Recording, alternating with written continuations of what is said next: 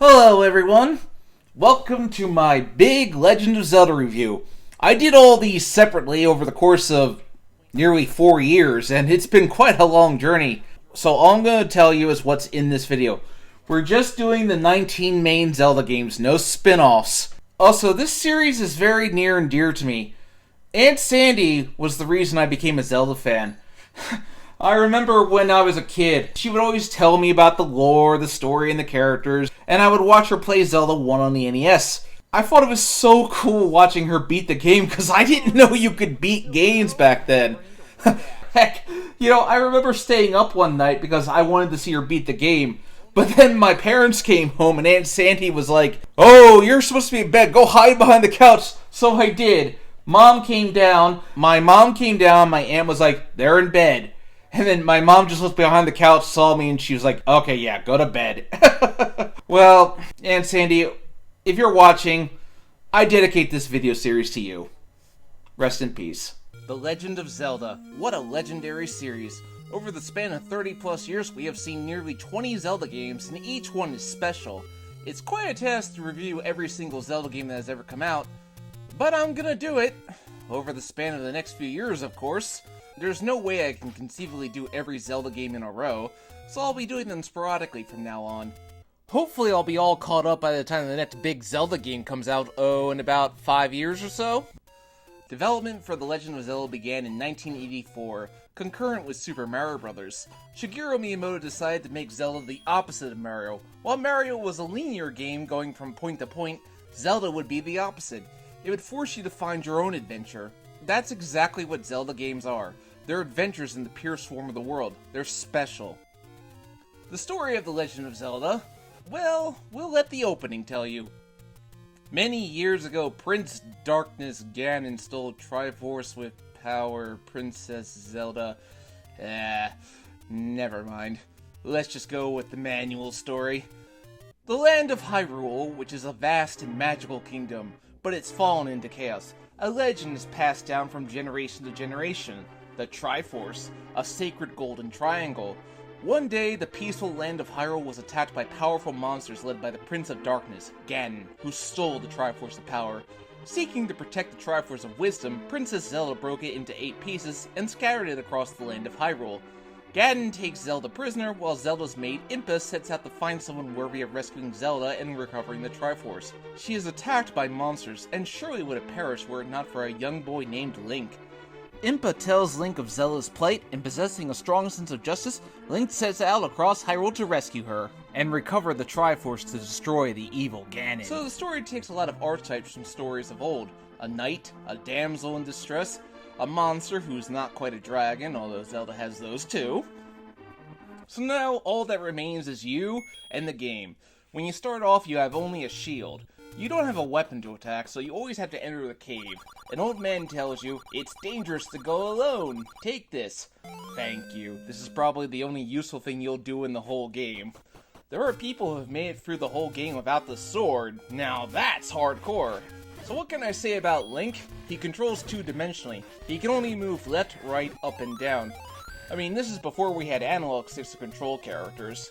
Link can only attack in one direction. He can only stab with his sword. Your shield will protect you from attacks, but only if you're not using your sword. Of course, as you go through the game, you get access to various items that will allow Link to become more versatile. The first thing I got was the boomerang. It's a useful tool that allows you to take out flying enemies like Keese. Bombs, which allow Link to blow up walls, but unfortunately they're not very easily identifiable in this game, so you need a guide to determine what you're doing. More on that later. You can get a candle, which allows you to light up dark rooms and allows you to burn things, though you can get hurt by your own flame. Then there's the bow and arrow, which effectively replaces the boomerang when you buy arrows. Unlike later games, you have an unlimited supply of arrows to use. You can get the raft, which allows you to traverse bodies of water, or the step ladder, which allows Link to step over water and lava, so you can get a step ahead. It's also useful when you want to get away from enemies. So what can I say about the game? It's all about traversing Hyrule, finding the 8 dungeons and collecting the Triforce pieces hidden within them. Hyrule is pretty big for a land. You need to do a lot of walking around collecting rupees, the currency in Hyrule. Many times I found my progress thwarted because I didn't have enough rupees to buy all the materials I needed to progress. Fortunately, when you die, your rupees carry over. The Legend of Zelda was one of the first games to make use of a battery which allows you to save your game. It's also the only way to actually save your game. If you need to save the game, or if you're fearing a powder outage, die on purpose. It's the only way to save. No matter how many hearts you collect, Link will always start with 3 hearts when coming back. So you need to go and collect hearts that fall from enemies or fairies if you're lucky. That reminds me, you need to collect heart containers to increase your health, otherwise you are in trouble. You can find heart containers whenever you beat a boss, or you can find them hidden in secret caves. You're always given an offer: do you want a potion or a heart container? The choice is always obvious. Get the heart container. You also better look into gathering the blue ring, which has your damage, and the white sword, which is much better than the wooden sword. Seriously, how does Link fight with a wooden sword? Enemies come in various varieties. All have different colors too. Red ones are pretty weak, but blue ones are stronger and take more hits to kill, provided that you don't upgrade. This isn't too bad, except for when you have to fight the Lynels. I always make sure I stun them with a boomerang. But the worst part is always when you fight the Dark Nuts, especially when they're blue, and there's a lot of them. You can't attack them directly. You have to attack them from the side or behind. But they are always moving, so you gotta move too. I died so many times against them. Or you fight Rizros who shoot magic at you, and can take away a good chunk of your life if you're not careful. You gotta get the magic rod, which always allows you to shoot waves of magic, and you don't get punished for using it. That wouldn't last. Another item you get is the recorder. This doesn't seem to serve any purpose, but you need this item. One boss is weak only to the recorder because it'll shrink down to size. When you use it on the overworld, you get to teleport to various dungeons a lot quicker, but it also has a secondary function. Go to a lake here, and play the recorder here, and it'll drain the lake, leading to another level. How would you know that unless you had Nintendo Power? Why is the old man so cryptic and so poorly translated? Different times. This game is a guide game. It was all about exploring to find hidden goodies, finding the better weapons. It rewards exploration. It was about talking to your friends on the school bus about where to go, how to beat this one boss. Times were different back then. There was no internet. It was about finding your own fun. At the beginning of the game, you're weak. But by the end, you have all the heart containers, you have the magical sword, no Master Sword in this game, early installment weirdness at its best, and the big magic shield. You're ready to tackle this game's challenges. In fact, it's a lot like the recently released Breath of the Wild.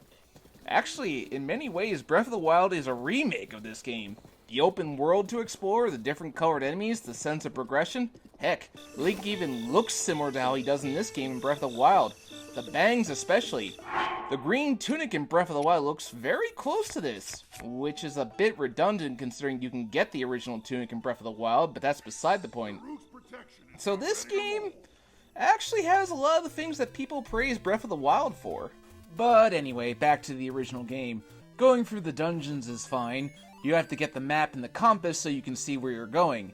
At the end, you fight a boss. Sometimes these bosses repeat themselves like the Dodongos.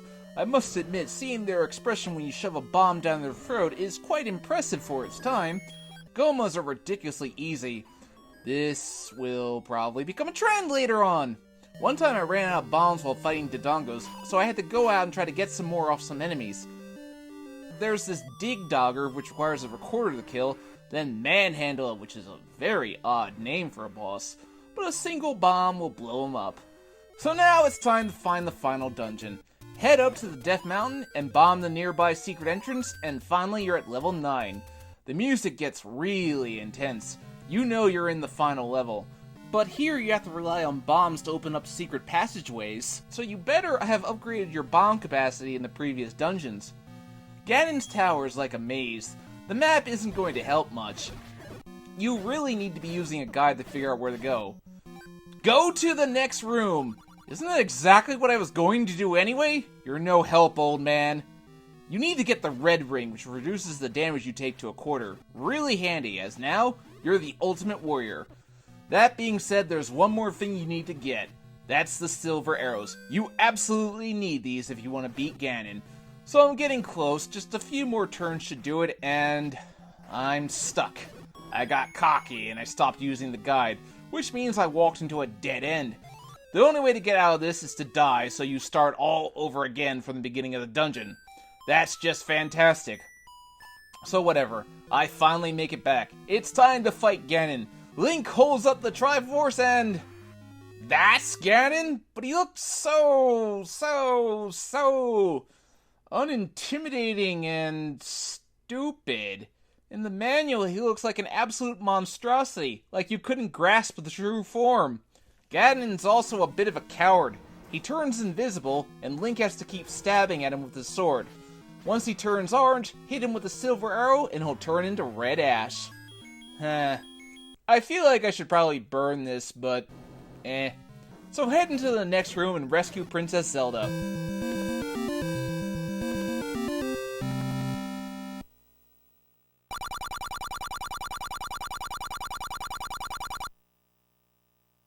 Well, might as well have just said a winner is you. There's an option for the second quest, but I'm not going to bother for now. Save it for another time. This game is a classic. I must admit aspects of it have aged, but its sense of freedom and the ability to explore anywhere you wanted to go was quite innovative for its time. The world of Hyrule seemed so big and mystical, which captured the imagination of kids in the late 80s. What an interesting world Zelda was about to unfold for us. But as we all know, the adventures were only going to get bigger and bigger. I wasn't sure of how to segue into this, but with this review, I might as well go into why I'm a big fan of Zelda. When I was little, one of the things I used to love was when my aunt would babysit me. I would always ask her to play The Legend of Zelda. Seeing her actually beat Ganon at the end of the game blew my mind. She passed away in 2012. I remember the feeling of emptiness it left me. But when I went to play this game for the review, much to my surprise, when I opened the files, there was her name, sitting right there. I sat there, completely surprised. It's almost like it was a little piece of her that was left behind. I guess the old saying is true. Those we love never truly do leave us. Now for the review. The Legend of Zelda was a big hit, so a sequel was to be expected. However, Nintendo decided to do something a little different. Rather than being an overhead view, Zelda 2 would be more of a side-scroller, but maintain adventure elements. But would the game actually be good? Many consider this to be the black sheep of all the Zelda games, but does that necessarily mean that it's bad? Well, first I'm going to sum up the story. So let's begin, shall we? I love using old manual art. It's so nice and detailed. A few years after Ganon's defeat at the end of Zelda 1, Ganon's minions seek to revive him by spraying Link's blood on Ganon's ashes. I knew I should have burned them when I had the chance. One day, Link found a golden triangle appear on the back of his hand and inquired Impa about it. Impa takes Link to the Northern Palace, where Link sees the slumbering form of the original Princess Zelda. Impa tells Link of how many years ago the King of Hyrule had the Triforces of Power, Wisdom, and Courage. But when he passed away, he hid the Triforce of Courage in the Great Palace. The location was only imparted to his daughter, Princess Zelda. The prince was kept in the dark. The prince tried to force the location out of his sister. A magician threatened to put Zelda under a sleeping spell, but she refused to do so. The prince realized that he was going too far, but was too late to stop the spell from putting Zelda into a deep sleep, with the magician dying shortly after.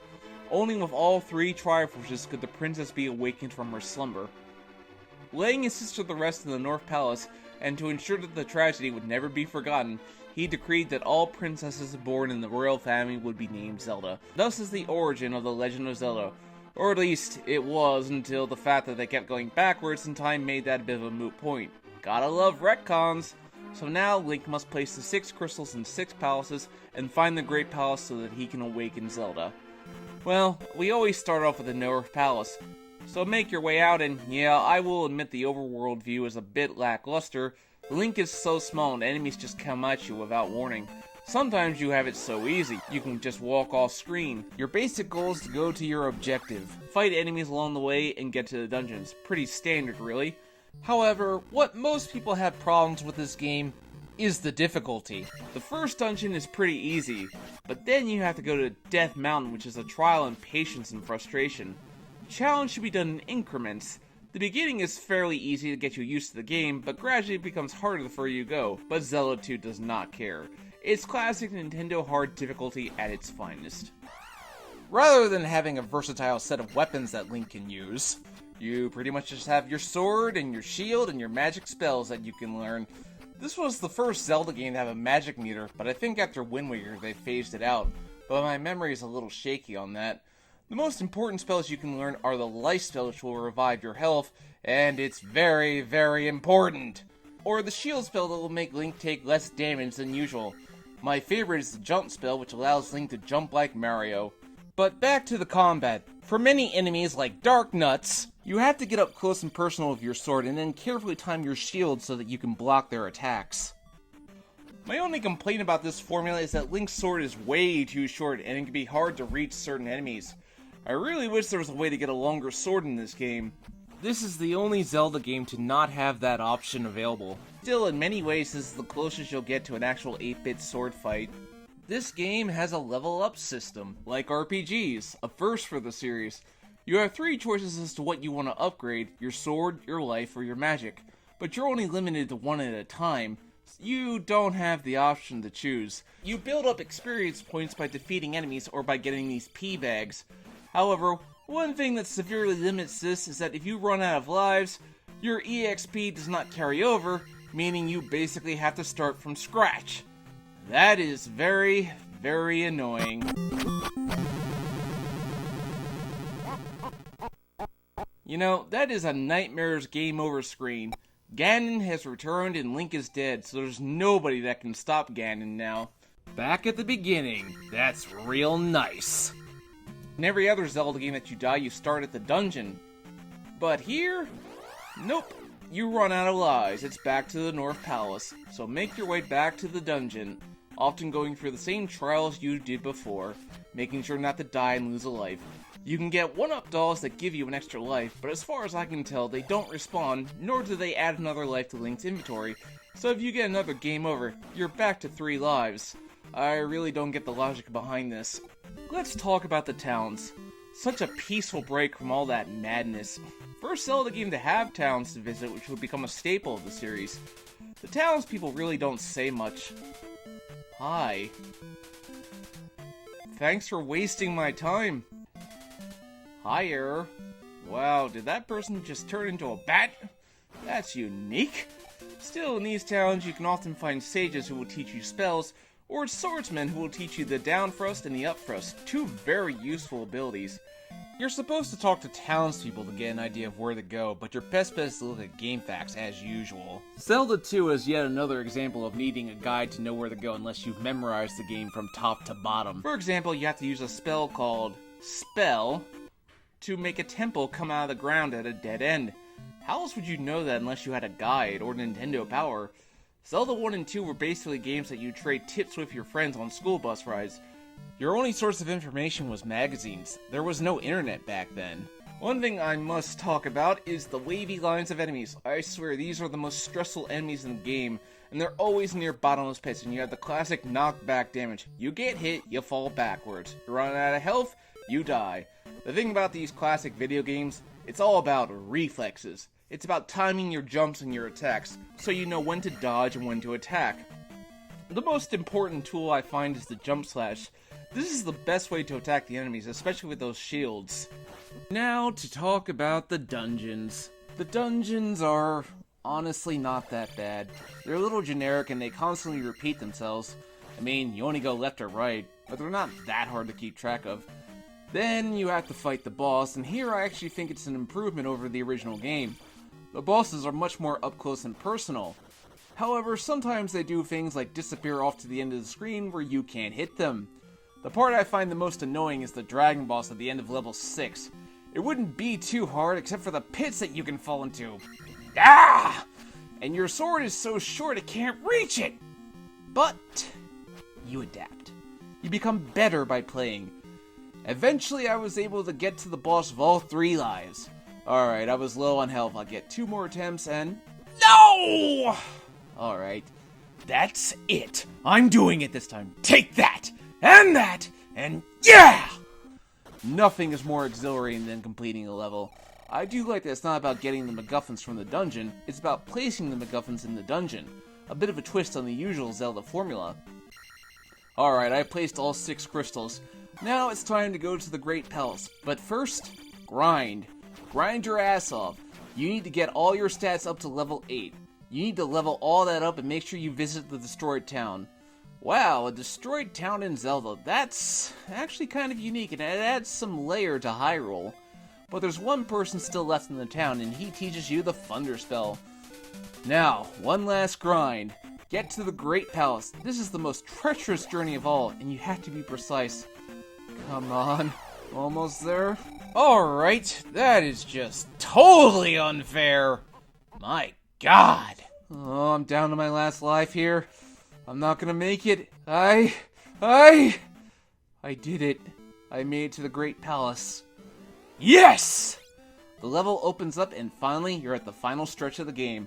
Too bad I was down to 1 life. But now I gotta do the whole stretch of the game all over again and... Wait, it starts me at the Great Palace? Don't get me wrong, I'm grateful for the little bit of added mercy, but Jesus! This would have been nice for all the other times I had to go back to the other dungeons. The Great Palace is long and you need a guide. Oh God, you need a guide. But finally, I make it to Thunderbird. You need the Thunder Spell to be able to damage him. Everybody talks about how hard he is, but honestly, I beat him no problem. No, really, I beat him on my first attempt. I'm not kidding. Well, with that, there's one final enemy to face. You face an old man, and Link has to fight his own shadow. One thing I noticed upon going back through the footage of the game was that every time you beat a boss, the screen will flash, and Link's shadow will appear. What a very subtle piece of storytelling. And I'm not ashamed to admit, I took the cheap way of beating him. I'm tired, I got this far, I just want to beat it and move on to the next game, and that is what I'm going to do. So now for the ending. Link holds up the 3 pieces of the Triforce and Zelda wakes up.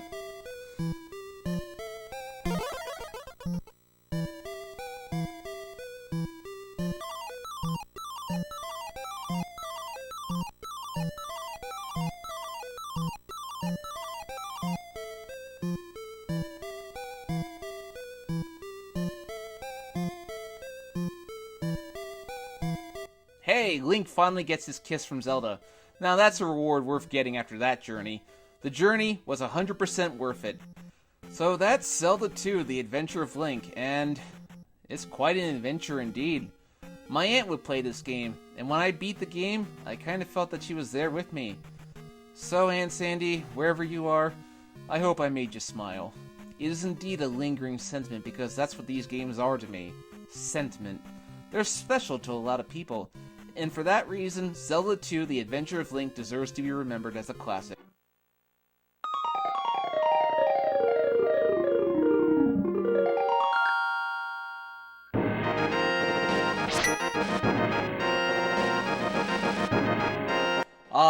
A Link to the Past. Known as Triforce of the Gods in Japan, back in those days, Nintendo of America was very much against having religious references in their games. For many, this game is considered to be the Zelda game. That if there's any Zelda game that you absolutely need to play, it's A Link to the Past. My personal history of A Link to the Past? I didn't actually play this game until it was released for the Game Boy Advance in 2003. I didn't own a Super Nintendo until around then, and I did pick up the SNES version. The two versions are virtually identical for the most part, but this isn't a comparison between them. I'm sticking to the original SNES version, recorded off a vintage Super Nintendo. So what can I say about A Link to the Past? As the third Zelda game, what was there to do? Well, for starters, this game is where Zelda's mythology takes off. Legend tells us of the Golden Land, where the 3 goddesses left behind 3 golden triangles that became the Triforce. If someone with a good heart were to touch the Triforce, then there would be peace for all. But if someone with an evil heart were to touch the Triforce, the world would fall into darkness. One day that occurred. A thief by the name of Ganondorf entered the sacred realm and slew his followers. He touched the Triforce with blood-stained hands, and his wish to conquer the world echoed throughout time and space. The Golden Land became the Dark World, and Ganon's power roared through the realms. Ganon's monsters invaded Hyrule, so the King of Hyrule ordered the 7 wise men, or sages as they would come to be known, to seal the sacred realm. Knights of Hyrule fought to defend them. Though most of them perished, they succeeded in casting their spell, and Ganon was sealed away, and that seal should have remained for all time. But one day, many years later, great catastrophes occurred throughout the land of Hyrule. but a wizard named Ganon put an end to it. The king would place Ganon as chief advisor for the throne, but yet all was not well. The wizard proved to be a force for evil. He slew the king and began kidnapping 7 maidens who were descendants of the sages by trapping them in the Dark World. Ganon would break the seal protecting the Light World. Only one remained, Princess Zelda. Zelda would send out a telepathic message to a boy named Link asking that he rescue her from the dungeon. Link awakened to find his uncle leaving with a sword and shield in hand, but Link knew the message was for him. He arrived at the castle and found his uncle mortally wounded. He passed down his sword and shield to him, and Link was able to rescue Zelda and take her to safety at the sanctuary. Link seeks out the sage Sahasrara, who tells Link that in order to best Ganon, he must acquire the 3 pendants and claim the Master Sword, the only weapon that can destroy the evil wizard. And thus our adventure begins. As I said, this is where the Legend of Zelda's mythology takes off. It's a prequel to the 2 NES games, and it details the story of Link and Zelda's predecessors. So this is the first Zelda game to establish that it's generally a different Link and Zelda with every game. This is where Legacy comes into play. With additions like the Sacred Realm, the 7 Sages, the Triforce granting a wish, Zelda lore is so interesting. It's a shame the timeline is so screwy. I mean, where does Breath of the Wild take place again? I'm getting ahead of myself. Let's talk about Link. Link is much more versatile than he was in the previous 2 games. Whereas before he could only stab his sword, he now swings his sword like an actual sword. This allows Link to cover much more ground when getting into combat situations. Once you beat the first dungeon, Sahasrara gives Link the Pegasus boots, which allows Link to dash, and this is a very useful ability for getting around areas as fast as you possibly can. There's also the items he can get. This is where you get items in every dungeon that add to Link's moveset. I love these items, but I'll get more into them later. As for Hyrule, it's big. Much bigger than the previous 2 games. As the map will tell you. I love this map. It pretty much tells you where you need to go, and it's to the point. That's how I like it. The world of Hyrule is so different. Different towns, different locations. In fact, going to Kakariko Town, you find townspeople who will actually rat Link out to the soldiers if you talk to them. Of course, beating the soldiers is pretty easy, but I like the little touch. Link can also get access to fairies by collecting empty bottles. Link can store anything of value inside. With a fairy inside, if you die, the fairy will bring Link back to life, so that if I found myself running low on hearts, the fairy would save me. I like that. It's nice to have that reassurance. There's so much to do in Hyrule. You can find various goodies such as pieces of heart to increase your health. This time you need to get 4 pieces to be able to increase your life. Or exploring the world of Hyrule to play a game or just getting lost is a lot of fun. It just feels so much more alive than it did before. It's that sense of adventure and wonderment that you find in Zelda that makes it so special.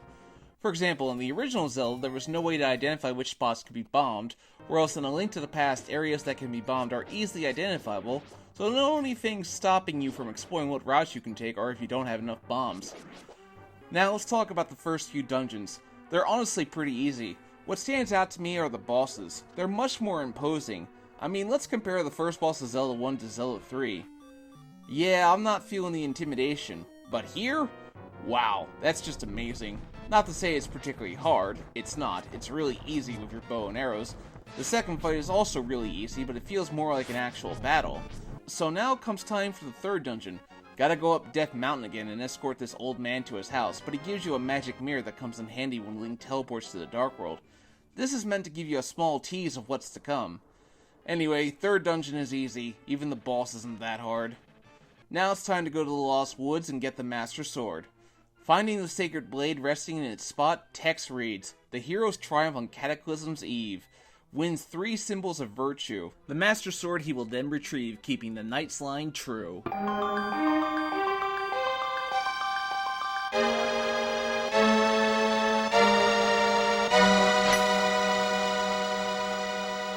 Hell yeah! Now that is how you make a weapon iconic. But the sense of joy doesn't last long as Zelda contacts Link and tells him that the soldiers have found her and are storming the sanctuary. Ain't that just typical? You arrive, but it's too late. The soldiers have taken Zelda and the sage dies. Or disappears. That's like the family-friendly way of saying, yeah, he's dead. So anyway, Link returns to Hyrule Castle, and with the Master Sword, cutting through these guys is way easier. Is Link killing these guys, or are they just being defeated? Link arrives, but it's too late. a Ganon teleports Zelda to the Dark World, although Link just stands there. I mean, you could have, tried to stop it, but okay. So a Ganon is pretty easy. You just play tennis with him. Of course, he pulls out one last trick and teleports Link to the Dark World with him, and now the game truly begins. The Dark World is this very, dark, desolate place. I love the contrast between the two worlds. Switching between them is easy enough with the magic mirror, but you can only use it to return to the Light World from the Dark World. You can only warp to the Dark World through these warp tiles, which are easy enough to find. Switching between the two worlds is the defining gameplay mechanic. It's also essential that you get the flute, which allows Link to warp in the Light World, but it comes with a sad story. The boy is trapped in the Dark World and asks Link to find the flute for him. You do, and he only requests that you play the flute one last time for him. And you do so, and he turns into a tree. Sad. But for added punch, you can find his father and tell him what happened. Things like this can really elevate a game. Now, I'll talk about the items Link gets. I love these items. I love the bow and arrow. I love the Bombos medallion because it just destroys all enemies on screen. Boom! Blow it all up! I love getting the magic meter half reduction. Let's just spam so much. I love getting the damage reduction. I love getting the Master Sword tempered, which makes it stronger. I love getting the huge shield that Link can't even see from. Right? Never mind. But my favorite has got to be the hookshot. Just going from place to place using the hookshot to traverse, it opens up so much overworld and dungeon design. I love this item. Now for the dungeons of the Dark World. Link's objective is now to rescue the 7 maidens from the crystals they are imprisoned in. The dungeons are pretty straightforward. I didn't always use a guide to figure out where I needed to go, but what stands out to me is the first boss, the Helmasaur King. You have to use the hammer to break its shell, and then you can attack it with your sword. I like the idea of using previously acquired items to your advantage to weaken enemies, as it makes Link much more versatile in combat. After beating him, you rescue the first maiden. She tells Link of how the Dark World used to be the Golden Land, and how Ganon is building up his power, which is fine. Do you understand? What am I supposed to say? No? Do you take me for a fool? Whatever. Getting access to the Swamp Palace requires draining the lake in the Light World, and then returning to the Dark World to find it now accessible, because the water is now flooded, as Sahasrara tells you. Yeah, I kinda figured that on my own. Thank you! Anyway, beat the boss with the hookshot, and we get more exposition of how Ganon was once a man named Gandor. Before anyone asks, no, the name Gandorf Dragmire is never mentioned in-game. Anyway, time for the third dungeon. The Skull Woods. This dungeon is confusing, since you have to constantly exit and re-enter it from the outside. It's here that you need to start taking a little bit more care of your magic, because I ran out of magic against the boss using the Fire Rod. Now, you can use your sword to damage it, but the Fire Rod is much more efficient, so make sure you keep some potions on you to refill your magic.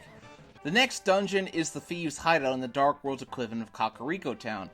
There's actually some foreshadowing of this guy early on in the game, and I like that. It actually makes you think you've already rescued the maiden by having a girl accompany you. But when you take her into the light... Jeez, that's horrifying. This is a pretty hectic battle too. You gotta be fast. Anyway, you beat him and the maiden tells Link that he is the last of the Knights of Hyrule's bloodline. So this is the first game to imply that Link is special. Anyway, time to go to the Ice Palace, which contains slippery physics since it's all ice. I love using the Bombos medallion on the boss. Boom! Blow it up! So with that, another boss down and another maiden saved. Time to get to Misery Mire. Just a sense of foreboding with the rain crashing down. The Mire is one of the more confusing dungeons with its layout, and the boss is not much to write about, doesn't require much strategy. But with that done, only one maiden left to go. Zelda herself. So it's back to the Dark World equivalent of Death Mountain as we go to Turtle Rock. But first we need to pick something up. You have to blow up this wall with a huge bomb. Here you can upgrade your sword to the Golden Sword and your arrows to the Silver Arrow, which you absolutely need to destroy Ganon. The game doesn't really tell you this right away. It's this whole thing again. Fortunately, finding that out is not very hard, and the location is pretty close to where the final battle is, so it's not like you'd be going out of your way to do it. Turtle Rock is a largely confusing dungeon, and having used this cane to create platforms, so you better watch your magic meter. It's a long dungeon too. It takes forever. The boss, the Trinex, requires both the Ice Rod and Fire Rod to do damage to, so make sure you don't waste that magic meter, otherwise it's back outside, grab a magic potion to make sure you don't run out of magic against the boss. But after that, you finally rescue Zelda, and it's time to take the fight to Ganon himself. The maidens break the seal on Ganon's tower, and it's time to go inside. There's an ominous feeling of dread as you see statues of Ganon all over the place. This dungeon causes you to use all of your skills to your advantage. You even have to fight all 3 of the original bosses again, but because your sword is stronger, you've gained more health and you have better defense, they are incredibly easy and go down like nothing. And finally, that leaves the confrontation with a Ganon, and he tries to split into 3, but he's no less difficult than before. After you beat him, Ganon emerges and flies off, but Link gives chase. Even though that bird can only teleport Link in the light world, but okay. Now it's time to start the final battle. But the game gives you plenty of leeway, so if you're not ready, you can refill your bottles, get any heart pieces you might have missed. I like that sense of, okay, take your time, kid, I'll be waiting for you. But now it's time to fight Ganon. He says that he never thought a boy like you could give him so much trouble, and refers to a Ganon as his alter ego. Now, that's interesting. I mean, so Ganon was always a Ganon. Was he trying to break the seal on himself? Was a Ganon possessed by him, or was Ganon using a body? It's a little confusing. So now it's time for the final battle. Much better than the original game, as Ganon attacks you with his trident, and you have to hit him with your sword while he's attacking.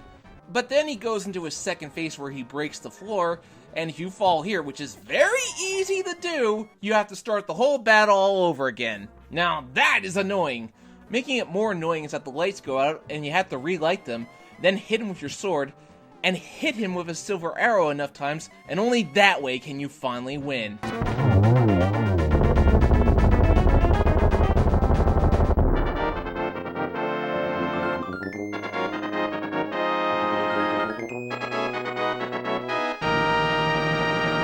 But now Link finds himself before the Triforce. The Triforce needs a new master, so it asks Link to touch it with a wish in his heart.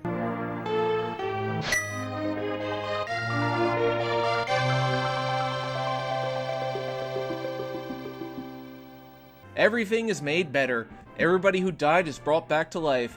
It's a nice little happy ending. The Master Sword sleeps again. Forever. Until about 20 years later, but hey, who can predict the future? So that's A Link to the Past. I dare say this might be my favorite Zelda game of all time. It takes what worked from Zelda 1 and 2 and redefines it. I love this game for the improvements, the music, the gameplay, the story, the mechanics. It just perfects the Zelda formula. And for that, if there's any Zelda game you should play, play A Link to the Past. It's worth it.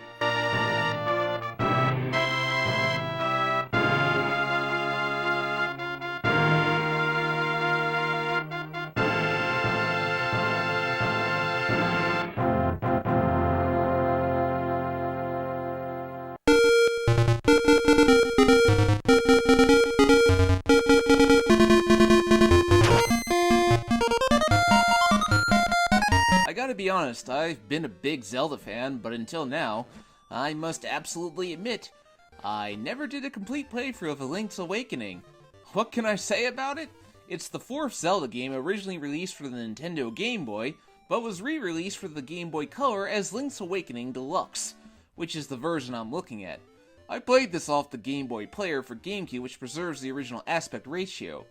About the only thing I can say I remember is the commercial for the game. Creeping through with an overhead view, cause a man's gotta do what a man's gotta do. So I stay on track, collect the facts, never cut the slack, and I always watch my back for Jack. Zelda.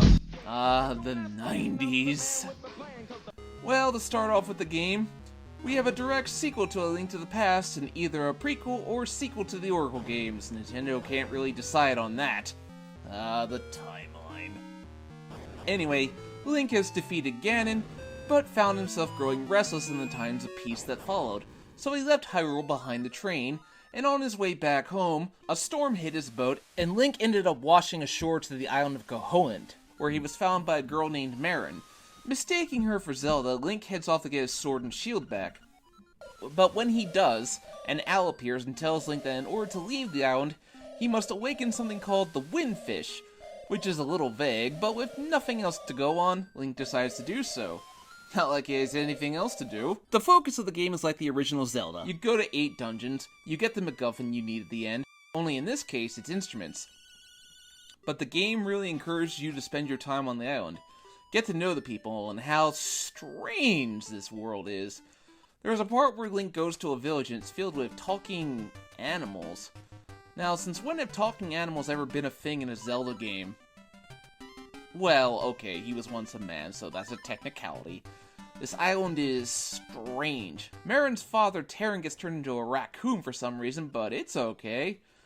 That was odd.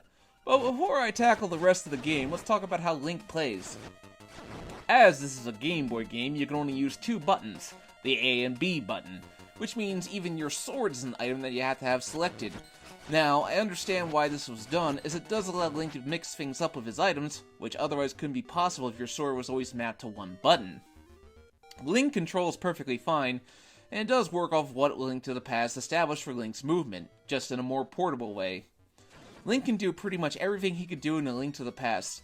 The spin attack, proper sword swings, the works. The shield is also an item that you have to be selecting for it to be used, and that's a little weird. You have to hold down the button for the shield to actually work, instead of automatically blocking attacks when you stand still. This doesn't cause too much of a problem for me, but it is a little odd. Link can also gain access to power-ups that allow him a stronger sword or increased defense. But sadly, this comes with a cost, as every time you get this, text will appear telling you what you have. Every single time. Is it not enough that I already have it? You gotta keep telling me that I have it? It's fine for the first time, but after the 3rd time it just gets downright annoying. Then there's the owl. He continues to interrupt my quest by giving me information that I probably could have figured out for myself, but hey, that's what guides are for. You know, I really hope you don't become a returning thing in the next game, owl. So I did the first dungeon. I like the process of finding a key to unlock the dungeon. It's not something Zelda tends to do very often. Anyway, the first dungeon is pretty easy. Tail Cave is your typical opening dungeon that allows you to get used to the game. There are 2D side-scrolling segments where Link will come across Goombas? Actually, this is the first of many Mario references to be had in the game. The item you get is the Rock Feather, which allows Link to jump. Yeah, that's actually kind of a first. It works great in the 2D segments. The boss is Moldorm, who is the same as A Link to the Past. Don't fall into the pit, otherwise you have to restart the fight from the beginning. He says something very interesting when you come in. Then you have to rescue a pet chain chomp, which is actually a really fun thing to use as it devours everything. The second dungeon is another easy dungeon. You get the power bracelet in this dungeon, but it's an item and you have to equip it in order to use it. That's a little weird, as I always thought the power bracelet was something Link would always have on. You get a pretty unique boss. A genie. No, not that genie. This one's evil. I like the idea of throwing the bottle and then destroying the genie, so that's 2 dungeons down. So now, I'll stop back at the village and buy a shovel. Now, apparently you can steal your items from this guy, but when you return, he will kill you, which I didn't do. Not in Link's character to steal something. Even if destroying somebody's pots is perfectly reasonable. This is where you get access to the camera, which was a new thing for the deluxe version, as it took advantage of the Game Boy camera. The pictures are amusing, that's all I'll say. Before I continue, I'll mention real quick the item minigame, which lets Link trade for certain items. It lasts for a while, and your reward is the boomerang, and it's amazing as it destroys everything in one blow. Boom! Yeah, I like this thing. This should be his boomerang in Smash Brothers. Anyway, the Key Cavern. Annoying dungeon because it's all about the keys. But you do get the Pegasus boots in this level, and they're an item just like every other thing in this game, so you have to equip them to use them. Like I said, the Game Boy only had 2 buttons to work with. The boss is pretty easy since it just involves slashing him to death after you cut him in 2. Before we continue, it's time to go to Animal Village. You need Marin, so back to Maid Village and you find Marin by the beach. She and Link have a conversation.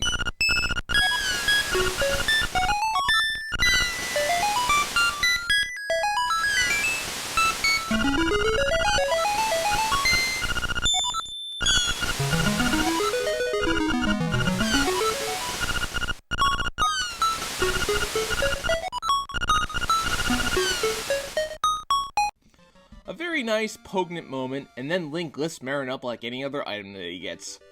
Okay. But I do appreciate the moment to flesh out Marin's character, as it gives Link a personal attachment to the village. Before we continue, this version has an exclusive dungeon. The Color Dungeon. There isn't much to it. The reward you get is a choice between the red and blue tunic.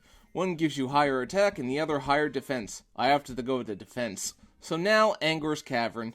This is where I'll talk about how you have to use the Pegasus Boots and Rock Feather in conjunction with each other. You need to have both selected to be able to clear these large gaps, and it takes a little bit of practice to pull off. The main item in the dungeon is the Flippers, which allows Link to swim and dive.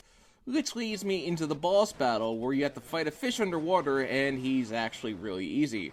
In fact, I beat him in about 10 seconds! It's a new record!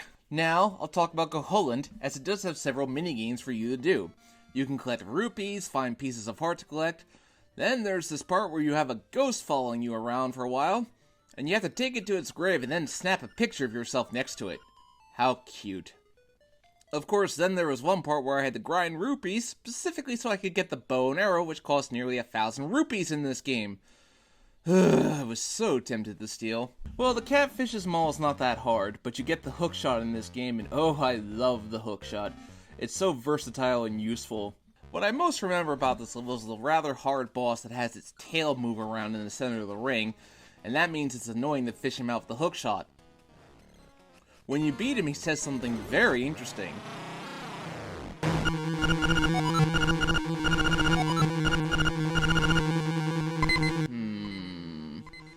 So pay him no mind, that's another instrument down. It's time to go to the Face Shrine, but first I had to grind 300 rupees. You go in there and you meet Wart from Super Mario Bros. 2. Odd. He teaches you the frog song. Oh, that's right, I forgot to mention the ocarina in this game.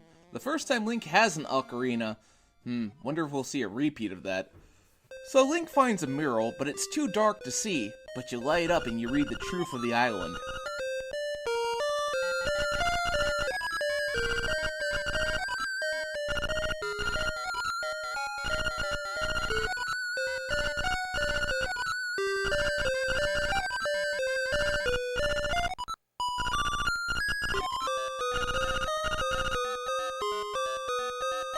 You sit in shell shock.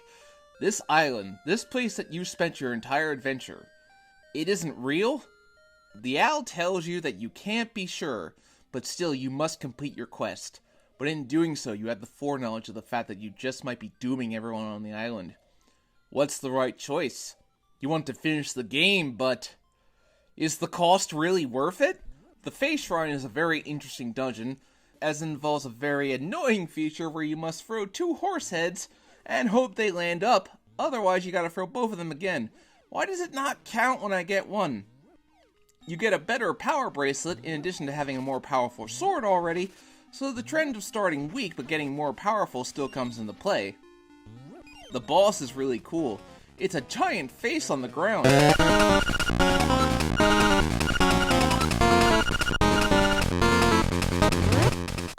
Actually, I pretty much figured it out already. Thank you very much, it's pretty obvious. You beat him and he leaves you with a haunting message.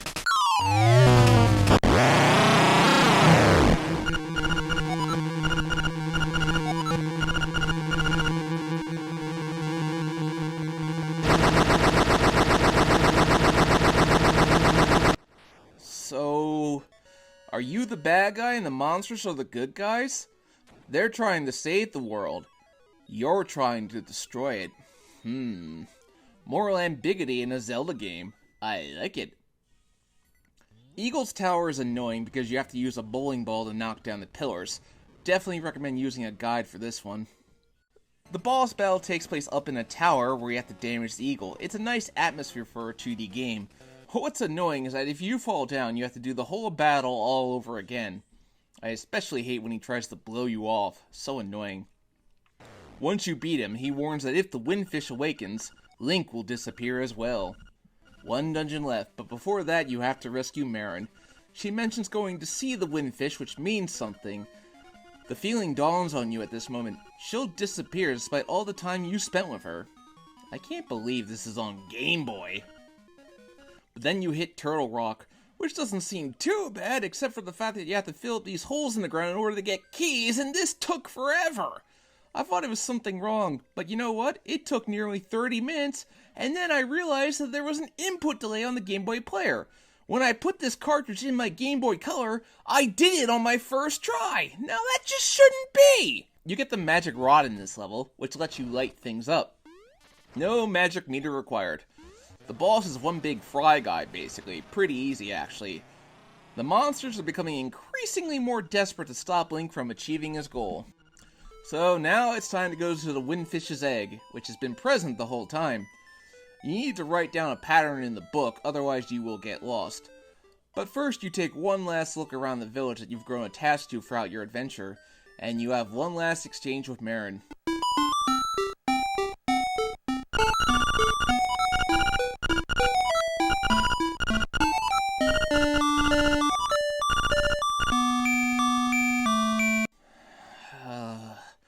Man, I don't want to do this, but I have to beat the game. This toys of you. You want to beat the game, but you'll erase everything you've come to grow attached to. You go to the egg, and the ballad opens it. Time to head inside. So, the final boss is a nightmare, fittingly enough. He takes several forms, which I find appropriate. He takes a Gainon's form and Ganon's form. Even if he's not in the game, his presence is felt in some way. Then comes the final form, and you need to have both the rock feather and bow and arrow for this. The bow and arrow has been seldom required for this game, but now you need it. Shame it's so expensive. It takes like 30 arrows to kill him, and he gives you a haunting message.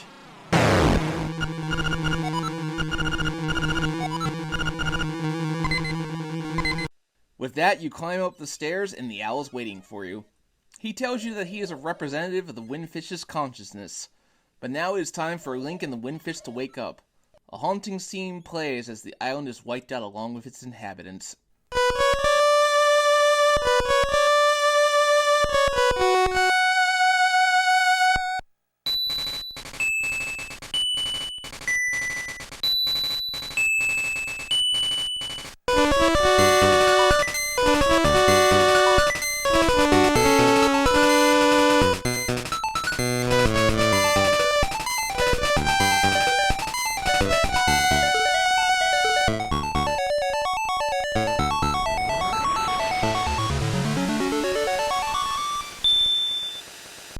Link wakes up in the ocean, and the Windfish flies above him, finally free.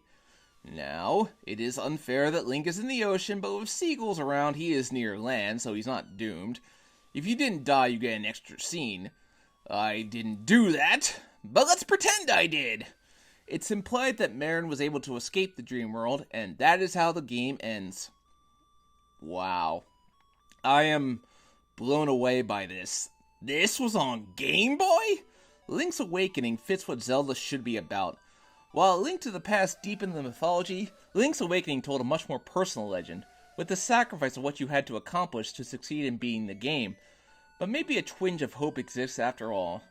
So yeah, if you're into Zelda, give Link's Awakening a shot. It continued what worked, and condensed it into a nice little portable package.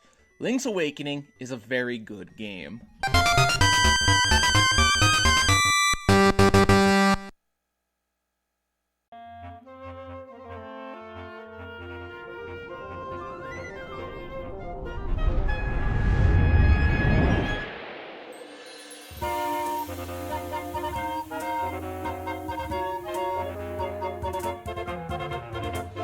About a year ago, hell, almost exactly a year ago, I reviewed the original Game Boy classic, The Legend of Zelda Link's Awakening. Then, as luck would have it, about 6 months later, Nintendo announced a remake for the Nintendo Switch. I could only say, typical. I mean, my next Zelda game to do is The Wind Waker. I could just play the Wii U remaster, but I just know that as soon as I do, Nintendo's going to announce the Nintendo Switch port any day.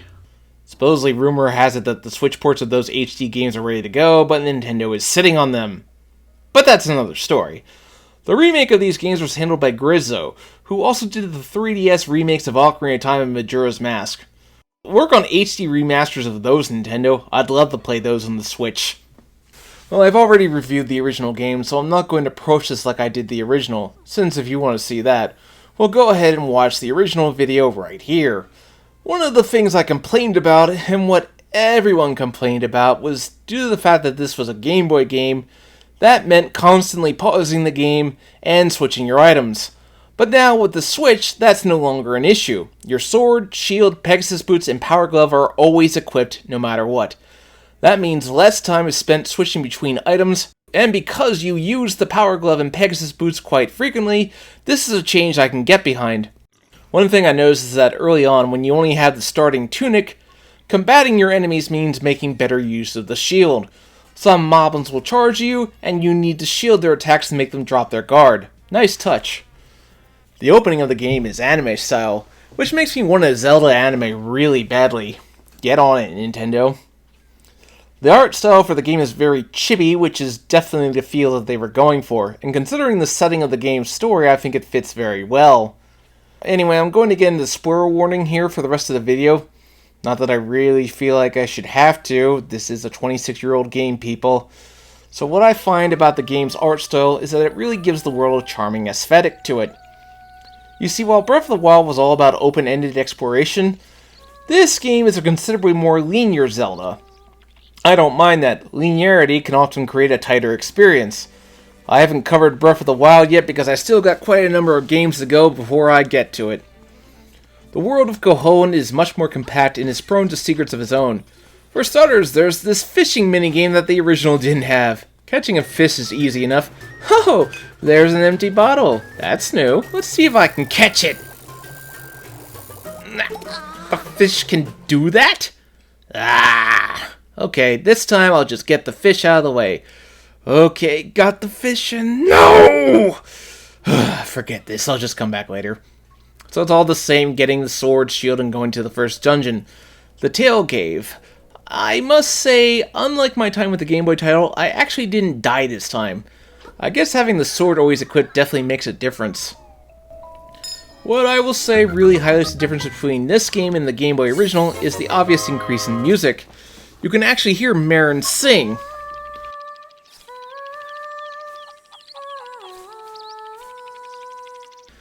One thing I started doing was the trendy game, which is much more annoying to play this time since the stupid item doesn't want to stay in the claw grip.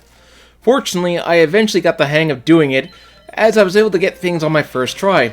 Going around decorating the figurines around the town is a nice gesture. What I find most appealing about the game is the characters. Zelda has always had a strong sense of making you care about the world you inhabit. That's what games should do. Take moments to let you experience the world. No battling, just soak in the town so you can get a sense of what you are trying to save.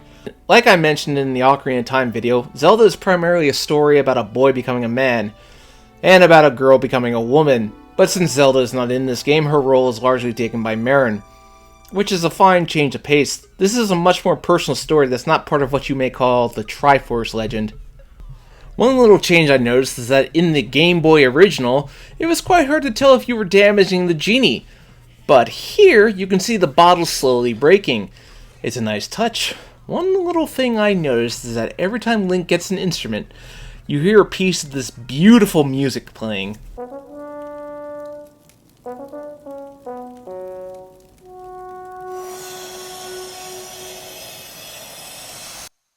Every time you beat a dungeon, and it's the Battle of the Windfish. There was a vocal song recorded for this that is, for some unknown reason, not in this game. I'm gonna use it, but just wait till the end. I was actually rather pleasantly surprised that the color dungeon made a return. This time around I opted to go with the red tunic because I wanted to increase my offense, and let me tell you something, it makes the rest of the game an absolute cakewalk. I didn't even need the Koholint sword. The red tunic just makes everything so completely easy. Oh, but just before that, I finally managed to get that elusive fairy bottle. Oh, man. What I will say about the scenes with Marin is that the game faithfully recreates them from the Game Boy original. There's even some extra scenes that you can do that add a lot of personality to Marin, particularly the scene where she plays the trendy minigame. Ha! That's appropriate. Another dungeon down. I'm not going into it since, well, I already did in the original review. They're faithfully recreated as far as I can tell. I'm sure somebody is doing a scene-by-scene recreation of what's different, what's the same with the Game Boy and Switch versions. Elaborating on the ghost that follows you, it's rather interesting that the game encourages you to lay this ghost to rest, but it's also a feeling of false security when you know what the truth is about this island. One change I liked is that when compared to the Game Boy game, was that warping was a huge pain in the neck, but with the Ocarina, you can now warp whenever and wherever you want. A much, much better improvement. When you go to the Face Shrine, the area is really barren and desolate, which really adds to the atmosphere. The boomerang is not as powerful as it was in the Game Boy game, but it still does a lot of damage, especially with the red tunic on. Then you fight this mini-boss that has this huge armor on. The only way that damages is to do the spin attack and slowly chip away at the armor it has on. Eventually, I finally did it. Then came the part I knew beforehand where everything is revealed to be the Windfish's dream. It's actually a rare moment where Link speaks. That's the interesting thing about this Zelda game. After you find that out, it raises the question, is Link, and by extension you, really doing the right thing by completing the quest? You go on the quest to keep beating the dungeons, but it adds to the sense, are you the bad guy here because you're wiping out everyone who lives here, including Marin? This game especially made me feel a twinge of regret and shame for what I had to do to beat the game. You see, video games can do something that movies can't with their stories. They can immerse you into them. Player connectivity. I still feel like we have only reached the surface of what is possible with the medium. One little change that I noticed that I liked was with the Eagle Tower. The boss battle is much easier this time. If I fall down, I don't have to redo the entire battle all over again. Rescuing Marin actually gives a bit of a hint as to the game's true ending. She mentions that she went to see the Windfish, which indicates that she's aware of the true nature of her existence. I think in this moment, Link, who had been experiencing doubts about whether or not he was doing the right thing, decided that, yeah, he should do it all for Marin, give her a happy ending. Before I do that, though, I decided to check out Dampy's dungeon making. If this is supposed to be an early tease of what the hopefully eventual Zelda Maker that I'm hoping they'll do after Super Mario Maker 2, well, it's a little restrictive. You have to meet the requirements that Dampy gives you. What I find most annoying is that it doesn't let you pick what's in the chest. You have to explore every room because only the final chest that you get will have the Nightmare Key. That's really something. Of course, I always pick the easy bosses when I have unusual requirements like don't use your sword or beat the dungeon in 5 minutes. The rewards get progressively lamer. Nintendo, we really need to talk about your reward system. Before I go to the final boss, I'll mention something that I didn't talk about in the original review. Seashells. There's a lot more this time. Fortunately, finding the pieces of heart is pretty easy as they're all pretty obvious to find. The seashells tend to be annoying. Basically, you take them to the seashell manor, you get a reward, which is all said and good. There are now 50 seashells to gather. They're all pretty easy to find, except for the ones where you have to use the fishing minigame, because you have to catch specific fishes, and this is where things really get pushed to the test. My line kept breaking because I was reeling them in too fast. But finally, one more shell. That's all I need. Come on. Almost got it. Yes! I got it. Now give me my shell.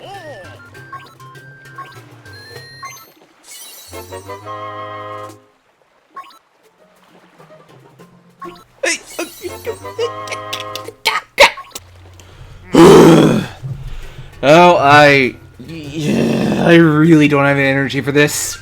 Ugh. You deserve to be wiped out of existence, fisherman. I do it the second time and I get the seashell this time. All 50. Now let's claim my prize. Oh, what could it be? It's gotta be something really good and awesome.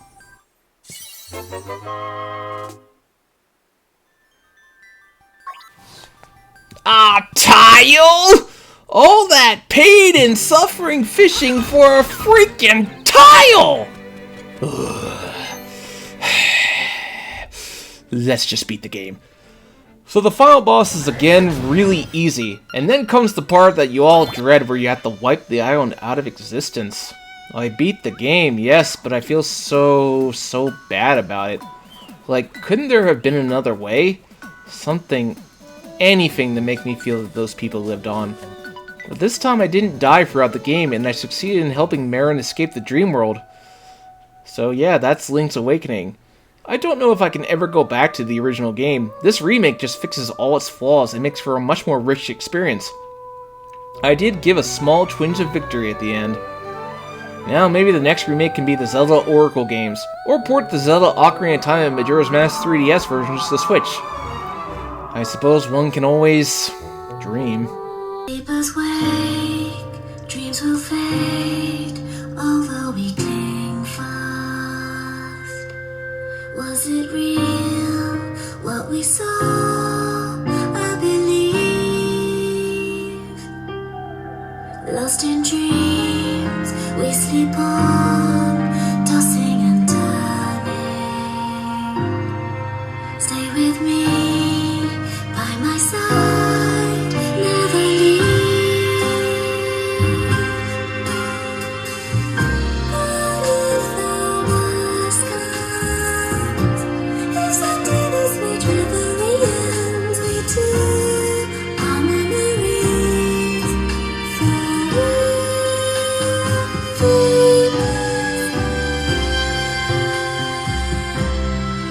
dream with me by the sea. We watch the waves crash. Hold my hand, think of me, and I'll fly.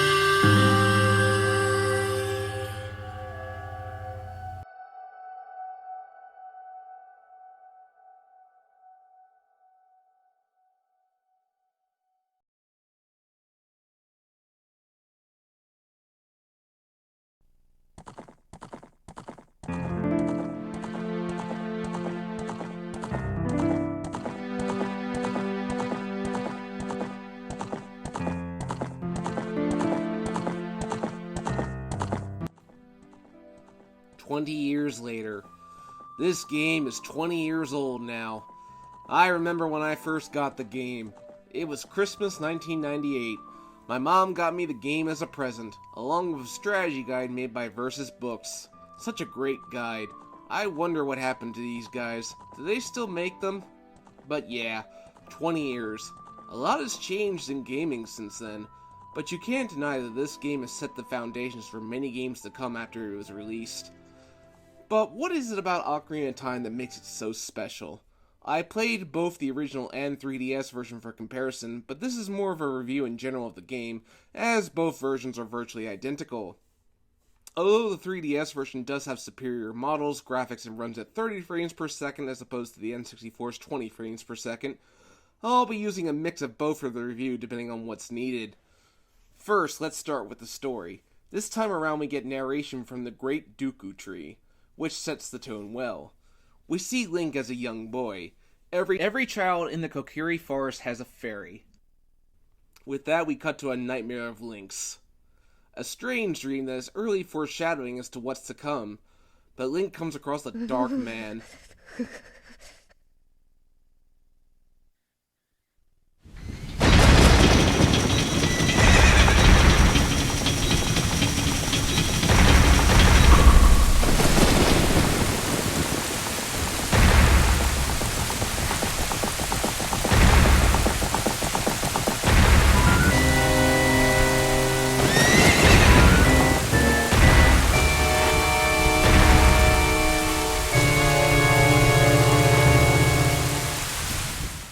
But now the Great Dooku Tree asks that Navi the Fairy find this young boy and bring him to him.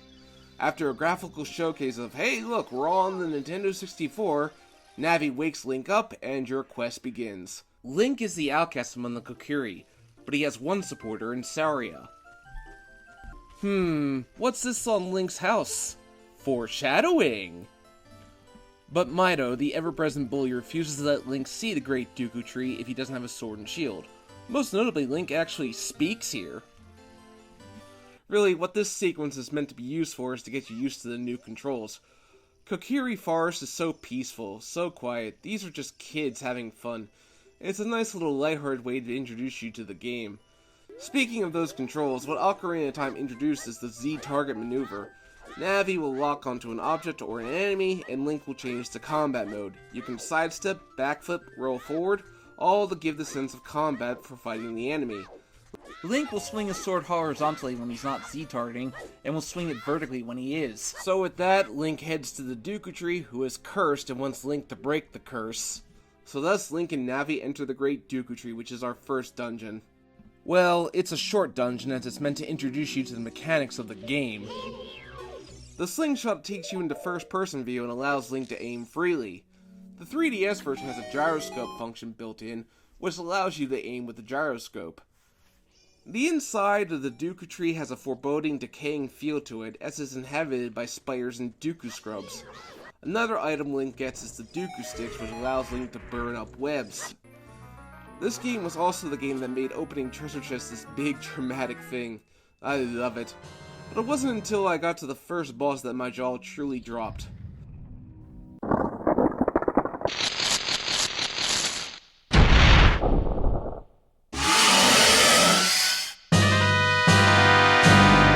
Whoa, bosses didn't do this. Now, Goma is incredibly easy, and she's supposed to be. Once she's beaten, she disintegrates into dust.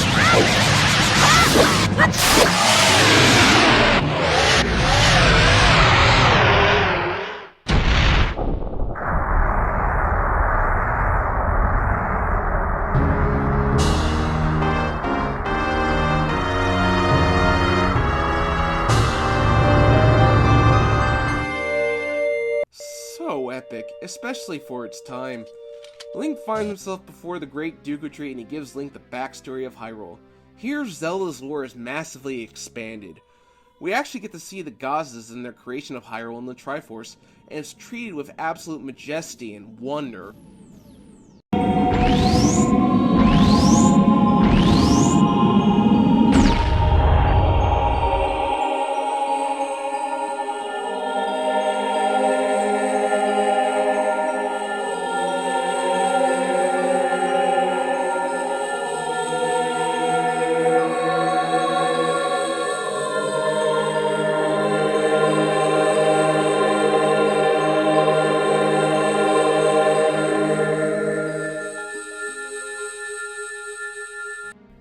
But unfortunately, your efforts were for naught.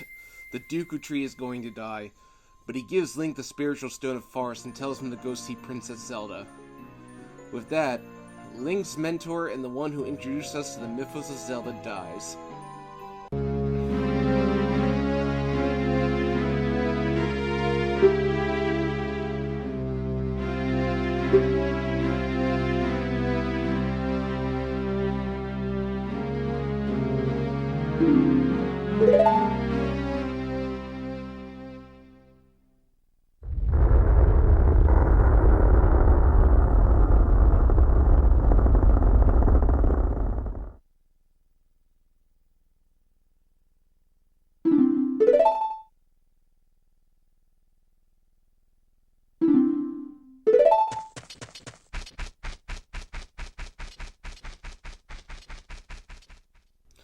Before you leave, Link is paid a visit by Saria, who gives Link the fairy ocarina as a sign of their friendship. It's a nice, touching little moment. Then you get introduced to Hyrule Field. I must admit, by modern standards, it's empty and could use a little more life, but when I first saw this in 1998, I was blown away. Games had never done anything of this caliber. Then you have this owl named Gaboro, who acts as Link's mentor, who constantly asks you if you want him to repeat everything he said. No, thank you. So whatever the case, you get to Hyrule Castle Town, and it's a peaceful town filled with civilians happily going about their daily lives. For Link, this is new. For you, you're seeing a level of interactivity that games never had before. Going to the castle, Link meets Zelda for the first time, and she tells him of Ganondorf, the King of Thieves, who very curiously manages to catch a glimpse of Link and Zelda. Zelda tells Link that the Sacred Realm can only be opened by he who holds all three spiritual stones. With that, you head out. You can visit Lon Lon Ranch where Link can form a bond with his soon-to-be horsey Pona. Of course, a single worker named Ingo resents Talon, who is a lazy bum, while his daughter Malon takes care of the horses. It's also requested that you go visit Saria and learn her song. It's from a dear friend of Link's, so it has a sentimental value. Then going to Kakariko Village where we see a small town. We then head up to Gordon City where we meet Darunia. Link has to then take back to Dongo's Cavern. The cavern is a nice atmospheric dungeon that requires Link to use bombs. Let me tell you something, I really love how with the N64 controller you can now select up to 3 items to be held at any time. 4 with the 3DS version, with the Ocarina having a dedicated button so it doesn't take up any inventory. It's a nice addition. King Dodongo is a pretty easy boss as it just involves throwing bombs into his mouth. I love the way he rolls around and expires at the end of the level. After that, Link goes up Death Mountain to meet the Great Fairy, who gives Link a magic meter. It was always so creepy whenever Link met one of these fairies. Just the way they laugh. Always sounded so evil. Heading to Zora's domain, it's a beautiful area, but the king's daughter is missing, so Link has to enter Jabu Jabu's belly to go save her. Before I do that, though, I must mention that I visited Lake Hyea. A beautiful lake, and I got so sidetracked by fishing. So much fun. Although, on the 3DS version, I had a noticeably tougher time fishing for some reason. Couldn't catch the right fish and it kept getting away. Little bugger. Inside Jabu Jabu is a short, fun little dungeon that introduces you to the boomerang. Oh, sweet boomerang, I love you! Of course, that means you have to drag Ruto around, and she can be a bit annoying. Fortunately, you don't have to deal with her too often. Once you beat the boss, which is another use of the item you got in the dungeon to beat it, Ruto will give Link the Spiritual Stone, calling it the Zora's Engagement Ring. You know, I wonder how this game would have fared. This was in the early days of the internet, when shipping was just starting to become a thing. Before I head back to the castle, there's a lot to do in Hyrule. There's a cursed family in Hyrule, and you have to destroy these gold Skulltulas to get a reward. For every 10 you destroy, you get a reward. One that takes advantage of the N64's Rumble Pack, and a piece of heart. Yeah, these are back, of course. You can get them hidden in the field by playing minigames. You can upgrade your equipment by playing these games or by doing side quests, such as giving a mask to this Skull Kid. There's a lot to do in Hyrule, but now it's time to return to Zelda. Unfortunately, Link's nightmare from the beginning of the game comes true as Zelda and Impa race past him on a horse. Zelda shows one heck of an arm as she throws the ocarina into the moat. But the real important scene is Link and Ganondorf's first canonical meeting.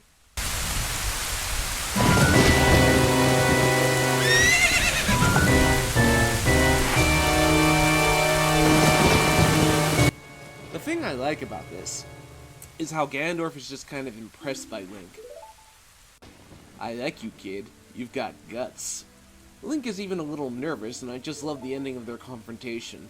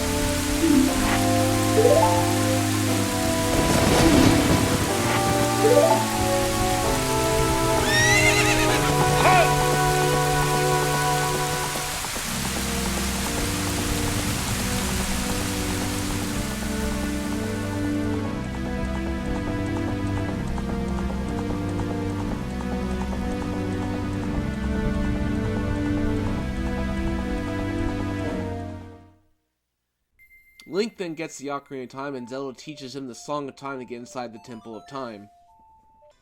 The townspeople continue to go about their daily lives, though they acknowledge what just happened, but if you go to the back alley, you come across a soldier who is wounded from Ganondorf's attack.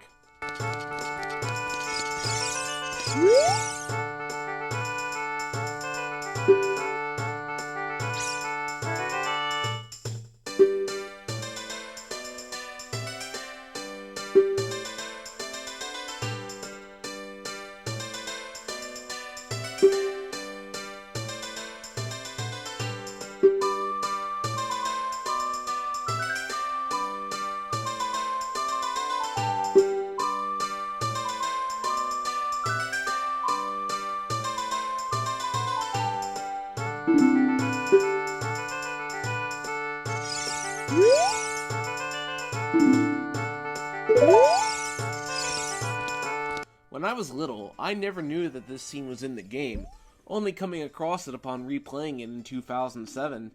It's a scene that not many people are aware exists, even today, but you do as he says and you go to the Temple of Time. I always wondered what exactly happened at the castle while Link was gathering the spiritual stones. It would make for an interesting video. Link opens the Door of Time. The sight is truly majestic.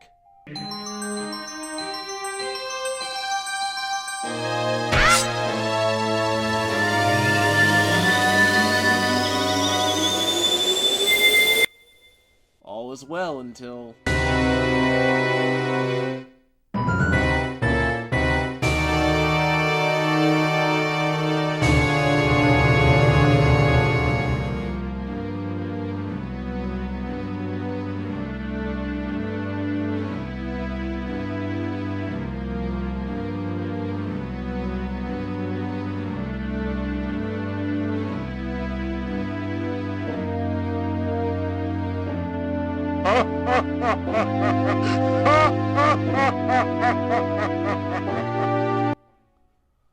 That's when it hits you. You failed. You just opened the way for Ganondorf to take over. There's nothing you can do now. Link wakes up, meeting Rauru, who tells Link not to be alarmed.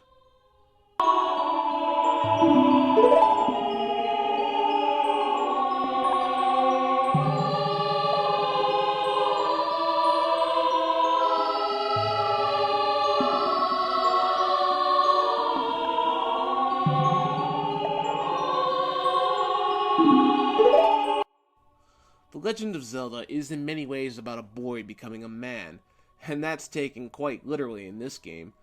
Rauru gives Link his medallion and tells him that in order to seal Ganondorf away, he must find and awaken the 6 sages. Link is then met by Sheik, who is of ambiguous gender.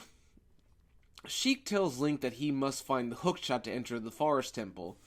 When you first step out of the Temple of Time, you're made aware that something is wrong. That strange ring around Death Mountain being the key, which is sadly not as apparent in the 3DS version.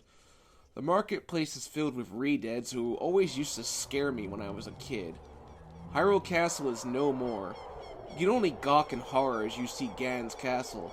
It's not just the marketplace that's affected. Kokiri Forest is now infested with monsters. Goron City is deserted, Zora's domain is frozen over, Lake Hylia has been drained of water, and Ingo's taken over Lon Lon Ranch. That fiend. Kakariko Village is where most of the townspeople have come to hide out due to evacuating. I guess Ganondorf lets them live in fear of his attack. So first thing I did was help out Talon and Malon, who tells them that Ingo will be cruel to the horses.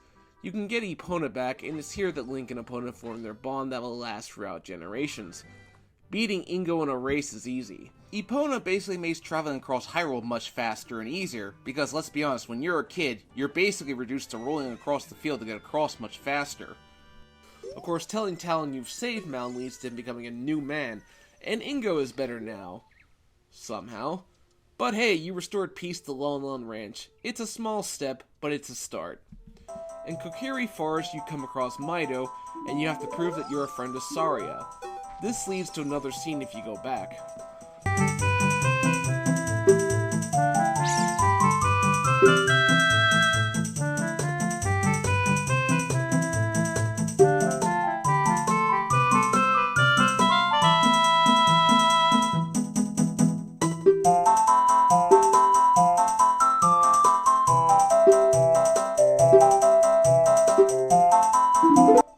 Little subtlety.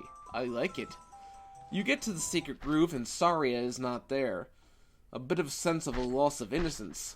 Sheik appears and teaches Link a song to get back there quickly. This is basically all Sheik amounts to, just gives you warps. Now it's time to enter the Forest Temple. The Forest Temple is this strange and disorienting temple. It's the first adult dungeon. It's primarily about hunting down the 4 Poe Sisters and then taking back their flame. The boss is a rather impressive Phantom Ganon boss fight, though it's pretty easy as you just play tennis. I do find it interesting that this is the only time that Ganondorf contacts Link directly. He acknowledges Link on some level.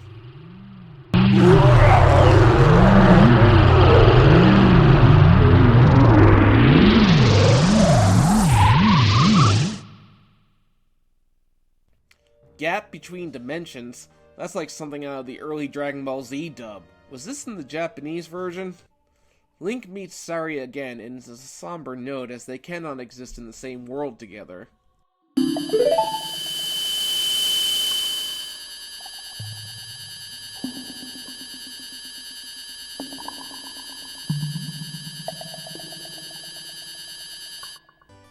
So a new Dooku tree sprouts, and tells Link the truth of his lineage. His mother died entering the forest during a great war. The great Dooku tree then raised the child as a Kokiri as he knew he was a child of destiny. I always thought this Link had the most interesting backstory of them all. His growth frees the Kokiri forest of the monsters inhabiting it, so you've taken a little bit of the world back from Ganondorf. Now it's time to go to Goron City. You meet Darunia's son, who is named after Link. Actually, how do Gorons reproduce? I don't see any females.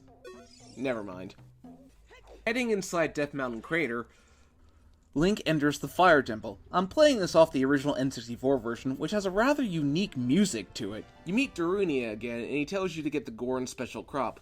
What really stands out to me about this dungeon is how terrified the Gorons are. And it really sets out how evil Ganondorf is. The Megaton Hammer is a lot of fun too. Fighting Volvagia is really tense with the Z targeting. When I was a kid, this was absolutely intense to watch. Darunia awakens as a sage, and it's time to go visit Zora's domain. You first have to do a mini dungeon, Which was supposedly a part of what the actual dungeon was going to be. just get blue fire, melt the red ice, and get the iron boost, which allows Link to sink underwater. Then we enter the Water Temple. Oh boy, the Water Temple. I have to admit, I did whip out the guide for this one. You absolutely need to make sure you get this block into position, otherwise your life will be hell. What makes this dungeon so annoying is that you have to constantly change the water level. You need to put on your iron boots to sink, which means constantly pausing the game, equipping the boots, unequipping them, and continually going around the Water Temple. Oy vey. Fortunately, this is made much easier than the 3DS version, as the boots are a button input. So this is one dungeon that the 3DS version noticeably improved. It does have another boss fight with Dark Link who will repeat your every move, but the trick is not to Z-target him. It's a rather interesting way to deal with him. So thus, with that beat, it's time to fight the boss. Morpha is a pretty standard boss, just make sure you don't get caught in his tentacles or it will throw you around. Here's the new long shot to lure it in. I love this baby. So with that, you beat it, Ruto awakens as a sage, and Lake Hylia is filled with water once again. Oh, and Zora's domain will eventually return to its normal state. I guess that's reassuring. In the N64 version, it was at this point I decided to do the Big Goron side quest. It's just a fetch quest, but eventually you get timed, so you need to use Epona for this, otherwise you will not make it. Of course, as I entered Kakariko Village, a cutscene played that set the stage for the next dungeon. Sheik gets thrown aside like a ragdoll, which is the only time you see Sheik engage in any kind of fighting. I guess I have to head to the next dungeon. Oh, whoops, gotta take care of that first. The Big Goron sword is the strongest sword in the game, but it's a two-handed blade, so you can't use your shield. I personally find that a bit of a deal breaker as I've gotten older. I used to love the biggie, but now I like using my shield. Before we go to the next dungeon, it's recommended that you head back in time to access the bottom of the well. It was always so epic whenever you went back in time.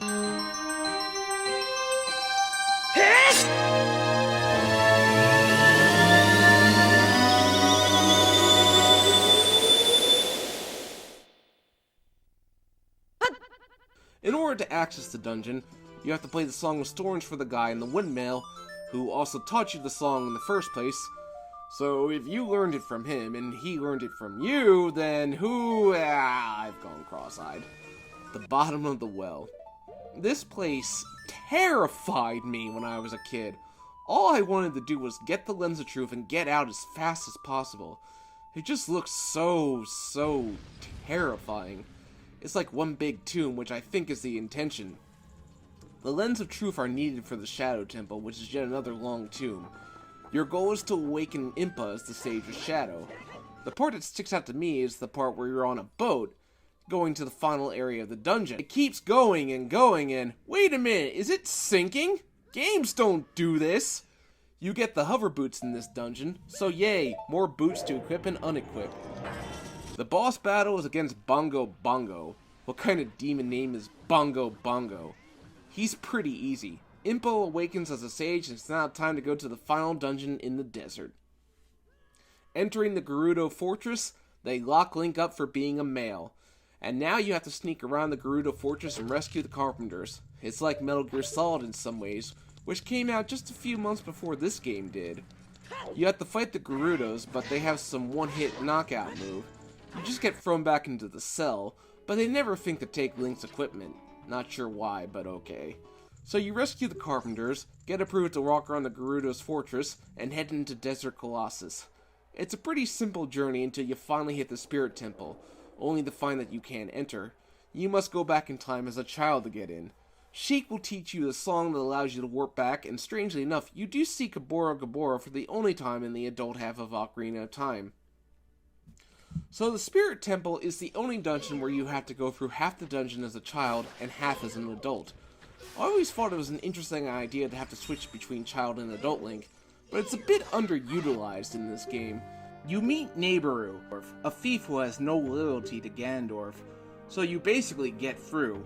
But as child Link, you have weaker weapons and poor reach with the Kokiri sword, so it's a bit more challenging. After beating the Iron Knuckle, you get the Silver Gauntlets. But Link witnesses Neighboru being kidnapped by two witches. Powerless to do anything, you must return to the future. The Silver Gauntlets basically give Link more power, as he can move blocks that he couldn't before. You get the Mirror Shield in this dungeon, which allows Link to reflect light. It's pretty to the point. Before you enter the final boss portion, you must fight a possessed Neighboru as an Iron Knuckle. This part was always given away to me, because it's the scene that they showed you if you waited long enough at the demo. I always assumed Neighboru was teleported away before they could possess her again. The boss of the dungeon, Kihome and Kotoke, are said to be Ganondorf's surrogate mothers, which is rather interesting world building. You just have to reflect their attacks back at them, then they do a fusion dance into Twin Rova. She follows the same patterns, but you have to make sure you get 3 of the same element in order to damage her. Following an amusing scene where the witches argue over their age, Neighboru awakens as a sage, and it's time now for the final battle, but first we must head to the Temple of Time. Before we do that, let's get the last Skulltula. Everyone is now freed and you get 200 rupees? So, why did we do this exactly? Link arrives at the Temple of Time to find Sheik waiting for him. Sheik tells Link of a new legend. If someone with an imbalanced heart touches the Triforce, it will be split into 3 pieces. Ganondorf only kept the Triforce of Power, while Link himself received the Triforce of Courage. But the Triforce of Wisdom?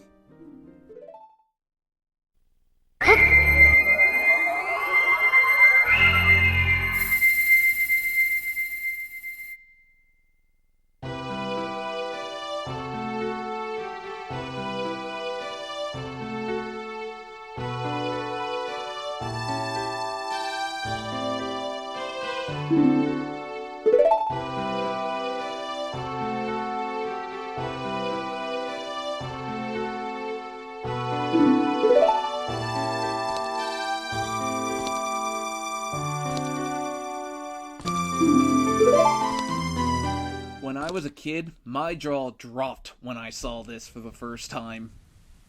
The guide kept this a secret.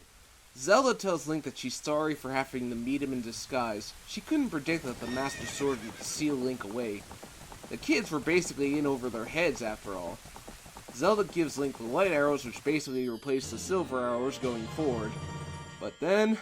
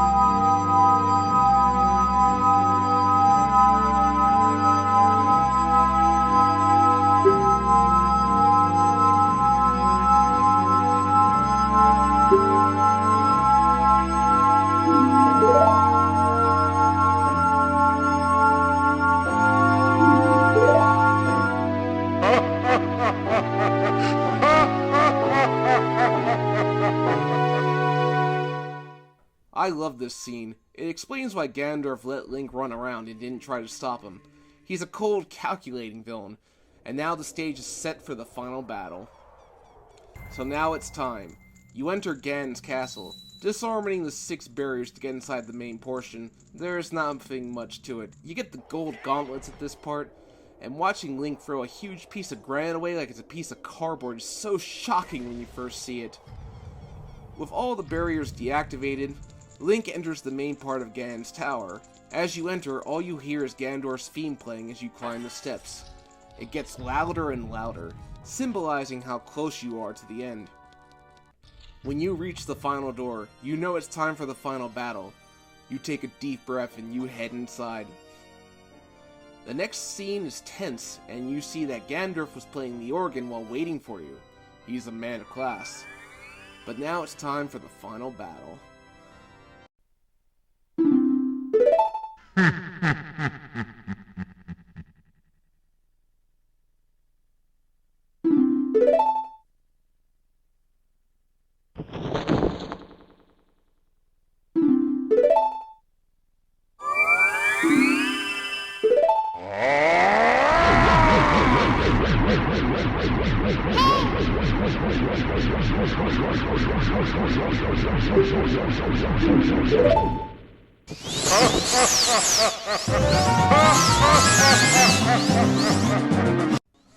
The fight against Ganondorf is not very challenging. It's just a game of tennis, but the build-up is more than worth it. A nice little touch is that you can see his cape becoming more tattered as you get closer to killing him.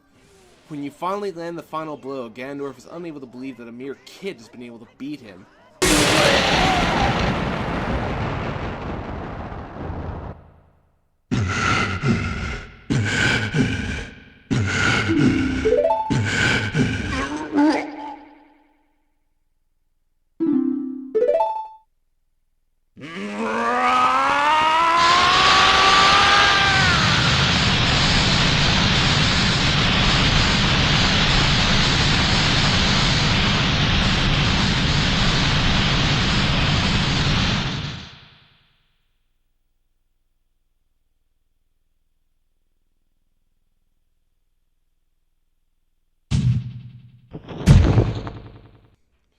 Zelda is freed, but Ganondorf tries to take Link and Zelda with him. Taking a cue from Metroid, you then have to escape the tower before it collapses. It's not very challenging. You make it out, and what are you doing, Navi? Are you trying to get caught in the explosion? It finally seems over, but a rumbling is heard, and what follows is one of the greatest scenes in video game history.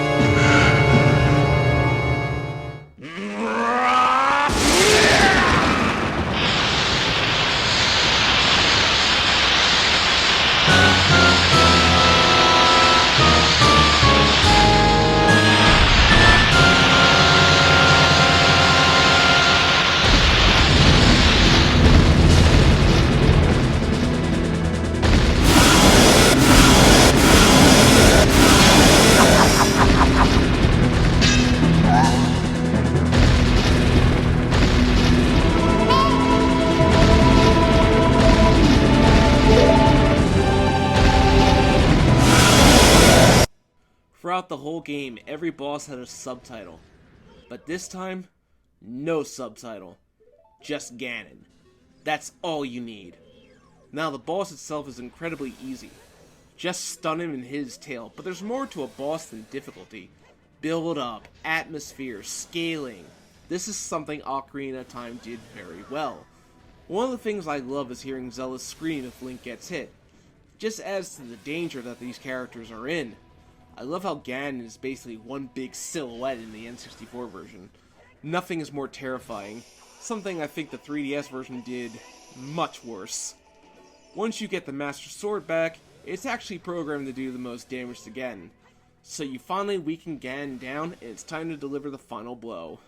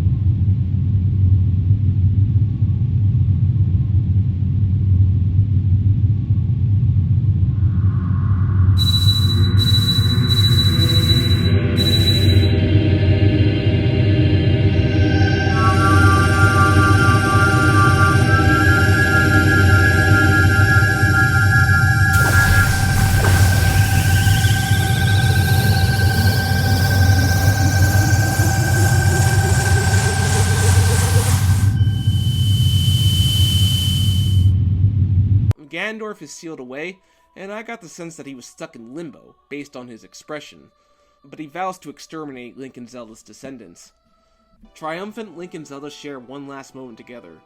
But the mood is somber, as Zelda decides to send Link back in time so he can reclaim his lost childhood. Sure, she's sending him to get those years back, but she will never get them back.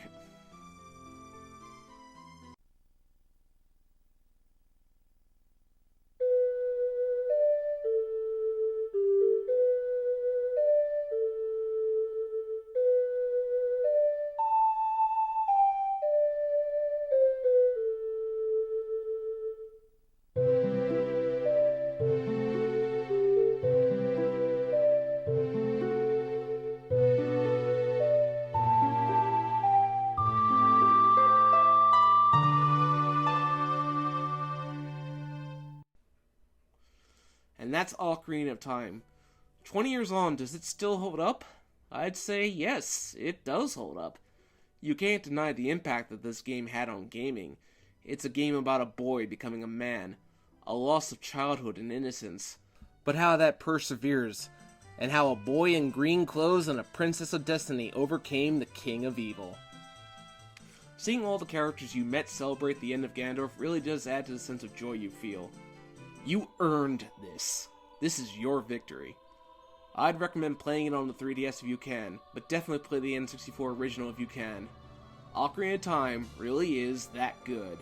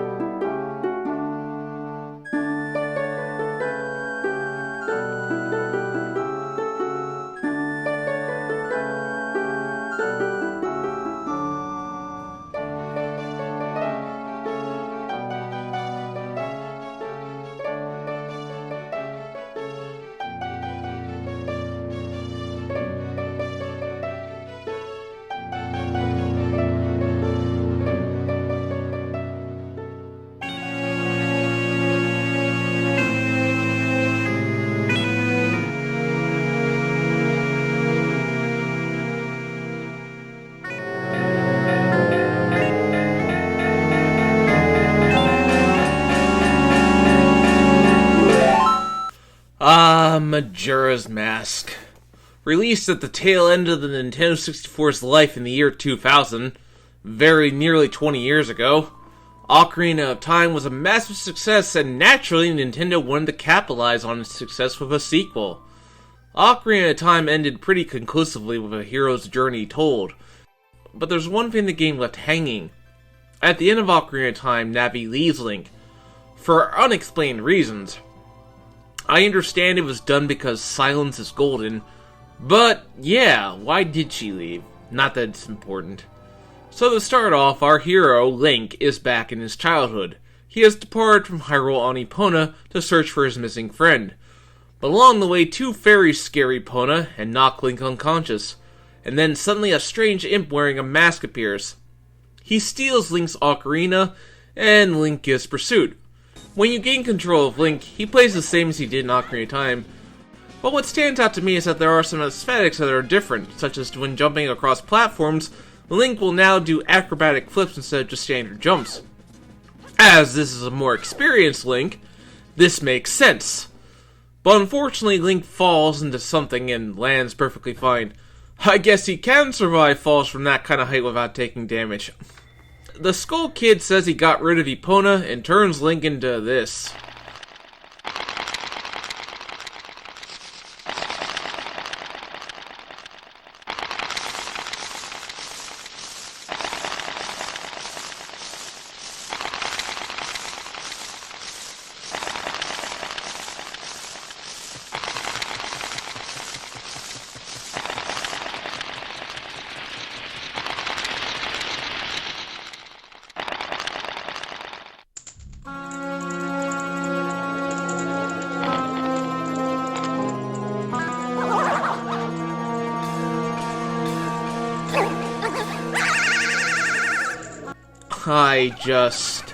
Wow. That look of despair and that scream when Link sees what he's been turned into. He may not talk, but I really felt the impact. Skull Kid leaves Link behind. But Tattle is separated from her brother Tail and decides to join with Link to meet back up with her brother. Of course, this sequence serves as a nice little tutorial on how to use Link's new Deku body, and you come across this strange tree. It has such a sad face on it, much like Link in his Deku form.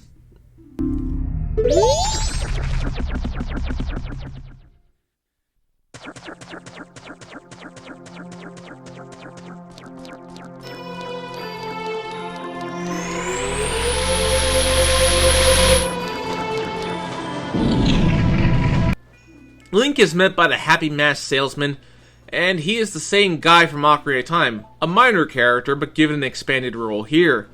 He says he can return Link to his normal form if he gets the ocarina back, and Link will return Majora's Mask to him. Turns out Skull Kid stole it from him.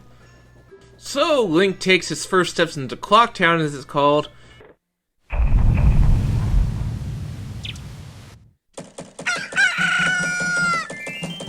People are hustling and bustling, going about their day, and you take a look up and that moon looks awfully big. Also, you get to meet this jackass! He's not too bad in this game, all he does is sell you maps. But this is the game that introduced Tingle to the world. Anyway, Link then rescues the Great Fairy, who gives Link a magic meter, allowing Link to shoot bubbles. Then comes a game of hide and seek with these kids to get into the telescope area and get the moon's tear. Nothing much to it, so you're free to explore the town and the game encourages this. The mayor's office, the soldiers, and councilmen are arguing over whether or not to cancel the Carnival of Time, while the mayor is indecisive. So you pass the time and the clock begins to tick as it approaches morning. The screen gets smaller with each tick.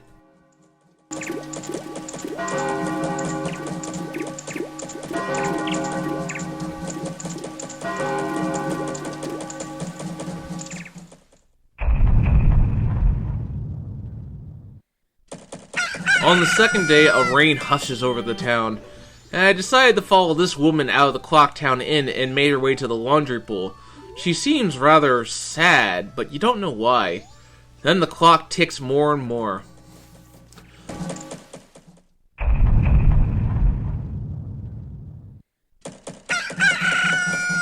The music gets more intense. People are preparing to evacuate. The guards have their hands over their hearts because they're helpless. Finally, the night comes. Very few people remain, except one guy who howls his defiance. Finally, at the stroke of midnight, the door opens to the top of the clock tower. Finally, confronting the Skull Kid, Tail tries to warn you of the four who are in distant locations. But it's too late now, and the Skull Kid gives a very haunting scream.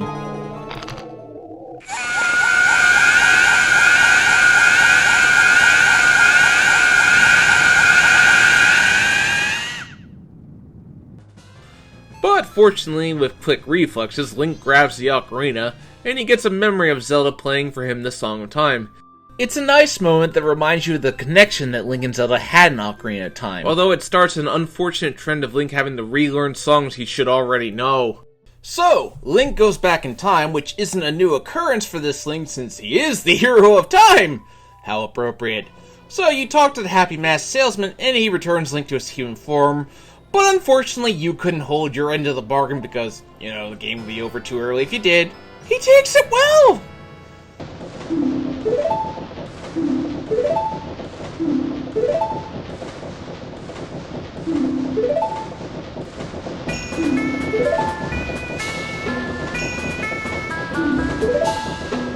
Yeah, he tells Link of the mask's backstory, and it's a very interesting backstory, which raises questions as to what he wants with the mask.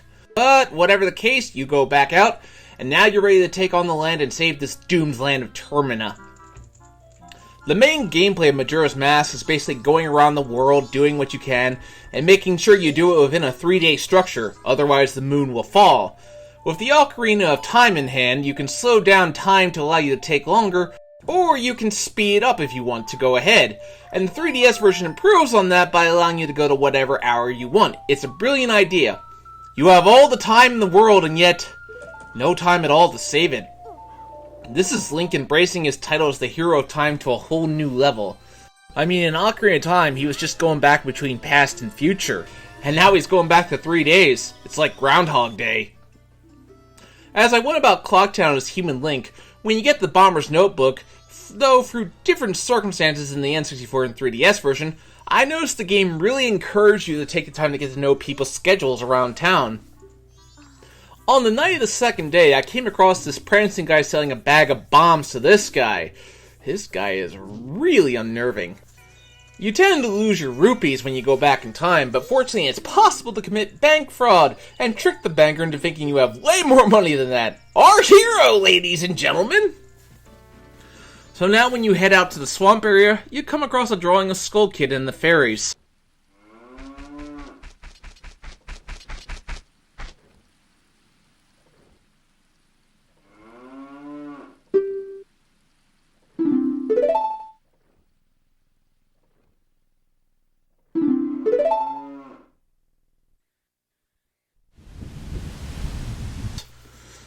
We see that the Skull Kid was a very lonely kid and the fairies were the first to befriend him, but something changed when Skull Kid got Majora's Mask.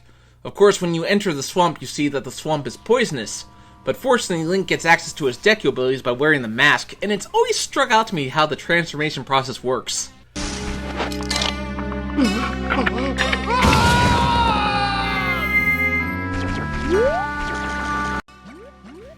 It's like he's in pain.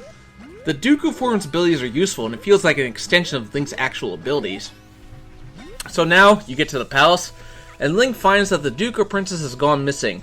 They blame this monkey for the capture, and what follows is a Metal Gear Solid-esque sequence where you must sneak through the palace, and this game has a trend of using ocarina songs to open the dungeons, where else in Ocarina of Time, the songs were just used as warp points.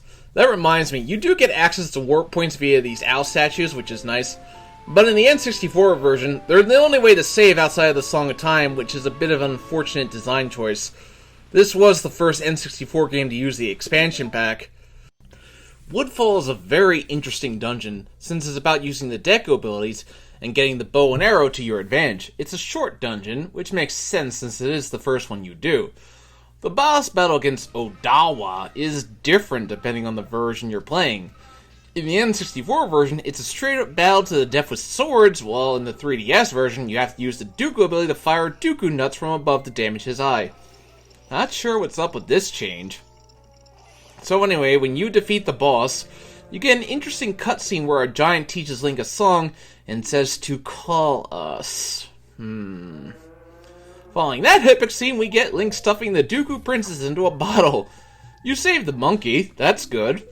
Before I move on, let's just say I did the Chase the Dooku Butler minigame, and he said something very interesting.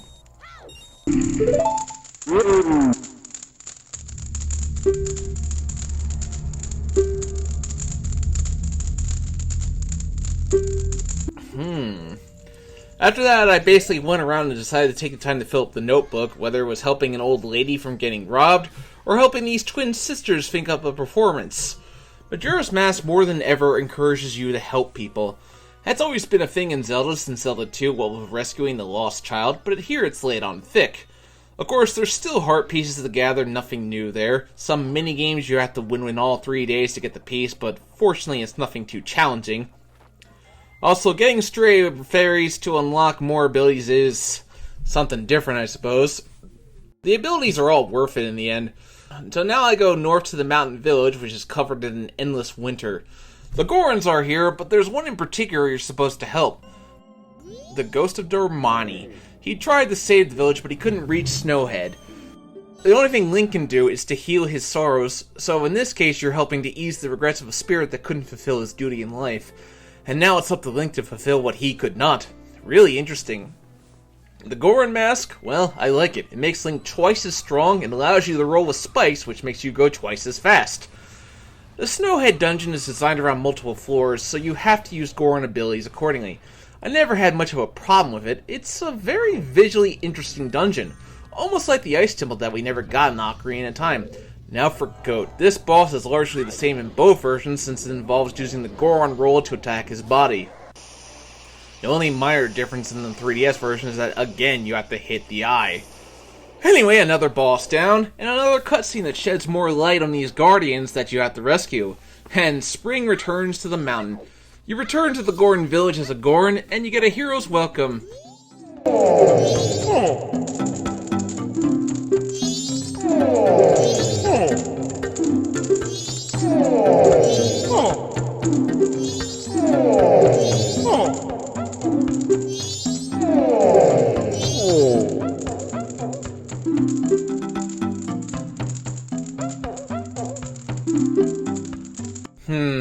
Link really did the work, but I suppose it's a nice way to give Dormani a hero send-off. With spring back, there's more stuff to do in the mountain, getting an upgrade to your sword, and the race, which is annoying because these Gorons can run you off the road. Since everything resets back to normal in a 3-day cycle, it's all said and good, but I decided to then visit Romani Ranch, which is run by two sisters, Cremia and Romani. And upon entering, Link will find Epona, and the N64 version has a nice cutscene where Link smiles and runs up to her, but the 3DS version strangely takes it out. Very odd decision. But something's wrong. This girl, Romani, well, she looks spaced out, and Cremia is lamenting the loss of their cows. First time playing, you don't know what happened, but you want to know. You want to help. So, next, I will go to Romani's ranch. Romani teaches Link Epona's song, which is odd. Link should know that song already, but whatever. She explains that every year, aliens come to steal their cows. Yeah, aliens in a Zelda game. I'll allow it because this is a parallel universe to Hyrule. Of course, I accidentally ended up failing the minigame first, which is odd considering the game isn't very hard at all. But the second attempt I succeeded, and one thing I do enjoy is going to the house and listening to Cremia and Romani's interactions. It's enough to make you care. Then the second night you have Cremia take the milk to Clocktown, and you get very interesting world building as Cremia mentions her friend Anju is getting married soon.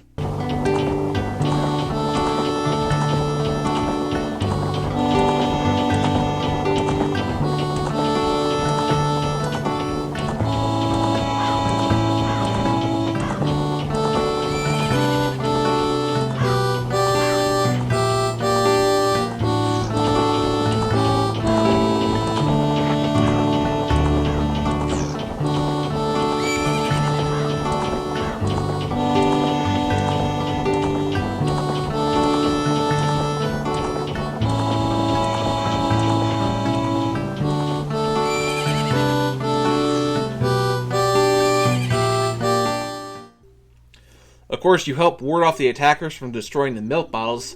And then, on the third night, you talk to Cremia and Romani. Cremia is going to acknowledge Romani as an adult, and wants her to sleep with her in her bed. She knows they're not going to see tomorrow, and things like that make you want to stop the moon even more, because yes, you will see tomorrow. Of course, now that I have Epona back, I'll talk about Termina Field. It's smaller than Hyrule, which helps to make it feel more condensed, and traveling here, and it is considerably much easier than before. It's still aged, but there's still plenty of secrets for you to find in Termina. Next up is the Great Bay, where first things first, you find a dying Zora named Miku, who is drowning despite being part fish. Yeah. You pull him to shore, but it's too late. He's dying. You can heal his sorrows, and yet he still has the strength to pull out one last song. I like the moment where Link lays him to rest as it feels genuine.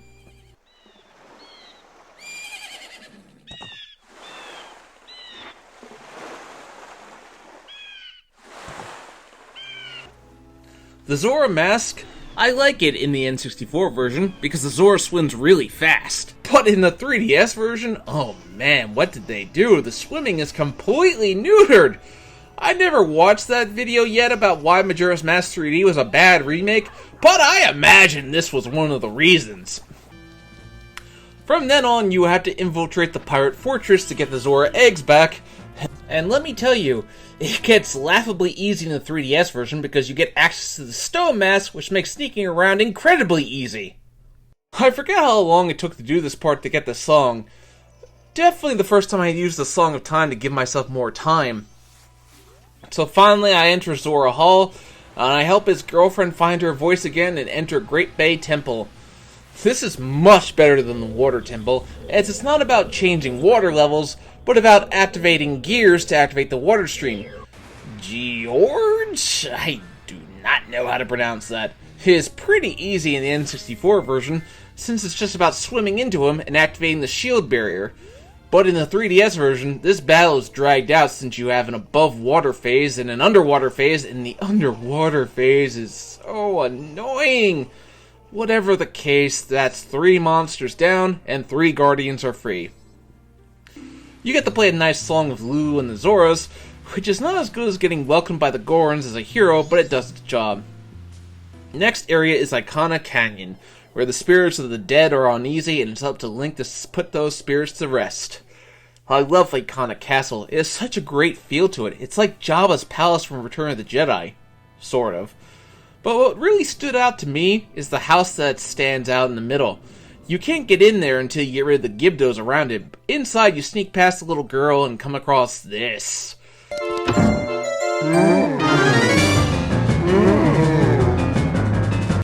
But fortunately, you should have the foreknowledge to play the Song of Healing, and it leads to a well-earned touching moment.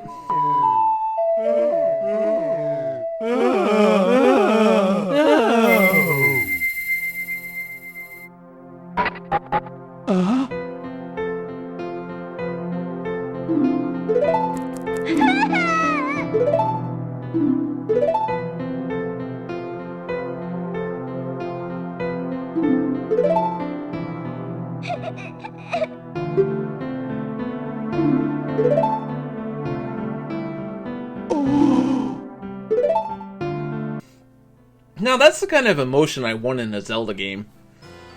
Stone Tower is an interesting dungeon because you have to access it twice. First time right side up, then upside down. It's an interesting, unique mechanic to a dungeon, but unfortunately I didn't bring green potions, so I found myself running low on magic. The boss, Twin Mold, is again rapidly different between the two versions. The N64 version, you just put on the giant mask and hack away. But the 3DS version changes this significantly, because you have to defeat the first one normal, and then get the giant mask and attack the second one. But Link doesn't just turn giant, he turns into the Incredible Hulk. Did they just feel like modernizing it? So, whatever the case, Final Spirit freed, and now nothing's stopping you from going to Skull Kid, but I want to talk about helping the people of Termina. The masks give Link abilities, especially the bunny hood, which makes Link twice as fast. Why can't he run like that normally? The masks are your reward for helping people. Every character in this game has a story, and that story is incredibly interesting. But there's one side quest I want to talk about in detail. The Anju and Keife side quest. Every time you start a cycle, the first thing you see that stands out to you is this guy in a Keaton mask putting a letter in the mailbox. And you get recruited to find the missing Keife, who disappeared. You find Anju, his fiancée, and Link agrees to meet with her that night. The whole meeting has a real film noir feel to it. Once you do meet up with Keife, he's turned into a child, but that's not important. He wants you to help in recovering his stolen son's mask that he's going to give to Anju. It was stolen by a thief named Sakan. Ha! That guy from earlier. Very interesting. So whatever the case, you go to Stone Canyon, and you sneak into the hideout. What follows is a very interesting segment where you get to control someone else other than Link, as you have to switch between Link and Keife. Link will battle enemies, and Keife pushes blocks. I ended up screwing myself once. The scene that plays when you fail is really haunting.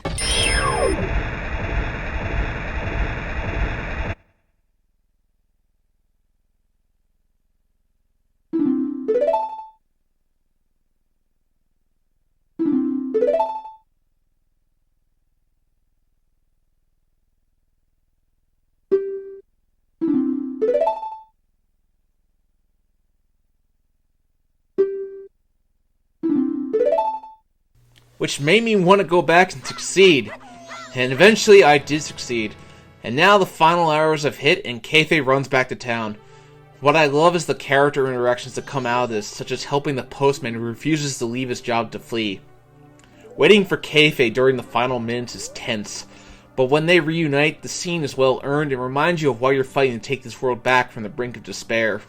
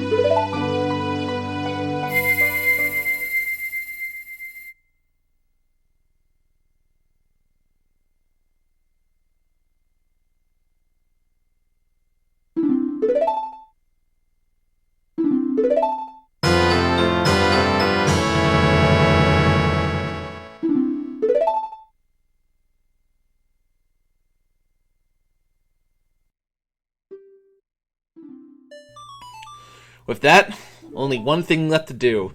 It's time to go fight Skull Kid, and if you want to experience this amazing finale for yourself, consider this a spoiler warning. So you finally confront Skull Kid, but this time you have the means to stop the moon.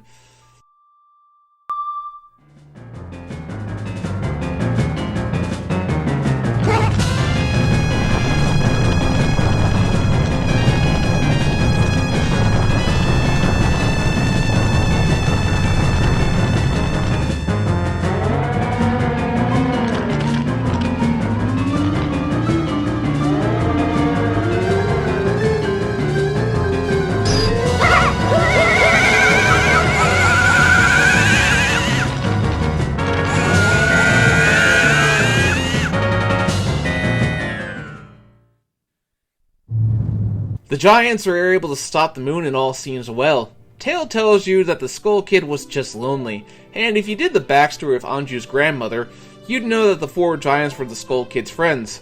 But all is not yet well.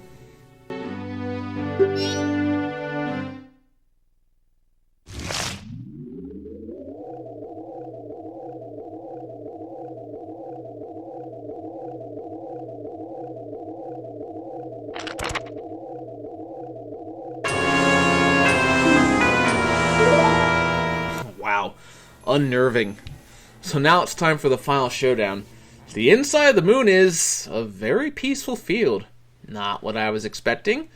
These kids run around. They ask you to give up your masks, but why, and the questions they ask when you do so.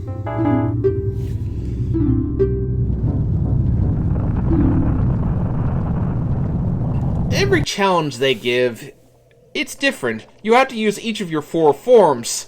The 3DS version again changes things with the Zora section, because you have to learn how to dolphin dive, which is annoying. Because it's not as easy to do in the 3DS version! Ugh. Eventually, all that's left is this strange Majora child, and he gives you one final mask, saying that you will be the bad guy. What is this mask? Is it a form of evil like the child says? It's time for the final showdown.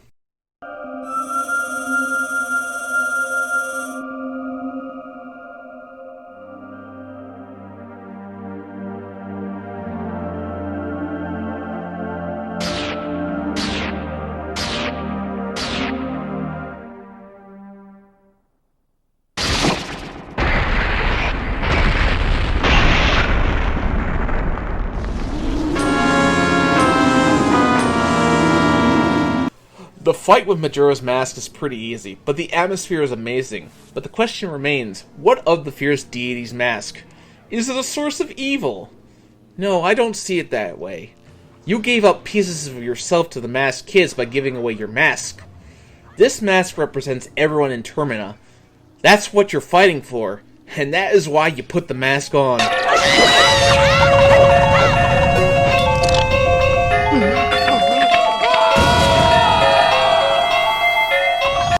With that, Majora goes down and the moon is dispelled.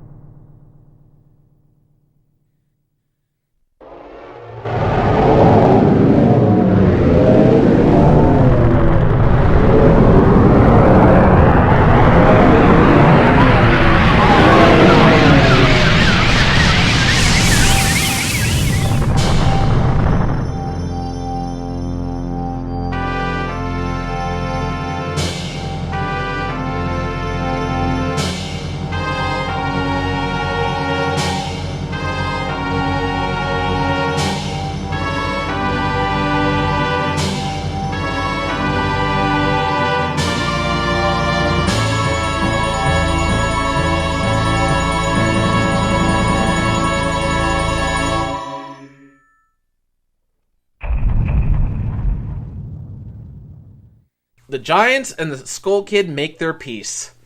The masked salesman strangely comments on what happened and disappears into thin air. What? What is up with this guy? But like any real hero, Link doesn't take time to celebrate, but just go on his way.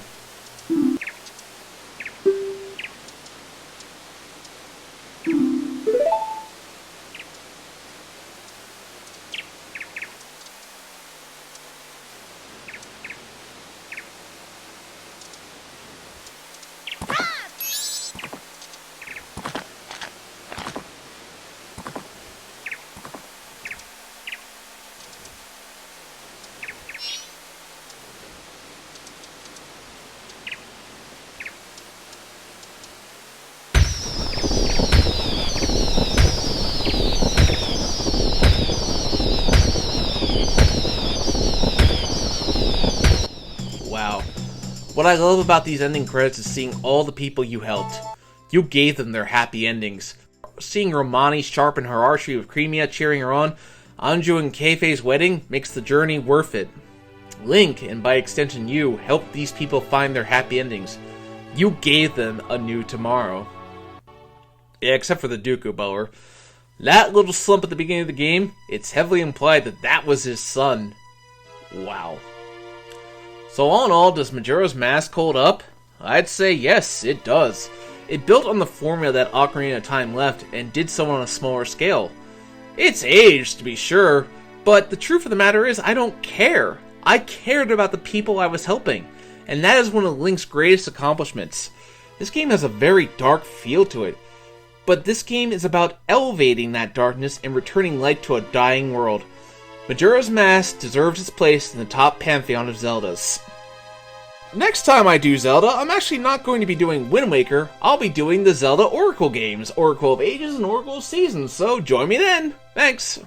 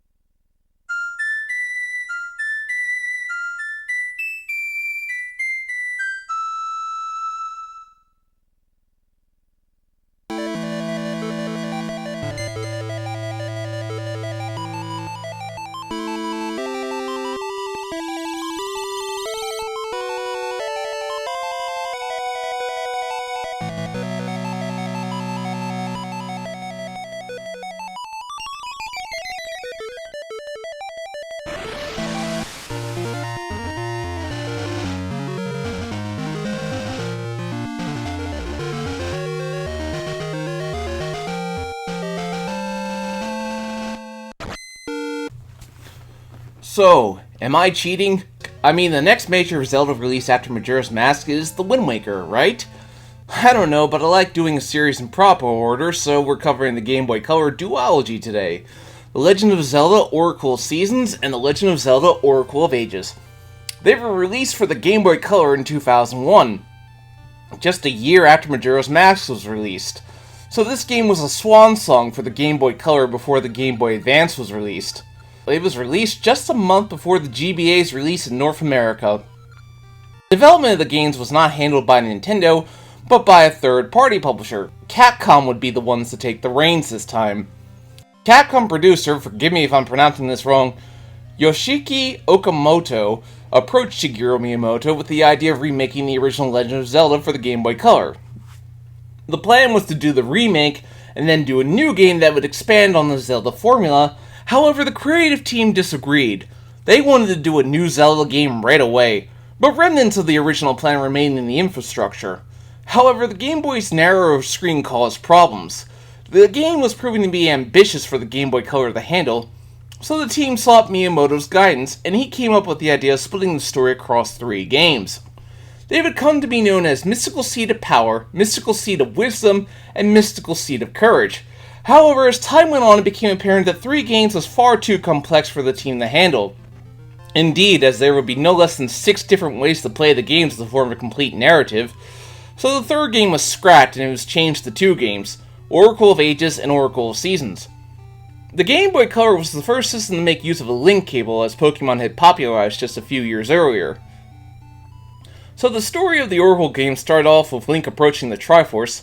Hyrule Historia claims that these games are interquels set in between A Link to the Past and Link's Awakening. Hyrule Encyclopedia says it's a distant sequel to Link's Awakening. Zelda.com says it's a direct sequel to Link's Awakening, so in regards to that, I don't really care. The games are clearly meant to stand on their own without being directly tied into another Zelda. Link gets sent to 2 lands depending on the game, Holdrum in Seasons, Labrina in Ages. In both games, Link meets an Oracle, Din the Oracle of Seasons, and Nehru the Oracle of Ages. Yeah, the fact that they share the same names as the goddesses of Hyrule is not a coincidence. However, in both cases, said Oracle is kidnapped by whichever game's bad guy. Onyx in Seasons, Varin in Ages, which throws either the seasons or time stream out of order, and Link has to go put things back in order. Oh, and in Ages you have to deal with Nehru's friend Ralph, who's trying to one-up you by rescuing Nehru before you can! What a guy. Just like the original Zelda, Link must obtain 8 MacGuffins to be able to access the final area, either the Essences of Nature or Essences of Time. Because this is again a Game Boy game, we are back to only having 2 buttons to be able to use, which means that once again your sword is a button you have to assign it to. Now don't get me wrong, I understand why this is done. Have to make do with what you have with limited technology. I noticed that the game reuses a lot of assets from Link's Awakening. No doubt as a cost-saving maneuver. Lots of games do that. Majora's Mask reused Ocarina of Time's original assets. All the groundwork was already laid out in Link's Awakening for how to do a portable Zelda, so it made sense to copy it. The first dungeon in Seasons is the Gnarled Root Dungeon, a pretty standard opening dungeon. In this dungeon you get the Seed Satchel, which are going to be very important in your journey in both games. The mini-boss is just a standard red and blue moblin. The dungeon is mainly reminiscent of Zelda 1 and is fairly simple in terms of puzzles and enemies. Even the boss, Aquamentus, is basically the same boss from Zelda 1, except expanded upon much greatly, because here's how he looked in Zelda 1, and compare that to here, you can see the graphical jump. Pretty impressive. The first dungeon in Ages, Spirit's Grave, is largely the same. A fairly simple dungeon designed to get you used to the game. I played this game second as the Link game, so when I got the power bracelet in this dungeon I was a little confused. I already had this in Seasons. The only item that was carried over was the sword. Why couldn't I keep the items that I already had? Well, because that would disrupt and break the other game, so that's why. But at least let me keep the items that are in both games. More on that later. The mini-boss is a giant guinea, but the main boss, Pumpkinhead, is actually quite original, since after you slash the body, you have to pick up the head and then slash the spirit with your sword. Rinse and repeat, and you got it. After that dungeon, I'll talk about the overworlds.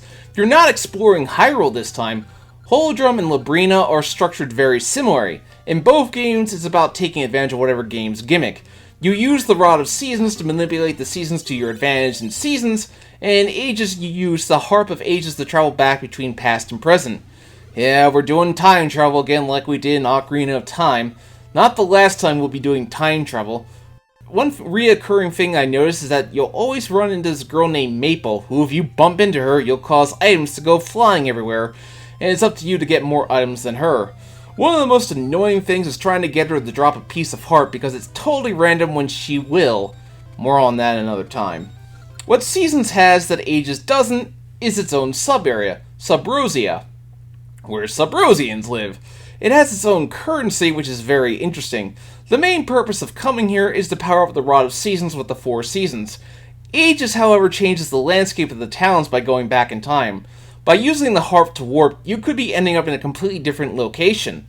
It changes things up a little, whereas in Seasons there are certain locations that can't be accessed unless you are in the right season, meaning you have to go find a stump and wave the Rod of Seasons to change it. Traveling across the world can take a while, but that's where the Gale Seeds come in. You have 5 types of seeds. The Pegasus Seeds serve the same purpose as the Pegasus Boost by making you move faster. The Gale Seeds will warp you to any seed tree, making traveling much easier.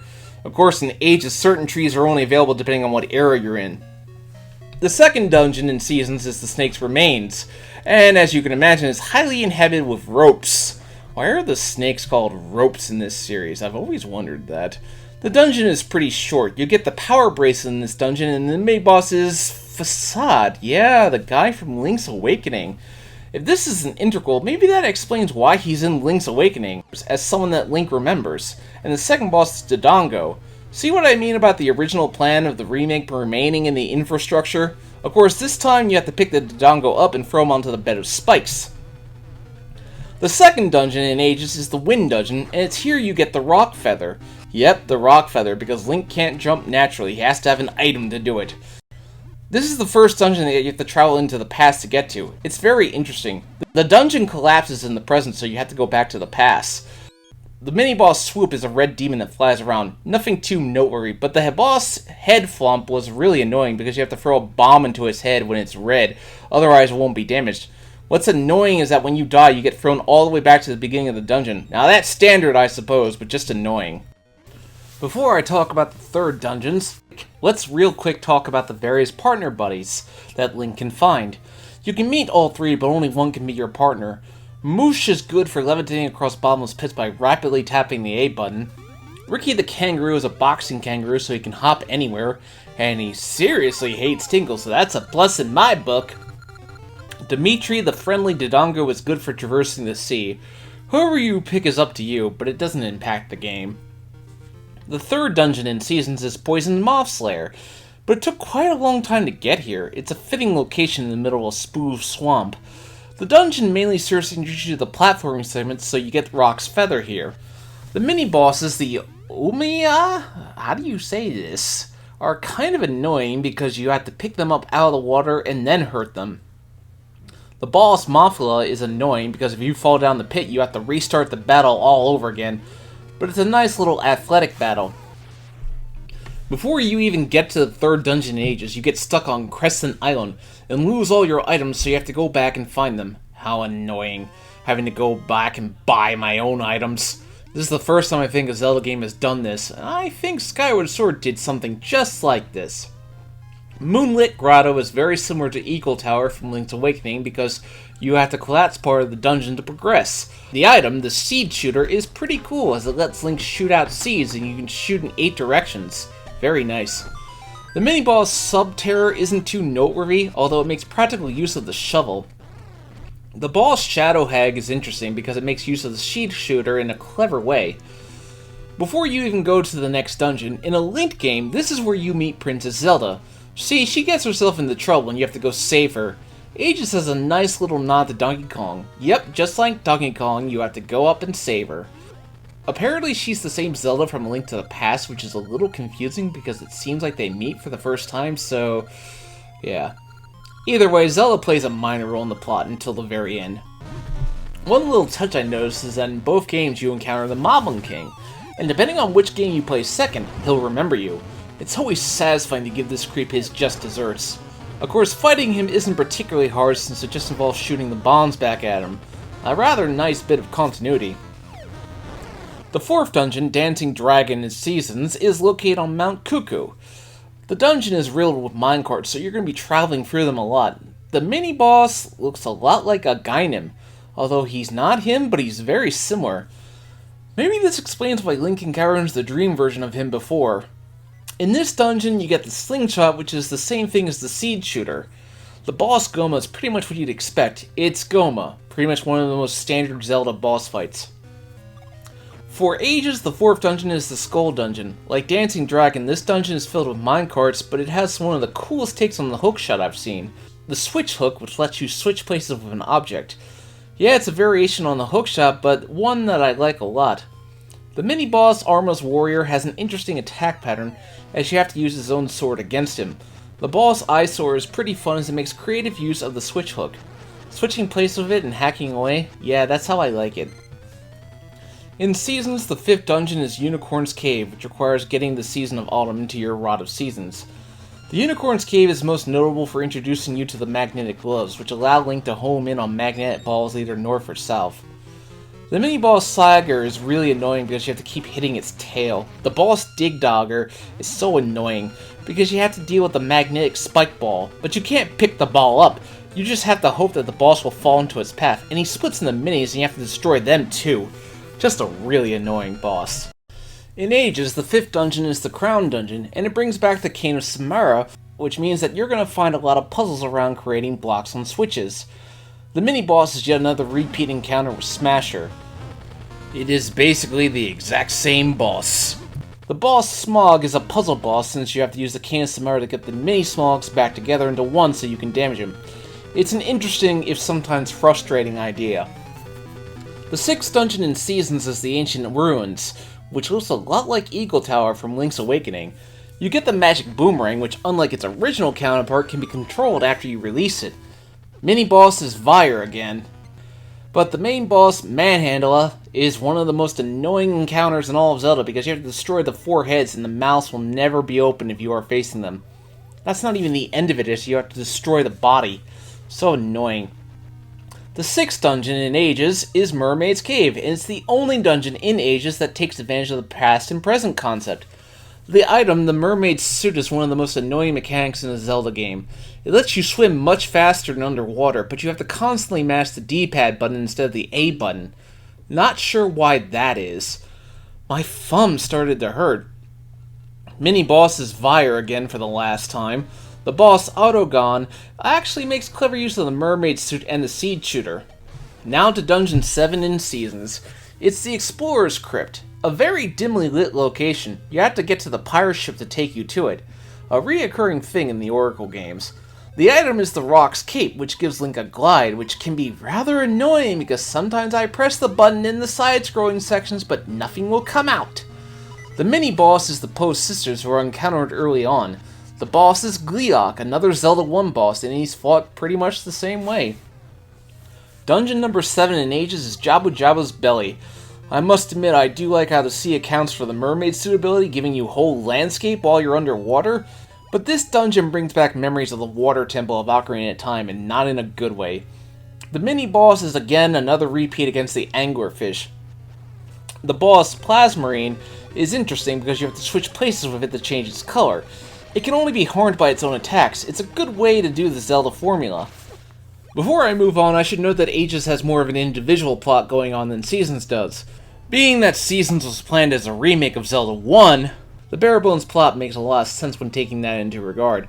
In Ages, you get the opportunity to rescue Nehru from Varan at this moment, and you basically go Metal Gear Solid into the castle. One touch I like is that the soldiers don't disappear when you beat them, they just hop away.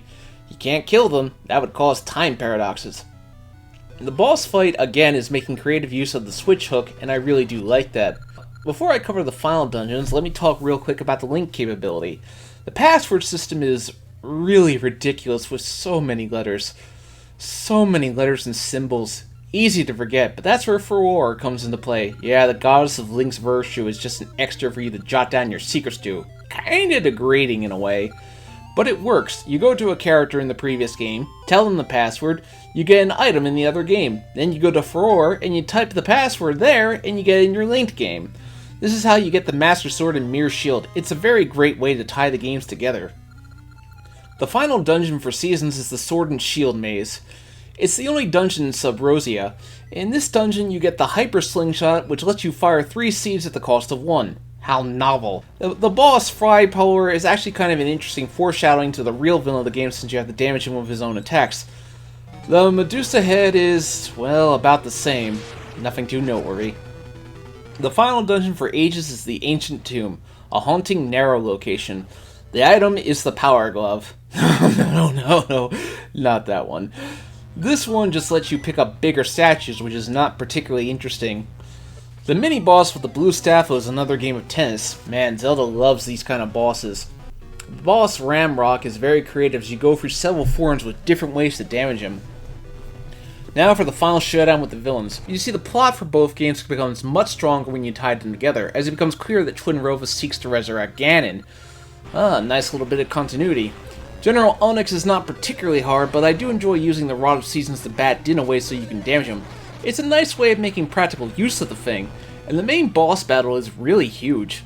Kinda reminds me of the final Signiform in Mega Man X. Gotta jump on his hands and strike his head. The final boss in Ages is interrupted by Ralph, who, despite Queen Ambi being his ancestor, is going to kill her anyway, despite her being an innocent. Nice thinking, Ralph. So Varan is fought the same way. You beat her out of Ambi. Her true form is very, very annoying to fight, and she brought me down to low health. Her final form was actually kind of intimidating because I was down to very little health, but because I had the Master Sword, I was able to beat her pretty handily.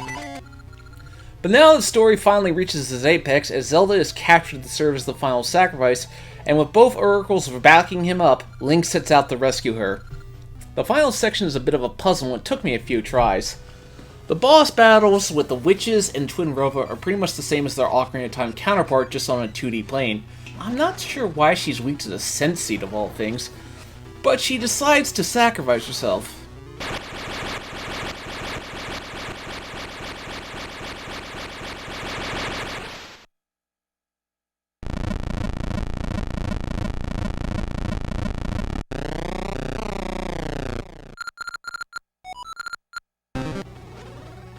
Yeah, rather than being the intelligent schemer, Ganon is instead a mindless beast who wants nothing but destruction. Actually, the first time that take on him was used. Ganon's not particularly tough since, well, he is a mindless beast, he's not thinking straight.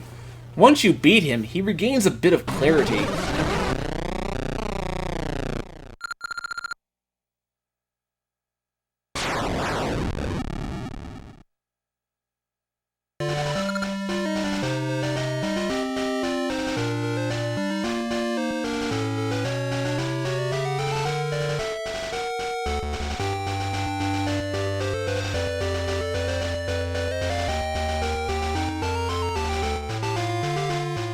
So all in all, it's a happy ending.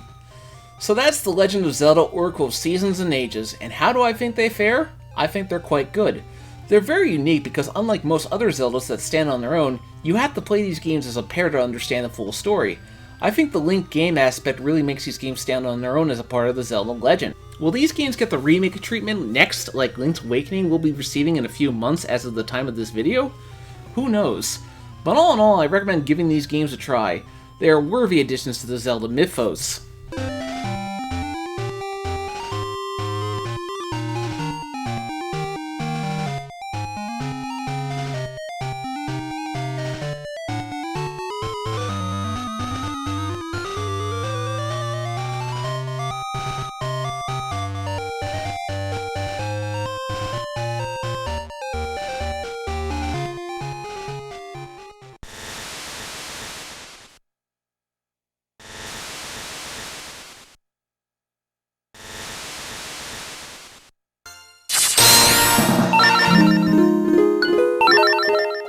So, another day, another Zelda game to do. If I keep up this pace, I might be all cut up when Breath of the Wild 2 comes out. Hopefully. Maybe. I just dated this video. Oh well. But you know me, I like to do things in order because I like to see how things evolve. Or is it OCD kicking in? Maybe a little bit of both. So whatever the case, I'll just go over the history of this game because, well, it's a pretty short Zelda game, all things considered. It was originally released for the Game Boy Advance as the multiplayer add-on for the A Link to the Past remake, which I didn't cover in my original Link to the Past video because, to be perfectly honest, there's really not much to say about it. It is a perfectly playable game, despite the screen crunch, and you have to listen to Link verbally announcing whenever he swings his sword. But with the SNES version being the one re-released on virtually every other platform available, it's not the version I go back to whenever I want to replay A Link to the Past. But anyway, yeah, the Four Swords game. It was released as an add-on. Unfortunately, it was a multiplayer-only experience. It required use of the Game Boy Advance link cable to do so, which I'm not even sure I still have. Fortunately, the game was re-released for the DSiWare, but was rather short-lived. It was then re-released for the 3DS Virtual Console, but only for a short time. I'm hoping for a future re-release on Switch Online.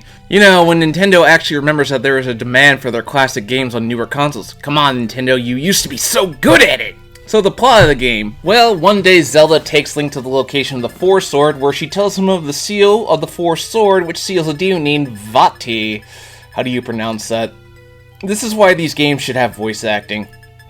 Basically, Vati kidnapped Zelda, nothing new there, planning to make her his bride.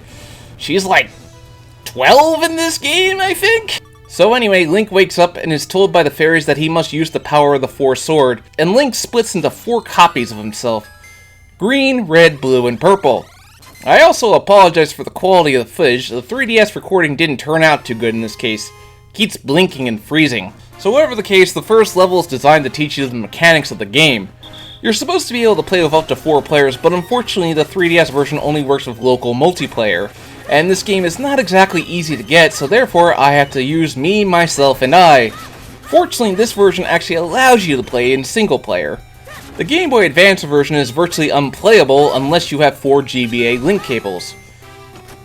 Which is stupid. This is why I'm in favor of this game getting some kind of re-release in Nintendo. Basically, instead of keeping your items, you have to find them. You always start with the shield, but you can find a various item throughout the stage that you will most likely need to progress through the level. For example, the Rock's cape is back, bombs can now be remote detonated, so Breath of the Wild was not the first game to do that. You got the magnet gloves, the bow and arrow, which I only used in the final level, to be honest.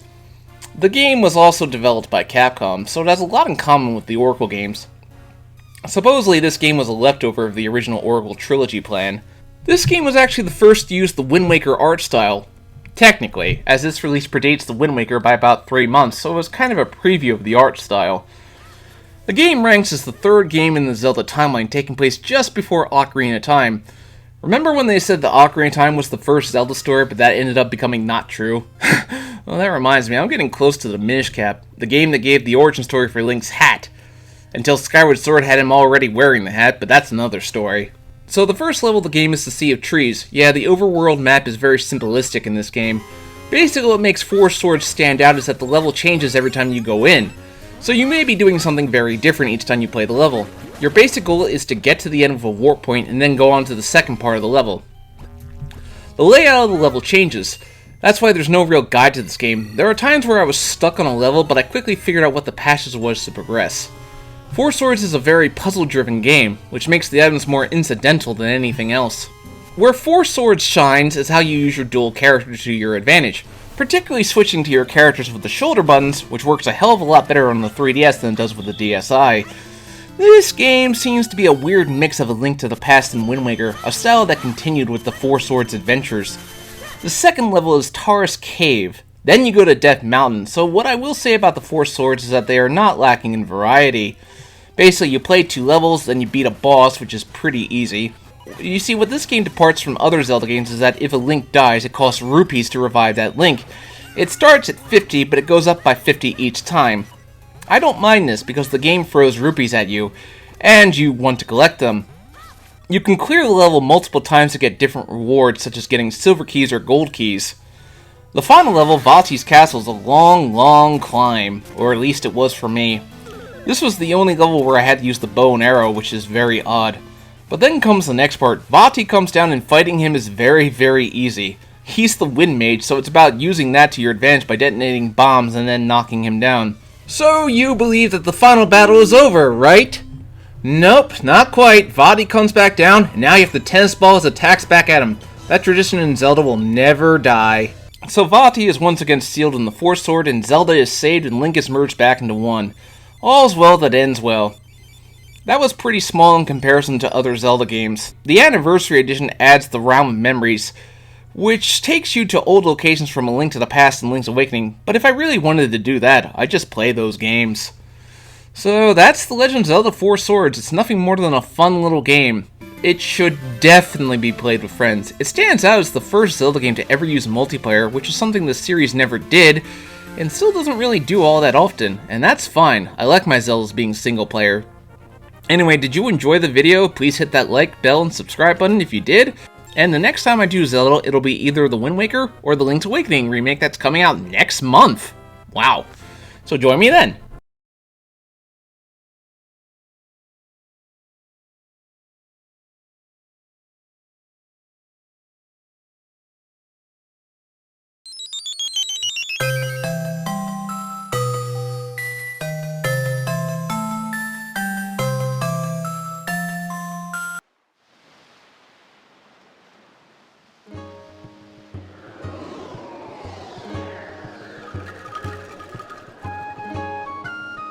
Well, I'm finally at this one. The Legend of Zelda The Wind Waker. I remember when this game was announced. I remember the backlash that ensued. But before we cover the game, let's go over some history. When Nintendo was first showing off the GameCube, there was a simple demo release that showed Link and Ganondorf and their Ocarina of Time incarnations going at it in a full-on sword fight. Obviously, the game was never intended to be a game in development, but merely a tech demo of what the upcoming GameCube was capable of. But it did its job and got fans hooked. People couldn't wait to see what the new Zelda would look like. A year later, Nintendo would fill that wish. But what they got wasn't exactly what they expected.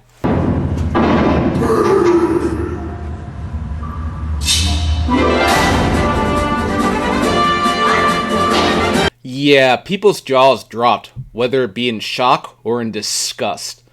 It was derided as Zelda, and people thought Nintendo had embraced the kiddie image that had haunted them so much. Zelda was now seen as a laughingstock among the gaming community. Not wanting the backlash to affect what he saw as a great game, Miyamoto refused to show more of the game until a demo was available, and when it was released, people came around to it. There was a certain amount of hype for the first Zelda on GameCube. Ocarina of Time's shadow still hung over the series. You can't deny the impact that game had on the landscape of gaming, and continues to do so to this day. Not only that, but as I mentioned, its story was groundbreaking, and the narrative still holds up today. I'm playing this game off the HD remaster for the Wii U. Honestly though, where's the Switch port for this Nintendo? What's taking you so long? You see, the original plan for Ocarina of Time was that it was the imprisoning warp backstory that was mentioned in A Link to the Past, But they realize they screwed that up by having Ganon with one piece of the Triforce when he is supposed to have the whole Triforce. But the ending also left a bit of a conundrum. You see, the future Link fought to save was now free while Link returned to his childhood 7 years earlier, which led into Majora's Mask. But what happened in Ocarina of Time after Ganondorf was sealed away? Well, that's what the opening of the Wind Waker tells.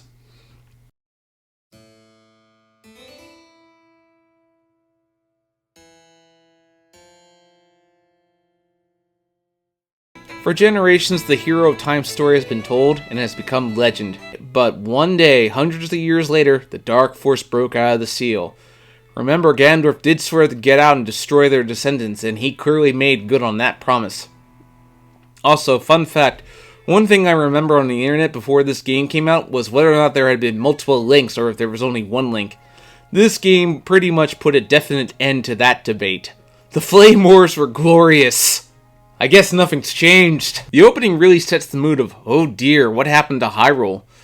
The opening narration doesn't really give an answer, instead saying that the people prayed the Hero of Time would appear again to save them.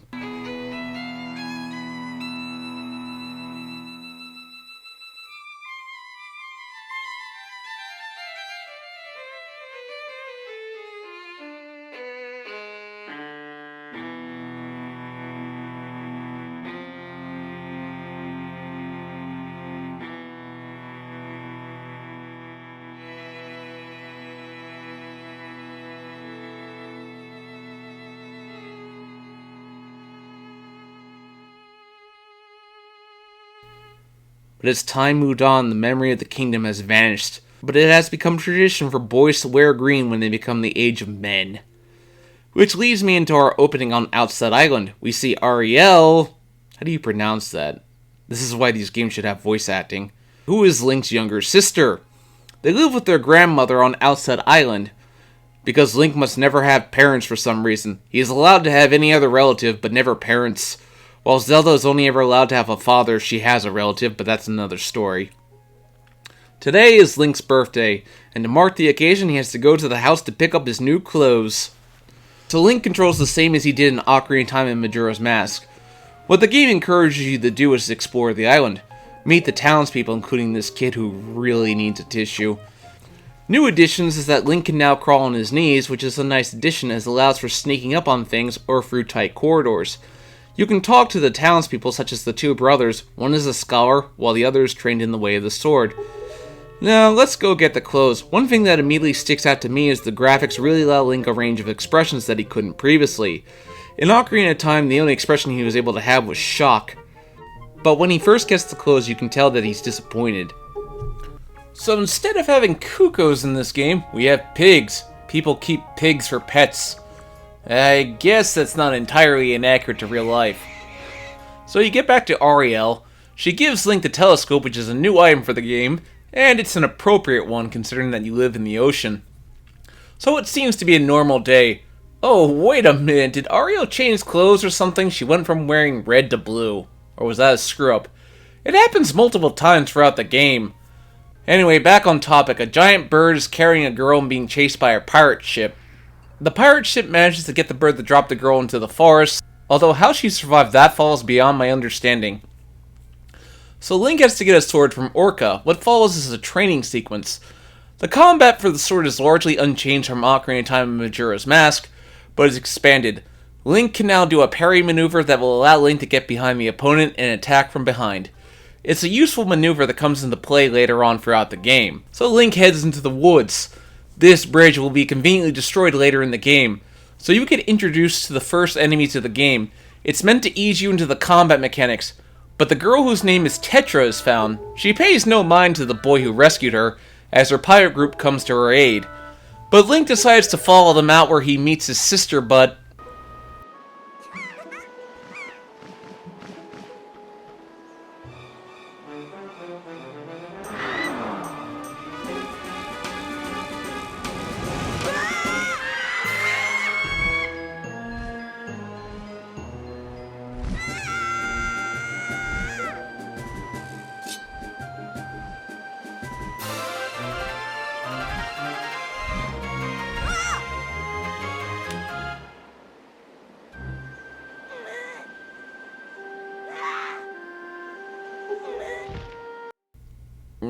Not sure what he thought that was going to do, but points for trying. So the postman Quill, or Rito, who are descendants of Zoras for some reason, I'll get into that later. Anyway, he convinces Tetra to let Link come with him to go to the Forsaken Fortress. Before that, we have to get the shield, and a tender scene follows.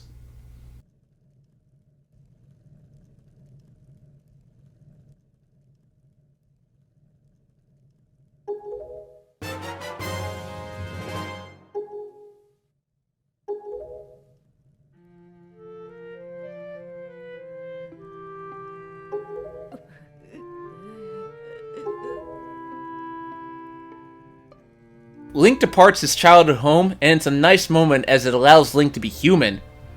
On the ship where we meet Tetra's pirates, Gonzo, Zuko, Nico, Mako. Wow, I think the last three predate their more famous counterparts. The game with Nico was designed to teach you how to swing from ropes. A new mechanic for this game, and one that I think the series has been long overdue for.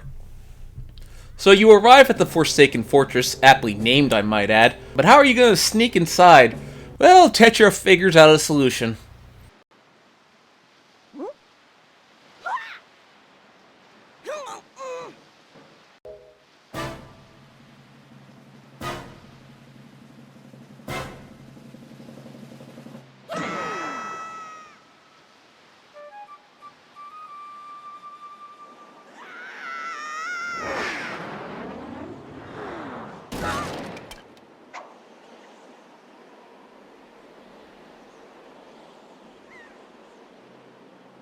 Well, that's, original. I'll give it that. Unfortunately, since Link lost his sword, he must take a cue from Solid Snake and sneak around. It's an interesting idea. Zelda is primarily used to sword combat, and taking that away seems like a good idea to force the player to sneak around and get used to the non-sword mechanics of the game. It's also recommended you take out the lighthouses, otherwise you will be spotted. This introduces this game's new feature, letting you pick up weapons. It's really useful for here when you are disarmed. Also, using barrels to hide is really funny. It's just like the cardboard box from Metal Gear Solid. The minions are so stupid that they are none the wiser. This game also introduces the idea to sidle across tight passageways, which is a nice way to add some variety to the gameplay. So finally getting to the top and getting your sword back will trigger a mini-boss fight of sorts. I always love how Link jumps up and down whenever something good happens. Gives him personality. Link arrives to rescue his sister and the other two kidnapped girls, but that giant bird catches him and takes him to his master. Wonder who that could be.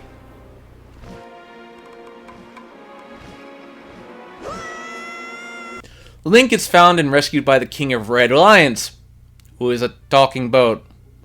You know, the last 3D Zelda game had aliens. I don't think a talking boat is out of the realm of possibility. Basically, our friend here tells Link that Ganon has returned. For Link to rescue his sister, he must find a trinket that will be able to defeat Ganon. However, we cannot depart just yet, because the King of Red Lions has no sail, despite the fact that he was able to take Link to this island. So, yeah, I guess you just made that stipulation up. So that introduces us to Windfall Island. Windfall Island's like the mainstay side quest area, your safe haven, if you will. The locals are interesting to talk to. It has a bomb shop and 10,000 rupees. You're seriously joking. Screw you, man. Then there's this guy who comes up begging for you to save his daughter. One of the kids in the cage. Interesting. Then you get to bust Tingle out of prison. Why? I really don't want to. Of course you have to for very specific reasons. Why was he in there? I wonder.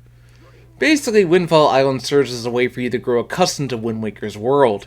You have this guy who's doing an honest to good job entertaining the masses, even if his battleship minigame is based entirely on luck, or this rich guy who just wants his daughter back. And you can get the camera much earlier in this version.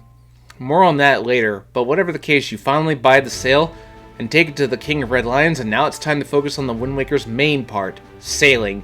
One thing the HD version did was map the sail to its own unique button, so you didn't have to select and deselect it from the start menu, which was a good change. The ocean serves as a way to load the other islands while you're traveling to them, so you don't have to do load screens, which a lot of games had to do back then. There's nothing like sailing with the wind at your back and the seagulls flying alongside you. Since Ariel is close to the seagulls, I would like to say that it symbolizes that she's still with Link even if she's far away. It's pretty straightforward, but the next destination is Dragon Roast Island. The music is pretty top-notch at this part. The island is home to the Ritos, who are descendants from the Zoras, which doesn't even begin to make sense. How do fish people evolve into bird people? Anyway, the King of Red Lions gives you the Wind Waker, which effectively serves as this game's ocarina. Every 3D Zelda game had to have an instrument of some kind. Link must visit the Great Valoo, who is a giant dragon. World building, how nice. So the Ritos serve as the mailmen of the Great Sea, and playing this stupid letter minigame is so annoying, but it's a good way to earn rupees. After speaking with the chief, he asks you to help his son Kamali, who is to speak to the Great Valoo and become a flyer, a rite of passage for Ritos. But the Great Valoo has grown restless. It's all set up for the first major dungeon in the game. You speak to Medley, who has gone on to be quite the fan favorite among Zelda fans. This sequence here is a segment that's designed to teach you how to use the wind to your advantage. Of course, you could screw up and send Medley flying into a wall. We'll just say that was your fault and not mine. Well, whatever the case, you go into the first dungeon, Dragon Roast Cavern. It's a standard introductory dungeon. What Wind Waker has is these spoiled goods that make for interesting purposes in side quests. The dungeon makes use of the lava-type floors, such as having to use water to create platforms, which is an interesting way to traverse. Also, sometimes enemies can come flying out of pots, which is an interesting surprise. Dragon Roast Cavern is also home to interesting surprises when you have to go outside to climb up to another part of the dungeon. It adds to the scenery of the dungeon, but the main purpose of the journey is to find Medley at the top of the dungeon locked up by moblins. Of course she got herself captured, but it's always up to Link to save the day. But she gives Link the grappling hook, which is a new item, and one that I like a lot, as it helps make Link feel more like an adventurer. Eat your heart out, Nathan Drake, how come you never carry one? So it's finally time to confront the boss, Goma. No boss subtitles this time? Apparently Wind Waker had a very rushed production, so I imagine boss subtitles were cut to save time. More on that as we go. Goma has a shell this time, and it means having to cruelly abuse Valoo's tail to get a piece of debris to fall on Goma, and this break the shell. Like before, it's use the item you got to defeat the boss, rinse and repeat. But I just love how Link dances whenever he beats a boss. So the day is saved on this island for now. Link gets Din's Pearl, Prince Kamali decides that he wants to stop being a coward and grow up. From here, Link learns how to control the wind, obviously this game's gimmick. It serves the purpose of directing the wind of where you want to go when you're on the boat, but it got really carried away in the original GameCube version. Anyway, your sea map is empty. That's why you gotta throw bait down around these fishermen to fill up your sea chart. It's a fairly simple to the point way of filling out your map. I took the time to get them all filled out, and the results are that it becomes easier to see where you're going when you're trying to get to a treasure. Next up we go to the Forest Haven, which is where the Great Dooku Tree, who looks a little different than the last time we saw him. I'm going to assume this is the same Sprout from Ocarina of Time all grown up. You rescue him from some Clukus. The Great Dooku Tree mistakes Link for the hero of time according to the translation. He acknowledges the gravity of the situation because Ganon has returned. And the Kokiri have evolved into Koraks. Somehow. They're doing a ceremony to spread the forest throughout the Great Sea, but Maykar has gone missing. So the Dooku Tree grants Link the Dooku Leaf, which is a prototype of the paraglider from Breath of the Wild. That's one way to look at it. Outside approaching the Forbidden Woods, the Ballad of the Wind Song serves as a secondary purpose as you need to control the wind so the leaf can carry you all the way. Now it's time to enter the Forbidden Woods. It's a dungeon that relies mostly on forest scenery. Mainly it's an elevation type of platform, such as using these flower buds to elevate yourself, much in the same way that the Dooku pads worked in Majora's Mask. The Dooku Leaf gets a lot of mileage in this dungeon, which makes sense as it is your most recently acquired item, such as using it to get to a platform across the stage, then finding the mini-boss Mafula. It's not a particularly difficult boss. You get rid of the boss and you get the boomerang, which is a pretty standard item in Zelda at this point. It works the same way as it did in Ocarina of Time and Majora's Mask. If it ain't broke, don't fix it. The boomerang is again good for picking up enemies that you really don't want to be fighting. Using the boomerang and Duke Leaf in combination is rather good. Finally, that leaves us with the boss battle, Kala Demos. I had to look that up because there are no boss subtitles. It eats Makar and so Link must do battle. The first part of it brings back memories of fighting the boss in Jabu Jabu's belly, using the boomerang to hit the tentacles at the top. At least it has the courage to spit Link out after he slashes it with its sword. So rinse and repeat, the boss is down and Makar is rescued. This will surely not become a trend. So Link takes Makar back to the Dooku tree and the ceremony is held.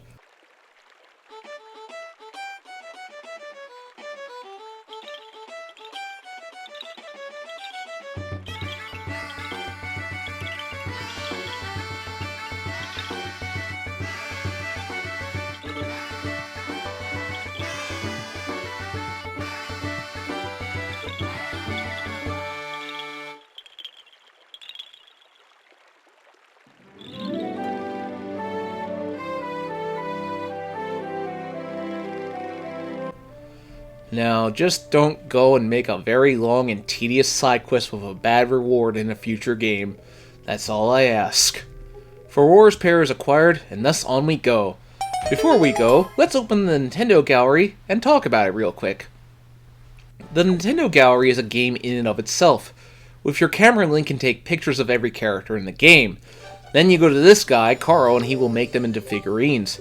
Fortunately, the camera tells you when the shot is good. I got obsessed with this. I had to complete my collection. It's funny, Nintendo will later make this type of thing into a reality with the Amiibo release a decade after Wind Waker was first released. The Miiverse allowed people to share photos because you could take selfies, but I can't show that off anymore because Nintendo shut down Miiverse in 2017 for whatever reason. It was a good way to get pictures that were otherwise hard to get. Before heading to the next area, I decided to explore the sea. The sea is home to many secrets. Each island has a treasure or is plot relevant. Or it's home to these big octos that you have to fight. How wonderful. Or you can find great fairies which increase your supplies very quickly, I might add. The world is big, and yet you get the feeling that it's housing a secret that you're unaware of. This is also the first appearance of Beetle, who sells things by the ocean side. It's charming in a way. The game oozes charm in its presentation. Then there's parts where you have to play golf on the ocean floor. How nice. Then there's times where you have to control seagulls. Not sure how that works. Maybe one of them is Marin! So it's time to go to Great Fish Isle. But it's destroyed. Obviously Ganon seems to have gotten wind of what's going on, and Jabun has fled. He has gone to Outset Island. But in order to get there, Link must first visit the pirates on Windfall Island. You need bombs to be able to get inside. Of course, why Link doesn't just carry bombs on him is beyond my understanding. So, sneaking inside the bomb shop, Tetra and the pirates have tied up the frugal bomb shop owner and are stealing the bombs. This scene mainly serves to characterize Tetra as not being completely heartless when she catches a sight of Link and decides to let him go first. Now, I could free the bomb shop owner, but why should I? Moving on. So next you get to infiltrate the pirate ship. But before we go to see Nico, let's look at Tetra's room. You see that picture on the wall? That's foreshadowing right there. The next challenge is to get across without using the platforms. Of course, it's not that difficult. It's designed to teach you how to do so in the future. Link gets the bombs, but Tetra says that Link has until Dayfall to get to Outset. Okay, sure. So once you get to Outset, the King of Red Lions tells you that morning has not come, obviously intended to be a hint that Ganon's causing some kind of curse. But it never really goes anywhere, it's more of a plot device. But first, time to go see your grandma.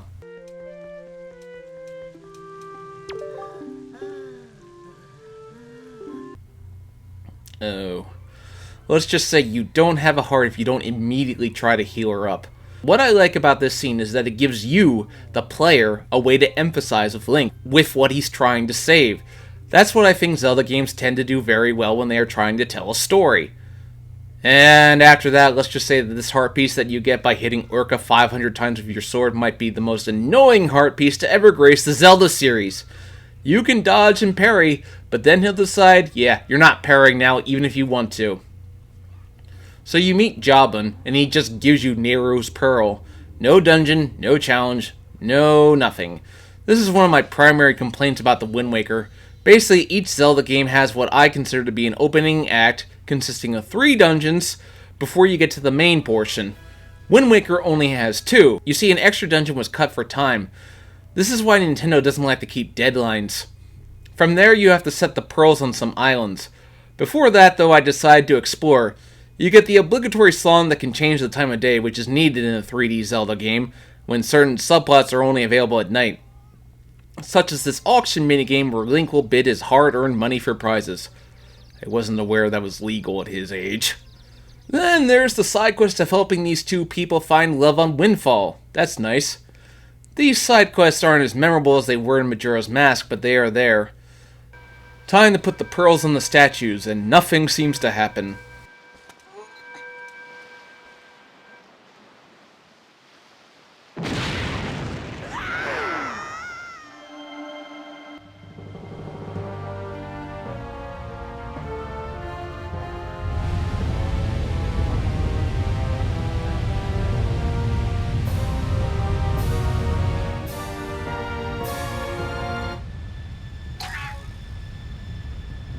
Link must have superhuman durability to be able to survive that kind of blast.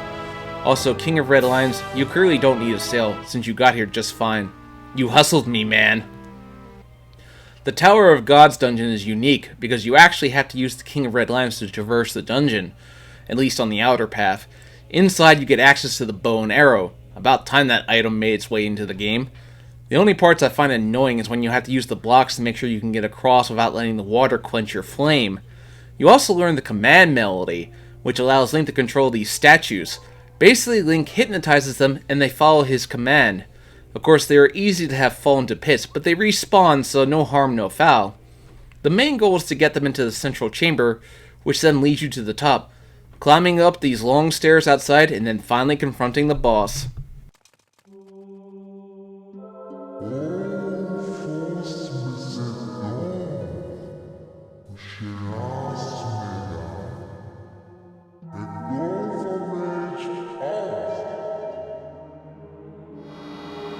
Yeah, this is one final test from the gods for the new hero.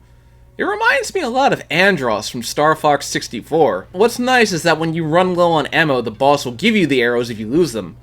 Which makes a lot of sense. Because the gods want Link to win.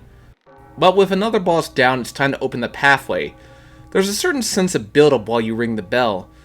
Then you sail into the gold ring, and I present to you the moment where Zelda's timeline became irrevocably screwed up.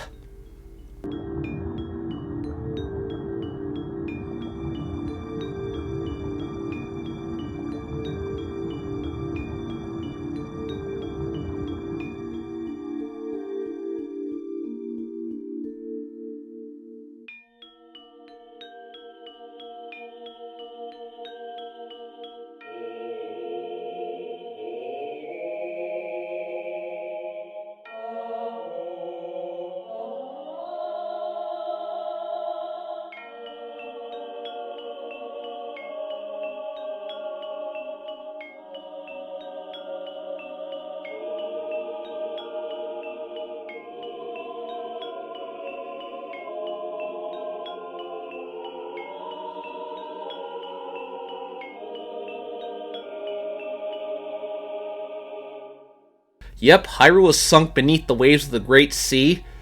Why has this happened? Well, that's a question for later.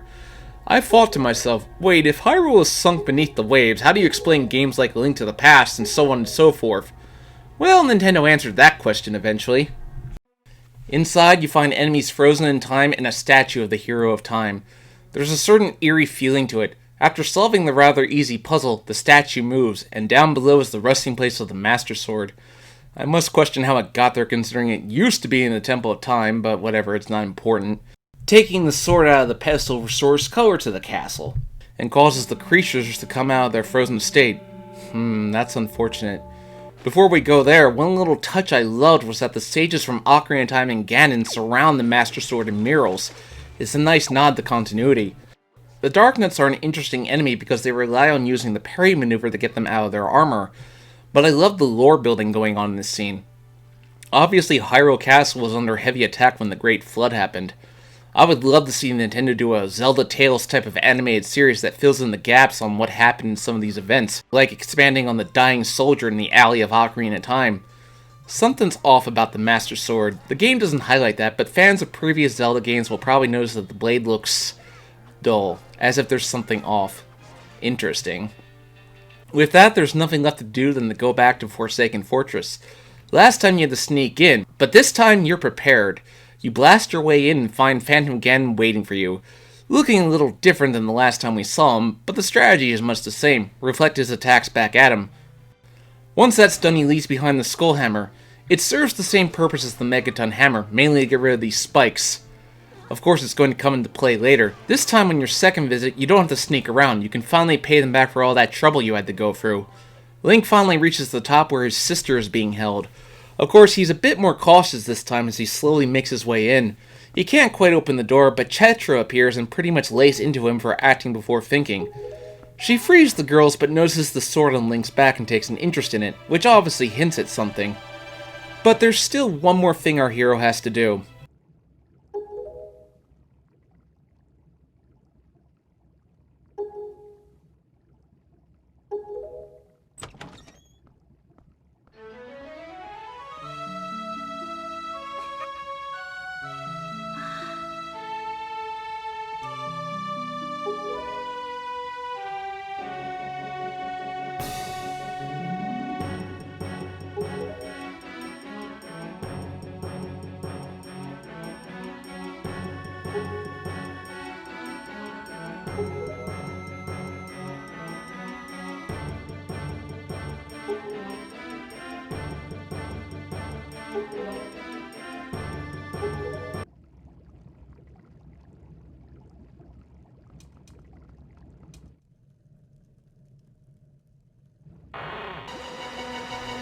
Yep, time for the boss battle against the thing that took your sister. The boss starts with a nice climb as water floods the chamber. Maybe intentional foreshadowing for the final battle. Then you get to the top and find the Helmara King won't go down so easy. The trick is to wait for him to slam his beak into the ground and then pound him with a hammer. But it's so good to pay this thing back for all the hell he put Link through at the beginning of the game. With the Helmara King down, it's time to finally confront Ganondorf. The scene plays out with tension and dread as Ganondorf's first words to Link are very interesting. He clearly recognizes his old nemesis. The scene has such a good Superman vibe to it, and the plot revelations are well done, and Ganondorf is really portrayed as a threat of menace when he reveals the true reason why the Master Sword is dull. The blade is dull. It acted as a seal to Ganondorf's power, and now that it's been unsheathed, Ganondorf has reclaimed his power.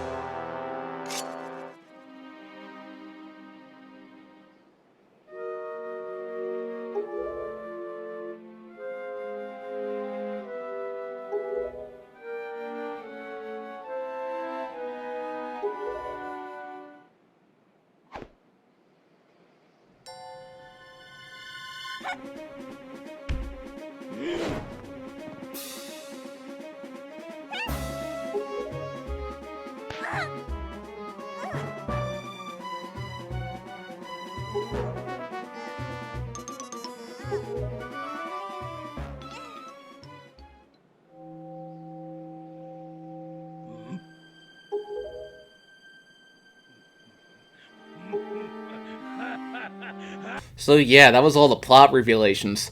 I just love the scene where Valoo blows up Ganondorf's fortress. It's just so cool.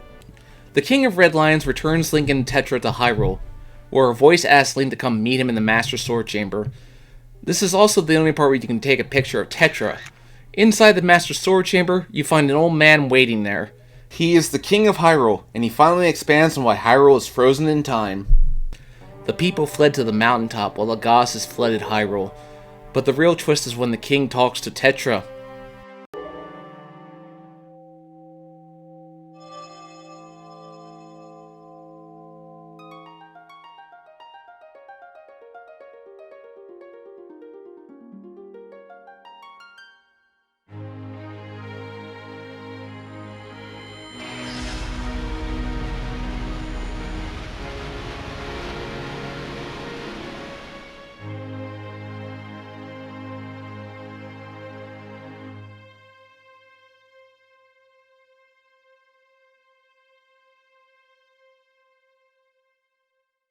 I guess putting the Triforce of Wisdom back together got rid of the tan she accumulated over the years. Okay then. She seems to lose a bit of her spunk when she becomes Zelda, but to be fair, she's accumulated by guilt.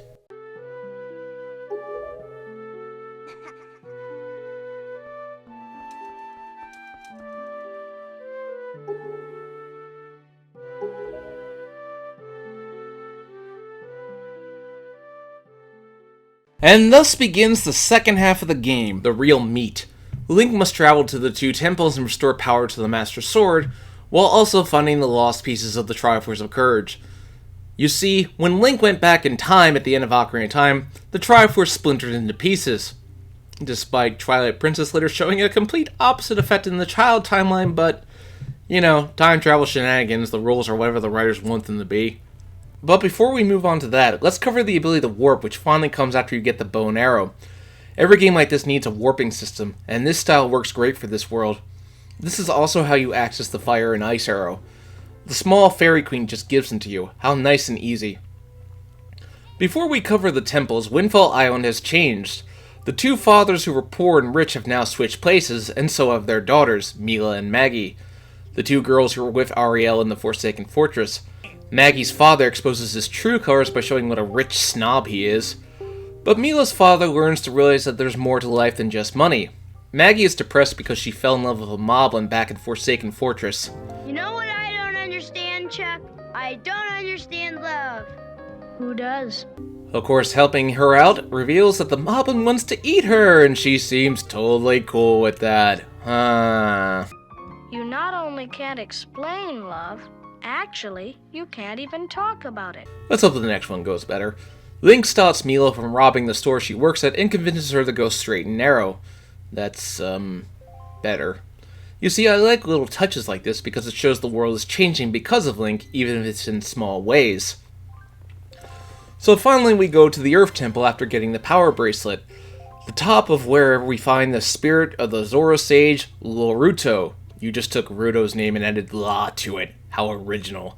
She tells Link that he must find the next Sage of Earth. Why are the Zora, who are fish people, guardians of the Earth Temple again? Once again, how the hell did the Zora evolve into Ritos? You'd think with the ocean, they would have thrived.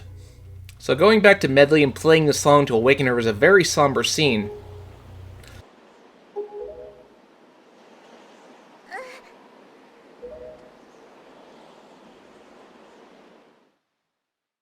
Like they're giving something up by becoming sages.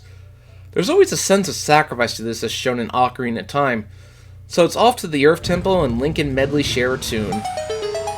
So the two Sage Temples have a unique idea. Link and a buddy have to solve the temple together. It's an interesting concept and not one the series has done before in a 3D game. The purpose Medley serves in this dungeon is that she can be used to reflect beams of light, and she can be used to fly across a cavern. Taking control of Medley using the command function is an interesting idea. Obviously nowadays there would probably be a co-op feature. Let's test this out. Let's fly, Medley. Believe that you can fly! Well, your sacrifice was noble. I salute you! Anyway, this dungeon brings back Floor Masters, and if Medley gets caught, she gets stuck in a cage and you have to let her down. Even though she probably could have done that herself, but whatever. Link gets the Mirror Shield in this dungeon, and it serves the same purpose. I guess they felt 3D Zeldas absolutely had to have the Mirror Shield at the time. The dungeon is much longer than the previous two. It took me over an hour to beat. The mini-boss introduces the Stalfos, and they're a little different because they fall apart, and you must attack the head to destroy it. A bit of a different take on it. But this temple introduces you to the Pose, and this time you have to shine light on them to destroy them. A bit of an annoying feature. I do enjoy Link and Medley working together. It really adds to the sense of comradeship. The boss is a giant Poe because, of course it is. The annoying part is that it splits into smaller Poes that you have to kill. But, whatever the case, it's not particularly difficult, and down another boss. And the Master Sword is partially restored.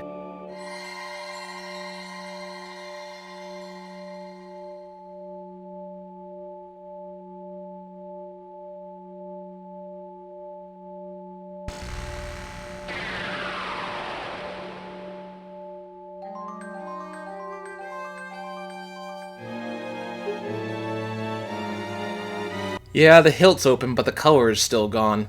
Medley has to stay and pray, but Link can return. Fortunately, they do show the sage's whereabouts in the ending. So now it's on to the Wind Temple. The Wind Temple requires the iron boots to get on, and here they are the push of a button, which is what they should have been on the Nintendo 64 games. Rinse and repeat, the Wind Sage Fido wants you to find the new Wind Sage and its maker, because who else would it be? So, rinse and repeat, Sage opening, open the pathway, and on we go. And unfortunately, I find the Wind Temple to be the most annoying temple in the whole game. Also, one thing I thought was weird when searching for the Tingle statues, yeah, the original game had a Game Boy Advance connectivity thing going that would allow you to find Tingle's partner, Knuckle. Couldn't be done here, so they just did this. I was standing where the chest would materialize, so Link ended up just going right on top of it. Makar is not as good to control as Medley. His main job is to plant seeds so that they can grow into trees, so Link can use the hookshot, which he gets in this dungeon. Mostly this dungeon is about using the wind to your advantage, fighting the Fire Wizrobe, yeah, take a picture of him here, changing floors, using the iron boots to bring down heavy structures, switching back and forth between Link and Makar, the works. Changing floors is so repetitive and so easy to lose track of where you're going. Yeah, as you can tell, I kinda just want to get through this dungeon as quickly as possible, as I don't find it very interesting. It's just a bunch of wind puzzles that I could do without. The boss is a giant sandworm that's a bit annoying to fight. It's the typical use the hook shot to expose its weak point, like in A Link to the Past. I don't have much to say, it's just a standard get back here boss, but finally at long last, the Master Sword is restored. Rather easily, I must say.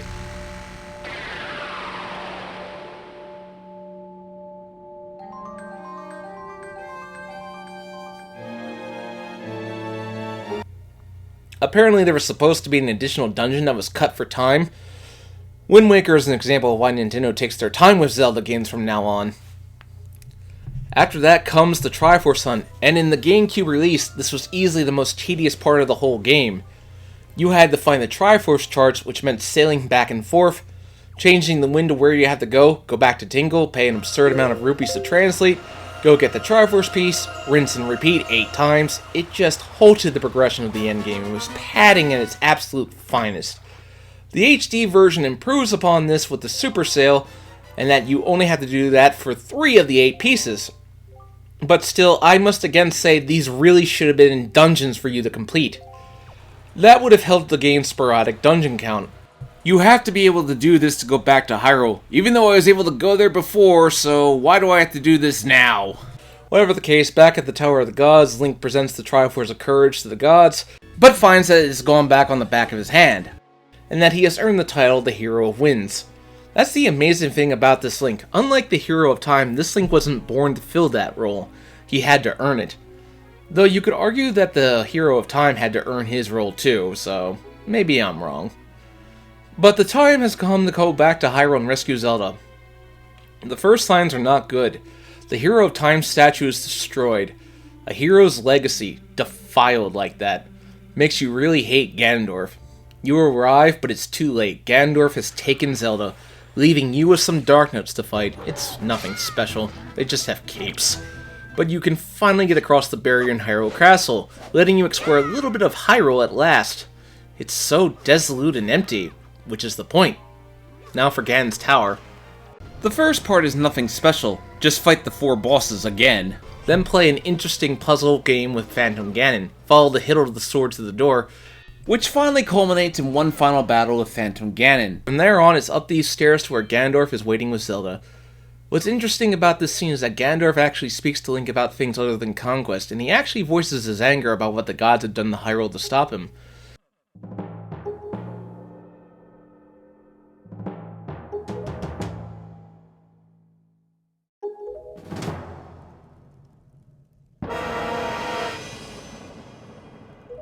Ganondorf in Ocarina of Time was a man becoming a monster, but this is more of a take of a man. We'll get back to him in a minute when I elaborate.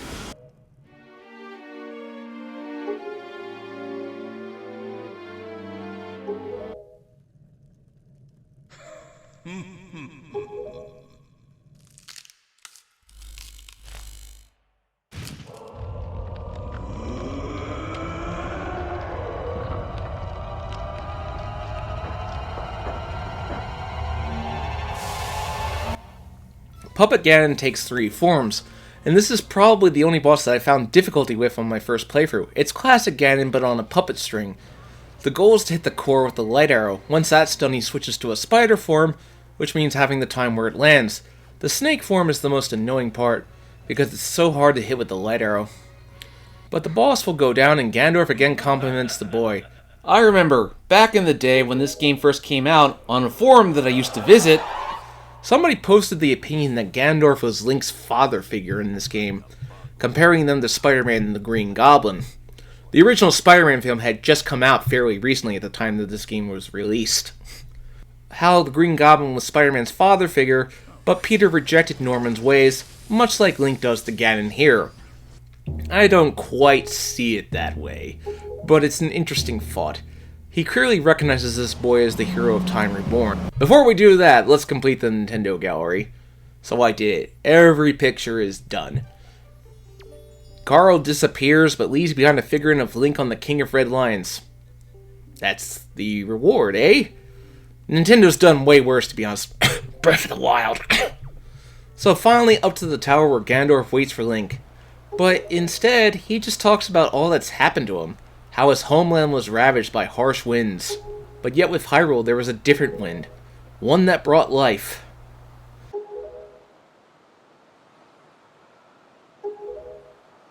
This really humanizes him, showing a twinge of regret for what his life choices have led to.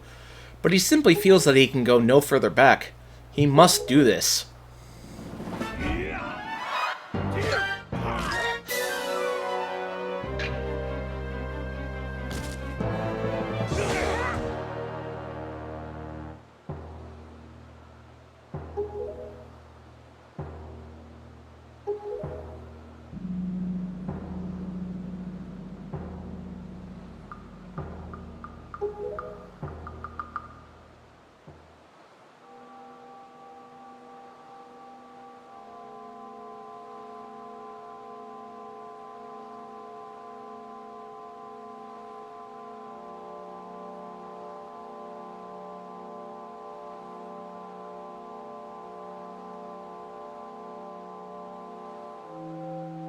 And now, at long last, his dreams are upon him. He can finally finish what he started all those years ago.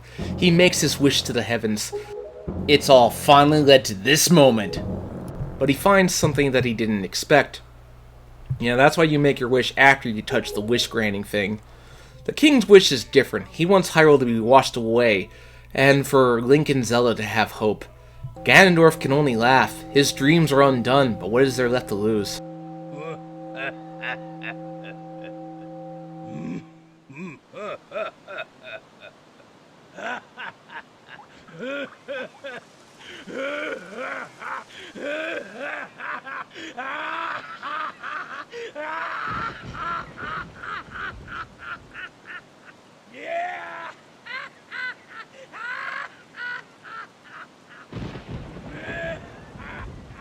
Link and Zelda can finally go home to the world above, but one thing stands in their way.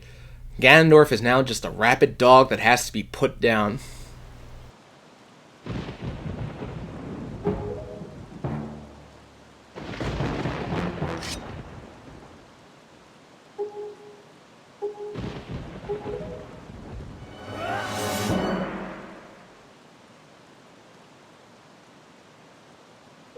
Let's just say this.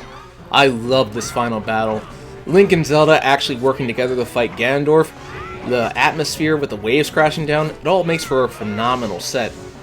What I love about this fight is that it's a straight-on sword duel. The music is simply incredible. The use of Zelda's arrows and Link dodging, it all comes into play here. He does take a moment to knock Zelda out instead of killing her for whatever reason, but she does get up eventually. But now Ganondorf will avoid every attack. It's not the number of blows that determines this fight, it's largely scripted. I think the use of Zelda and Link's combination is clever.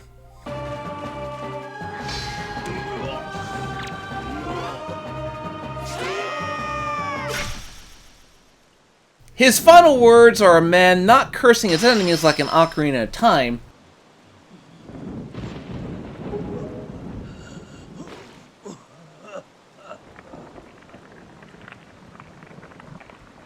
but of a solemn acceptance. The king tells Link and Zelda that he has lived bound to Hyrule, exactly as Ganondorf. The theme is here, we can't live in the past, or change it. We can only learn from it, and we use those experiences to form a better future. That land Link and Zelda will find will not be Hyrule, but their land. Except they'll call it Hyrule anyway due to branding purposes. Link and Zelda float to the top, but the king refuses to go with him. After all, there's no place for him there. A relic of the past and the new future they will forge.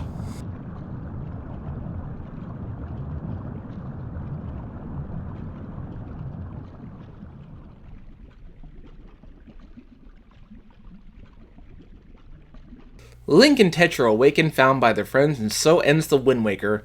Let me say this, it's quite the adventure. I think it stood the test of time. If you're going to start playing Zelda, I don't think you should start here, but definitely play this if you're on a Zelda binge. I really love its story and characters. The Legend of Zelda The Wind Waker is at the top of the list, and despite some shortcomings, it's a great game.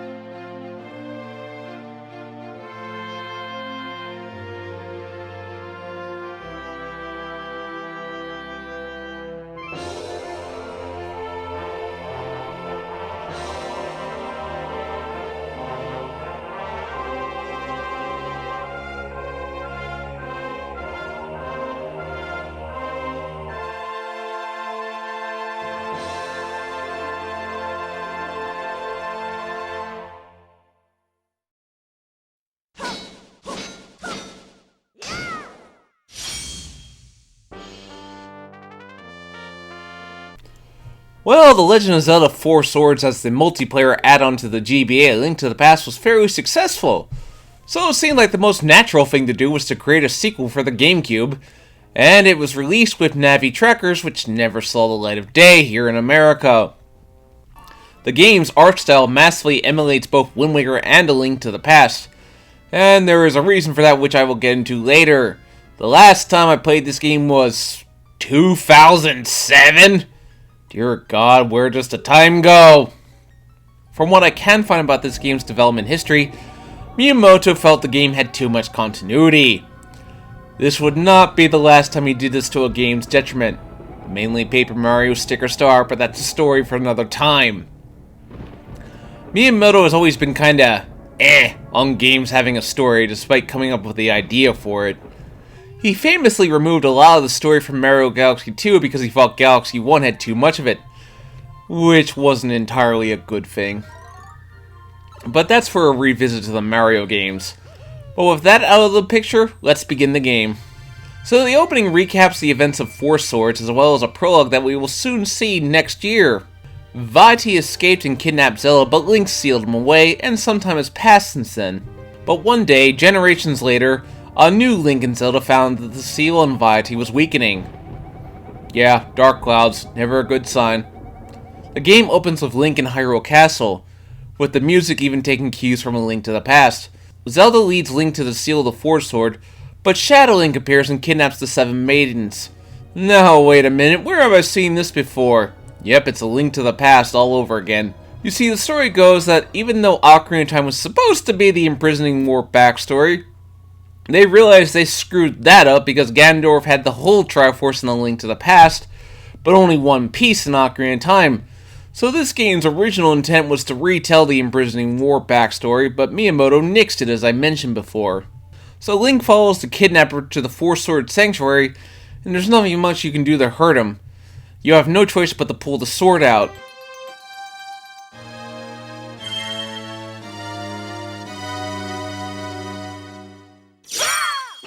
which ends up releasing Vati, and that immediately raises questions. If Vati didn't kidnap the maidens, then who did? So the Links wake up and are spoken to by a mysterious voice. Link must find the Force Gems. It's Gabora. Oh, good to see you again. So this is the mission structure of Four Swords Adventures. You have a level and each part is broken up into 3 sections. Since I'm playing by myself, the links can take various formations. Diagonal, horizontal, box, and cross. Each one has their uses. The game is meant to be played with multiplayer, but here's the problem with that. You need Game Boy Advance link cables to be able to play this with additional people, and I don't think I have those anymore. Every time you enter a building, the screen switches to Game Boy Advance SP mode. This is something you're supposed to see on your Game Boy, but since I'm playing single player, that's not an option. This game was clearly designed with multiplayer in mind because Zelda has never been a multiplayer experience. It's always been single player. So this game is an interesting experiment, as it were. One thing I always thought was annoying was that the L button was how you chose formation. At first I kept pressing the button once and it would go away. But no, you have to hold down the button and then press your formation. Took some getting used to. The goal of each level is that you have to beat the enemies and collect Force Gems. The bigger the gem, the more it's worth. You need 2,000 Force Gems to power up the Force Sword, and you need to do this in every single level or else you can't finish. That's really annoying. Fortunately, finding Force Gems is not too much of a hassle. They're hidden all over the place. Like in Force Swords, you can find weapons to use. And just like in that game, you can only select one weapon at a time. The Fire Rod is very useful for burning grass and thus getting more Force Gems. What I find interesting about this game's art style is that it's a mesh of Wind Waker and A Link to the Past. Even the castle looks like it did in Wind Waker. By pressing the X button, Link can split up into solo links, and you need to do this sometimes when you have to get on switches that are separated. Oh, and then there's Tingle! I hate this guy so much. He's especially annoying in this game because every time he appears it's usually when there's a large source of Force Gems, and he will always try to take the biggest one. So make sure you grab that one before he does. You also get Force Fairies at the end of every level, and you will need them later in the game to revive Link should he die. What I like about the level design is whenever the Links have to work together to solve a puzzle. Basically, the first level is an overworld, the second level is like a cave or something, and the third is a dungeon. You can get heart containers in this game, but in this one they are only temporary upgrades, meaning every level you have to get them again. Which is a little annoying, but I guess they can't make it too easy. I especially love using one link to throw another link across a gap. That's one way of solving a puzzle. So anyway, the dungeon of the first level is Hyrule Castle, looking on the outside like Wind Waker, but on the inside it looks like A Link to the Past. See what I mean about the plan of this retelling the imprisoning war still being in the infrastructure of the game? Whenever you get a small key, Link will carry the key. It doesn't become part of his inventory. Hyrule Castle really throws all their soldiers at you, but it's nothing a good formation can't take care of. The main goal of Hyrule Castle is that you're supposed to reunite the one who's been split into two. Not sure how that works, but it is Zelda.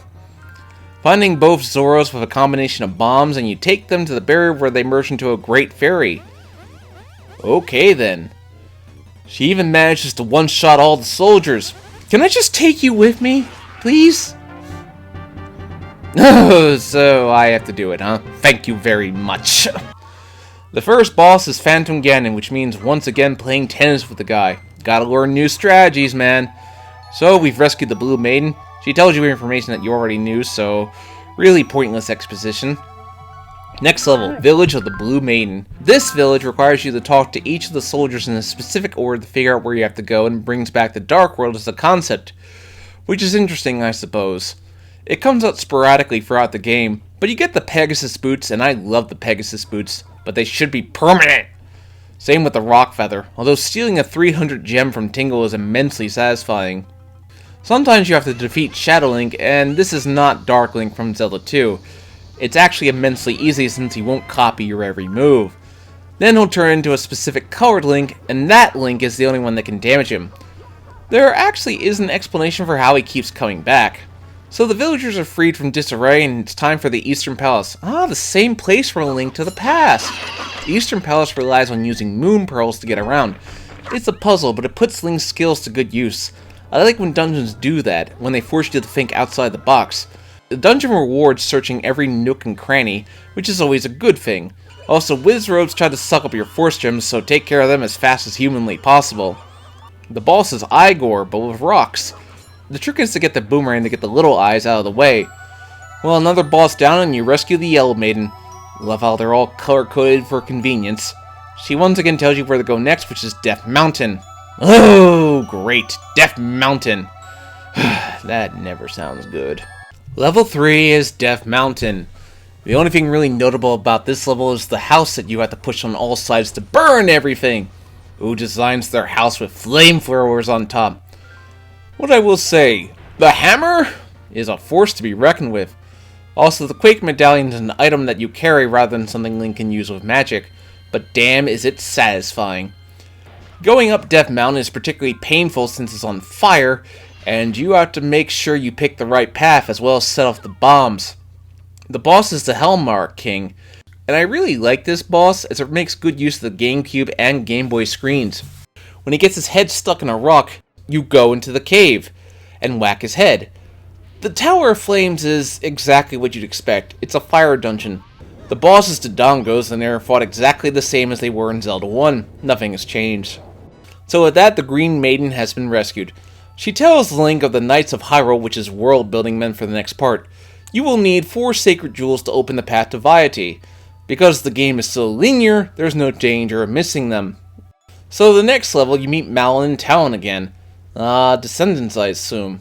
They give you horses to ride. Riding on horseback is actually kind of fun since you can't be hurt. It's just a fun little distraction, nothing more. But it doesn't last very long, unfortunately. Then there's this really annoying part because you have to separate the links and make sure you have the rock feather to get across a gap. The fairies can upgrade your items to level 2 and they all have varying effects. So the first of the knights is up. It's fighting a huge Staffo. I don't find these fights too particularly interesting, but I find it awfully convenient that they're all the exact same color as the links. Next, back to Hyrule Castle, and Shadow Link will start throwing big bombs at you. If you get caught, it's an instant KO, but fortunately I have so many Force Fairies that dying isn't a threat. The boss in these fields is a giant Poe.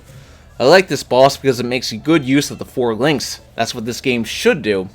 Make use of the fact that you control 4 links at a time. Then you have to infiltrate Hyrule Castle, and you must be stealthy or you will get caught and easily break out. Guards in Zelda are so stupid! Fortunately, the Searchlight will only catch 1 Link if he's detected. The inside of Hyrule Castle is again pretty much just like A Link to the Past, but you gotta be stealthy, it's like Metal Gear. The boss is a big Poe again, but you have to infiltrate it on the inside to damage it. It's actually quite an interesting strategy, I find. But it's here I find myself just a little short of the needed Force Gems, so I had to go back in time to the beginning of the dungeon to get the ones I needed. Oh, please don't tell me I have to do the whole thing all over again. Fortunately, that is not the case. Once you have enough Force Gems, you immediately get teleported back to the barrier room. Thank the video game gods. So we rescue the White Maiden. She tells you about the Dark Mirror, which sounds awfully suspicious to another mirror from a soon-to-be-coming game. So we are now halfway done rescuing the maidens. Good. So now you are in a Lost Woods area, and the Duke of Scroats speak not of Viety, but of Ganon. Ooh, things are interesting now. There's one annoying part because the scrub asks you for 3 very specific things, and it's always random, so you better write down what they say because they will not repeat it. Such an annoying feature. Kakariko Village is on fire this time, so as the good Samaritan you are, you must capture the thieves and make life better for the villagers. It's also here that you get the green orb. I wish the knights had better variety when it came time to their boss fights. The Dark Palace is probably the most annoying dungeon in the game, mostly because of this part where you have to push this room over the spikes. And if you screw up, well, you gotta re-enter the room and reset to do it all over again. The boss is Phantom Ganon, and he's much tougher than before because he splits into 4 pieces, so you have to play tennis while dodging the fake one's blasts. Not an easy task. But eventually I wore him down and found that the Dark Mirror has been stolen. Some plot advancement in this level. So Link rescues the Red Maiden. The Dark Mirror has been stolen, but apparently it's not Viety that's doing this. Does Viety even have a role in the story aside from being a red herring?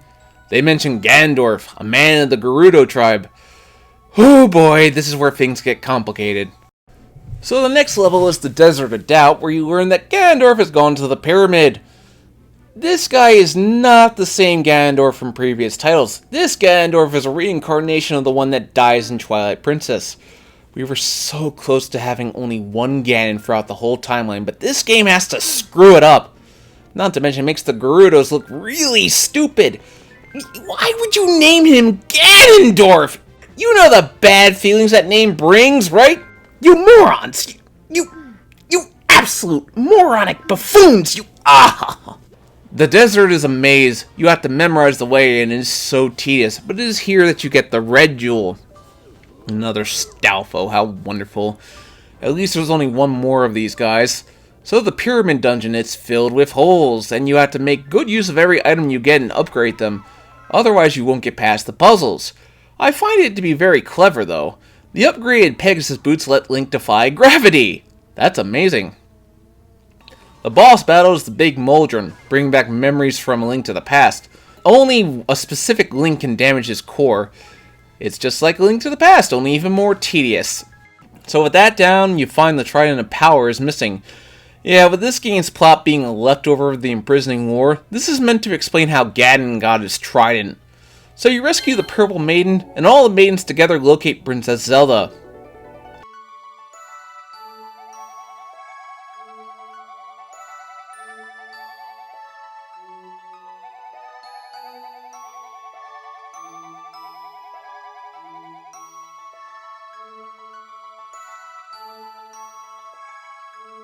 So the next level is Frozen Hyrule, aptly named because everything is frozen. But it's actually a fun level to explore and get Force Gems. But finally, one more night. This one has keys around it, but it's still the same standard boss battle. How typical. So after going through that, it's time to enter the Ice Temple, so aptly named. Really annoying ice physics throughout this level. There's this really annoying part where you have to bomb all the holes on the ground. It culminates in another fight with Shadow Link. The only thing that makes it annoying is the ice physics. So you're finally back at the Forge Sanctuary with all the gems and all the maidens.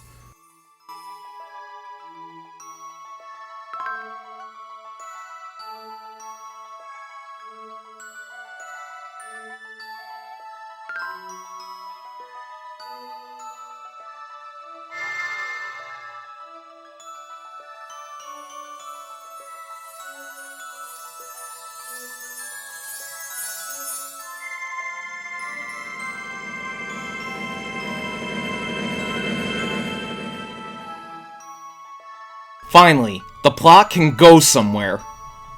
So the temple takes on a 2D view. It's actually really fun and unique, a nice change of pace. So then comes the boss, Froststare. This boss is about using the rock feather to jump around and damage him when he falls from the room. I love the rock feather in this game because Link jumps so high. So with him down, you finally rescue Princess Zelda.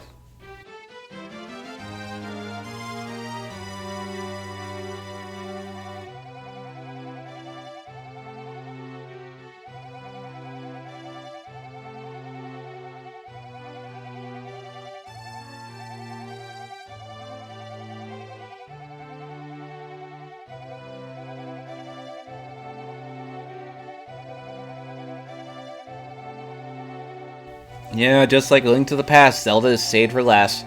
She tells Link that he must go to the Realm of the Heavens to find the source of darkness that is corrupting the land.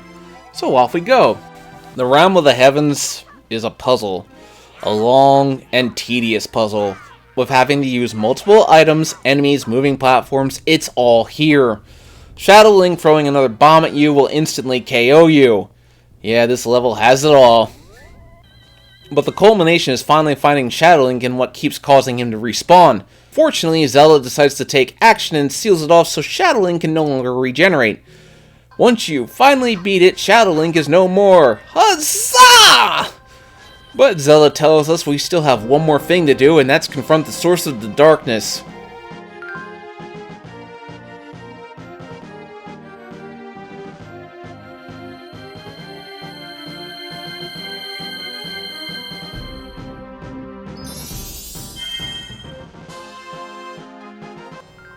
Time to go to work. This final dungeon pulls out everything at you, every kind of puzzle you've had to do. It all culminates here, and that's what the final area should do, be a culmination of everything you've learned.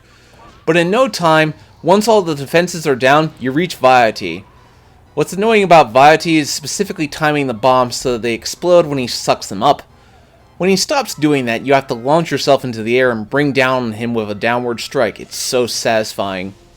So with that, Viety is no more. He still feels kind of pointless in this game.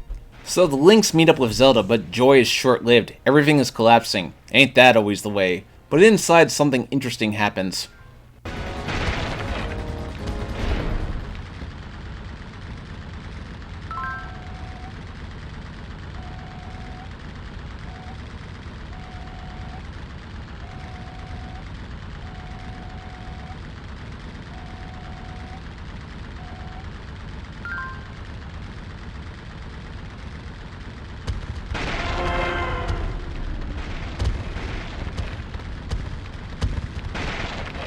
This segment brings back memories of Ocarina of Time, particularly when Link and Zelda were trying to escape Ganon's tower. Maybe that was intentional? Zelda has one heart, it must be protected. How annoying. Not only that, but she keeps stopping to talk to you and she won't go any further. It's like, come on! Let's move! So we finally reach the end.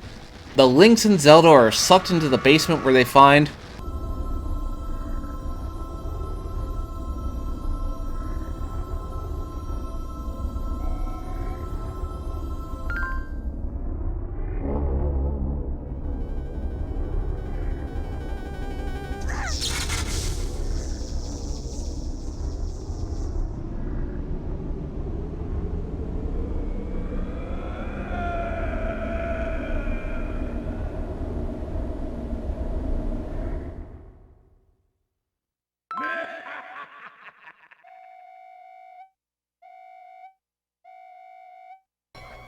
Yep, Ganon is back and it's time for the true final battle to begin. Brings back memories of A Link to the Past, which has him waving around his trident. The only thing you can do is slash him with your sword while he teleports around the room. Reminds me of the Zelda cartoon. That's the only thing you can do until he's weakened enough that Zelda is set free. Now the goal is simple. You must protect Zelda from Ganon while she charges up. So form a barrier in front of her. Better you take the hit than her, deflect the shots back at him until the ball is ready and it's time to deliver the final blow. The ancient demon reborn is finally defeated as the maidens surround Ganon and Link fuses back into one Link.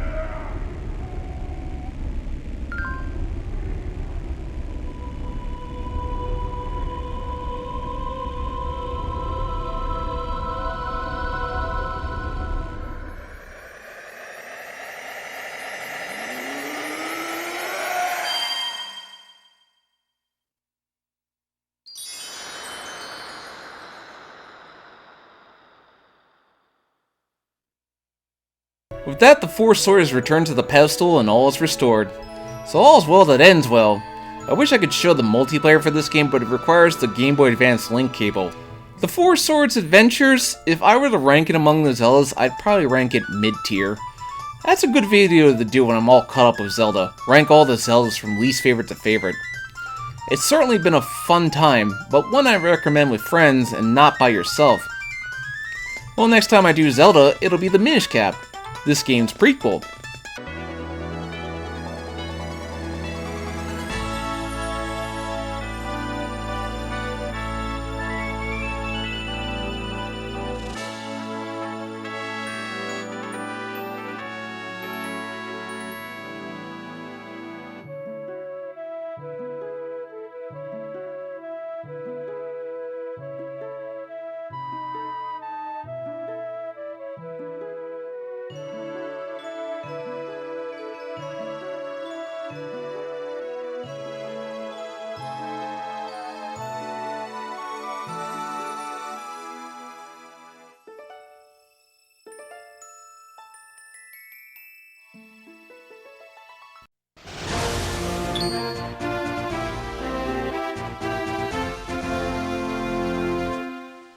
Well, another day, another Zelda game. If I keep this up, I should be all cut up by the time Breath of the Wild 2 comes out.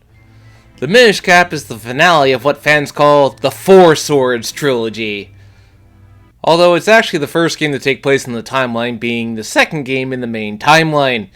Yeah, the Zelda timeline gets a little confusing, especially considering they won't say where Breath of the Wild takes place, but that's another topic. So let's get started with the final game in the Four Sword trilogy before we get to the big one, Twilight Princess. Like all Zeldas, we open with a narration.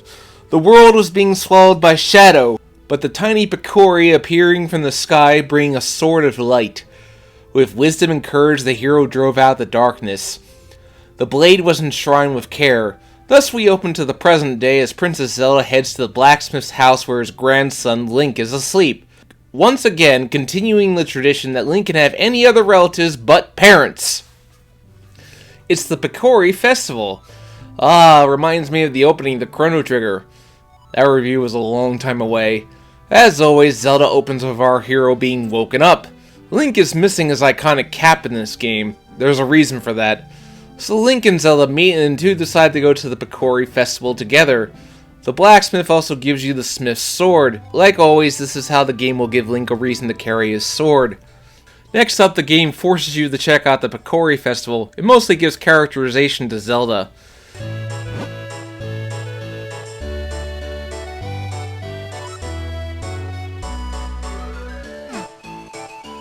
Basically, the festival is a way to get you used to the controls of the game. We've gone back to a more traditional top-down Zelda, and I love top-down Zelda. Zelda is characterized interestingly here. Like, why would you pick a small shield over all the other choices? Of course, the answer to that is so that Link will have a shield to protect her. Since this is a Game Boy Advance game, we've gone back to mapping the shield to either the A or B button. To compensate for this, the R button has been mapped to the roll button. The obligatory way to move faster in a Zelda game until the stamina meter came into play. So Link and Zelda arrive at the palace, just in time for the ceremony because, you know, as soon as that happens, something bad is going to happen. Such is the way with storytelling. Of course, it would be at that moment that Vaati would show up. He looks quite different. This game actually explains his backstory. Long overdue in my opinion. He has motivations this time. He wants to find the Light Force, which I suppose is not related to the Triforce, but is its own thing. Vaati is much more popular in this form because of fangirls. Yeah, let's just go with that. Vaati shatters the Picori sword, thus setting all the evil spirits free, but Link and Zelda protect themselves. Obviously a little hint that Zelda has something.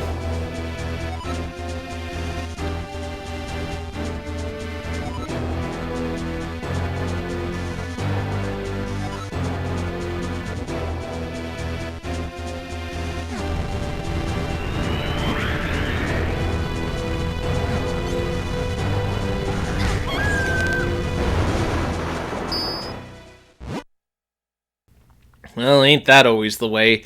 Once again, the plot is to rescue Zelda, which is, to be fair, the bare minimum for a Zelda game. Link wakes up in a bed and meets with the King of Hyrule, because that tradition of Zelda only ever being allowed to have a father continues. Link never has parents, Zelda never has a mother. The king gives Link the broken Picori blade to reforge, so this is technically the second plot MacGuffin sword in the Zelda timeline, with the Master Sword being the first. So Link heads to the Minish Woods. The world of the Minish Cap is compact, but yet expansive at the same time. Once again, rolling is the ideal way to get moving to where you want to go. The Minish Woods reminds me of the Lost Woods, which is probably the intention. I know I shouldn't expect continuity in these games intentionally, but I like to point it out. While in the woods, Link comes across a hat that's being attacked. His name is Ezlo. Ezlo reminds me of Enzo from Reboot. Ezlo serves as Link's hat for the game, but he also serves another purpose. Every time Link gets on a stump, Ezlo can shrink Link down to the size of the Minish. This is the main gimmick of the Minish Cap, shrinking. It's a good gimmick, one that opens up new level designs. Also, heart pieces in this game just lay out in the open for you to find, no challenge to them. But there's some, but we'll get into one in particular. Oh, believe me, we'll get to it. So, the Minish village shows us the Minish, one of the more interesting races in the Zelda canon. They live up to their name. Like all races, they speak their own language, so Link has to eat a Japper nut to be able to understand them. Well, I know what I said. The purpose of this section here is to find out your goal, which is to get the 4 elements and get your way to the first dungeon of the game, the Deepwood Shrine, which is not far from Minish Woods. The Deepwood Shrine is your standard opening dungeon designed to get you used to the mechanics of the game. New mechanic, pulling levers all the way out and pulling mushrooms to get across gaps. This game takes advantage of being on the Game Boy Advance, such as the barrel that moves depending on where you stand. This Zelda game actually has heart pieces in the dungeon, which is something Twilight Princess would repeat in the next game. The mini-boss is a giant caterpillar. Reminds me of Wiggler from the Mario games. Probably intentional considering how the two series like to borrow from each other. The item is the Gust Jar, which allows Link to suck up any cobwebs or drain the life from those mushrooms. I like this item as it allows for a versatile extension of Link's abilities, and that's what items should do. Oh, and you can also get mysterious shells, and believe me, I have some words I want to say about these things. The Gust Jar is also used for going across these lily pads, which can be a bit tedious because you have to do this repeatedly throughout the game. The boss of the dungeon is a regular green Clue, but because Link is so small, the thing appears as a giant. That's actually kinda clever! The trick is to use the Gust Jar to drain its feet so it'll topple over. It's a clever take on a common enemy. Hey, those elements look like the jewels you got in Four Swords Adventures from the Knights, which makes sense, actually. Continuity! Next stop is Mount Krenel, where Link must meet Malari. Of course, go here, go there, what do you take me for? You're errand boy! Taking some time to explore Hyrule, you find the usual assortment of goodies, which is what the world of Zelda should have. The game's made side quest gimmick is fusing kinstones. Everybody has different kinstones, green, red, and blue. Some are common, some not so much. When you have the appropriate set, something interesting will happen, and it's actually kind of addictive. Part of the fun is not knowing what you will get. Hyrule Town is basically your safe haven from all the monsters. You can learn new sword attacks as you go throughout the game, like in Zelda II. They all range in various levels of usefulness. Why do I have to learn the spin attack? A standard Zelda ability is beyond my understanding. Mount Krenel is like Death Mountain. It's filled with Tektites. Not spiders, Tektites. And boulders that come crashing down. The main gimmick is using Ezlo to hover around with the whirlwinds.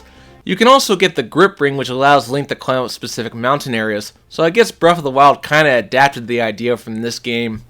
So eventually Link arrives at the top of the mountain and meets Malari, who gets to work on reforging the Picori sword, leaving you to go to the second dungeon, the Cave of Flames. This dungeon has bombs that will move as soon as you hit them. Can't rely on them to do anything, so just stick to your regular bombs. I love taking the minecarts.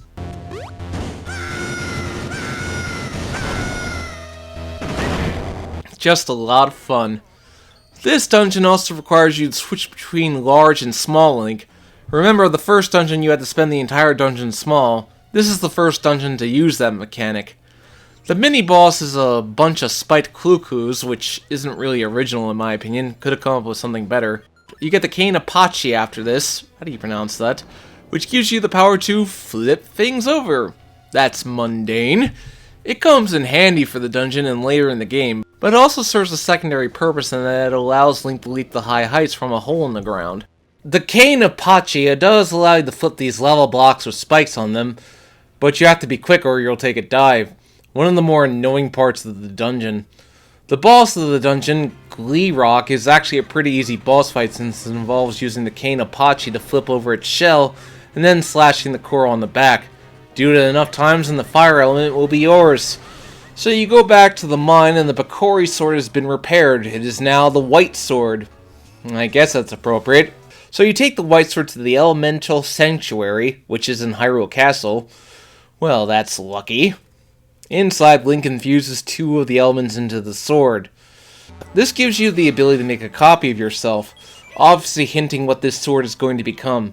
But as you exit, Link encounters Vaati. It's a good scene. It gives Vaati some much needed characterization, as well as providing some backstory between Ezlo and Vaati. You see, Vaati was Ezlo's apprentice, but Vaati was corrupted by power and thus turned Ezlo into a hat. So now you have to break the curse on both Zelda and Ezlo.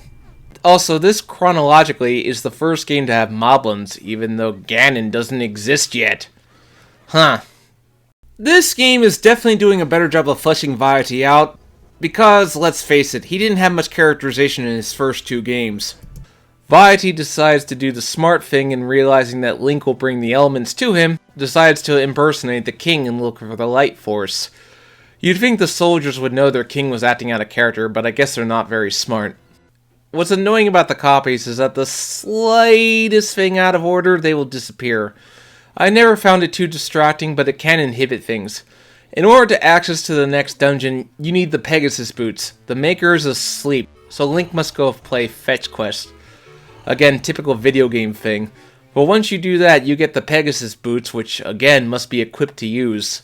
I guess the Link's Awakening Switch Remake spoiled me to the idea of having these equipped at all times. Along the way, you run into Lon Lon Ranch, where you meet Talon and Malon again. I love seeing these two. Brings back memories of Ocarina of Time. I will say one thing about the Minish Cap. It really takes advantage of its ability to shrink down and see the world from the Minish's perspective. It makes for amazing scenery, especially for the Game Boy Advance. I love exploring the town with this ability and finding new things. Fusing kin stones is oddly addictive. It's a nice idea to form a connection with the people in the Zelda world. But that leads me to the figurine collecting. Oh boy, is this annoying. It's like the Nintendo Gallery from Wind Waker, except even worse, because it's totally random as to whether or not you get a new figurine depending on how many shells you give. The more you get, the less likely your chances become. I'll get more into this at the end, when getting all of them became a real grind. Also, why was destroying your pots with your sword an upgrade? This game has dark nuts. Fighting them in a top-down Zelda is definitely different than fighting them in a 3D plane. You have to dodge their attacks and then strike their side. That takes us to the Castor Woods, the swamp area of the Minish Cap. The Pegasus boots will keep Link from sinking. This area is a puzzle since you have to get 3 gold kinstones. These kinstones are actually required to get. Yep, then you gotta stop that statue from activating. All said and good. It makes for good use of the shrinking ability. Finally, we enter the Fortress of Winds. This fortress is much more puzzle-driven, such as having to use the holes in the floor to your advantage. The dungeon puts good use to all the skills that Link has accumulated throughout the adventure so far, which is what the midpoint dungeon should do. The mini-boss is another dark nut, so the strategy is much the same. White dark nuts are not that strong, it's the ones with the capes you have to look out for. The item you get here is the mole mitts, which allow Link to dig through dirt, and it comes in handy throughout this adventure as it really opens up secrets for you to find. The only part I find annoying is when you have to activate certain switches using the duplicate ability. Just an annoying part. Well, let's get to the boss, and I really like the boss. Reminds me of the boss in the Tower of the Gods in Wind Waker, which was probably the intention. Its name is Mazel. You have to use the bow and arrow to damage its hands, and then shrink down to go inside the head. I like that this boss makes good use of both small and big Link. Do it 3 times and the boss will go down. But when you go to get the element, you find that it's missing. Great, nothing says pain than knowing you went through a dungeon for no reward. But then again, you do get the Ocarina, which allows Link to warp anywhere he wants. Yeah, every Zelda game has had a warping feature, and it's always welcomed. Well, mostly every Zelda game. Also, there's this guy that's afflicted with a ghost, and you have to save him. It's definitely an interesting choice, but it's one that gives the world variety. If you don't do this, well, let's just say you missed your chance. Then comes the part where Link has to return overdue books to the library so he can create a passage to where he needs to go to get the flippers so he can swim underwater. What am I, an errand boy? Minish Cap definitely likes to give you time to explore the world and thus get sucked into it. It's something I can appreciate. But then, there's the Kuko chasing minigame, and oh lord, I hate this game. Link must move as fast as humanly possible, which isn't easy, mind you. You just gotta get a certain amount of Kukos in a set amount of seconds. The gold ones give you more money, but you have to let them go so they don't fly out of your grip. All this to get a piece of heart. One of the more annoying heart pieces in Zelda history. Well, let's go to the 4th dungeon, the Temple of Droplets. Well, first impressions, ice physics are back. How wonderful. It's an ominous dungeon that really makes you think. You're heading towards the end, what with that music. Pushing a block with a key wall on ice is annoying. Stupid ice physics. The main gimmick of the dungeon is having to fall the huge block. I like when there's something that you're working towards in the dungeon. Makes the progression feel natural. Then there's pushing a lily pad to get across the water.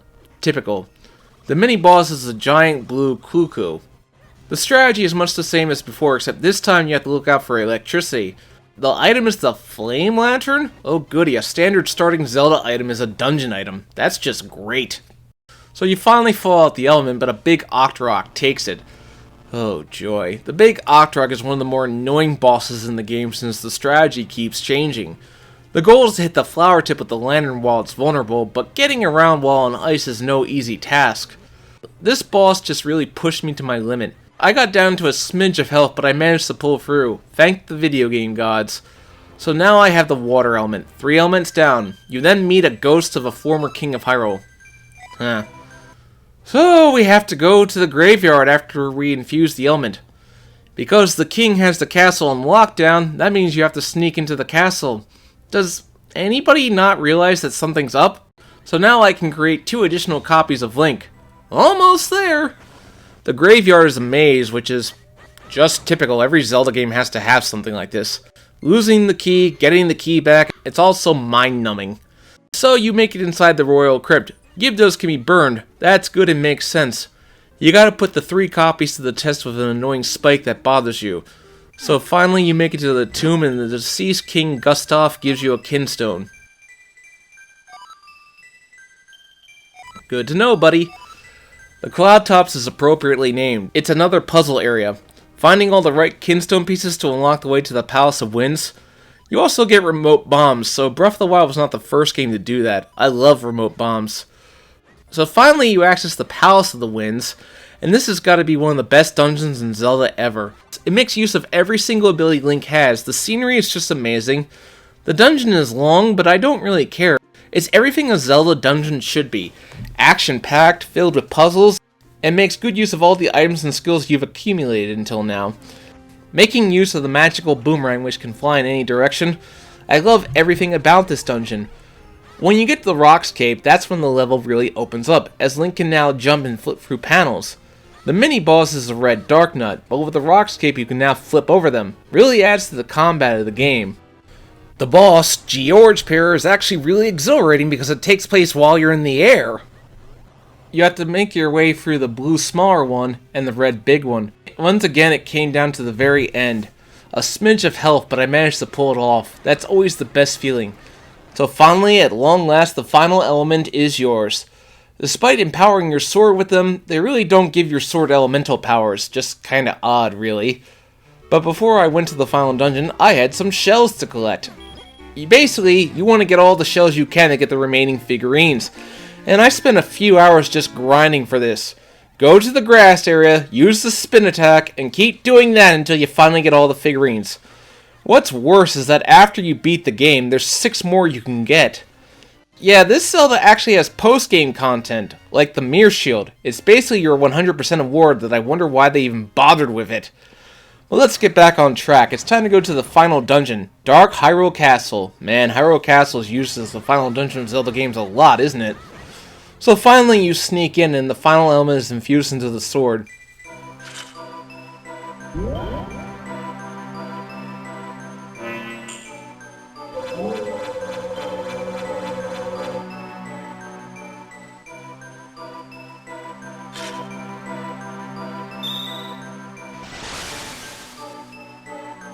It gives you a projectile attack, which is nice. It also opens a path where you find some murals. It gives you more of the backstory of the Picori, but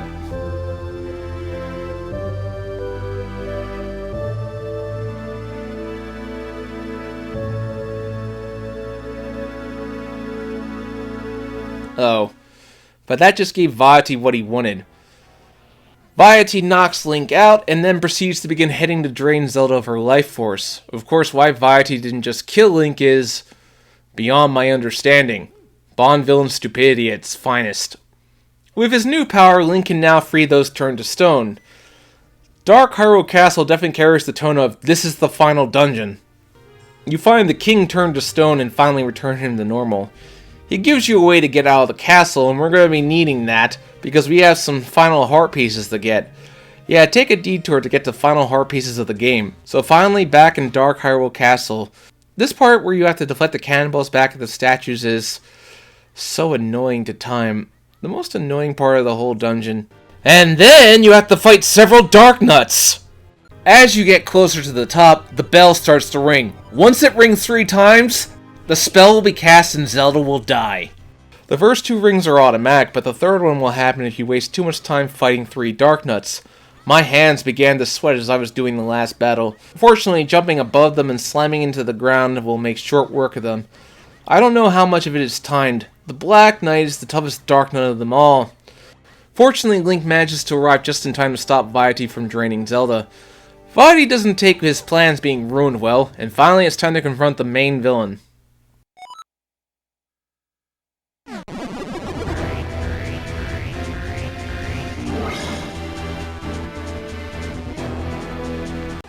His first form is pretty easy as you just have to damage him in the eye, obvious foreshadowing to what he will become.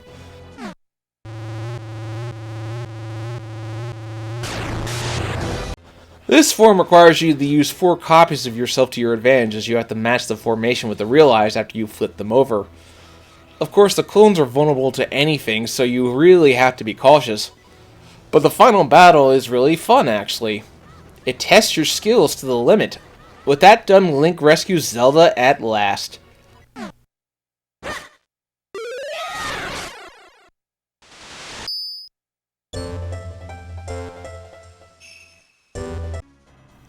But of course, the dungeon is collapsing, so Link and Zelda must escape. Reminds me of Ocarina of Time. But before the duo can escape, Vati makes one last attempt to destroy Link. Finally taking the form we know him to have, I wish Zelda had a role to play in this fight. Would have made up for spending most of the game as a statue. It makes good use of small Link since you have to destroy Vati's tentacles. I like that this puts all of Link's abilities to the test. It's what a final boss should do, be a culmination of everything you learn throughout the game. Eventually you wear him down and deliver the final blow.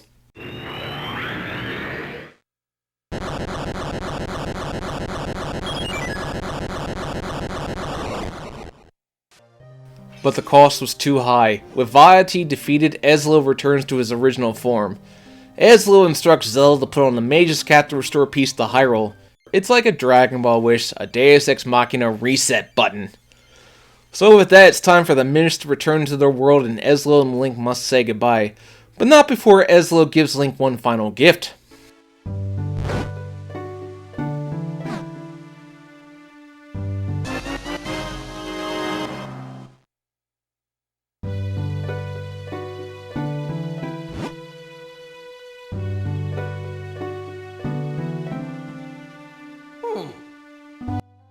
Ah, the origin of the hat. Until Skyward Sword had him with the hat already, so yeah, somebody screwed up. So that's the Legend of Zelda, the Minish Cap. It's actually the best of the Four Swords trilogy by far because it's actually a traditional Zelda. The dungeons are fun, the game's gimmick is creative, the soundtrack isn't particularly memorable, but it's there, and I love the art style, it really meshes well with the game. If I were to rank this one, it would probably be in the 10 to 15 range since whenever the Breath of the Wild 2 comes out, we'll have 20 Zelda games. It's definitely above Four Sword and Four Sword Adventures. I recommend The Legend of Zelda, the Minish Cap.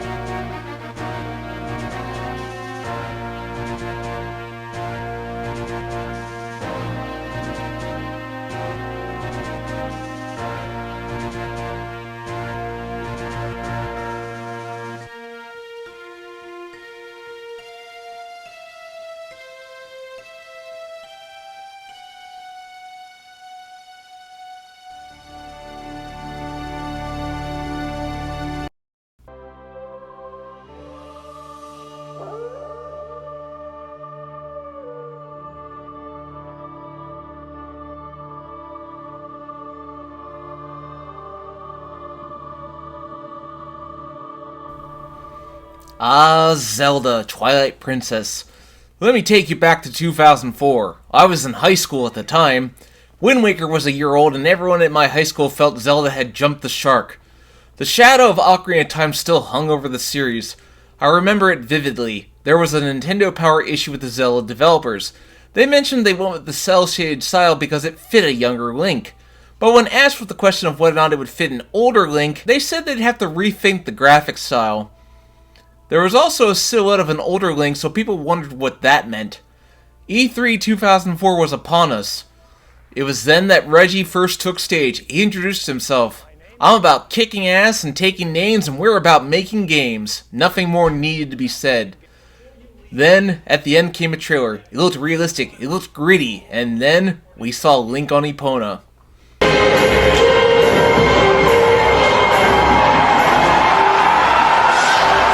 I swear that was the moment that created E3 moments. Majora's Mask was more of a Gaiden game, and Wind Waker was seen as too cutesy when it was unveiled. It wasn't what people expected from Zelda. But this game was definitely seen as a return to form. Nintendo wanted to win people back, and what better way to do that than to remind them of Ocarina of Time. The game was originally intended for the Nintendo GameCube release, but it was delayed for a year so it could launch as one of the Nintendo Wii's launch titles, a tactic Nintendo would repeat a decade later with Breath of the Wild, but the GameCube version was released a few months later. Because people like to use Wiimotes with their right hands, and with Link traditionally being portrayed as a left-hander, Miyamoto had the entire game flipped to reflect that. The art style of Twilight Princess often gets a lot of flack these days, but think back to when it came out. Harry Potter and the Lord of the Rings were huge back then, and no doubt Nintendo wanted to emulate that sort of realistic fantasy style for Zelda. Speaking of which, if there's ever a live-action Zelda, it should be filmed in New Zealand where the Lord of the Rings movies were filmed. It's only appropriate. But what I will say about the original release is that visually, yeah, they have not aged well. I spent about an hour in each version. They tend to suffer from real as brown. Just because you're going for realistic graphics doesn't mean you can't have colors. Colors are what make something look visually different. Also, the Wii version has a fairy that serves as the pointer for the Wii remote, becoming your cursor for when you try to do something like fire an arrow. I don't think it really gets in the way of the game. I do think the GameCube version is the definitive version of the original releases, because it's how the game was meant to be played. However, Nintendo would later give the game an HD remaster for the Nintendo Wii U, which is the version I'll largely be looking at. The HD remaster does wonders for the game as it allows for colors and vibrant environments. It's a huge improvement. We will be going into full spoilers here, this game is over 10 years old, but before that, let's talk about structure. After the game's prologue, I find it is rather evenly paced. You have 3 acts: the Fused Shadows, the Mirror of Twilight, and the final showdown, who I won't be giving away. Zelda games like to do that. The opening act, you find 3 plot trinkets to get you to the Master Sword, then the real meat of the game comes later. In Zelda 1, it was all just 8 dungeons are available in whatever order you choose. Zelda 2 was more linear with its 6 dungeons, while A Link to the Past refined the formula. Ocarina of Time translated it into 3D. As for The Legend of Zelda Twilight Princess, well, did you like Ocarina of Time? That's pretty much what this game tries to remind you of. But it does put its own spin on things, so it's not a total rehash. We'll get into the game as we go through it. I think this game has a rich and diverse line of characters, and the writing is among the series' best. But we'll cover that in more detail throughout this video, so here we go. Let's tackle The Legend of Zelda Twilight Princess. We open with our hero Link sitting by a waterfall with his mentor, Russell.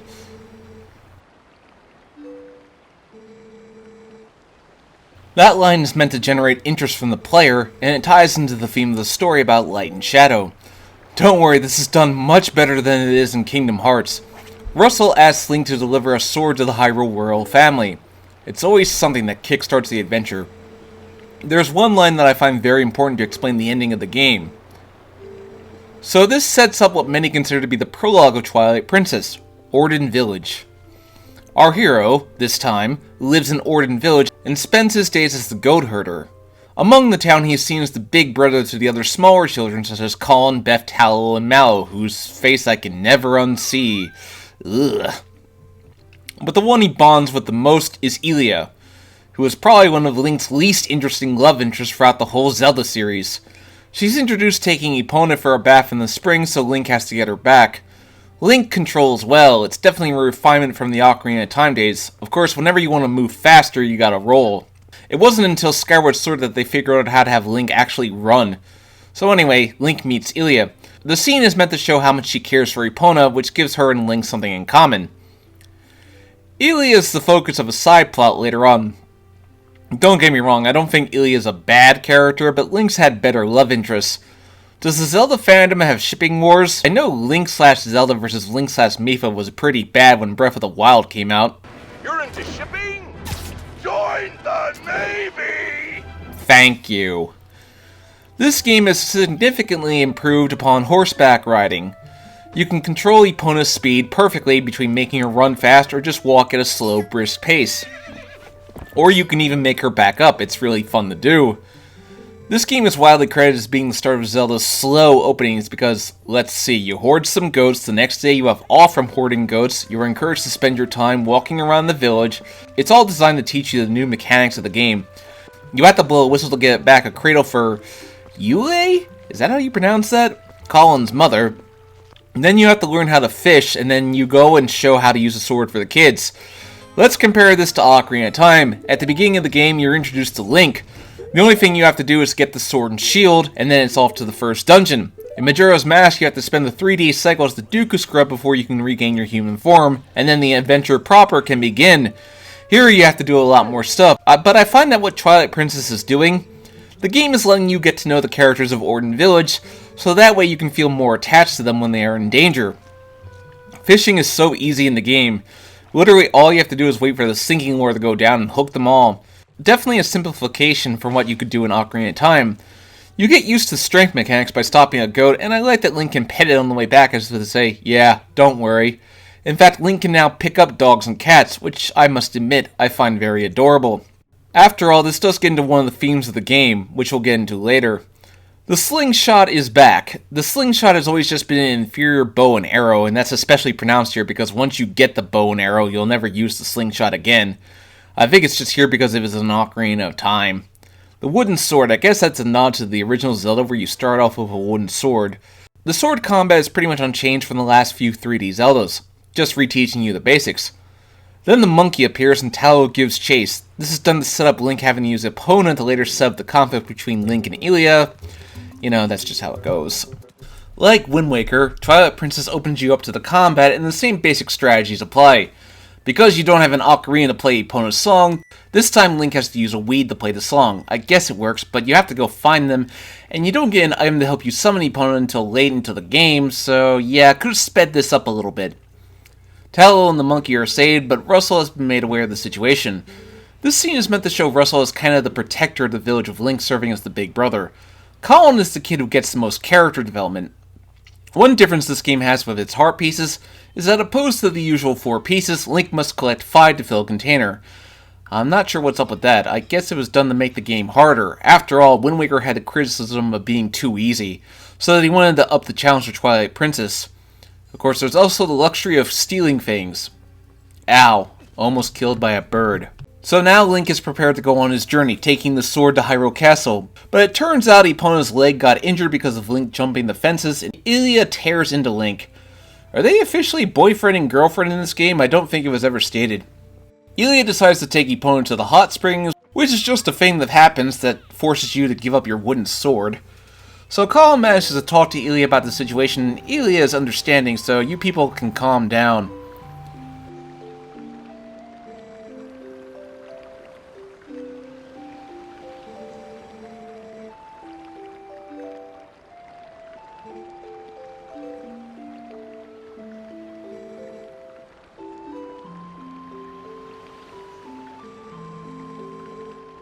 But as befalls, it's not that simple.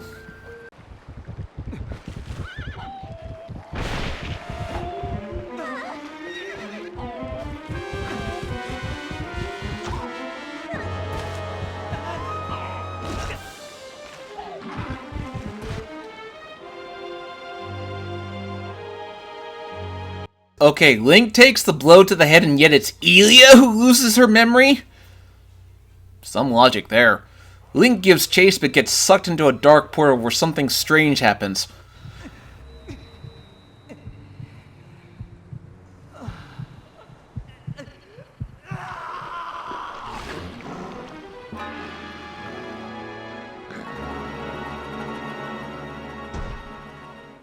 I remember when that was first shown off in a trailer, the audience went crazy. So yeah, that's the big mechanic of Twilight Princess. Link can turn into a wolf. We'll cover the wolf in a second. The most important thing from this scene is that here we meet Midna.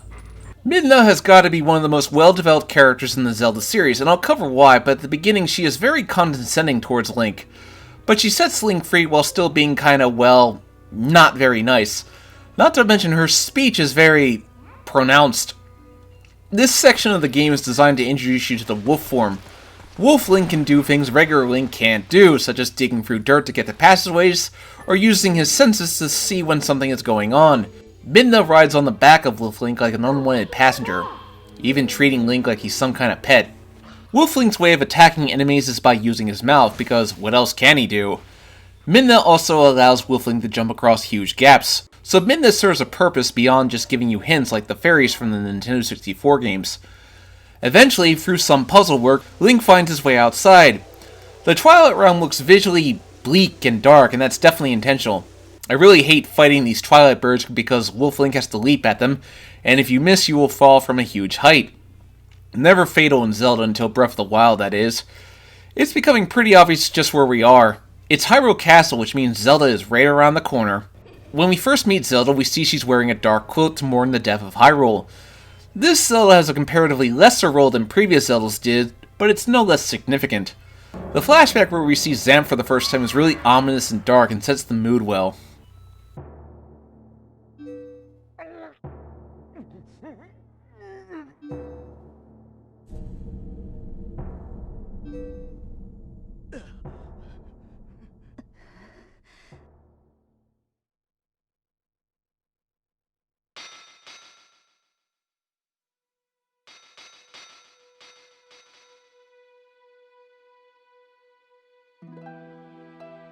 Yeah, effective. So that's the context of why Hyrule is stuck in Twilight. It sets the mood well.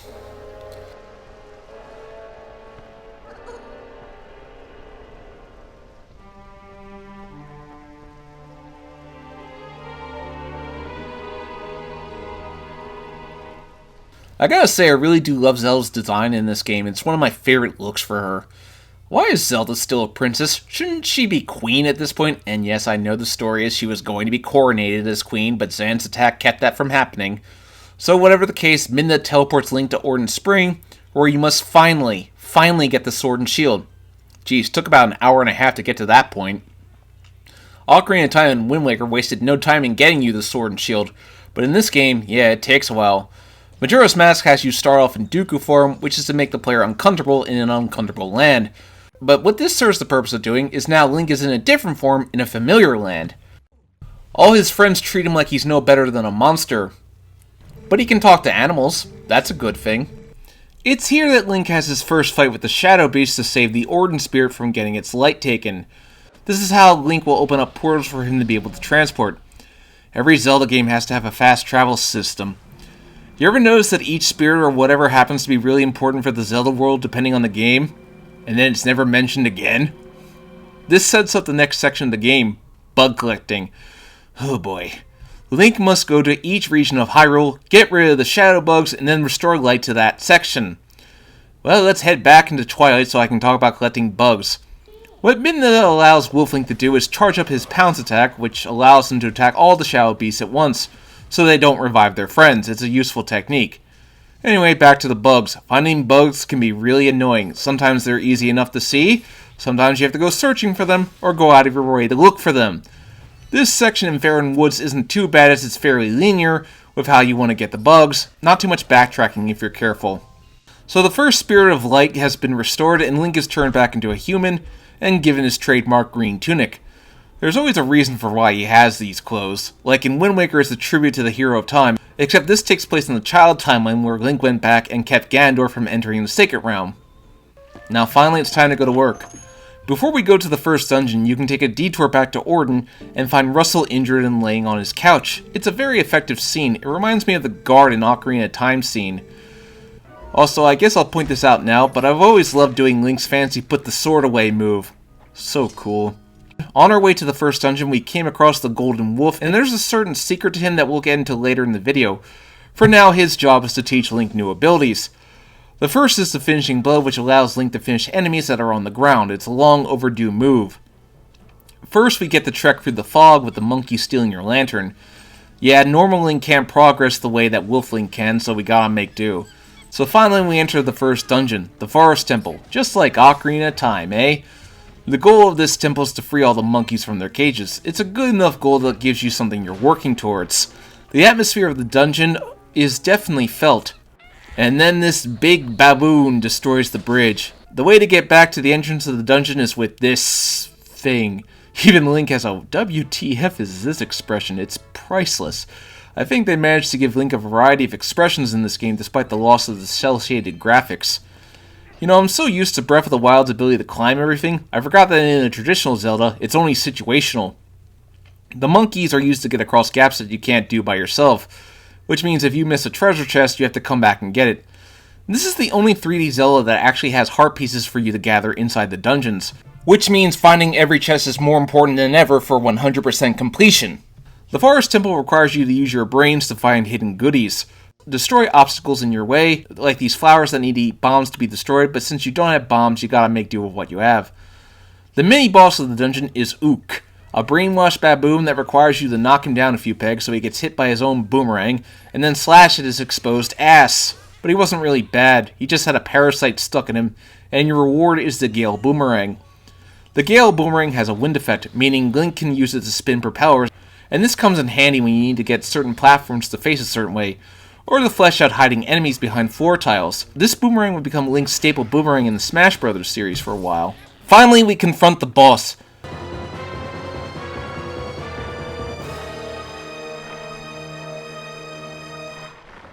Dia Baba, that's quite the name. Hey, we have boss subtitles again! I missed those from Wind Waker. The goal is to use the Gale Boomerang to destroy the two heads to summon the main one. From there, the only way to damage it is with help from Ook. You see, I like this as it provides a continuous narrative to the dungeon. I like when there's a story in the dungeon. Knock it down, slash the eye with the sword, and then when the prompt comes up, deliver the coup de grace. Okay, so that's one few shadow down. Now it's off to Kakariko Village, a mainstay of the Zelda series. You get your first taste of Hyrule Field, and in this game, and it's much bigger than Ocarina of Time's world. So much grass, and it's just a taste of what's to come. I'll cover this later in the video. So back into the Twilight, which means back to Wolf Link and searching for more bugs. How nice. Wolf Link is definitely much faster at traversing the huge fields of Hyrule than regular Link. No having to constantly roll here. Fortunately, all the bugs are in Kakariko Village.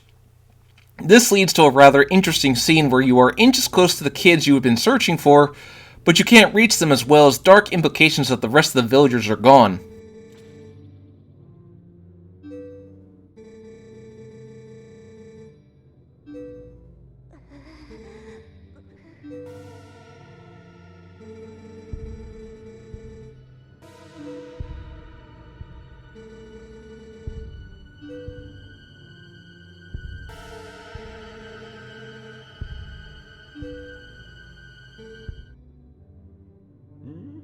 Well, what this scene really does is highlight Colin's character growth.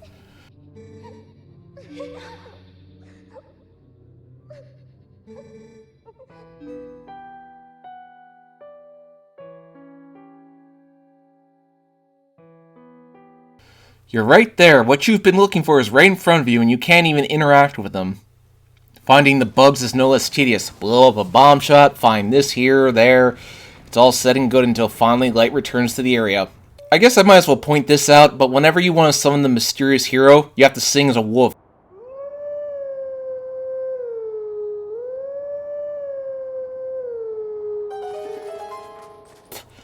Not the best way to do it, but I guess it works. Link is finally reunited with the kids, and he meets Renato and his daughter Luda. Renato goes on to be a major supporting character in a side quest later. So now Link must head up Death Mountain to the Goron Mines, just like in Ocarina of Time. Of course, you can't go to the mountain because the Gorons are hostile. Fortunately, Renato knows a way Link can get up there, but he has to go back to Orden Village.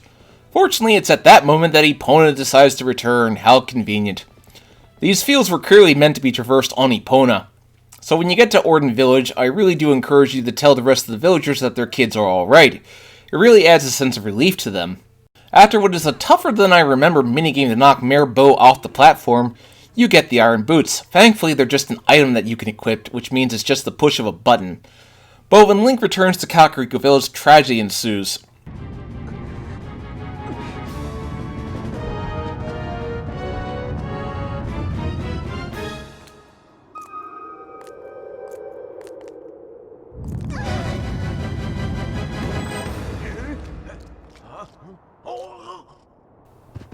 Yeah, that made my jaw drop. I really thought they'd run him over. But Link's on the way to save the day.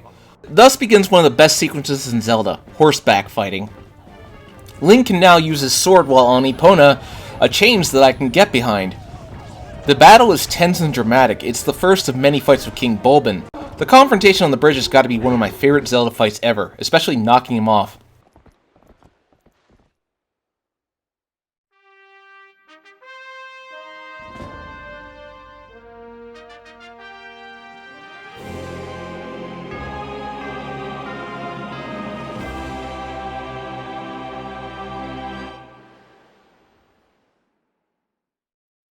Thankfully, Colin's alright, and his character arc has completed nicely.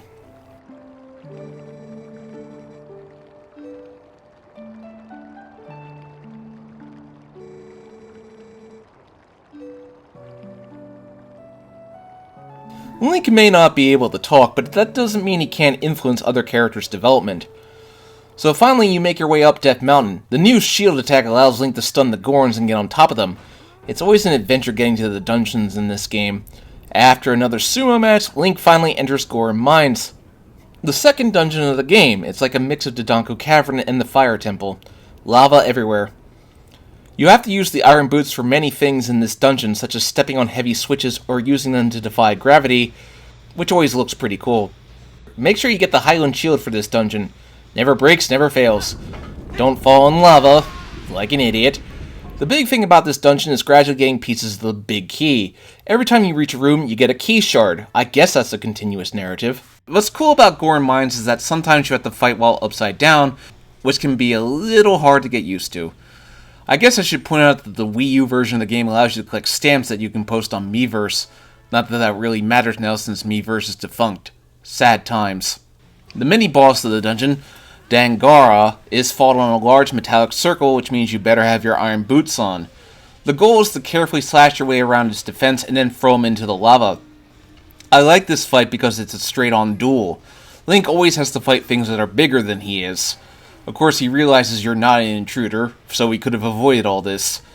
So you get the bow, which means goodbye slingshot, never need to use you again. The bow and arrow really allows you to play sniper by taking out enemies from afar and using it to cut ropes. It's a nice tool. Finally, we confront the boss, Pyrus. What you have to do is shoot the jewel on his forehead and then pull on his chain with the iron boots on, get him close and slash away. I remember this guy was in the trailers. All in all, it was a pretty standard boss. When you knock him down, he has no memory of being in this form. I guess we'll keep his pride intact. Another few shadowed down. Midna actually bashes Zelda in this scene, which is an important part of her character growth, after a good character moment between Link and Colin and a nice moment where Link is acknowledged.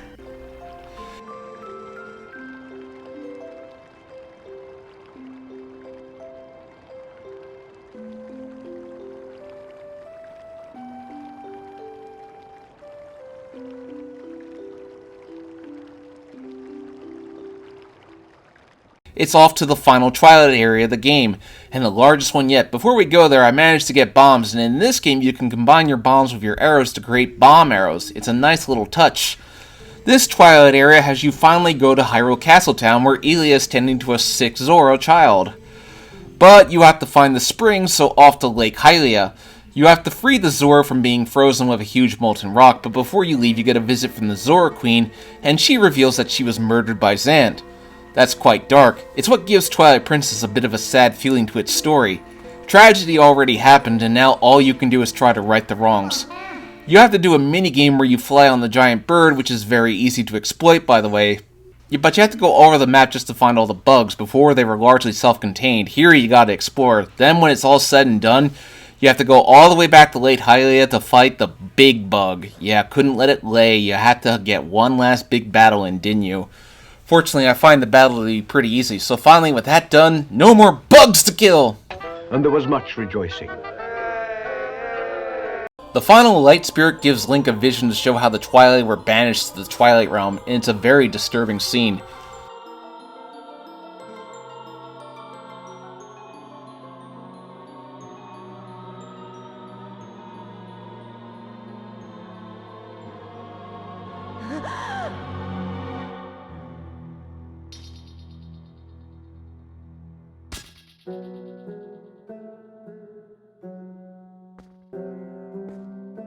It plays up like Link is being forced to act this out.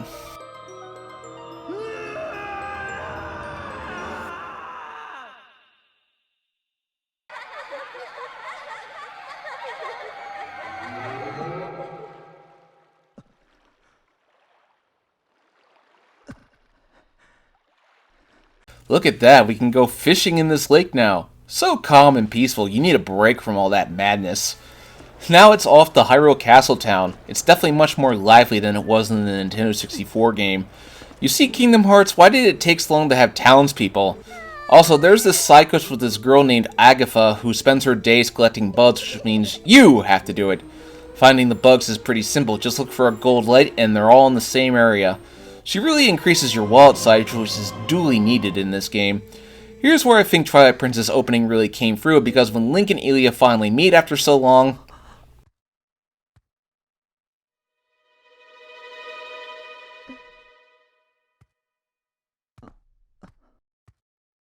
Yeah, that stung.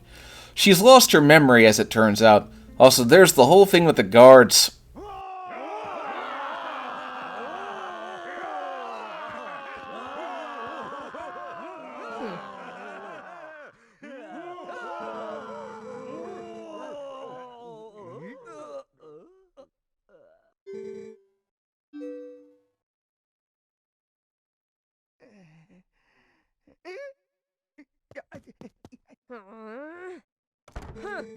You know, I've always wondered why the guards in Hyrule never help Link. Now I know why. So this leads into another horseback battle of Link on Epona protecting Ilia and Telma to save the Zora child.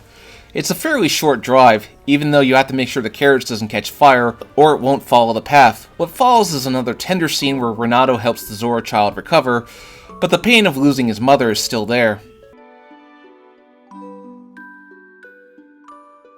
The game is good at tender, heartfelt moments.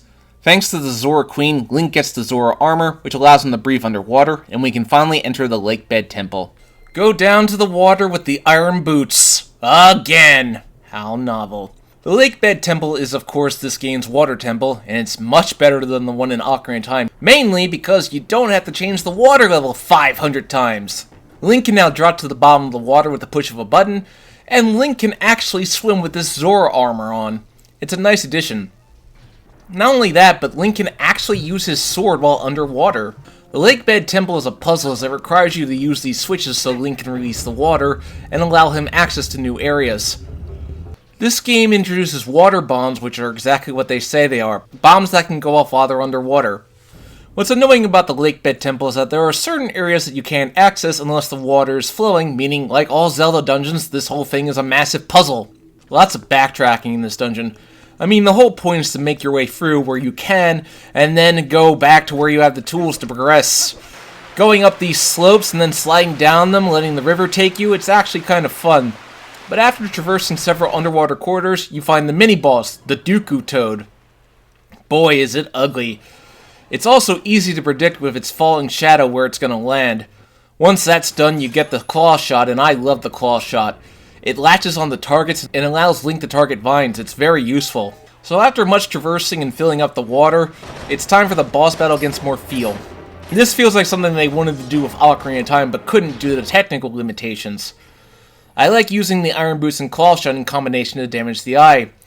Then after you beat the tentacles, you have to swim around and get on top of him, where Link will automatically stab his sword into the eye.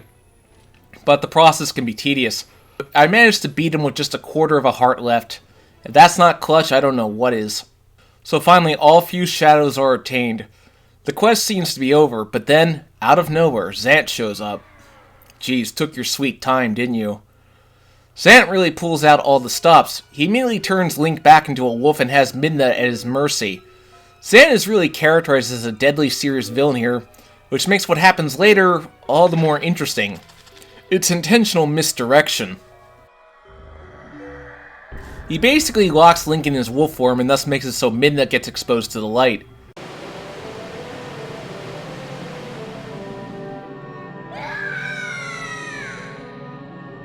So now Wolf Link must get back to Hyrule Castle, but everyone sees him as a monster, even though he's a wolf. But Link is given directions to the castle via the drainage ditch, and here comes a man turned into solid gold and a Poe, and oh god, I got things to say about this particular side quest later. It's one of the most annoying in Zelda history because of a very specific reason. So Link and the dying Midna meet Zelda, who's still in her cloak of mourning, despite Twilight no longer falling upon Hyrule. Zelda tells them that they must go to the Sacred Grove.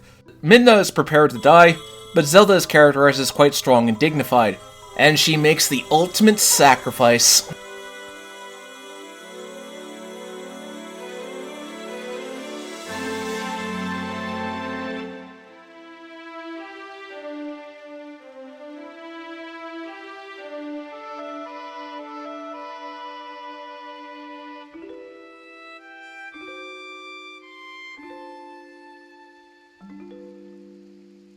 Yeah, that kind of stunned me. I knew Zelda wasn't dead, but it definitely looked that way. And the palace is trapped in a golden pyramid, but nothing we can do about that now, so it's off to the Sacred Grove, a nod to A Link to the Past. The Skull Kid is a nice touch. I'm going to assume that this isn't the Skull Kid that we met in Majora's Mask. The puzzle with the statues is a little annoying. There's a very specific pattern you have to follow, but finally the Master Sword awaits.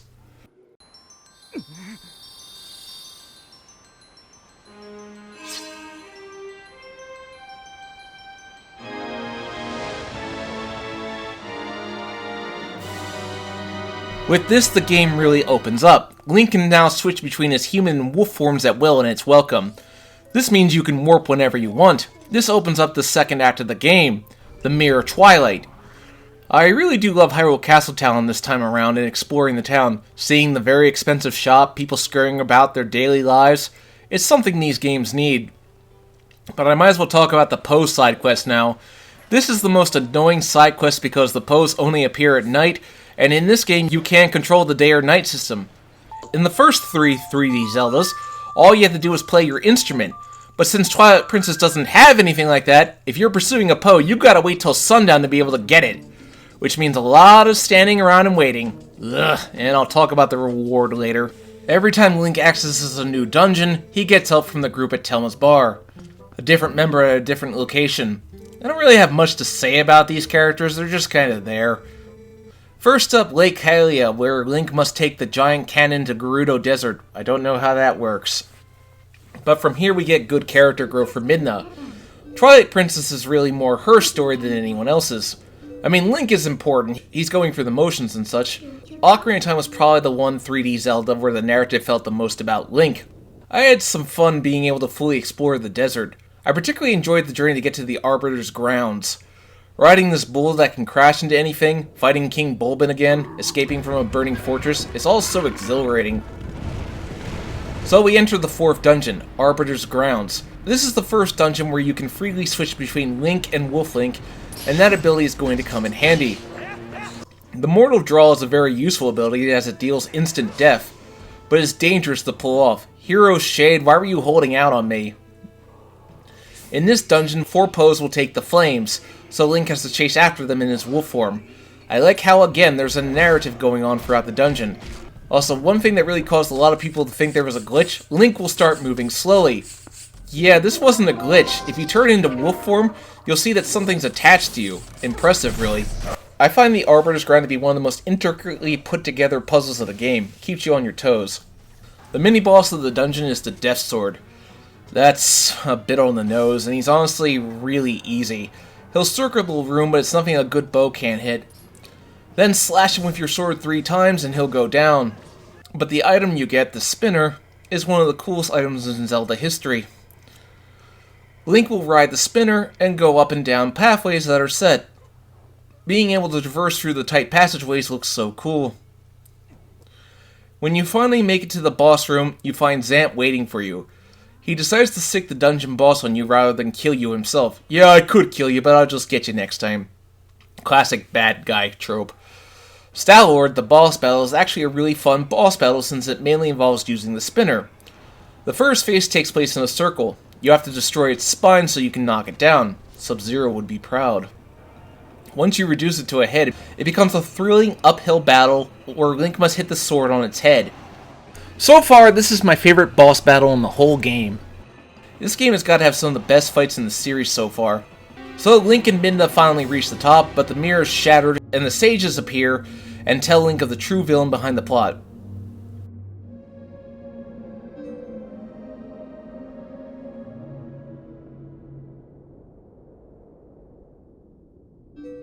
Yep, it all comes back to Ganondorf, doesn't it? I think Nintendo said he was gonna be in the game, so I don't know why people were so upset. This time, Ganondorf wasn't sealed away into the Sacred Realm.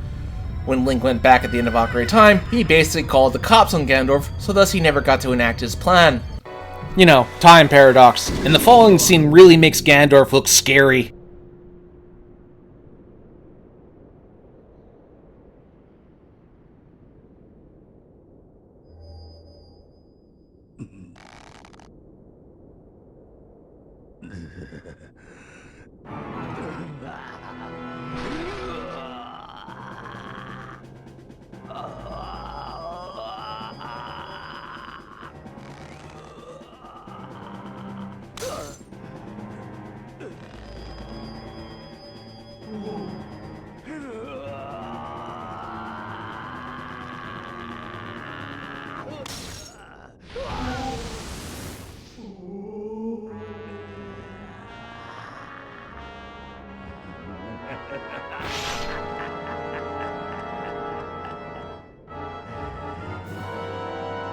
The sages themselves are so terrified of him, even after he's gone. So Link must now find the remaining 3 pieces of the mirror. Another fetch quest begins. I think with this game they made it clear they were aware they caught on to how hated Tingle was. So they have this completely unlikable guy show up, and Link shows him up. Has Tingle ever appeared in any Zelda game ever since the hate became so huge? I don't think he has. Now it's off to Snowhead Ruins, which means we're going to see snow. But first we have to help the Zora Prince. Helping him come to peace with his mother's death, he decides to return to Zora's domain. So you're always healing the world from whatever damage Ganon has done to it. At Snow Peak we come across Yeto, and to get to the dungeon we have to snowboard. I remember thinking this was so cool the first time I did it. Snow Peak Ruins is a house, but also a dungeon. It turns out Yeto's wife Yeti is sick, and he's trying to cook to make her feel better. The gimmick of the dungeon is that Link must travel to each room Yeti tells him to go, and hopefully find the key to the mirror. Gotta push the blocks, gotta take the cannonballs and blast the ice away. It's rather creative. This feels like the ice dungeon we didn't get in Ocarina of Time. So what I will say about Twilight Princess, they definitely made up for Wind Waker only having 5 dungeons.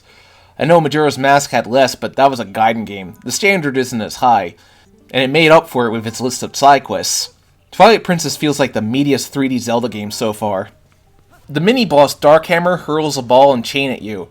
So you have to use the claw shot to go all Spider-Man, or is it Batman, and get above him, and then slash his tail when he throws the ball and chain.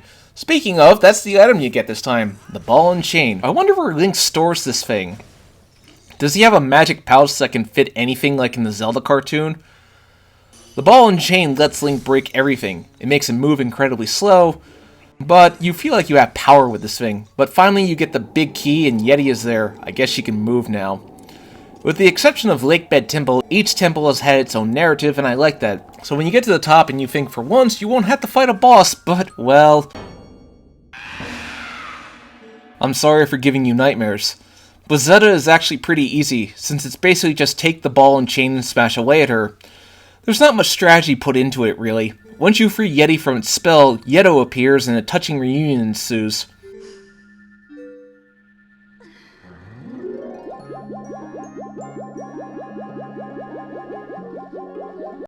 You know what I don't understand, Chuck? I don't understand love. Who does? So that's 2 pieces of the mirror down, 2 more to go. Have to go back through the Sacred Grove and fight the Skull Kid. Again. Whatever. So back at the resting place of the Master Sword, Link puts the sword back in the pedestal, and a door opens, and Link goes back to the Temple of Time. This place used to be the Temple of Time? Ooh, continuity! This explains how the Master Sword could be in the Temple of Time and in the Lost Woods in A Link to the Past. The temple degraded over time. What you see is all that's left of it. Too bad they then had to reveal that A Link to the Past and Twilight Princess don't take place in the same timeline, but it's the thought that counts. Although this doesn't explain why the Master Sword was in Hyrule Castle in the Wind Waker, but I guess that was just for convenience. Anyway, Link then activates a secret staircase taking him up to a level of the Temple of Time never before seen. Ah, so this is where Navi went at the end of Ocarina of Time. Bit of a missed opportunity here, but I feel Navi should have shown up at this part. Would have given some closure to that Find Navi quest. The Temple of Time revolves around going up the temple, dealing with inanimate statues that typically don't remain inanimate. I like using the bow and arrow to open new passageways. I like the design of the Temple of Time, it looks really cool. The Darkness is the mini-boss of the dungeon. You have to break away its armor, and there's much more to it this time. Much improved over the Wind Waker Darknuts. You get the Dominion Rod as your item. This allows you to take control of statues, meaning you can use it to attack other enemies. But you have to take the whole thing back down the way you came, which is a little annoying. Lots of backtracking, at least this is direct. The whole point is you're supposed to put the statue with the other one so the path to the boss can be unlocked. The boss is Arma Goma, a tougher version of the typical Goma boss. Link has to knock it down, and then use the giant statue to squash it like a bug. It's pretty funny. Goma is never a hard boss, always just a really easy boss. And the game even makes fun of that by having it become a little tiny spider that you have to chase. That is pretty amusing, actually. So 3 pieces of the mirror down, 1 to go. Before we go to the final dungeon, we must address Elia's memory. Can't leave that loose end unresolved. Then we have to go to the sky. Basically, getting Elia's memory back is a long stretch throughout Hyrule. Back and forth throughout the land of Hyrule, dealing with this racist douche of a doctor. I wish I could give him some comeuppance. The clue to finding Elia's memory is going to Old Kakariko Village, where you find the village is infested by monsters. I like using the bow as a sniper to take them all out from afar. Finally, you get the piece of Elia's memory, and Link returns it to her, and we get what seems to be a very blatant official couple sort of thing. Of all the love interests Link has in this game, it's Elia he's implied to end up with. I finally get the ability to call Epona wherever I want, but it comes so late I wonder what the point of it was.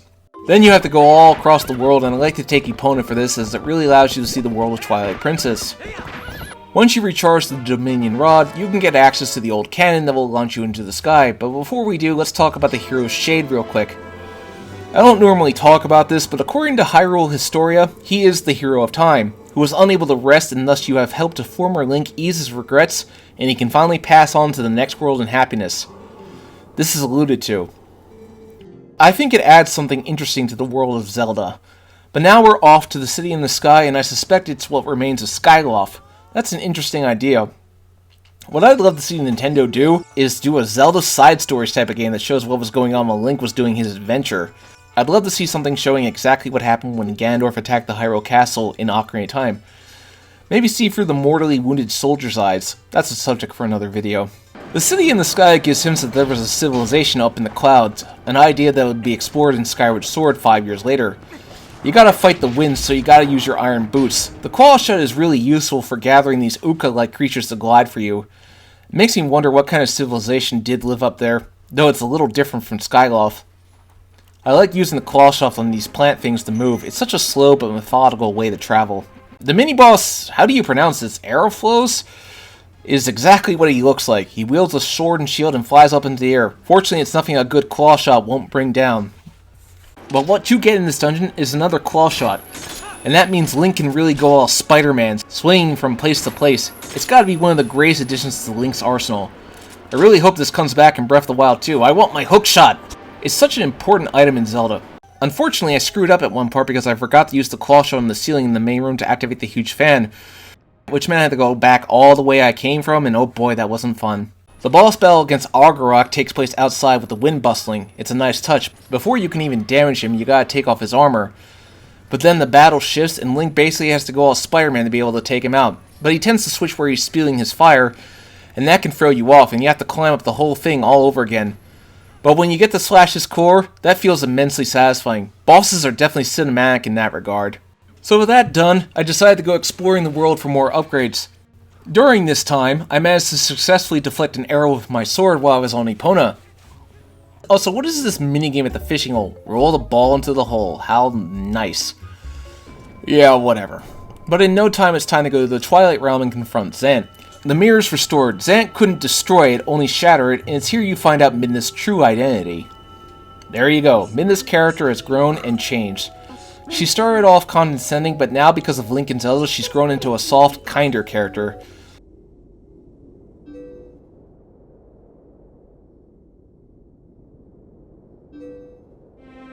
She even admits that she didn't care what happened to the world of light originally, but now knows that she must save both. So with that, it's off to the Twilight Realm. The Palace of Twilight has corrupted members of the Twilight, so helping them is a requirement. The Palace of Twilight definitely looks the part. It's filled with surprises, mist that turns you back into a wolf. The main goal is to get the Orbs of Light, and you have to avoid them getting caught by the hands, which are like the floor masters of this game. Once Link powers out the Master Sword into the Light Sword, he can swipe away any Twilight, truly becoming the hero of Twilight. All in all, there's not much to this dungeon. Its only purpose is to get you to finally confront Zant. It is here that Zant shows his true colors. You think he's a generic bad guy, but here... yeah, it turns out Zant is a madman. I actually legitimately like this twist, as it gives Zant some character that he didn't really have before. As it turns out, Ganondorf posed as a god to make Zant his puppet. Typical Ganondorf, always finding whatever pawns he can get. And now the only thing left to do is to destroy Zant. Nintendo really went all out on Zant's boss battle. He's an anagram of all the previous bosses you fought before. All the while Zant going mad and the music becomes much more intense throughout. It really adds to the feeling of Zant becoming more and more insane as the fight goes, because he cannot believe that this mere boy is defeating him. Once he's finally beaten, Midna kills Zant by popping like a balloon. There are worse ways to go, I suppose. So the only thing left to do is to go back to Hyrule Castle, but first let's do the Cave of Ordeals. The Cave of Ordeals is a long, arduous journey, and you need to make certain items to be able to get further. The Great Fairies in this game are, wow, like, almost naked. Definitely topless. Fortunately, using the magic armor, which drains rupees instead of life, is a good thing to have when you get to the bottom, with the really hard enemy placement. Oh, speaking of, I destroyed all the posts and I freed Giovanni. Now he can go back to his girlfriend and...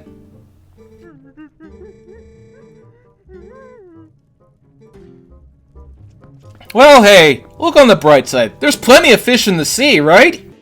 The only thing left to do is to go to Hyrule Castle. Midna turns into whatever this is and destroys the Golden Pyramid. You know, does anybody in the castle town even care about what's going on at Hyrule Castle?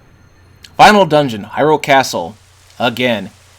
Yeah, Hyrule Castle being the final dungeon tends to be a reoccurring thing in Zelda games. Hyrule Castle is big and probably my favorite rendition of it so far. Not sure what was up with the Wind Waker's design of it, but not my favorite. It's totally optional to do everything outside. A final confrontation with King Bulbin, and when you beat him he just says...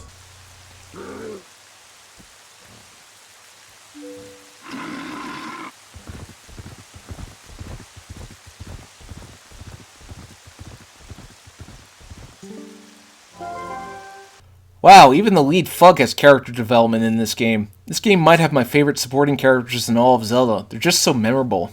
The inside of Hyrule Castle is dark and depressing and hides many enemies. This definitely gives the feeling of finality. One day I'd love to be able to go to a fully explorable Hyrule Castle in a 3D Zelda that has people in it and isn't infested by monsters. Make it happen, Nintendo. There's this scene where the group at Tellen's Bar save Link. I could have probably handled that myself, but okay, sure, thanks anyway. There's no organ playing this time, but you definitely get that feeling when you get to the top. At the top, Link finds Zelda and Ganondorf waiting for them.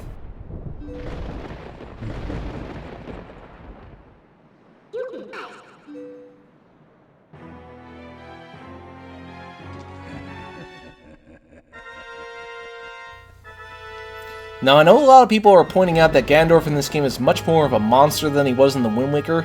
He doesn't have the subtle growth that Wind Waker Ganondorf did, and you know what? That's fine. Think about it. Wind Waker Ganondorf was imprisoned for centuries in the Sacred Realm after having been defeated by the Hero of Time. This Ganondorf never experienced that kind of failure. He was exposed and brought to justice. Twilight Princess Ganondorf makes for a very good foil to Wind Waker Ganondorf. In Ocarina of Time, we saw the man become the monster. In Wind Waker, we saw the man underneath. In Twilight Princess, we see the monster fully unleashed. Yeah, what Ganondorf does next certainly took me by surprise. He flies himself into Zelda and...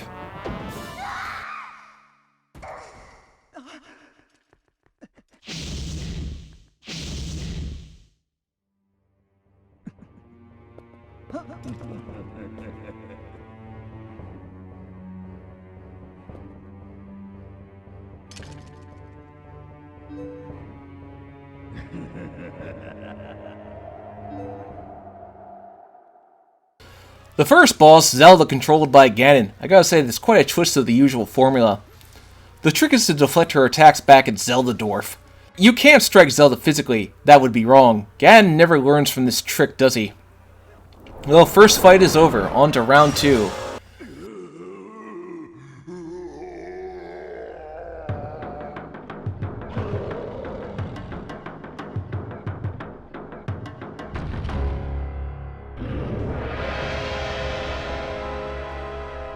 Ganon is a bipedal beast this time when he's usually on 2 feet, I guess to give him more of a contrast to Wolf Link. While you can try to fight him as Human Link, you have to fight him beast to beast, and when that's done, the princess is restored.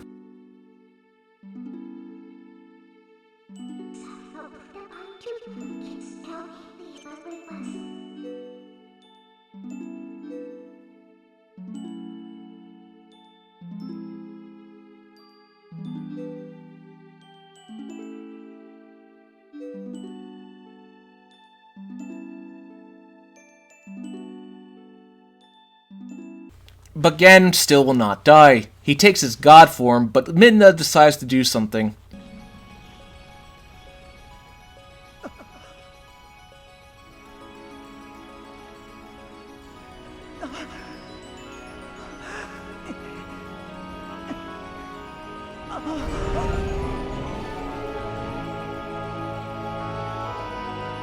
Yeah, I remember getting really scared for Midna at this moment. Link and Zelda are out in the fields and they see Ganondorf crush Midna's helmet. The following scene is tense as Ganondorf races to crush Link and Zelda, but Zelda makes her plea to the gods, and just in time...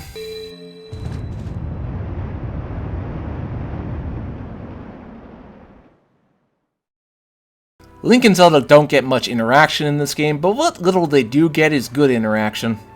So now Link and Zelda are on Epona fighting Ganondorf on horseback. This is actually really awesome. Link and Zelda working together to fight Ganondorf while on Epona is like a dream come true. Ganondorf tries to slash you, but you have to stun him with Zelda's arrows, then slash him. Once you knock him off his horse, the final showdown can begin.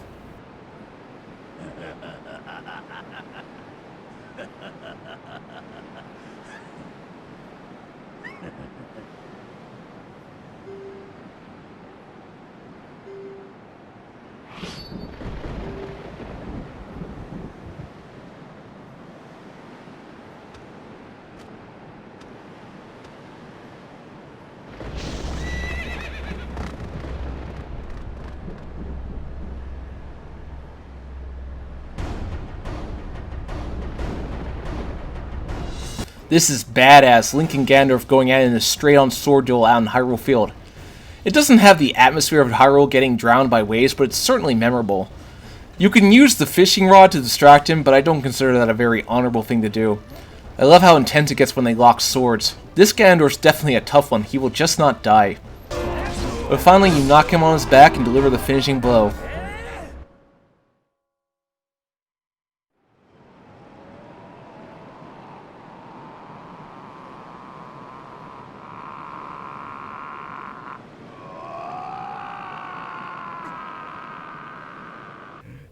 Yet despite that, Ganondorf is still standing even though he has a sword sticking out of his chest.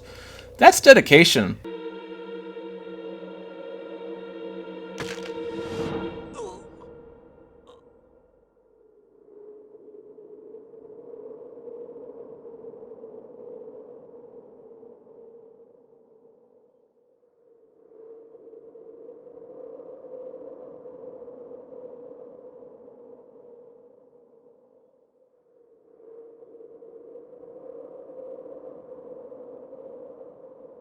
All seems well, but one final surprise.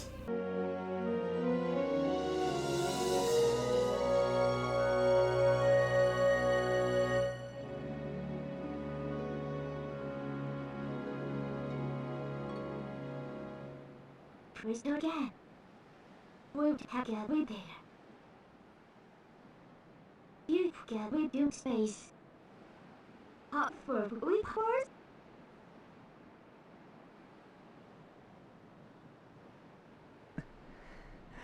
A smile well worth 1,000 words.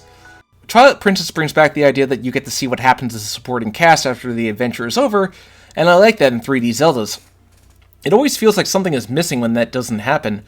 Seeing Colin and the kids go back home, everyone is finally happy. It's enough to put a smile on your face. As for how I can sum up The Legend of Zelda Twilight Princess, what its core theme is, I'll let Zelda say it.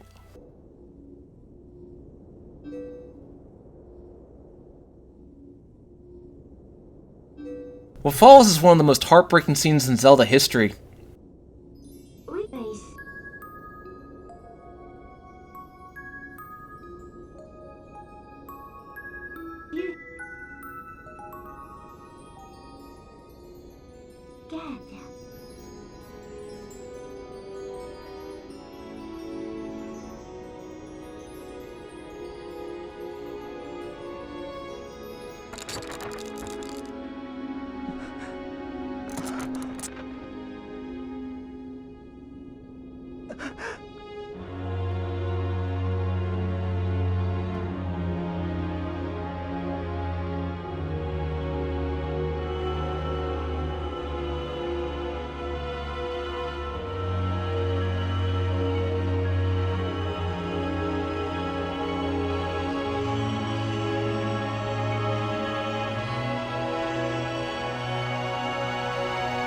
A touch of bitter onto the sweet, eh?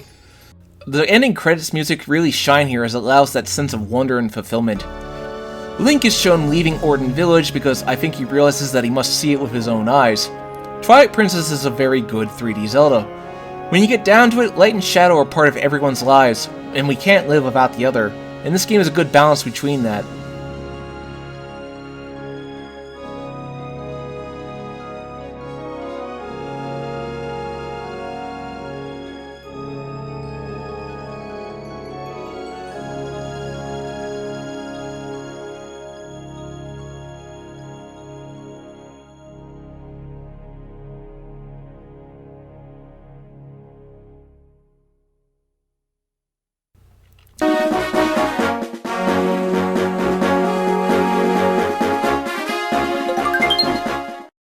Finally, my Zelda revisit has taken me to the Nintendo DS. One thing I remember at the time was that Nintendo was trying to fight their kitty image. You should have seen the ads for the Nintendo DS.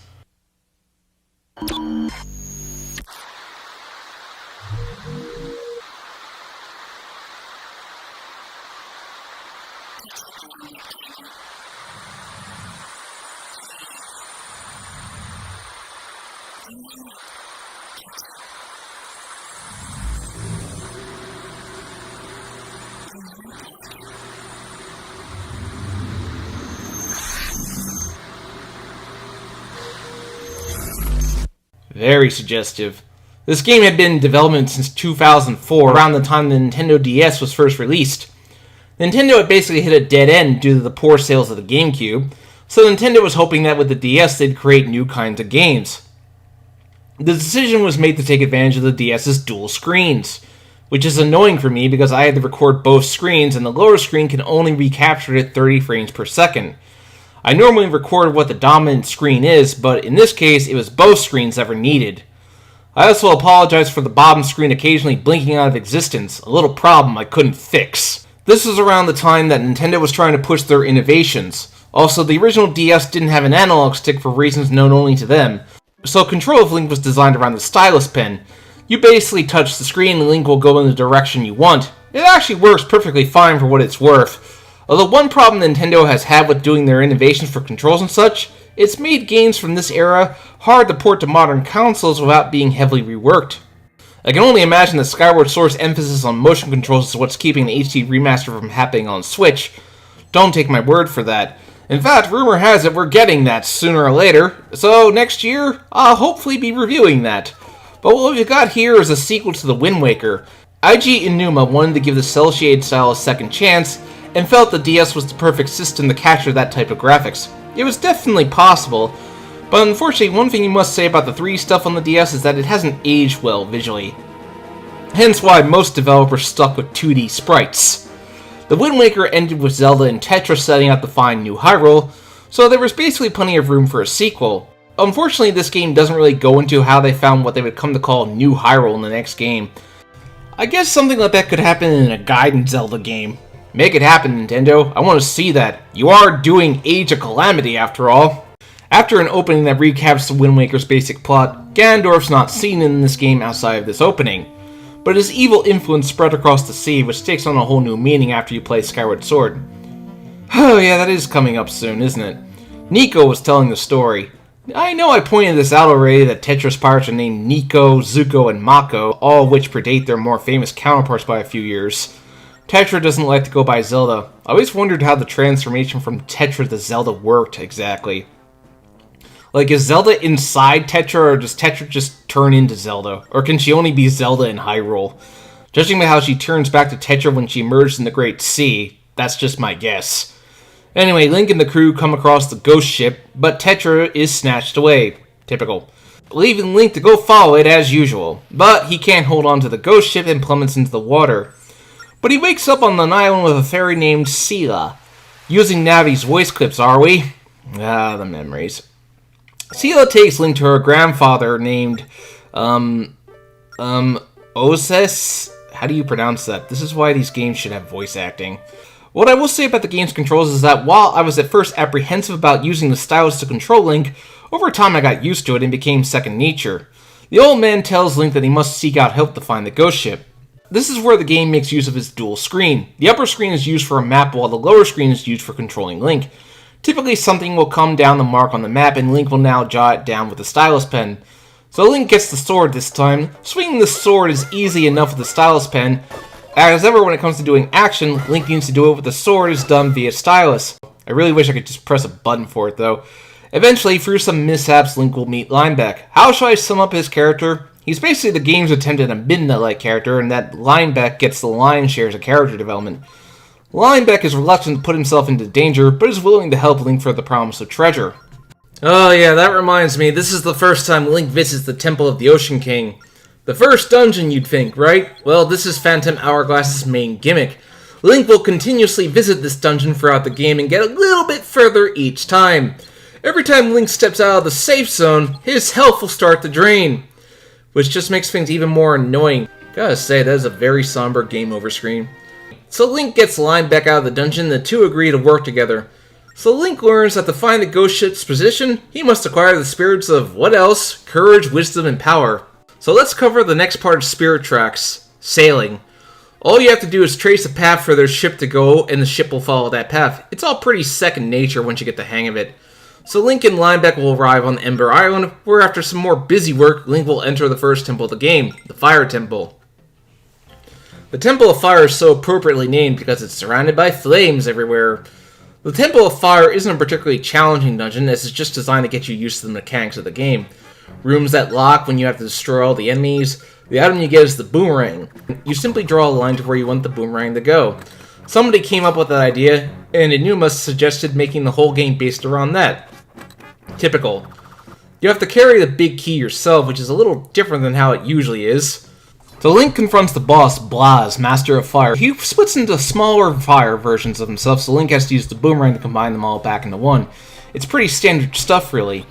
He doesn't really put up much of a fight. Once he's done, you get the typical heart container and rescue the Spirit of Power, Leaf. So Link is one step closer to finding the Ocean King. Speaking of which, back to the Ocean King's temple. Yeah, now it's slightly mitigated because Link now has an hourglass that will protect him from harm until the timer runs out, then it's fair game. But Link must now avoid phantoms. If they hit you, well, you'll lose 10 seconds on your timer. Link can temporarily stun them, but you can't destroy them. That doesn't come until later. But still, going back to the Ocean King's temple, getting a little further each time because I have a new tool is not exactly my idea of fun. It was a good idea in concept, the execution just wasn't too good. Carrying these Force Gems is where they have to go. It's also really annoying and repetitive. What I really wish I could do is just warp to where I wanted to go, but of course then you'd miss out on some goodies that you can't get just yet. It's a catch-22. Well, with that, you access the Northwestern Sea chart. I decided to do some exploring of the sea. The map is obviously much smaller than Wind Waker's Sea, but it's by no means less explorative. There's lots of hidden islands for you to find. Heart pieces, gems that will power up your sword, or sea charts which I can't use yet because I didn't have the salvage item. More on that in a bit. And then, of course, I find chasing the ghost ship through the fog to be rather annoying because it's yet another example where you have to trace the path onto the map for you to follow. This happens way too much in this game, but I did get the ability to fish, which works a little differently in this game. You have to hook them with the fishing rod and then reel them in. It took a bit of practice to get the hang of it, though I will say finding the fish you want gets really annoying after a while. So let's do the next dungeon, the Temple of Wind. Well, since we're on DS, it makes use of the microphone. This reminds me of a part in Spirit Tracks that I really hate because you have to use the microphone, and we'll get to it. The temple lives up to its name. It's got wind tunnels. Link can use them to get across gaps or go up. The item you get in this dungeon is bombs. How nice. Keep marking down these treasure chests that appear on the touchscreen. Gotta make use of those dual screens, eh, Nintendo? Now for the boss battle, Cyclock, Stirrer of Winds. This is the first boss to actually use both DS screens. The bottom you control Link, the top one you see the boss's movements. Your job is to throw the bomb into his tunnel and watch him get hurt. It's a pretty good idea. So with that, Link acquires the Spirit of Wisdom, Neri. So now 2 spirits are down with 1 to go. And that can only mean back to the Temple of the Ocean King. Ugh. Can I just say, you remember how I hated the heart piece to get 300 hits in Wind Waker? Well, apparently they thought they had something going with that, so they did the same thing again in this game, and it's by using the stylus pen, so great, just great. Now back to the Temple of the Ocean King. Just get a little further again, unlock a new portion of the sea chart, rinse and repeat. You also get access to the salvage arm. You remember how the grappling hook served as salvage in the Wind Waker? If it ain't broke, don't fix it, but this requires the use of the touchscreen. And if you damage too much, you gotta get it fixed, which costs money, so don't do that. The ocean does have major boss battles for you to fight, which is good variety. They're not all that different from Wind Waker's bosses, you gotta shake things up. So we're off to the Temple of Courage. At this point it's pretty standard. You get the bow in this dungeon, so that means you're gonna have to use it. I really don't have much to say about this dungeon. It's pretty standard by now. The boss takes up both screens on the DS. Yeah, this kind of thing is why I'm worried about the future of these games now that the 3DS is done. The top screen shows the boss's viewpoint, the bottom is Link. I will say it's an impressive use of the DS's dual screens. But like I said, I suspect this is what keeps this game on the Wii U Virtual Console and the DS consoles. Anyway, they find the Spirit of Courage. I swear there's always something of that regard in these games. As it turns out, Celia is actually the Spirit of Courage, so yeah. So with that, Link and Linebeck set sail for the ghost ship. Sometimes when you go out to sea, you'll get ambushed by Linebeck's ex-girlfriend. Yeah, breakups can be messy, not that beating her is too hard, and you do get pretty good treasures as a result. Getting to the ghost ship requires following a specific line in the fog, which is pretty typical for a game like this. The ghost ship reminds me of the Thieves' Hideout in A Link to the Past, since your goal is to reunite these sisters who are so obviously evil. I mean, how does one fall for that? Yeah, they're evil, and they're the boss battle of the ship. Deflect their attacks back at them, you know, the usual Zelda formula, but this time with 2 screens. I guess Zelda really likes to overdo that trope. So, after you beat them, Link finds Tetra, who's been turned to stone. Second time in 2 years that this has happened. I guess this is a thing now.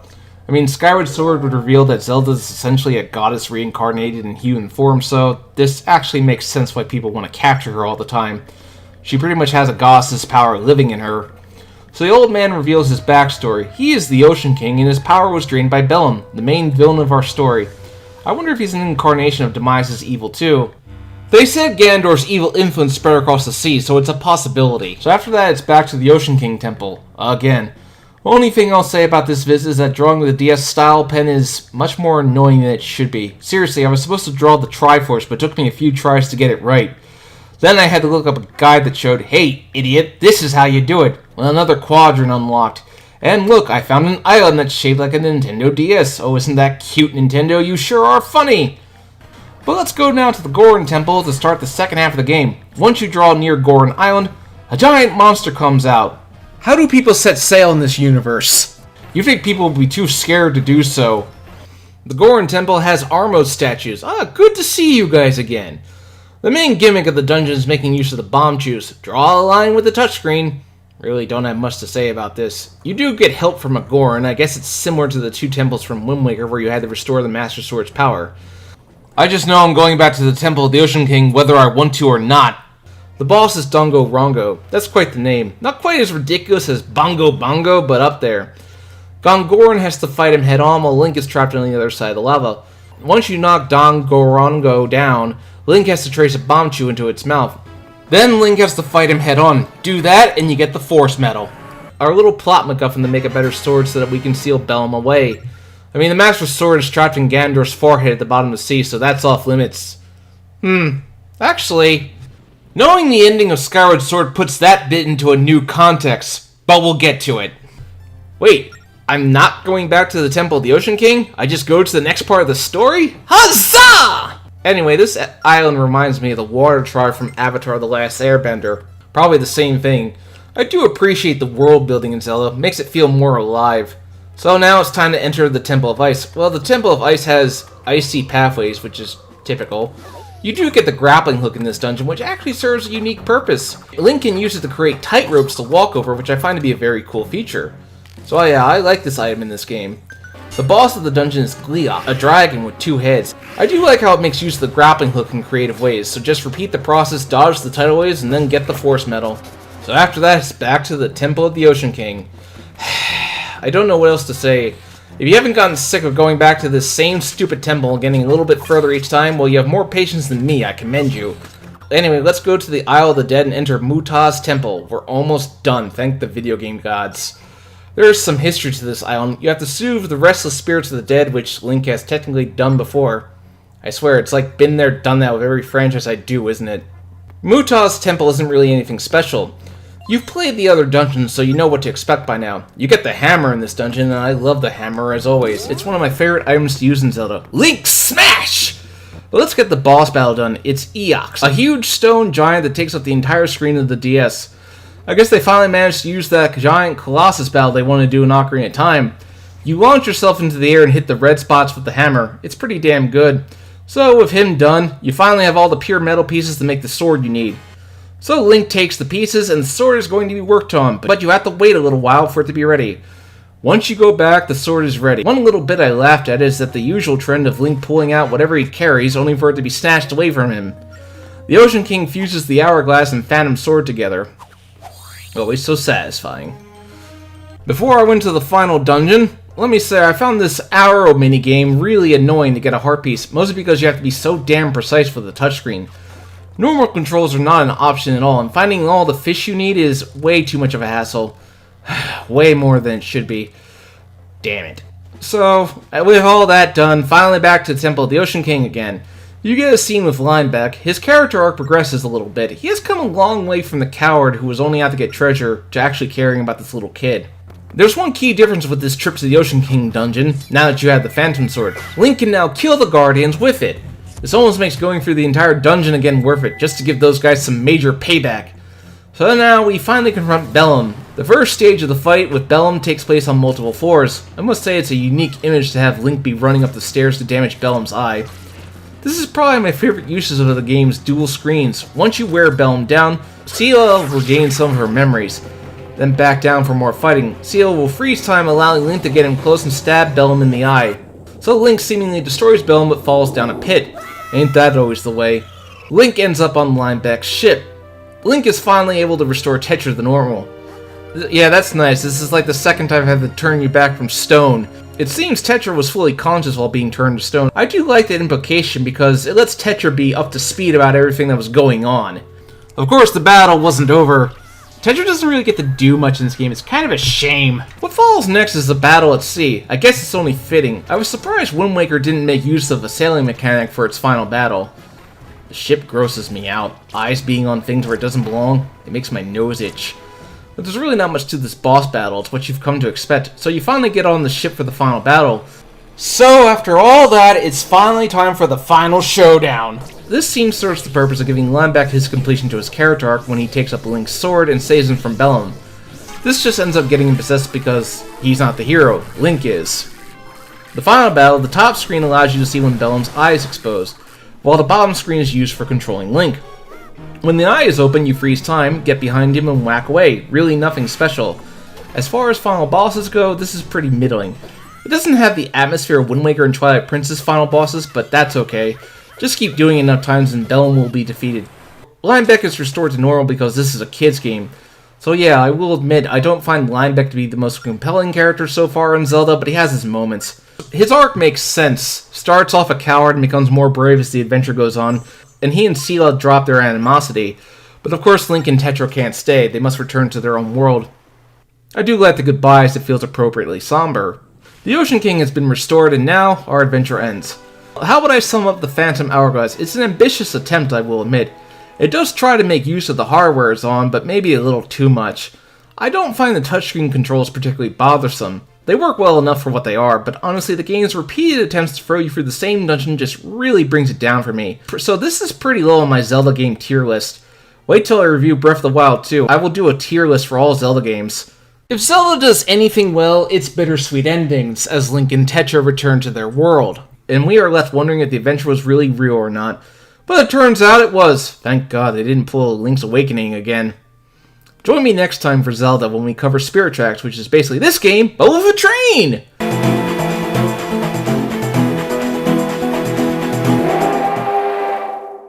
Well, going by my calculations, I'm almost completely caught up with Zelda! I started this project over 2 years ago, and hopefully this year I'll be all caught up. Assuming Nintendo does release Breath of the Wild 2 this year, Here's hoping. The last Zelda game I reviewed was Phantom Hourglass, and this game is sort of a sequel to it. And by that I mean it basically maintains the mechanics of the previous game. I admit I didn't care much for Phantom Hourglass, but IG Inuma thought they had something going with it, so he wanted to return to a more land-based gameplay.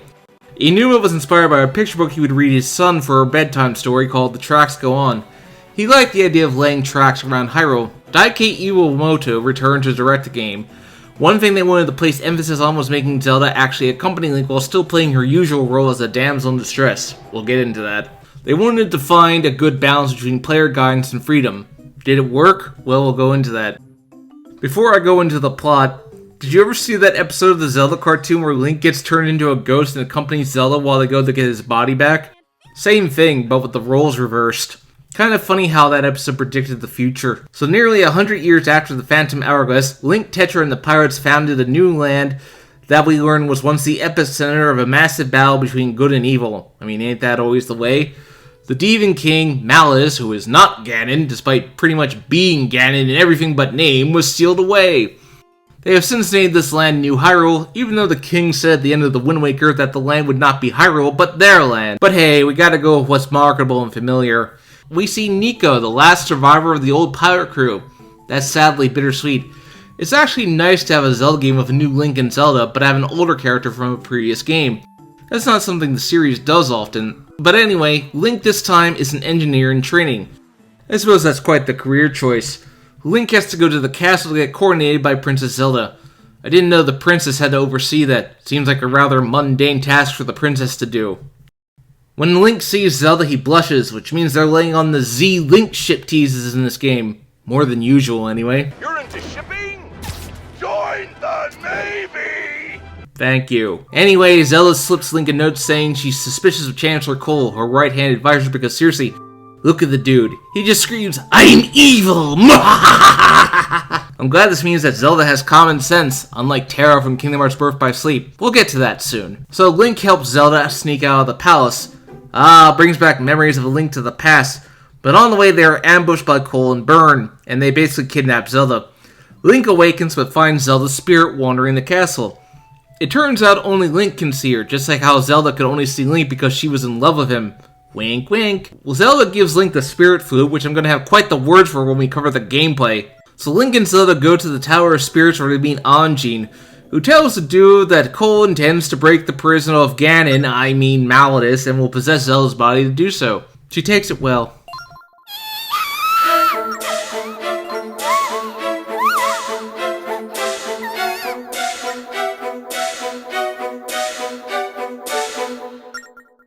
Of course, Zelda has all the restraint and dignity of a princess.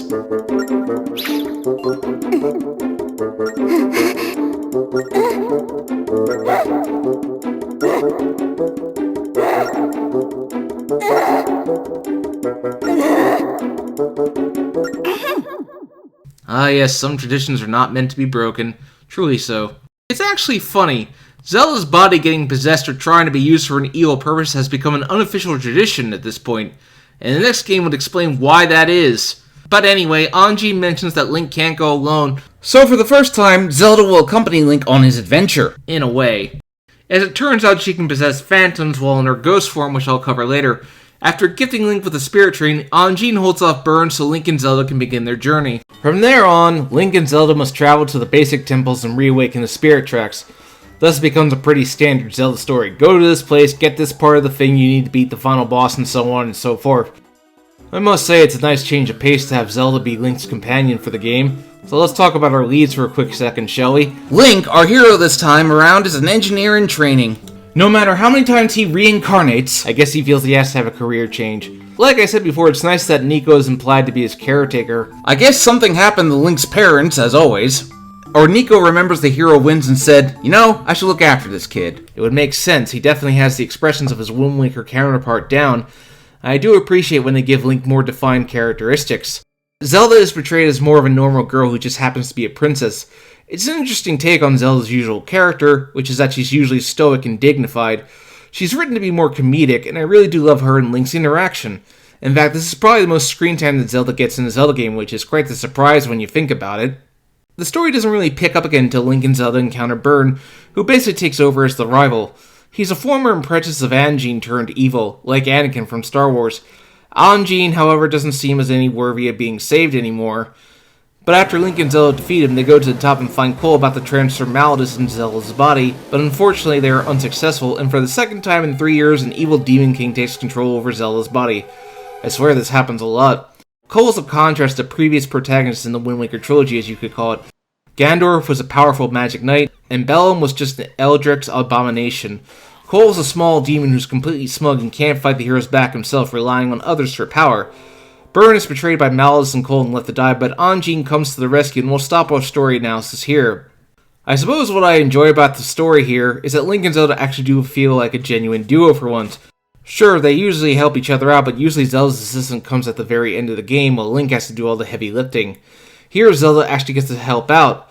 Byrne is an interesting take on the rival character, in that he has an arc and develops, whereas in Twilight Princess, the Bulbin King's sudden turn comes at the very end, and rather unexpected since he didn't even talk for the majority of the game. I do wish we could have gotten more elaboration of Wind Waker, Link, and Tetra finding the new land of Hyrule, but I suppose that can be saved for a Lost Tales of Hyrule type of game. I can dream, can't I? The graphics are pretty much the same as they were in Phantom Hourglass, but a little cleaned up. By that I mean the models are less blocky than they were in Phantom Hourglass. The music is charming. I particularly like the music while you're on the train. It's so peaceful until the evil trains come at you, but I'll get to them in a minute. New Hyrule's economy must depend on trains, much like how the Great Sea depended on sailing. I'm fascinated by how people live in Hyrule, especially when you have Link coming into people's houses and destroying every pot they have just to get some goodies. So overall, the presentation is neither better nor worse than Phantom Hourglass, it's on the same level. What I will say, I do like the character's emotions, it suits this iteration of Link and Zelda quite well. Control layout is the same as Phantom Hourglass. You move Link with the stylus pen, you use his items with the stylus pen. In fact, there's really no need to get into so much detail this time. I'll cover the items as we go.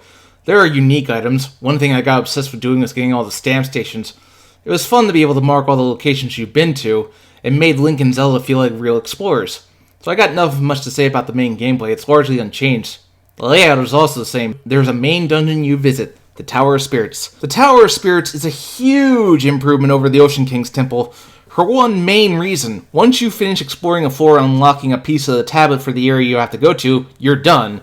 You don't have to go back into that floor again unless you want to go back and get a treasure that you were unable to get because you didn't have the right item at the time, which is totally optional. The main gimmick of this dungeon is that while you have the phantoms chasing after you, if Link can power up his sword and strike them in the back, Zelda will take control of the phantom, and this is useful for many reasons. One thing I gotta laugh at was using Zelda to distract the phantom so Link can sneak by.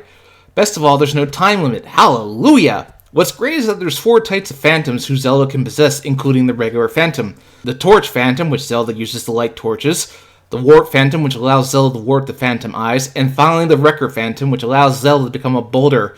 Yeah, blow them all away. I really do like how Zelda gets to give Link a hand this time. The train works the same way as the boat did in Phantom Hourglass. You trace a path that you want to go, and your train goes. You can only speed up or reverse your train, and what's annoying is that you have enemy trains that will try to stop you. You can fire back with cannonballs, but if you collide with them, it's an instant game over. Well, look on the bright side, Zelda. Link will be joining you shortly! What's also annoying is that if they are on the path you set for yourself, you'll have to quickly change course, which can throw you off, and make you have to go the long way around, which just wastes time. There is a fast travel system, but I'm not a fan of it. You have to shoot the gem with a cannonball, then blow the whistle and go through the portal. It was way easier in Phantom Hourglass where you just rode on the sleigh of the whirlpool you wanted to go to. This is the worst fast travel I've seen in a Zelda game so far. Generally, Link and Zelda will travel to the Sanctuary, where Link is taught a song, and let me tell you, this is my least favorite part of the game. Now, it's standard for a Zelda game to have songs for you to learn since as far back as Ocarina of Time. But what did you have to do there? You just press some buttons. That's it. That's all it should be. But here,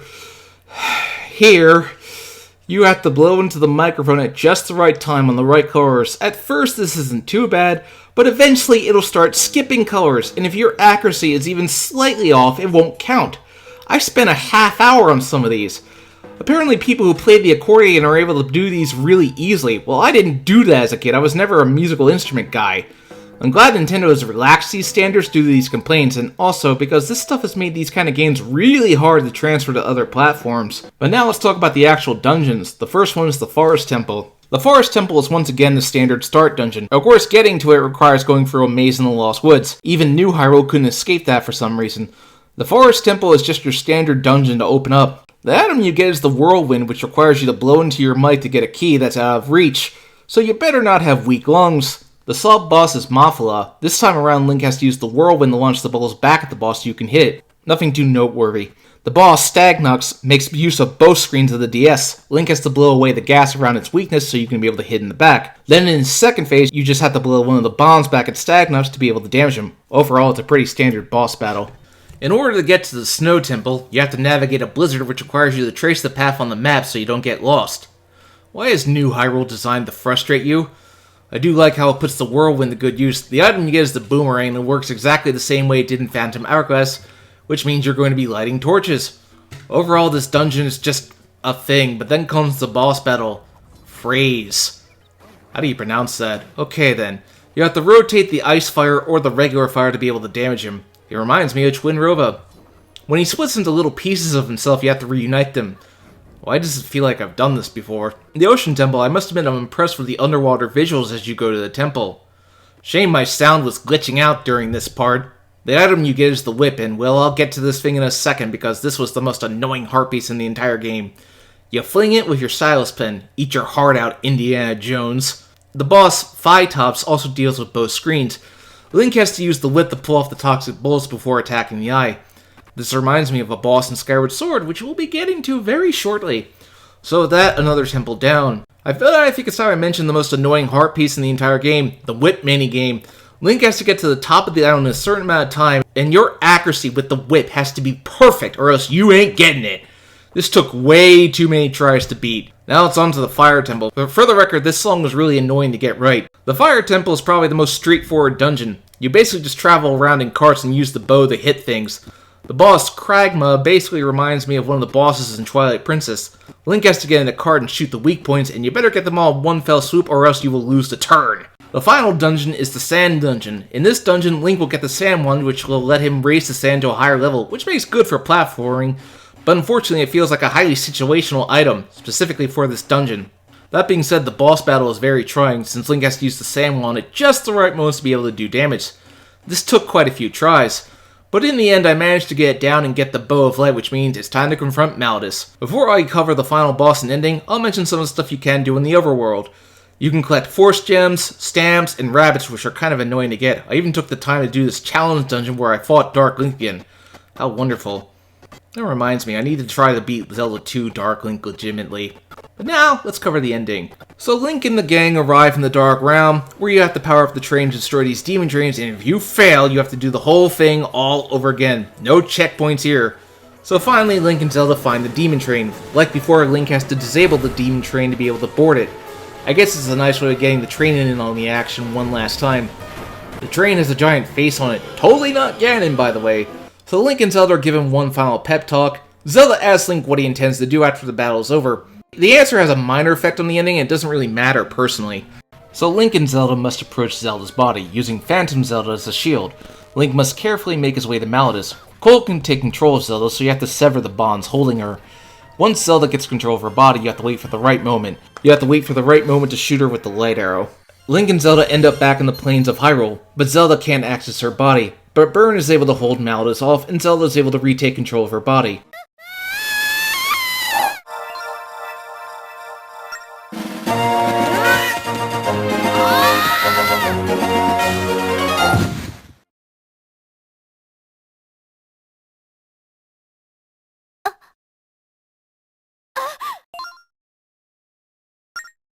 Well, I noticed your hat just rose, Link. Makes me think something else also rose up. I'm sure Rule 34 had a field day with this.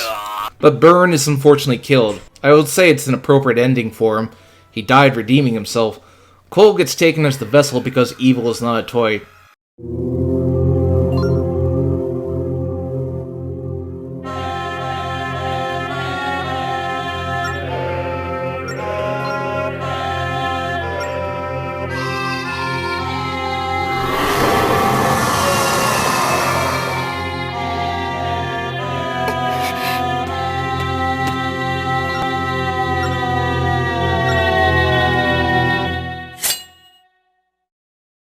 Like I keep saying, Malladus looks exactly like Ganon in some ways, so why was he not Ganon? The final battle begins. The first part, Link just has to protect Zelda from Malladus' attacks, and and you can't even let one get to her, otherwise you have to start the whole process all over again.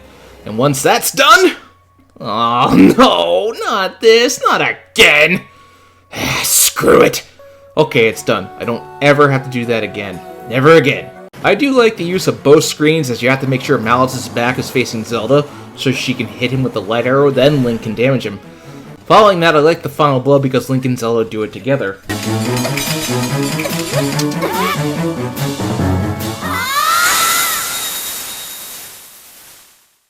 Anjean, Byrne, and the other spirits all ascend to a higher place of existence. Malladus is defeated, and Link and Zelda, at the end of the day, all they have left is each other.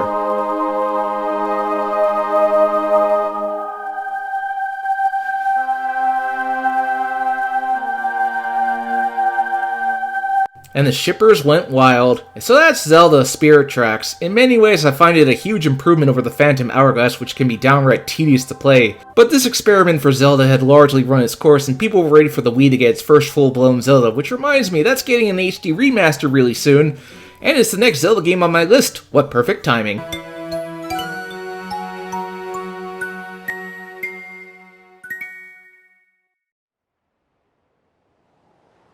Yeah, this is easily the most controversial 3D Zelda game of the line. A lot of people hated on it. Ego Raptor most fervently verted a new one. Deuce? God, shut up! Seriously! You want all this attention like you care, like you really gave it your all in a new innovative Zelda experience, but instead you led Zelda into a frustrating monotony. You know, what started the franchise was like the sense of wonder, and what has thus far concluded the franchise is a sense of formality. A predictable, time-consuming mess that asks you not of your sense of adventure, or even your wit, but instead your ability to listen and follow directions. You ask of us our ability to point something at something else and then walk towards it. You ask of us our willingness to get another bow and arrow, fight another boss with another giant glowing eyeball. Gee, I wonder how to fucking beat it. I fucking wonder, Skyward Sword. You ask of us to get a cat from the top of a roof and carry him over to some guy who says thank you. The Adventures of Link, Cat Delivery Man. Is that your title? What's the tagline on the ads? Cat's out of the bag and onto the roof. 10 out of 10. No Wiimote motion issues here that could possibly cripple the entire experience. Best in the series. You're like a spoiled rich kid who gets everything bought for you your entire life. And then when it comes to making it on your own, you can't take it. You expect everyone to love you because you are who you are, part of the illustrious Zelda lineage. Nothing could possibly be wrong with you. You look just like a Zelda. But you're not one. You're a pampered, doughy snob wearing nice clothes, expecting to graduate scot-free because your daddy's an alum. Why would you need to improve? Why would you need to get any better? Everyone just agrees with your shitty ideas because you're a Zelda. Fuck you, Skyward Sword. Yeah, calm down a little bit there, buddy. One of the things I remember about the original release was how people really didn't like this game's hand-holding sections. This was near the end of the Wii's lifespan, and it seemed Nintendo had embraced play it for you. Fi, how do you pronounce her name anyway? I'll look it up. Rhymes with my. Huh. Okay then. Was one of the most hated characters in the series. I even took a shot at her in my old Mario Galaxy 2 video. I hate that video, by the way. Don't watch it. As it turned out to be fortunate timing, Skyward Sword HD was announced when it was the next Zelda game on my list to play. So for once, I actually timed something right. Both the HD remasters of Wind Waker and Twilight Princess made significant improvements to the original games, so a lot of people hoped Skyward Sword would do the same. Well, I'll get into that, but first we gotta go over some development history. The year was 2007. The Japanese video game market was declining rapidly, with an ever-increasing focus on portable games. In fact, Phantom Hourglass was seen as a moderate success in Japan, whereas while Twilight Princess sold very well globally, its sales were considered underwhelming in Japan. Nintendo had seen this shift coming. As late Satoru Iwata said in 2004, prior to the launch of the DS, games have come to a dead end. Creating complicated games with advanced graphics used to be the golden principle that led to success, but it is no longer working. The biggest problem is that developers need to satisfy the core gamers, who want games with more volume and complexity, while they also need to satisfy average users who don't have as much knowledge about games. The situation right now is that even if the developers work 100 times harder, they can forget about selling 100 times more units, since it's difficult for them to even reach the status quo. It's obvious there's no future to gaming if we continue to run on this principle that wastes time and energy in development. This was the goal with the DS and Wii. Nintendo would invent new ways to play their games without focusing too much on jaw-dropping graphics. The innovations, of course, were the DS's style pen gameplay and the Wii's motion control gameplay. Development for Skyward Sword started in 2007, shortly after Twilight Princess was released. Like I said, sales for the game were weak in Japan. This was the reason because they didn't think the Wii was much of a market for hardcore gamers, and this approach had an effect on many of their Wii-era games, such as why Super Smash Bros. Brawl was so casual-focused. Or at least I suspect that's why. But the first 2 years of development were basically spent trying to fine-tune the Wiimote Plus controls. The world of Skyward Sword was deliberately made more compact because they felt exploratory games were the opposite of what gamers wanted. They felt games were growing too complicated. In fact, Skyward Sword has no real overworld at all. You just simply go to here and there and do what you need to do. The Zelda team thought that perhaps Zelda didn't need those roads and they weren't key to the series' success. After all, going world to world in Mario was simple enough. You just went to the courses you wanted to go, and why not do that with Zelda? Inoma later added, "I think we were able to keep such a big project together because the game world this time is structurally simple. We talk about all these dense places, but structure-wise there are only 4. Forest, volcano, desert, and sky. For story purposes, the team decided to explore the origins of the Zelda mythology, such as the creation of Hyrule and the Master Sword. So once again, we are telling the origin for Zelda, but Ganon, the series' main antagonist, couldn't appear because it was pretty clear that Ocarina of Time was the first time Link and Ganon clashed. So they had to think of something else. What they came up with was questionable. We'll get to it. Skyward Sword met something of a mixed reception when it launched in 2011. While critics loved it, fans in the US were pretty mixed due to the lack of exploration and the fact that the game was extremely linear and it didn't do much better in Japan, only selling over 3,000 units. This would lead us into the direction of the next Zelda, but that's for another time. I remember when the game was first shown at E3 2010, or was it 2009? Memory's a little fuzzy. They had problems getting the motion controls to respond properly. I think they would have tested that before showing it on stage. One thing I'll also note is that the HD remasters for Wind Waker, Twilight Princess, and Skyward Sword all came out 10 years after their original release. Either that's an amazing coincidence, or Nintendo planned that all along. Well, all that's taken care of. Let's get into our story. Our prologue this time tells of a great war. Feels like Hyrule's had like 5 great wars that depict its history. A battle of good and evil. The evil forces led by Demise, bit on the nose with that name, against the goddess Hylia, who was entrusted by the 3 goddesses to watch over the land. I must admit I do like the prologue. The way it takes the story through paintings is a rather effective way to get the story across. The goddess cropped up the surviving humans and sent the land they were on skyward. And the battle between good and evil waged on, and eventually Demise, or as he's known in the Japanese version, the bringer of Demise, was sealed away, seemingly for good.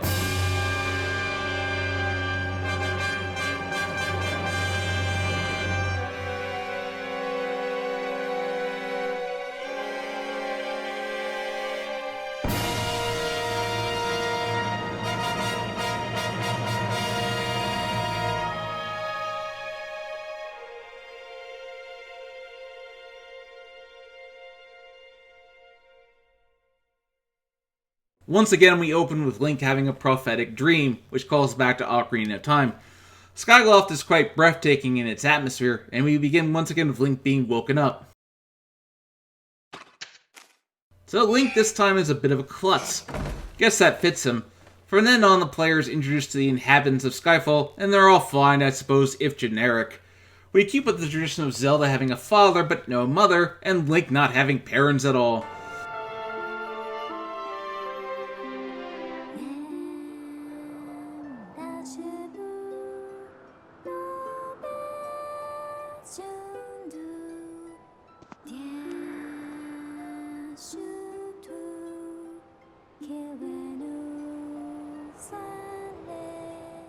Link and Zelda are once again childhood friends in this game, and while the opening of the game attracts a lot of criticism for its slow beginning, most of it is spending time to set up Link and Zelda's relationship. In fact, they're really laying on the Z-Link teases. You're into shipping? Join the Navy! Yeah.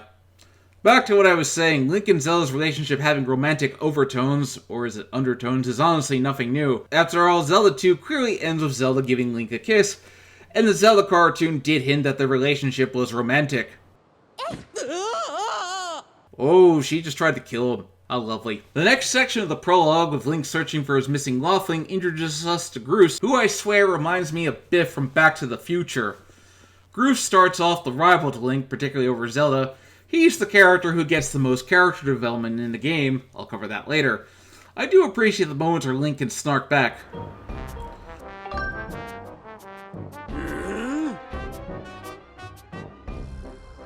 It also serves to show how spunky Zelda is in this game.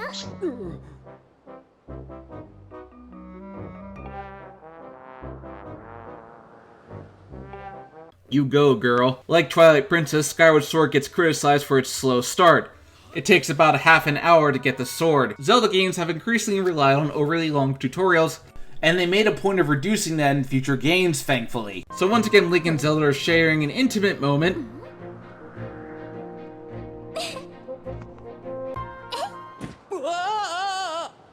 What a cock tease. I demand a kiss. Apparently the opening of Skyward Sword was even longer with more cutscenes, but the team cut a lot of scenes so they could keep the scene in where she leaps onto Link's Lothling. But as always, just when things are looking up, a tornado separates Link and Zelda. Zelda falling looks very familiar. So Link wakes up and meets Fi, who is basically a robot, always speaking like she's a computer for whatever reason. Come to think of it, I don't think Zelda has computers, so why she talk like one? So Link finally gets the sword. Only took about an hour into the game this time, much shorter than Twilight Princess, which required a lot more effort.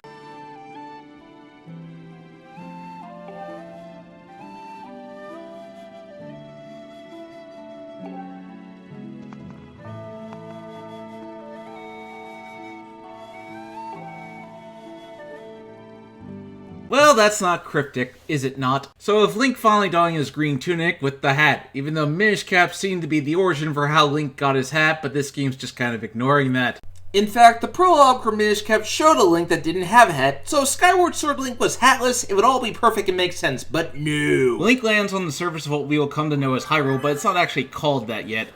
Link must carry on his journey to find and rescue Zelda, aided by this old woman who... we'll get back to her. Basically, what's implied is that while Link is off searching for her, Zelda is having her own adventure, and the team did consider making her a playable character, where you saw her side of the story, but didn't make it into the game. A shame the Wii didn't really do DLC. It probably would have been DLC. Also, you look through the gate behind the old woman, and you see some strange crystal. What could that be? I wonder. So the next story-related bits happen when Link reaches the first dungeon and meets Girahim. In his first scene, we establish his character pretty well. Girahim was deliberately designed to contrast with Ganondorf, the usual antagonist. Compared to Ganondorf's very masculine, powerful, evil characteristics, Girahim is, well, very feminine, so to say. He's also an evil counterpart to Fi.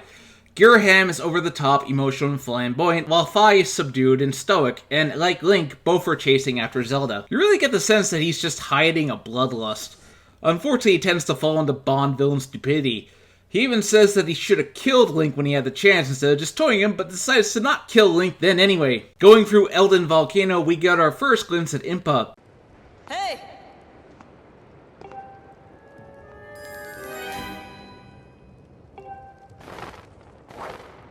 In fact, her design calls back to her Ocarina of Time look.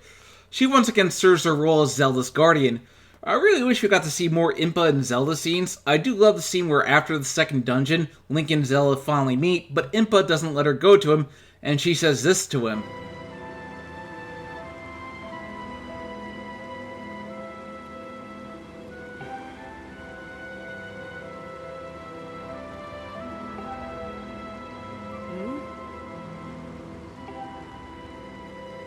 Her words are harsh, but they carry some truth to them, and you can have Link take those words to heart, as after the third dungeon, Link is able to prevent Girahim from reaching Zelda, and I couldn't resist having him say this.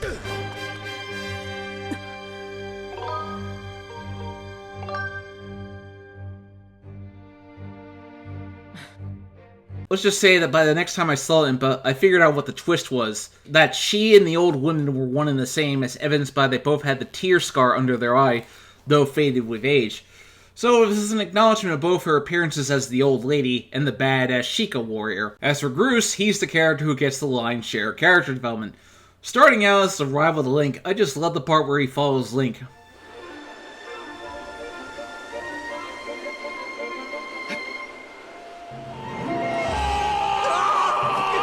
I love Link's face. It's so full of "Dear Goddess, no." Still, Groose gets over being in a strange land very quickly.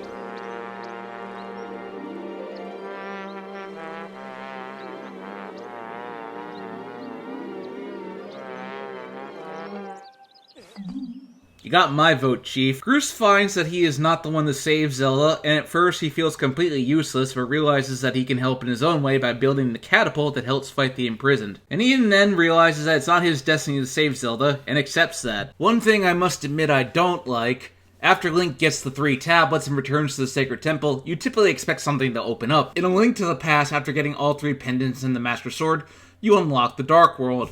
In Ocarina of Time, after getting the 3 spiritual stones, you unlock time travel, and so on and so forth. But here, the time gate just kind of sits there, and you're told you have to go do more stuff to unlock it. What a cock tease. The imprisoned is our big threat. A big part of the game is keeping him imprisoned. But it's really hard to take him seriously due to his design. It's just a black blob with toes that stick out, and all that ends up doing is exposing his weakness. My toes are weak, strike them. Then he gets fingers. Ooh, it just makes him look even sillier. I get that he's more of a force of nature and he's not quite full power, but there had to have been a better design than this. The game's story revolves around forging the Master Sword. They didn't even try to keep this a secret. Act 1 just kinda lengthens the blade.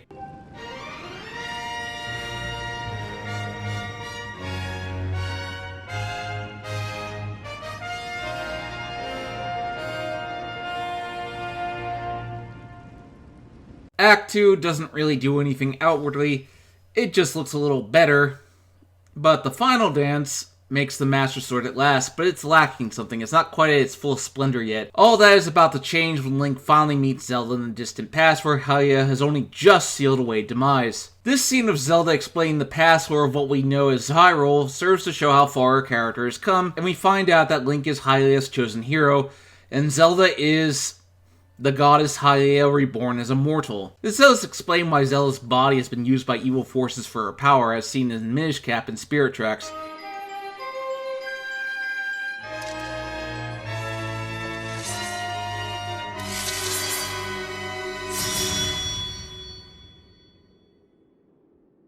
But Zelda has to seal herself away to lengthen the seal on demise.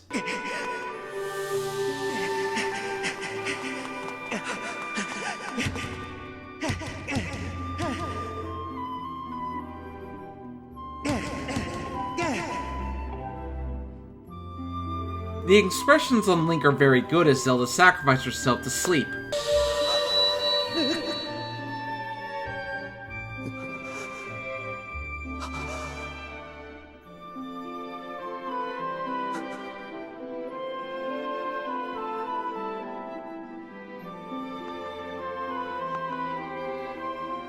So what can I say about Skyward Sword's story? I do appreciate the attempts to enhance the lore. The origin of the Master Sword, Skyloft is crew that becomes the city in the sky in Twilight Princess, a nice little bit of world building there. Ghirahim as an antagonist is a refreshing change of pace, even if he does suffer from Bond villain stupidity. But the biggest problem is, well, Vi, because people don't like her, mostly because of her constant interruptions in the original game, and the fact that for most of the game, she acts like an emotionless robot. Now, technically, she is an emotionless robot, and it would be fine if she started out that way, but she really should have opened up more to Link as time went on, showing more worry and happiness for him. But what the story did do well was make you care about Link and Zelda, and you really want to go on this journey to save Zelda. The team went with a mix of cel-shaded and realistic graphics, thus creating a nice little mix of the looks of Wind Waker and Twilight Princess. The world of pre-Hyrule is lush, and everything is pretty empty, and that's basically the whole point, since this is before civilization was established. Skyward Sword's unique visual style is owed to Miyamoto's love of Impressionism, inspired by the paintings of Cezanne. All this does is give Skyward Sword its own unique feel compared to the other 3D Zeldas. There is nice variety in the 3 land areas, but that's the problem. There's only 3 of them. I'll get into that shortly. For the first time, Zelda has fully orchestrated music. Long overdue, I'd say. After Mario Galaxy, it was only a matter of time before Zelda got orchestrated music. My particular favorite song is with Link and Zelda's romance theme. It definitely helps set the mood for Link and Zelda's scenes together. Since I'm playing this off the Switch HD remaster, everything has been upscaled to 1080p and looks pretty nice. Skyward Sword was the last Zelda game that needed an HD remaster. Should've waited to do your Zelda 3D marathon by a few years, some call me Johnny. I love how it all runs in 60 frames per second, and the game has very few loading times thanks to the enhancements. So I think Skyward Sword is a very pretty game, but this was just a small bit. Let's go into the main meat of the video, the gameplay. Skyward Sword was perhaps the first Zelda game to try to take advantage of the Wii's motion controls. It came out a year before the end of the Wii's lifespan, so everything about the game is about using your Wii remote as the sword. The idea was to allow greater control over Link's sword than ever before. But that being said, using the motion controls took some getting used to. Enemies will now shield themselves from certain angles, meaning you gotta swing your sword from the proper angle to damage them, and I swear at times that I was doing that, but no, it didn't register properly, so I ended up paying the price. At the beginning I thought it was odd that the game starts you off with 6 hearts instead of the usual 3, but then I realized that was to ease the frustration of the motion controls from experienced Zelda players. The HD release does add a way to do it without motion controls.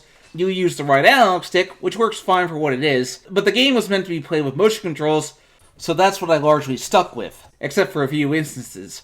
With Dooku Babus, for example, you are meant to swing your sword in a certain way to destroy them. I find this to be a fine addition that neither makes or breaks the game. One new addition to Link's ability that was long overdue was the ability to sprint. No longer do you have to roll to make decent progression on foot. By holding down the A button, Link can dash and then roll. Once that stamina meter runs out, Link will have to wait to recharge a bit. Yeah, this mechanic to be here before Breath of the Wild made it famous. One thing that the HD edition gets rid of is the constant reminder of what the item is every time you pick something up, with one notable exception. I'll get into that later. Our first area, Farad'n Woods, is a nice little forest area. The creatures, the Kikuwas, are actually rather endearing. I'm guessing they're distant ancestors of the Kokiri in Ocarina of Time, before they became the Koroks. Really don't get how the forest spirits work, but there's no great Deku tree, so yeah, never mind. After a hide-and-seek search which highlights the use of dowsing, an ability that I consider very overused in this game because you're constantly in first person while doing it, which means that you can't defend yourself against enemy attacks. It was a nice idea, just not properly integrated. It's here that you get the slingshot. It's made a little more useful than in Twilight Princess because you have to use it a lot more often, although I actually let down the rope earlier ahead of time and the game acknowledged that. One thing I am not a fan of is the tightrope walking, as it is just clumsy to control with motion controls, but I can switch to regular controls on the fly so this complaint is negated. Going back to the sky can be done at a bird statue, but if you have the Zelda and Laufling amiibo, you can return to the sky whenever, which is a little annoying that it's behind an amiibo, but it's appreciated nonetheless. The Crimson Laufling doesn't have a name like Epona or the King of Red Lions, so it's hard to get attached to him. Flying with him can take some getting used to going off the motion controls. Flapping my arms like I'm a bird, it takes some practice. That being said, I wish the Land of Sky had a little more variety in the islands you explore. A lot of them are big rocks.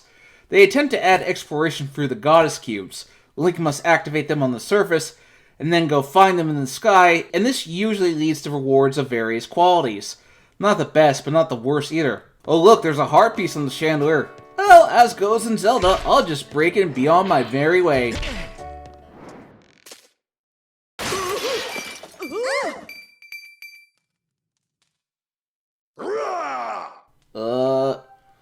That doesn't happen in Zelda. You're disrupting the nature of things. The balance of the universe is undone. Good and evil are no longer in perfect symmetry. What have you done, game? What have you done? Skyloft is compact, but it has plenty for you to do, such as accessing Beetle's shop, where you can find various items to help you, such as the bug net. Of course, one time I was just browsing, and then this happened. Oh! Hi!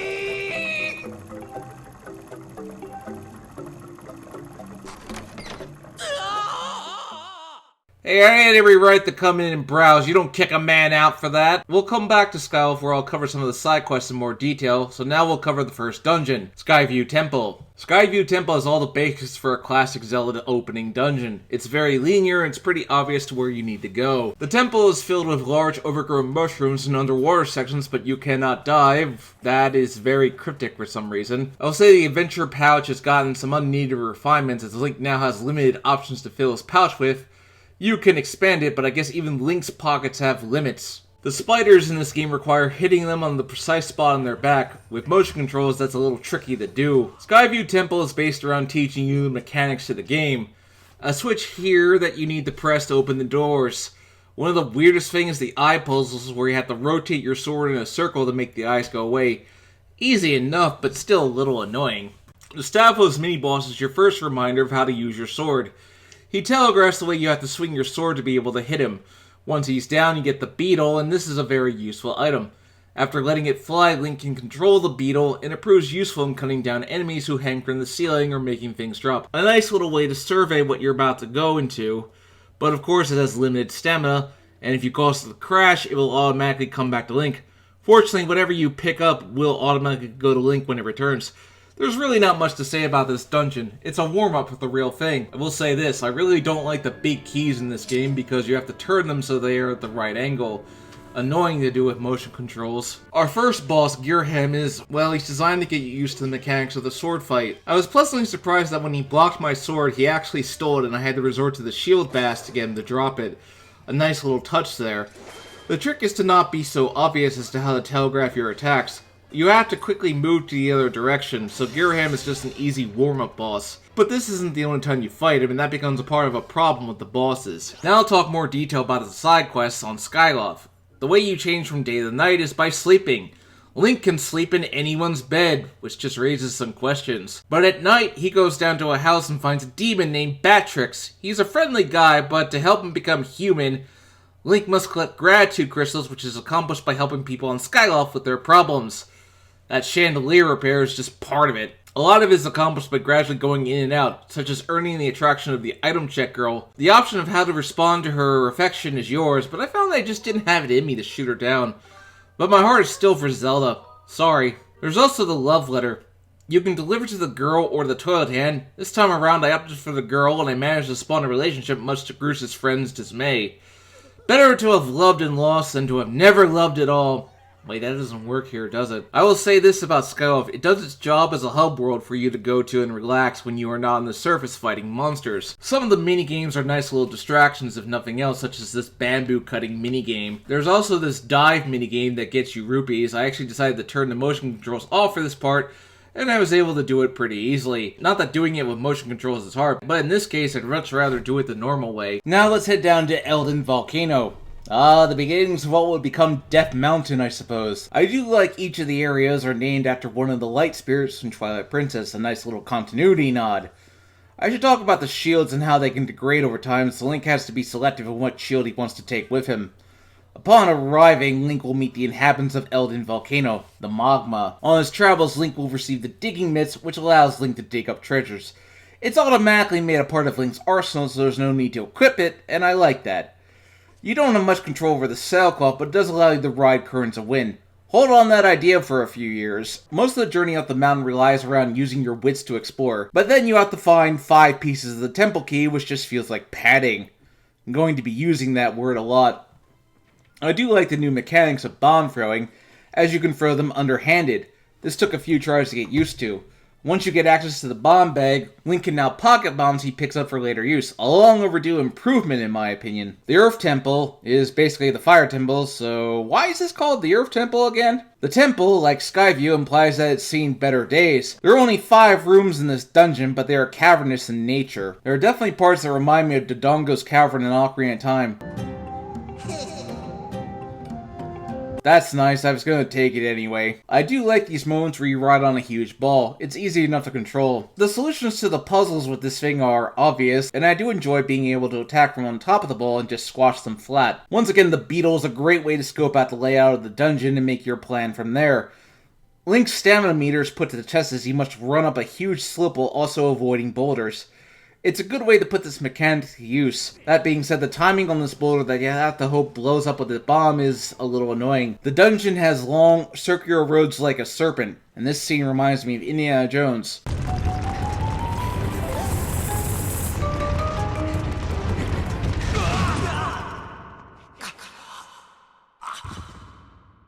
One hit and it's over?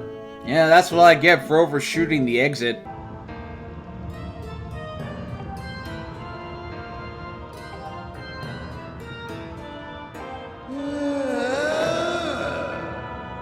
Whose fault is that, man? Seems you didn't do your job. Whatever, boss time. Skaldara, eh? I guess it's appropriate. The best approach is to take the high ground, blast him with a bomb, and then while he's sucking things up, make sure he swallows a bomb. Reminds me of Andros from Star Fox 64. Then try to slash the exposed eye. Fortunately, you can restock on bombs if you run low, so all in all, it's not too hard of a boss, just a taxing one.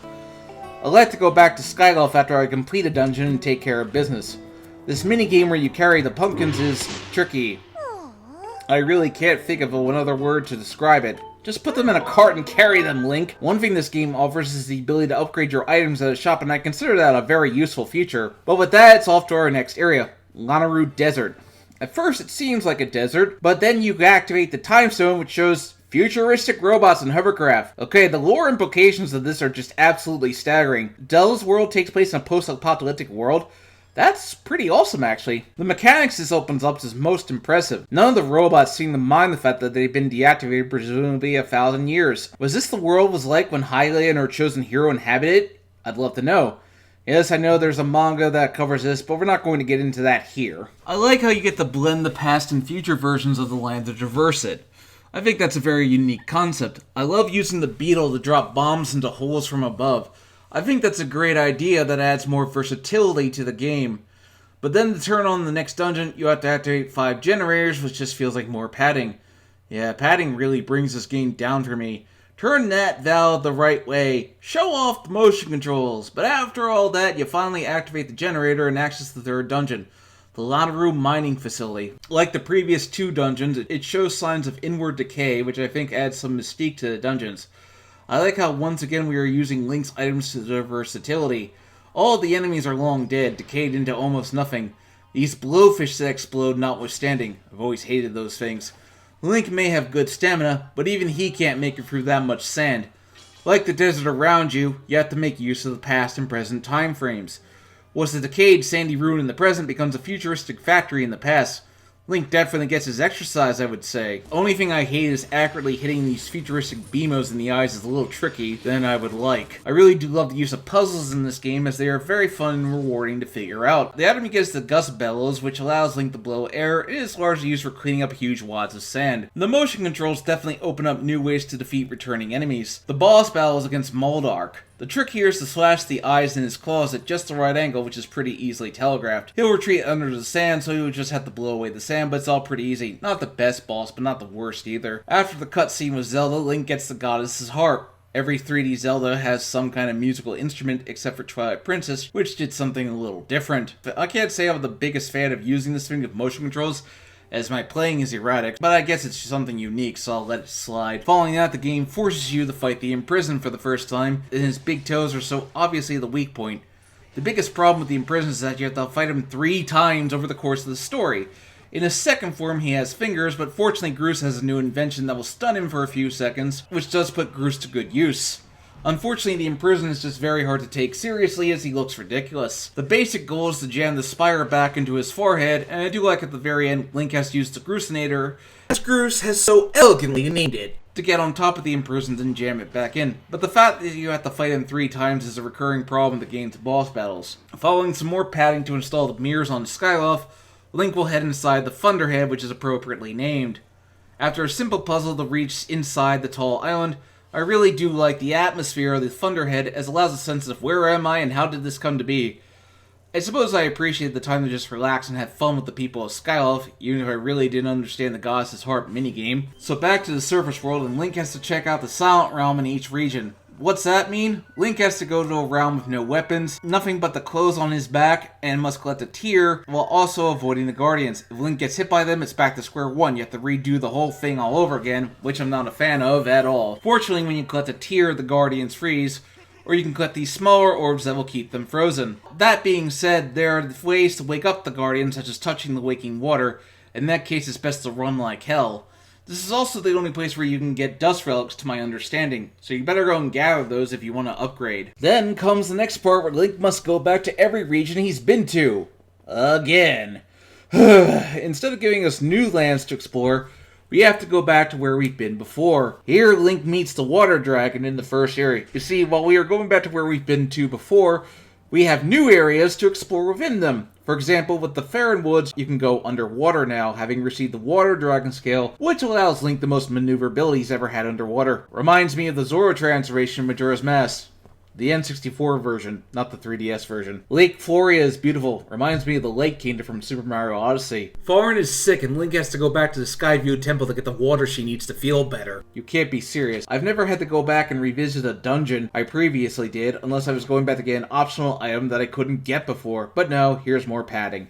Just go back to the first dungeon, get some water, and heal the water dragon. Then finally you access the next dungeon, the Ancient Cistern. The layout of the dungeon is interesting. It's water-themed with distinct Eastern architecture. The item you get in this dungeon is the whip, and I love using this thing, whether it be the swing to ledges or the flip over lily pads or flip switches that are out of reach, or in one case, stealing a small key off a guard. Many of the sections of the dungeon revolve around underwater sections, which puts the Water Dragon Scale to good use.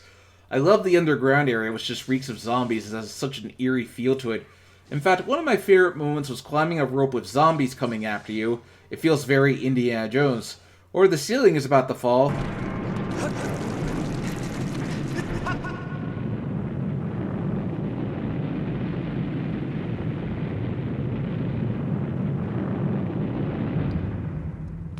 Okay then. Now for the boss battle. Girahim decides instead of killing Link here and there, he'll just summon a boss to do it for him. Coloctus. What a name. I gotta say, I really do love this boss battle. Using the whip to pull off its arms, then after literally disarming it, picking up sword and swiping at its body to damage the heart just feels immensely satisfying. There's not much to the boss, but it's one of my favorites in all of Zelda. So your reward for the Glanaru Desert Spirit Realm is the claw shots. Alright, now that's a reward I like. Maybe they'll explain how the second one is in the remains of Skyloft and Twilight Princess. Too much to ask for? Yeah, probably is. But this opens up a new area to explore in the desert. Upon accessing the new area of Glanaru Desert, you got to explore what was once a vast ocean before it all dried up and became a desert. Huh, that's interesting. Maybe this is how Wind Waker became the Breath of the Wild world. Ah, never mind. The minecart minigames are rather hard to control, and I will say this is probably the most annoying piece of hard in the entire game for me. There are some surprises I admit I didn't expect as I searched for the sand ship. The whole area makes use of the time shift stones, and I will admit it's a rather clever way to traverse the area. The sand ship has two modes, the present where it is a ruined wrecked field with sand, and the past where it is active. I really like the design of this place. It really applies creative thinking, such as using your new bow and arrow to activate and deactivate the time shift stone when at appropriate locations is very effective, and it's one of my favorite uses of the bow and arrow.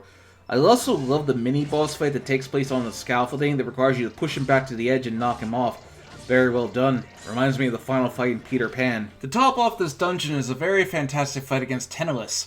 You see its tentacles destroying the ship. You have to constantly call upon Skyward Sword to destroy the tentacles, then hit its eye with the bow and arrow. It's a nice way to combine the bow with the sword. It's a fight that keeps you on your toes. So far, with the exception of having to fight the Imprisoned more than once, the bosses have been a consistent highlight. So now it's off to the volcano again, this time in the Silent Realm. Link gets Fire Shield earrings that allow him to enter incredibly hot places without taking damage. Eat your heart out, Hero of the Wild. But then when you finally seem to be reaching the temple, no, you have to go all the way back to Faron Woods to get a big bucket of water from the dragon, so that you can then go back to the temple entrance and douse the water. Padding at its finest. Again. But because the robot decides to show off, you gotta escort him up the entire mountain to the temple entrance instead of just dropping him at the entrance. Which means fighting every monster to protect the stupid robot. So finally, after all that is done, let's enter the Fire Sanctuary. I will say this, I do love the aesthetic of the Fire Sanctuary. Navigating the dungeon requires shooting down water fruits with whatever you want. Rescuing the Mogmas is also helpful, as they will reward Link. The item is the Mogma Mitts, which allows Link to dig underground and essentially travel underground. Of course, the way you fight some of these earthworms, or at least I think that's what they are, can be, what's the word I'm looking for? Interesting. Yeah, let's go with that. The boss is the second fight with Girahim. A little close there for comfort. Okay then. It's more or less a repeat of the last fight, just with more added to it. I had to really practice how to fake him out with my sword swings. He starts to get sloppy when he pulls out the two swords, which shows that Link is starting to get to him a little bit.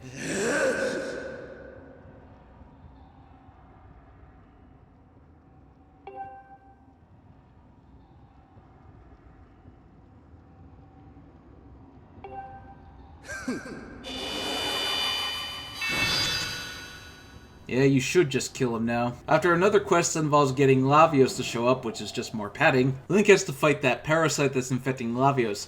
I do like this boss as it allows Link to make good use of his Loftling, even if the eyes are a little squicky for my liking. Reminds me of Donzo's Sharingan arm. Once you clear that, you have to battle on top of Lavios. You just have to deflect its attacks back at it by swinging your sword in the proper direction, which is a little more annoying than it needs to be. Following that, you must now complete 3 trials to access the final one on Skyloft, to gain each part of the song each dragon holds. The first is in Faron Woods. It involves the area flooding. Link must collect Tad Tones, and this is just pure padding at its finest. Then going to Eldin, Link loses all his items and must find them all. I actually quite like this part as it encourages stealth, which is not something Link has to do very often. It's a nice little change on the formula. I also managed to get the last of the Gratitude Crystals, and Batrix is, you look better as a monster. Reviving Lanayru is a complicated process that requires backtracking, but it does unlock a boss gauntlet. I was able to get both the Piece of Heart and the big prize, the Hylian Shield. The one shield that doesn't break. I guess that's worth it. Following that is one last Silent Realm. Oh goody, I'm not going to bother going into it since I'd be repeating myself. I'm just not a fan of how getting hit means you have to start the whole thing all over again, but hey, no more Silent Realms! And there was much rejoicing. All that leads into the final dungeon, of sorts, where Link and Fi head inside and are basically tasked to acquire the Triforce.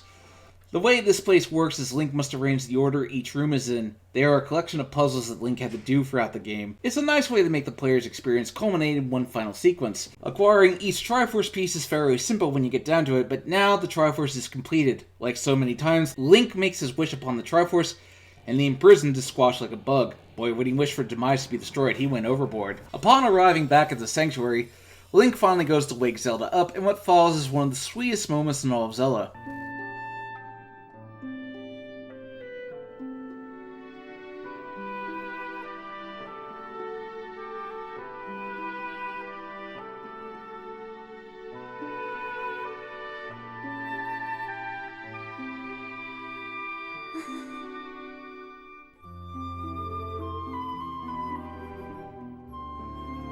For once, Link is the one waking her up, so it seems like a happy ending. It's all resolved. But wait, we forgot one little thing.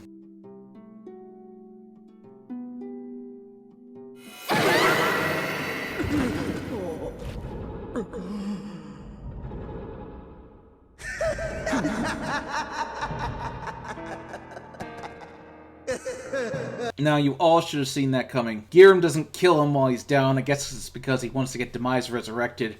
So now begins the climax of the game, and I will say this, the setup is pretty awesome. Link must return to the past and stop Girahim before he sacrifices Zelda.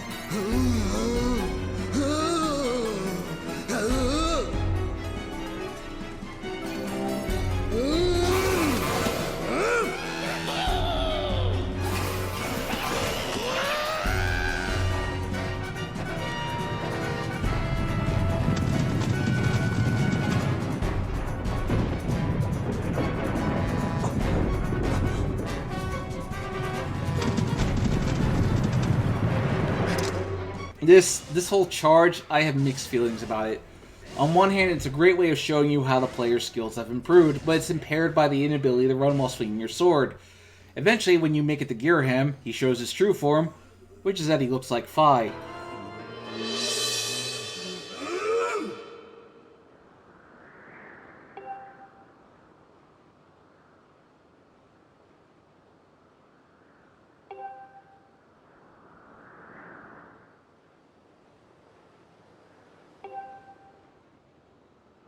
The final battle against Girahim takes place on platforms above the arena.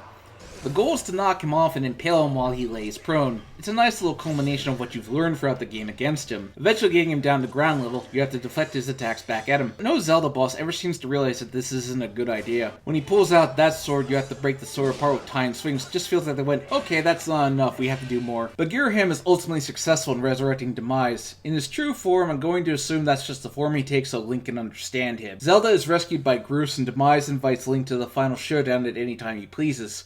Just to give you time to prepare. I mean, yeah, sure, why not? We all know what's coming. Time for the final showdown.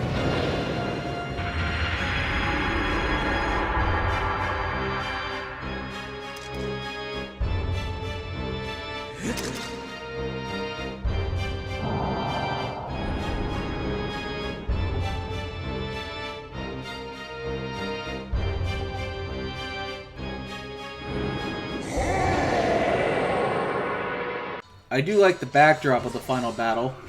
Lightning, rain, it all creates such an atmosphere. When first he shows up, just smack away his sword. It's here I realized how useful the shield bash is at knocking him off balance and letting you get a free hit in, but that's only stage 1.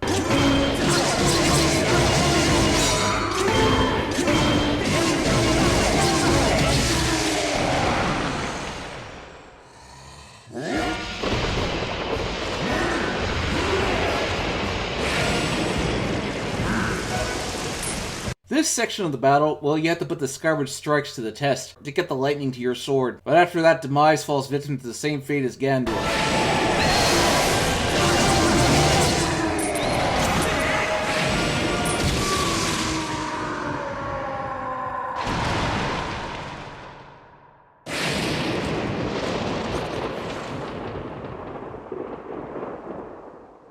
Let's finally address this part. Before he fades away, Demise tells Link that an incarnation of his hatred will forever haunt him and Zelda's descendants. And everyone knows that this is Ganon. Yeah, I'm not the biggest fan of this idea, since I feel it devalues Ganon as the big bad of the franchise, but it is what it is, I suppose. Whatever the case, happy endings are abound, Zelda is safe, tearful goodbyes are held, as Link and Clyde must part ways as Link puts the Master Sword into the pedestal, and they are parted forever, until every time Link gets the Master Sword.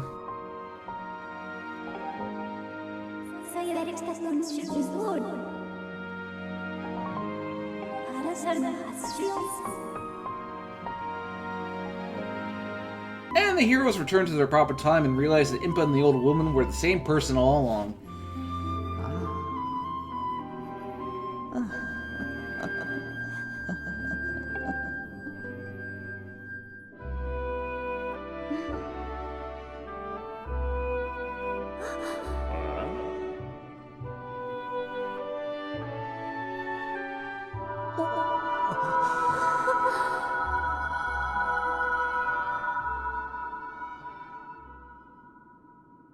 As the credits roll, we get to see what Zelda was up to. Wish we could have played that.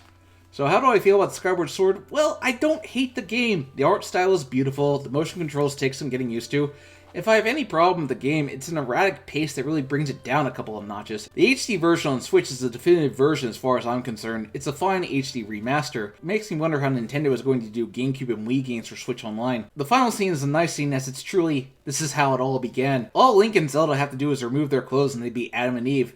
In fact, I'm sure they're both about to do so. I'll leave you with that.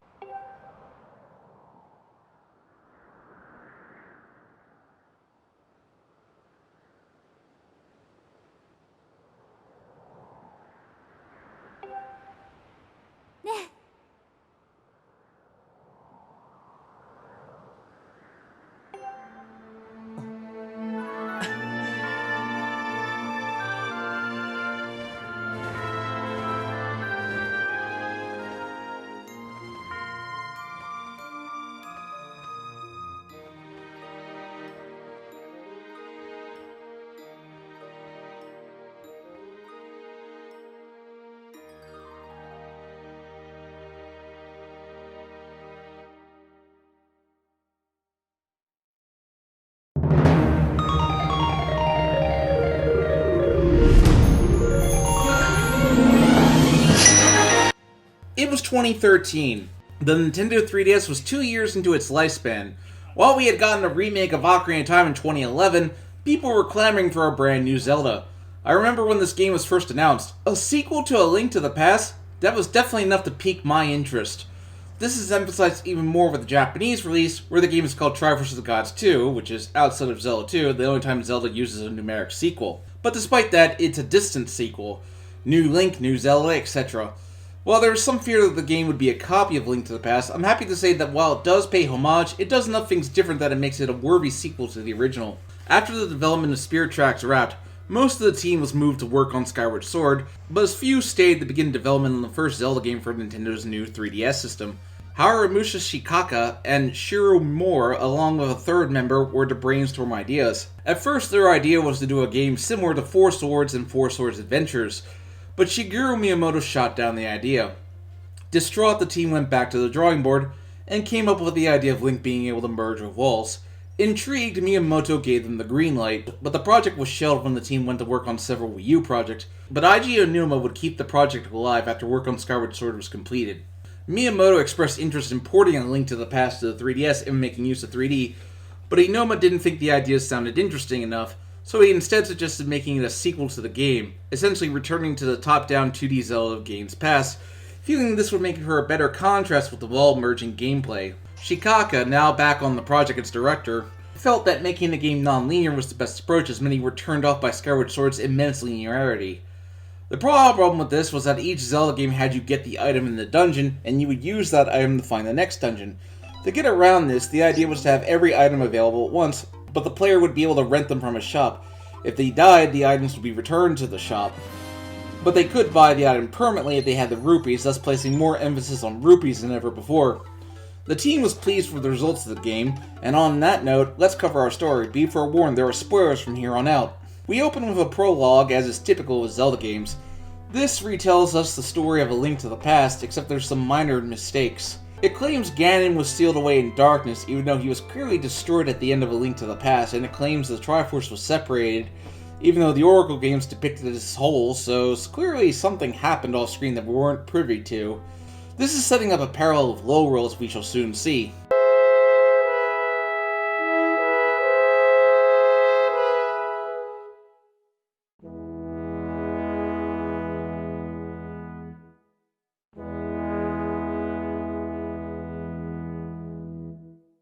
As usual, we open with Link being woken up, because that's just typical. Every game since A Link to the Past has largely had it. Link, our hero, is the apprentice of a blacksmith this time. He's overslept and has to deliver the sword to the captain. But on his way to the sanctuary, the priest's daughter Saris is in danger, and Link meets Yuga, who is our villain for this tale. He turns Saris into a painting and leaves Link alone. Link awakens and meets Ravio, who is dressed up in a rabbit costume, which is a fun little bit of foreshadowing if you've played A Link to the Past, and he gives Link a special bracelet. Following a meeting with Princess Zelda, who sends our hero to find Sahasrahla, and gives him the Pendant of Courage. Good thing too, for as soon as Link meets Sahasrahla, a barrier traps the castle, and Link must go and get the other pendants and follow the formula of A Link to the Past, get the Master Sword, etc. But there's a bit of a twist this time, as we shall soon see. Let's talk about our villain Yuga for a minute. Whenever he shows up, he makes a note to hum his own theme. He contrasts Ganondorf quite well. He throws temper tantrums when Link starts to get the better of him. He's very effeminate, and he's just a lot of fun to watch. Unlike Girahim, he actually tries to get rid of Link by turning him into a painting, only failing because the bracelet Ravio gave Link allows Link to merge in and out of walls at will. The reason for this was because when they wanted Link to have that ability, Yuga was thus given the artist's motif to explain that, so unknowingly, Yuga granted Link the ability he needed to fight back. Once again, after getting the Master Sword, exactly like in A Link to the Past,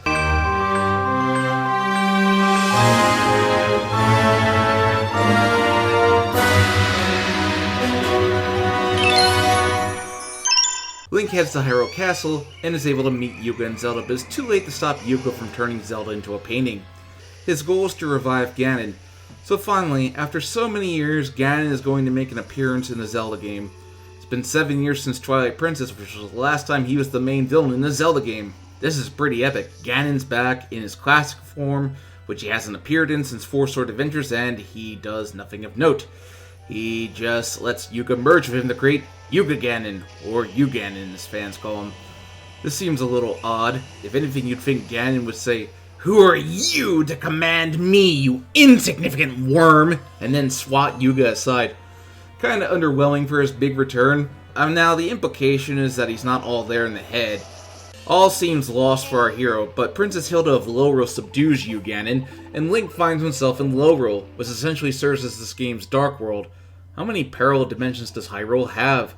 From then on, the story becomes saving the 7 stages to gather the Triforce of Courage, so that you can then access Lowrel Castle to rescue Zelda as per usual. Though Hilda seems to be an ally, various scenes at the end of some of the dungeons show that things are not always as they appear, as Hilda will speak to Zelda about how lucky she is to have a kingdom like Hyrule. The story of A Link Between Worlds comes with Ravio, Hilda, and Yuga, who are the Lowrel counterparts to Link, Zelda, and Ganon. Giving this away early, but Ravio is Link's Lowrel counterpart, and this is cleverly hinted at by him wearing a rabbit costume, which, as you may recall, was the form Link took when he first entered the Dark World in A Link to the Past. We later learned that he was Hilda's chosen champion to save Lorule, but unlike Link, Ravio lacks courage, but he didn't want to doom Hyrule while saving Lorule, so he acts as a secret mentor to Link because he knows Link can save both kingdoms. So in that sense, Ravio shows guile. Hilda's desire is to save Lorule. You see, as she reveals, while the ancestors of Hyrule sealed their Triforce away in the Sacred Realm, Lorule's ancestors destroyed theirs, thus dooming Lorule to a slow decay. Hilda thus sends Ravio and Yuga to claim Hyrule's Triforce, but she sees destroying Hyrule as a necessary evil to save Lorule. Unlike Zelda, Hilda lacks wisdom. She's too short-sighted to see how destroying Hyrule will not restore Lorule's honor. But as she wants to save her kingdom, she's not evil, just misguided. Yes, I know her name being Hilda is a nod to Sabrina the Teenage Witch.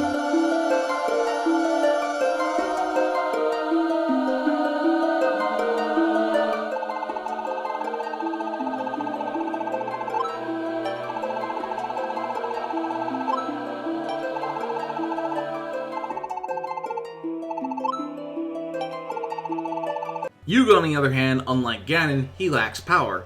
It's only by merging with Ganon that he's able to obtain that, but despite that, he does display wisdom and courage. Essentially, he has faith in what he's doing. But it's pretty obvious that Yuga isn't going to stay loyal to Hilda, as we shall soon see. One little note I'd like to make is that the sages more resemble the Ocarina of Time sages instead of the 7 sages from A Link to the Past, but it has to do with the fact that Link to the Past had them as 7 wise men, when as Ocarina of Time showed, most of the sages were women and different races. So how do these connect to the 7 maidens at all? I guess we're not descended from them. While this story contains a lot of the similar beats to A Link to the Past, there are enough differences to make A Link Between Worlds story stand out. I want to explore more of Lorule. Since this takes place in the Downfall timeline, I have to wonder what Lorule's fate is in the child and adult timelines. Granted, Lorule wasn't a thing when those games were made, so yeah, story for another time. The graphic style rather lovingly updates Link to the Past art style to 3D. Everything about it just feels so clean. The music is orchestrated, and sadly the CD of it is long out of print, so the only way to get this music is to look up unofficial YouTube videos of the songs. While Hyrule is meant to closely resemble as it did in Link to the Past, Lorule is all broken up and decayed, and getting to the areas you need to go will require traveling across both Hyrule and Lorule, and switching to them via fissures in the wall. To wrap it all up, the game runs at an incredibly smooth 60 frames per second, which just really elevates the game's performance. A Link Between Worlds returns Zelda the classic top-down formula. No touchscreen to swing the sword, it's all done with buttons. Link now has access to almost every item at the start. No items have ammo. Link now has a stamina meter that when it runs out, Link can't use the item anymore and must wait for it to recharge. This was done because of the ability to do every dungeon in any order. It was hard to justify you having to collect an item in any dungeon. This had the unfortunate side effect of lowering the difficulty to an extent that there's no challenge, but that is what hero mode is for. I didn't die at all, so I didn't get to show Ravio taking the items back, unfortunately. The lower screen is only used for maps and items, and that's a very good thing. Like other Zeldas, A Link Between Worlds has a travel system, which is using Irene, the witch, to give Link rides to weather panes, which also serve as save points. It's a brilliant idea. Returning from A Link to the Past are the Pegasus boots mapped to a button. Link can run incredibly fast in one direction, and this is a welcome return. In fact, it's needed for a heart piece. The game even has a ruby counter due to the abundance of things you need. While renting the items is cheap, outright owning them is pricey. Inflation is a pain, but I suppose now we'll just get into the nit and gritty of the dungeons. Since you can nab the items in any order, the dungeon you're about to go into does tell you which item they recommend you have before going in, and if you don't have it, it's a simple matter of flying back to Link's house to get the one you need. First up is the Eastern Palace. The Eastern Palace is your pretty standard opening dungeon. It's a sense of familiarity. The layout is simple, you only have 3 floors, and you no longer need to get a dungeon map in the dungeons. You just get a compass that tells you where the treasure chests are. The boss battle is against Yuga, who turns Osfala into a painting. Yuga's a pretty standard boss battle, bringing back memories against Ganon. The trick is to just stun him with an arrow and slash him with your sword. Once he's defeated, you can access the wall merging ability, which allows you to see outside the dungeon, opening up new ways to explore. It's a fun little addition. Next up, I did the House of Gales, which requires using the Tornado Rod, which levitates Link into the air for a few seconds and can lift things up. If I was to sum up this dungeon, it definitely puts the Tornado Rod and the theme of wind to good use. You'll be doing everything with wind in this dungeon. The mini-boss Heatles requires use of the Tornado Rod to extinguish their flames, and it's a pretty standard boss. Margramil is actually a pretty creative boss, since you must use the Tornado Rod to get on top of it and slash at its exposed eye, and while it is spinning around you must knock the layers of its body down so you can get back on top. Very nice. The Tower of Hera involves around using the hammer to pound the moles into the ground, and standing on top of them and getting sent right up. Nice little change, making it more of a remix than a rehash. Clearly this visual is meant to be experienced with 3D on. This dungeon is perhaps the one that makes the most use out of merging with walls to make your way through the dungeon. It's basically a spectacular climb to get to Muldrum. You again. Well, I guess someone brought you back to life. Just a sense of familiarity. I must admit, the new take on the Lost Woods threw me for a loop before you get to the Master Sword. Getting to Yuga and Hyrule Castle feels very similar to this point in A Link to the Past, and that's the intention. Yuga fights similar to how he did before, only now he splits into three, and a lot of his attacks definitely bring back memories of a Ganon. It just highlights how Yuga lacks power, unlike Ganon. Now that the game has opened up the low roll, it's where the game truly kicks into high gear. I suppose I'll talk about the extras. The pieces of heart are all hidden in various ways via using the fissures to your advantage. This Kuko minigame, dig up as many rupees as you can under 30 seconds, which took a lot of effort to do so. This baseball minigame that I swear I didn't really know how to make work. I just kinda got lucky after about 50 tries. Both High Roll and Low Roll have 50 baby Mai-Mais, which all revolve around a variety of ways to get them. Once you get 10 of them, you can take them back to the mother, and she will upgrade an item you own and make it more powerful. I won't get into too much detail since these upgrades are largely optional, but it's a nice reason to go after these things. The final reward, the Great Spin, is a final reward, if nothing else. At least you get something unlike the Korok Seeds. A Link Between Worlds made use of the Street Pass function, which I can't really show off right now considering the state of the world. Thank you, COVID. Walking around outside is not really an option right now.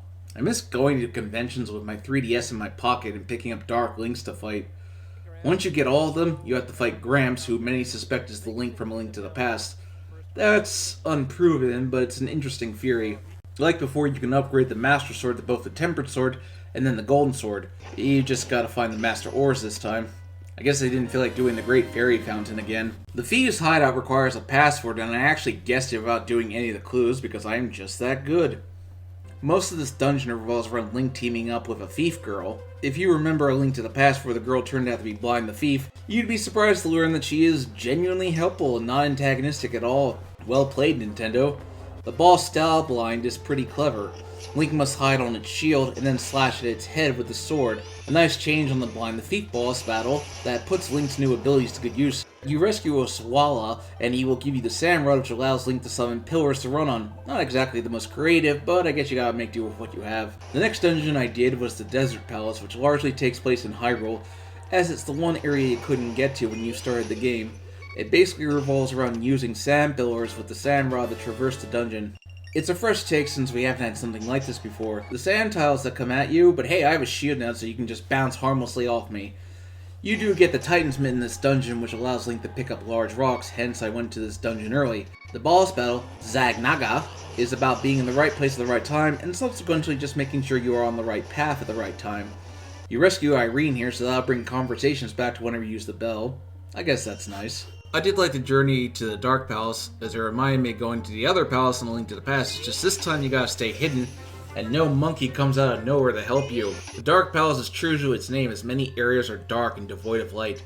The trick is to often take out a source of light which will illuminate the way you should go, but you must also add light to the dungeon by destroying barricades. The boss battle against Gamma-Sword King, you have to simply destroy his outer shell, and you'll get very rich, just a little annoying to time the bomb blast to destroy the mask.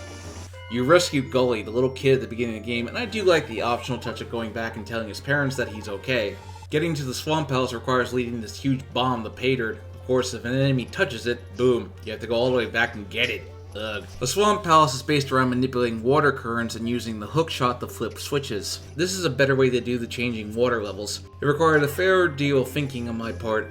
The boss battle, Argus, is pretty similar to the fight in Link to the Past, so not really much to add on my part. You save the Zora Sage, or I guess they're trying to explain why some Zoras are good and some are bad. The Skullwoods dungeon is pretty similar to the dungeon from A Link to the Past. You must access the dungeon from outside the woods, and enter various sections to traverse through the dungeon. You do get the blue mail in this dungeon, making its long return after so long. I do like the take on the boss, Knuckle Master. It's a good way to build tension with the hand destroying the floor below you. And I do like that in order to get the jump on it, you have to merge with the wall while it's charging at you.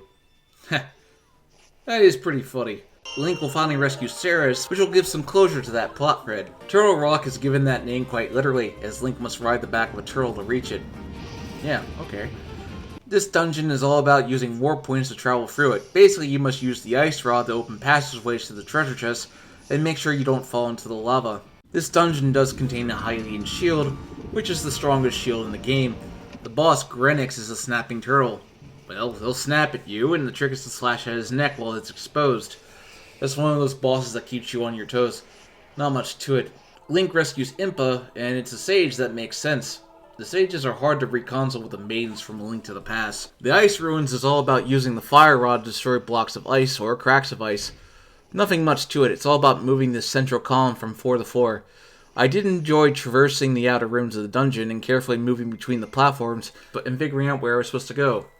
Darkstare, who I swear sounds like a Care Bears villain, is pretty simple, just has to be unfollowed and typical slash attacks. Boom, save Russo, boom, Triforce of Courage. Though I wonder how it ends up in the Great Palace after this. Yeah, I'm getting off topic, that's a story for another time. Before I wrap this up, I'll talk real quick about the Treacherous Tower. I was able to do all 3 levels as the challenge wasn't really there, although it does help to go in with potions and fairies. It's only annoying because you have to do the advanced setting twice to get everything. Finally, accessing Low Row Castle, it's your typical culmination of everything. Perilous lava infects the castle, and you get the sense that Low Row is on its last legs. Akin to the Wind Waker, Link must face 4 previous boss battles to unlock the door to the final showdown. I almost forgot to get the red mail, the way you get it is confusing. So this is where the final exposition dump happens, where Hilda explains what happened to Low Roll. I'm just disappointed you don't actually fight Hilda as a boss. I get that it's because she has Yuga as her enforcer, but still, it would have been interesting. Yuga Ganon's weapon is a mix of Yuga's brush and Ganon's trident. The first stage is pretty easy since you have to strike Yuga Ganon at the navel while avoiding his weapon. But even after you beat him, Yuga just betrays Hilda and turns her into a painting. Now, shouldn't you have seen that coming? I did mention Hilda lacked wisdom. With the Triforce of Wisdom and Triforce of Power, Yuga Ganon comes at Link, but our hero is ready.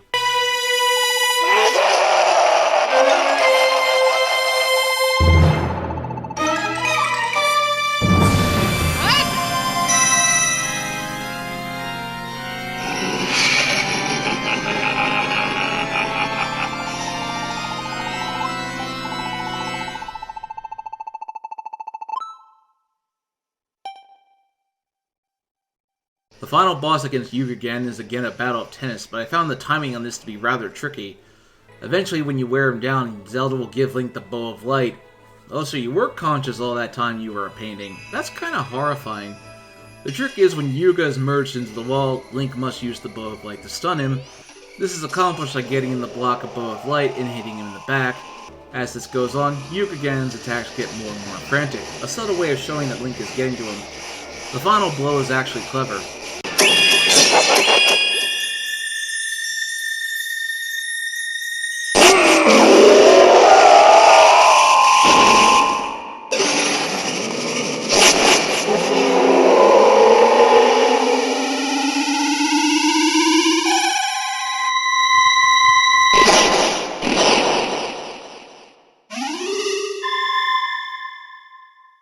With Zelda 3, Hilda seems determined to not give up, but Ravio is able to talk some sense into her.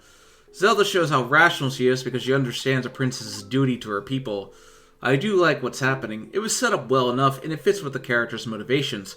Hilda sends Link and Zelda home, but they find themselves in the Sacred Realm, and, well, because our heroes are selfless, there's only one thing they can do.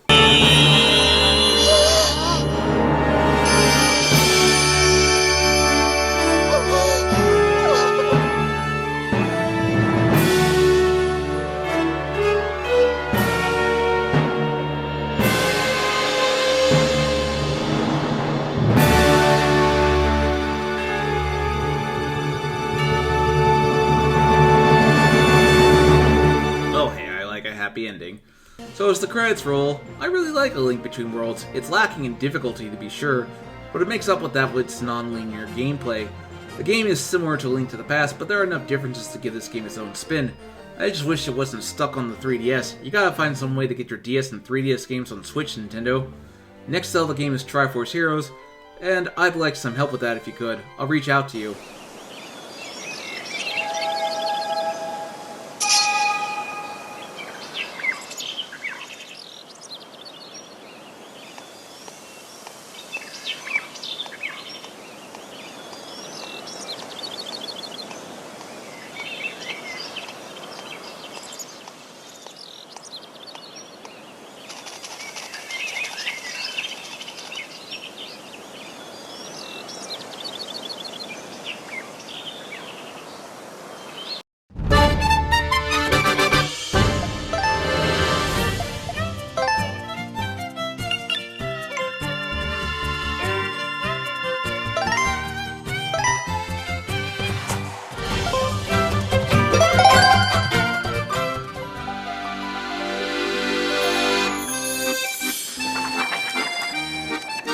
Almost done The Legend of Zelda.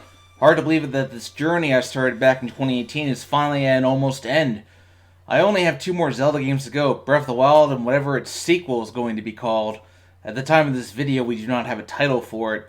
But, well, we might as well get this game out of the way. This one will be a little lighter than the typical Zelda video.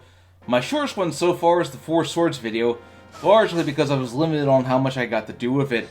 The 4 Swords Adventures I also had to play by myself, because I don't think I still have the GameCube Game Boy Advance connection cable anymore, but what can you do about that? The approach this time was to do 4 Swords and 4 Swords Adventures again, but this time we have internet functionality, which Nintendo rather stubbornly refused to do during the GameCube days. The team's desire to focus on collecting gear, thus fashion, led to the game's story taking place in a kingdom that styles fashion. They thought about doing voice chat, but figured that could be distractive. What they came up with, though, we'll get into in a second. It was a joint production between Nintendo and Grezzo. Grezzo made the levels, designed the enemies, and dealing with the user interface, while Nintendo programmed the main game systems and laid out the level concepts. Our story this time takes place in Hytopia. Cute. Very cute. This fashion-obsessed land loved its princess style. God, that's painful. But one day, the Draplins wish who couldn't bear her cute fashion sense, so she sent the princess a gift that has cursed her to be stuck in a form-fitting bodysuit that she can't take off. Terrible. Truly terrible. King Tuft sends out a call for chosen heroes to enter the Drablands and break the curse. Enter Link, who is the same Link from A Link Between Worlds, even though there's nothing in the game that makes that clear, but Nintendo said so. The story is pretty lame, but that's pretty much the intention. In fact, Zelda doesn't appear at all, aside from a visual nod where you can wear her dress. In fact, if it wasn't for Nintendo saying that this took place in the timeline, you'd be fine to say this was an alternate timeline, but it takes place after A Link Between Worlds because, well, why not? Now, I don't necessarily have a problem with a more lighthearted story. Maybe that's what Zelda needed. None of the usual series villains are here. Our villain is a witch who just cursed a princess for wearing a pretty dress. Okay then. But still, I guess no job is too small for Link, so he's gonna help anyone. Now, as to why Link looks like Toon Link in this game when A Link Between Worlds had a different art style, that's simply because of the changes in art style. This game is primarily meant to be played online, so I went on to various message boards or Reddit trying to find some people to help play through the game. I even got someone, but as I waited for him, I found that because he was in a different region, that meant we couldn't play together. Yeah, this game is region locked for whatever reason. I don't know whose idea that was, but it's pretty stupid to make a game based around online connectivity region locked. The game is nearly 7 years old, so the online is pretty dead by today. I didn't think anyone still played this, but fortunately I was directed to a direct that's specifically dedicated to finding players to play this game with, so I'll give you guys a shout out. The Triforce Heroes Discord. You guys were very helpful, and I don't know what I would have done without you. Now granted, you can play the game in single player, but if you do that, it doesn't work like it did in 4 Swords Adventures where you control all the links at the same time. You have to use the touchscreen switch between them, which can get very tedious. It's obvious this was meant to discourage you from doing single player, but I find that questionable since not everyone has a good internet connection. Many times while I was playing solo, the amount of times I had to switch back between links was so I could continue to the next level was incredibly high, and repetition sets in pretty quickly. But if you want to 100% complete this game, you have to do every level in single player and multiplayer, but some of these levels I can't imagine doing by yourself, so don't play this game in single player if you can help it. It's not meant to be experienced that way. So typically when you and your friends enter a level, you can do them in any order you want. Every link has to grab an item, which item is up to you. Yes, I did notice that the Fireball Glove sounds just like the Mario Fireballs, thank you very much. You can't buy a shield for whatever reason, and every link shares the same life bar, meaning that if you take one too many hits, you all die. Fortunately, you have 3 fairies, which will restart the level for you. Typically, the first level is designed to get you the item and whatever mechanics you have to use for the level ahead. The second is a mini-boss level, the third is where you put your wits to the test, and the fourth is the boss battle. Just like in A Link Between Worlds, there's an energy gauge meant for items. The 3 links must cooperate with each other if they want to complete the level. This is usually accomplished by working together to solve puzzles. With no voice chat, it can get pretty confusing to what you're supposed to do, but it's pretty rewarding when you do it right. And I must admit I do find this to be very clever. Most of the game is built around the totem mechanic, in which all 3 links can create a totem that can be used to find out for each goodies. The game has no voice chat, but to get around this, on the lower screen it's filled with icons that you can use to communicate with the other players. It works well enough. That doesn't mean I didn't run into some problematic players. This person here wasn't very happy when we didn't listen to her about getting some item. So she intentionally sabotaged us by throwing down the chasms to get a game over. Thanks a lot, lady. I did enjoy the set pieces of some of the boss battles, particularly this minecart battle, or the lady's pets, which was particularly hard, but the key is teamwork again. The game is built around cooperation, so if you don't cooperate, well, you're not going to win. So better get that me, myself, and I mindset out of you right away. When you're not out there fighting for your life, you can spend time in Hytopia, gathering materials, or if you're lucky, getting a glimpse of the princess. Can't you just, cut the thing off? Sure, you won't have any clothes, but at least it'll be off. Maybe she tried that. Of course, you can buy various clothes. I'm not going to show them all off, but they each have their own perks, and it's up to you to decide how you want to use them. With the game's focus on online interactivity, that caused me to wonder what will become of it when the 3DS Online service is inevitably discontinued. After all, the 3DS is no longer being made. And it's probably only a matter of time before Nintendo discontinues service for both the 3DS and the Wii U. A little update. As I was recording this, Nintendo announced they were going to be quitting eShop support for the Wii U and 3DS. Not sure what that means for online play, but we're getting there. Certain challenges and 100% completion will be made unattainable. Nintendo needs to start some kind of backup system. Put some of your 3DS games on Switch somehow. Maybe through the eShop for $30, I don't know. But this is part of the problem when games inevitably go all online. This is the future you will face. I did take the time to do the demo trials with a few people, and let me tell you, despite all the trial and error, you have to fight 3 Darklings because I just had to see you again, didn't I? But the reward is well worth it with the Fierce Deity costume. This is a costume you show off after you get it. The Coliseum is also meant for just having fun with your friends, which involves trying to kill each other while avoiding a floor master that can instantly kill you. Go figure.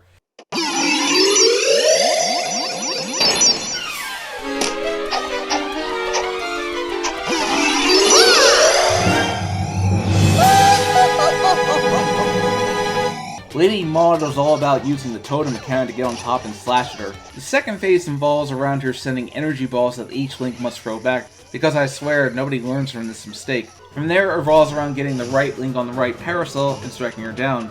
Well, for the first female main villain in Zelda, not counting Sia, you're a little lacking. But then none of this was meant to be taken seriously.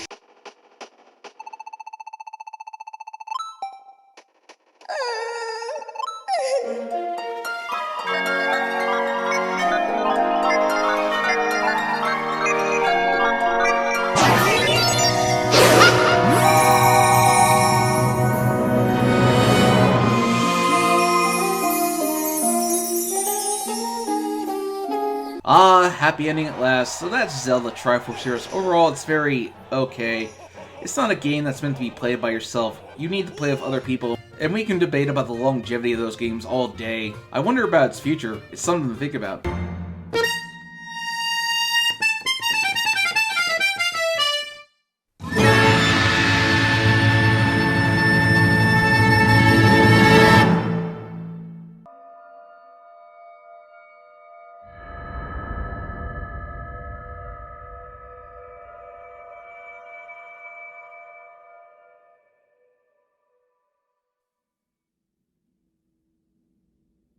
Open your eyes.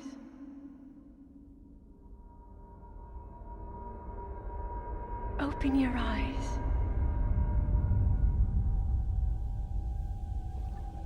Wake up, Link.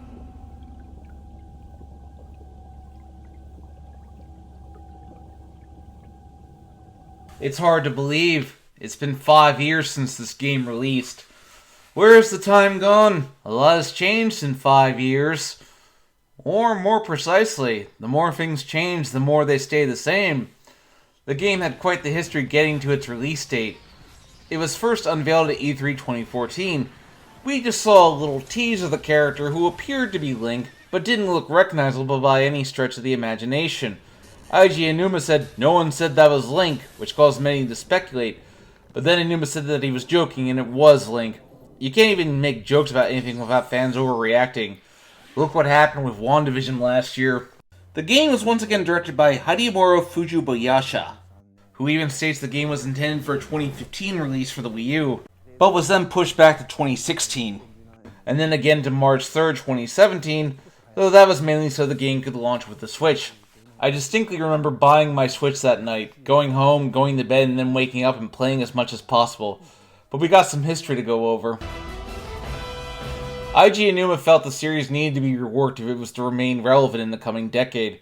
He assumed his team, consisting of the previously stated Fujibayasha and Takahiro Dota, who served as the technical director.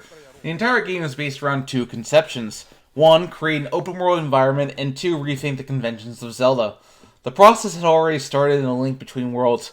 The team submitted hundreds of ideas. One idea had Link with an artificial arm that would be capable of transforming into items. This idea, based on early looks, seems to have been reworked for the upcoming sequel. One of the ideas seemed to be Link facing off against an alien invasion, essentially going full, should I say Dragon Ball or Naruto? I guess both technically work. Or a modern day reboot of the series that would have had Link traveling on a motorcycle, which I'm glad was scrapped personally. Or Hyrule Wars, where Link would traverse war-torn lands while avoiding laser beams. This idea seems to have spawned the Guardians. The team looked to redesign Link and basically show that this was a new Link, and a new Legend of Zelda. Fujibayasha wanted to create a world where players could progress through the world, spot interesting terrain, and decide how they wanted to explore it. The team actually created a 2D prototype of the game to show what they wanted to achieve. Zelda's always had the idea of a world to explore, whereas the previous games were limited by the technology available at the time. The idea with this game was that you could go anywhere at any time. After all, the original Zelda had an open-endedness to it, which I'll touch on in a minute. Using Zelda's headquarters home of Kyoto as a guideline, the team set out to create a world that followed 3 rules: distance, density, and time spent. How large would the world be? How long would it take to fully explore? And finally, how much time would players want to spend on an area? Each was designed to give you a reason to explore, and you might just discover something. With the music approach, they decided to go with an ambient feel to reflect the world. They enlisted help from Monolith Soft, who developed the Xenoblade Chronicles games, as they had experience developing open-world titles. Before I cover the story, I'll talk real quick about the game's opening segment, the Great Plateau. Like most previous Zelda games, it begins with Link waking up, and they did admit that as many traditions as this game breaks, they did keep that one. You feel a sense of vulnerability, as Link does, as he awakens with not much clothes on. All you have is this mysterious voice guiding you. I do like the little touch of Link grabbing his foot in pain if he kicks a chest open barefoot. With nothing but old clothes to wear, and the Sheikah slate you picked up, Link steps out into the world.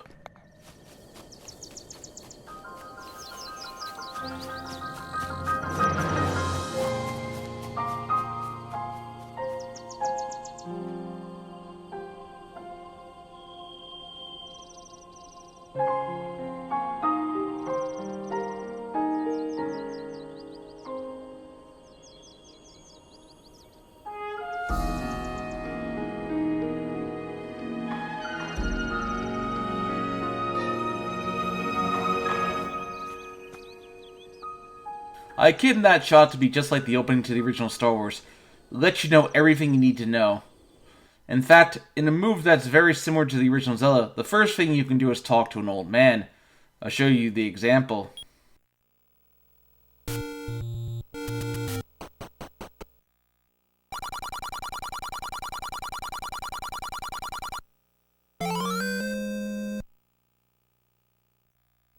The first thing of note is coming across the Temple of Time and looks nothing like its former magnificence.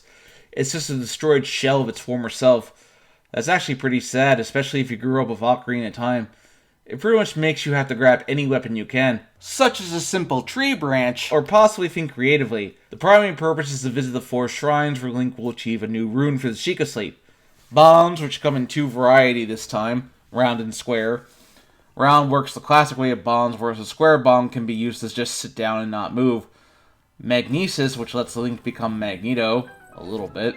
Stasis, which lets Link freeze objects in place, and has a variety of uses. Then there's Chronosis, which allows Link to summon blocks of ice.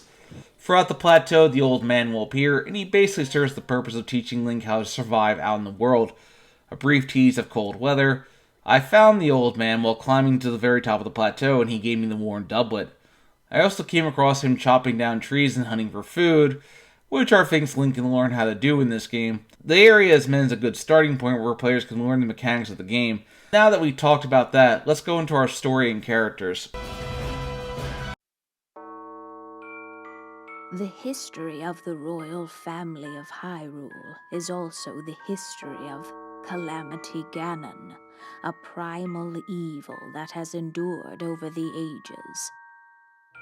This evil has been turned back time and time again by a warrior wielding the soul of a hero and a princess who carries the blood of the goddess.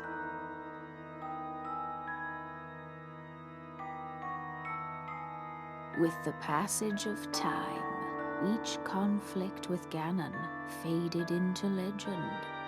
So listen closely as I tell you of this legend that occurred 10,000 years ago. The team debated on how to tell the story. After all, in previous games you went from point A to point B, and you could just decide how the story developed from there. But since you can go anywhere, how could you tell a story? So the answer became Link was suffering from amnesia, and thus had to put the pieces together to rediscover his past. The old man at the beginning of the game turns out to be someone very important from Hyrule's past. To know Calamity Ganon's true form, one must know the story from an age-long past. The Demon King was born into this kingdom, but his transformation into malice created the horror you see now. Stories of Ganon were passed from generation to generation in the form of legends and fairy tales. But there was also a prophecy. The Kingdom of Hyrule 100 years ago thrived. It was protected by Princess Zelda, its Knight Link, and the champions. But there came a day when Calamity Ganon would return. Gotta say, Calamity Ganon sounds like something out of a western. Despite the efforts of the princess and the champions, Ganon was able to bring Hyrule to the brink of ruin. But nay. Ganon was cunning, and he responded with a plan beyond our imagining.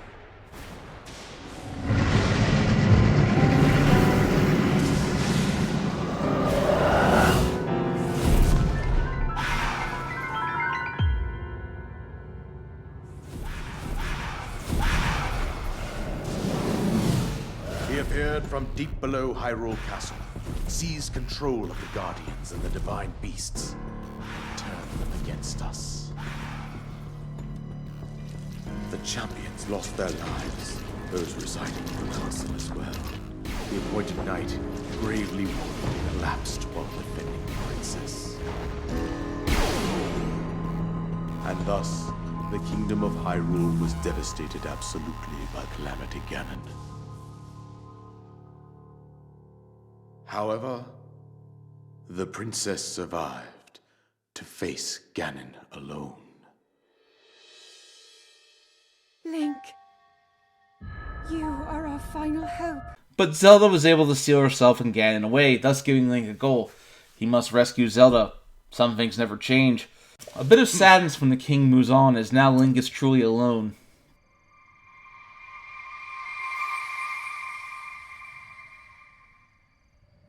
Heading to Kakariko Village, Link will meet up with Impa. Wow, you got short of Age of Calamity as anything to go by. Impa also serves the purpose of providing the player with exposition about Link's past and where it's recommended to go. Link is given the task of freeing the 4 divine beasts that have fallen under Ganon's control. After going to Pura, who has de-aged into a child's body, let's not go into that, shall we? Which unlocks pictures on the Sheikah Slate, and Link must visit these spots to reclaim his memories, thus giving the player a chance to explore. We'll go into our characters starting with Link, Zelda, the King, the champions, their descendants, and finally Ganon. Link, our hero, wakes up with no memory of his past. This is done so the player can discover what happened along with Link. We get brief glimpses into Link's history. Your path seems to mirror your father's. You've dedicated yourself to becoming a knight as well. Your commitment to the training necessary to fulfill your goal is really quite admirable. I see now why you would be the chosen one. They managed to work his silence into the story, as it's mentioned that he took becoming a knight so seriously, he decided not to talk so that he could shoulder the burden. However, he shows a pretty playable side whenever cooking a meal, which would seem to be his true self, as it's mentioned that he is a big eater. Link lacks almost everything in this game that makes him identifiable. No Master Sword, no Triforce Heroes, not even his green tunic and hat. One thing that was sadly lost in Western translation is that in the Japanese text, the journals are written from Link's perspective, which provides some insight into his thoughts. Very odd exclusion. We'll come back to him as there's more to tell. He reminds me of Jack in Samurai Jack Season 5 a little bit.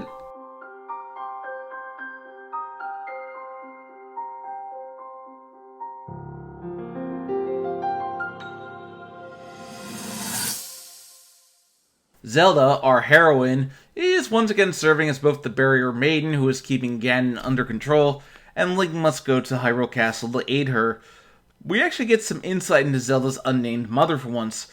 Zelda is more interested in becoming a scholar than a princess, it would seem, which would be fine, except it is Zelda's duty to seal Calamity Ganon. She has quite the motor mouth. Look at this. I don't believe it, but I actually caught one. This delicacy is known to have very, very potent effects under the proper circumstances. Ta-da! Research from the castle shows ingesting one of these can actually augment certain abilities. We wouldn't be in a controlled environment out here, but with your level of physical fitness, you'd be a perfect candidate for the study. Go on. Taste it. Slow down there. At first, she treats Link very coldly, which calls into mind her portrayal in the 1989 Zelda cartoon.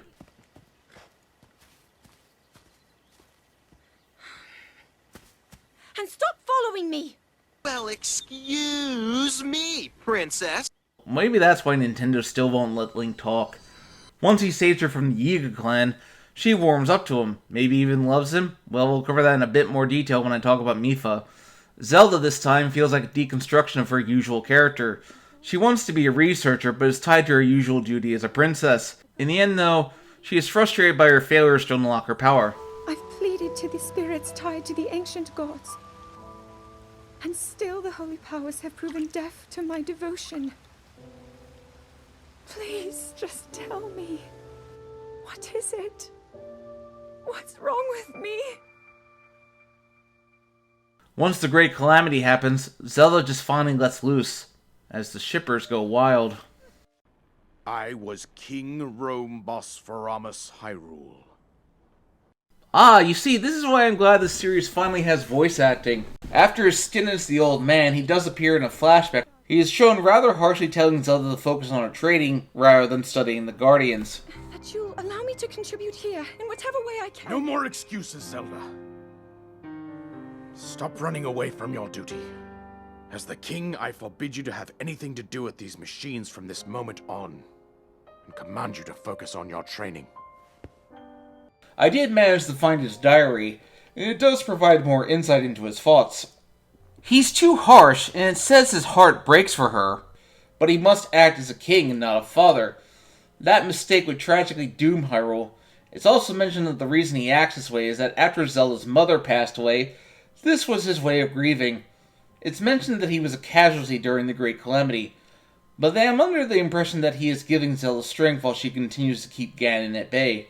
100 years ago, there was a princess set to inherit a sacred power, and a skilled knight at her side. It was clear that we must follow our ancestors' path. We selected 4 skilled individuals from across Hyrule and tasked them with the duty of piloting the divine beasts. With the princess as their commander, we dubbed these pilots champions, a name that would solidify their unique bond. These champions were tragically killed in the battle against the Great Calamity, with their souls trapped in the divine beasts, and Link must set them free. Link will meet their successors as champions, who we will also talk about in these sections. In the original game, there wasn't as much to them as there could have been, but fortunately I will be including the DLC cutscenes from the Champions Ballad, as they help to flesh out the champions a bit more. Let's start with the Zoras, Mipha and Sidon. Mipha is our quiet, demure girl. She was said to be soft-spoken and often quiet. It's mentioned that she met Link when he was a child, but because Zoras live longer than humans, he grew up a lot faster, and those feelings turned romantic. It's unclear how Link feels about her, but it's pretty clear he did see her as a close friend, if nothing else. And this is probably the biggest shipping war Zelda has had since Ocarina of Time. You're into shipping? Join the Navy! Thank you. The Zoras at first don't trust Link because they blame him for Mipha's death, but upon putting on the Zora armor, they realize that he is indeed the one whom Mipha loves because the armor fits him perfectly. I do wonder what Mipha's relation with Zelda was, considering the love triangle that formed between them over Link. There are references to Ruto being the reason why Mipha thinks it's okay to fall in love with Link.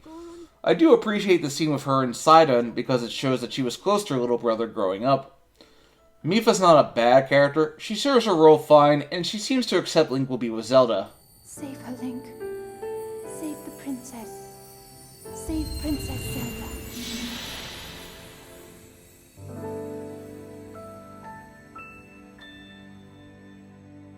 Father, are you well, I wonder? I want you to know I have always followed my heart. I'm sorry I made you worry. I wish I could see you again. Even just once more. Her little brother Sidon proved to be quite the popular character. Link meets him first when heading up to Zora's domain. Say hey there, young one. Up top, above you.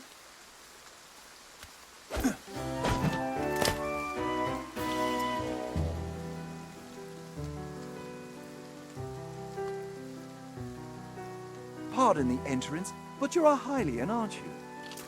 I was hoping perhaps you'd have a moment to talk. Yeah, that pretty much sums him up perfectly. Sidon was a young kid when Mipha died, so you can tell that he feels compelled to live up to her memory. He's one of the only Zoras who defends Link, as he knows it wasn't Link's fault that Mipha died. I like his part of helping Link get to the Divine Beast, and his dialogue afterwards just helped make him a fan favorite.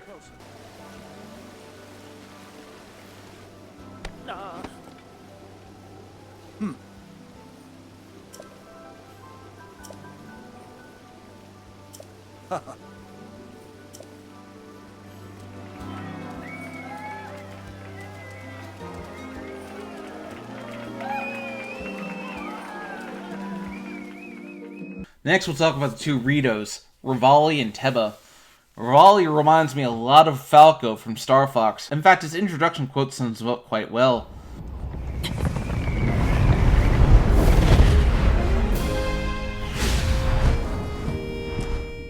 Impressive, I know. Very few can achieve a mastery of the sky. Yet I have made an art of creating an updraft that allows me to soar. It's considered to be quite the masterpiece of aerial techniques, even among the Rito. And his attitude towards Link is pretty bad. Though he does seem to respect Zelda to a degree, he is very rude and condescending towards Link. But let's not, pardon me for being so blunt, let's not forget the fact that I am the most skilled archer of all the Rito. Yet despite these truths, it seems that I've been tapped to merely assist you. All because you happen to have that little darkness-sealing sword on your back. I mean, it's just asinine. Unless you think you can prove me wrong, maybe we should just settle this one-on-one. Link doesn't say anything, which according to Revali's journal, where he mentions getting frustrated at Link staying silent. On the positive side, he's shown to take his training very seriously.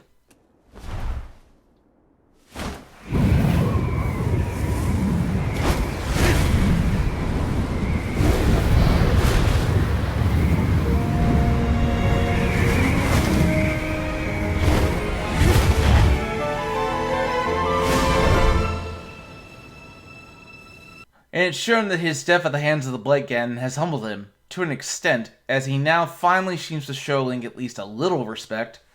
I do suppose you've proven your value as a warrior. A warrior worthy of my unique ability. The sacred skill that I have dubbed Revali's Gale! I haven't seen Revali get a lot of hate, or at least not to my recollection. I suppose the fact that his champion ability is the most used of the four evens it out. After all these years, I simply must admit the truth. Even without the power of flight, Link made his way to this divine beast, and accomplished something that even I could not.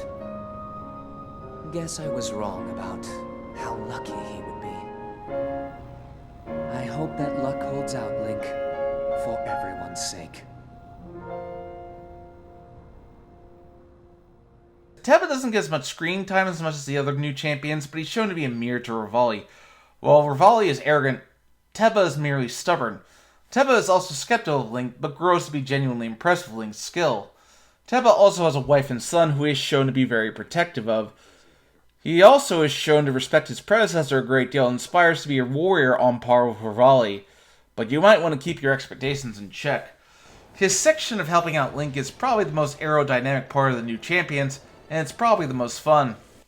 Teba is ultimately shown to respect Link a great deal, and aspires to make his son a warrior like Link and Revali.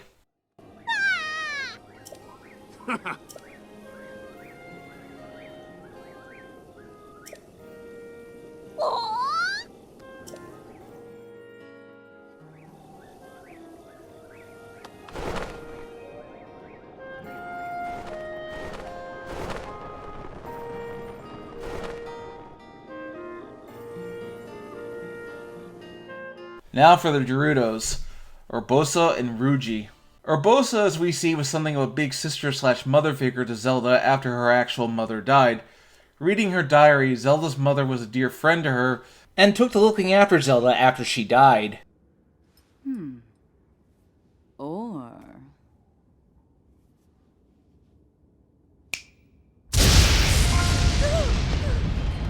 Urbosa! What was that? Did you feel that? Wait, what? How did you... What are you doing here?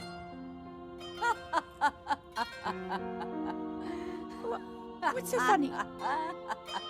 Yeah, that sums it up perfectly. She's a proud warrior race kind of character. She generally treats Link with respect.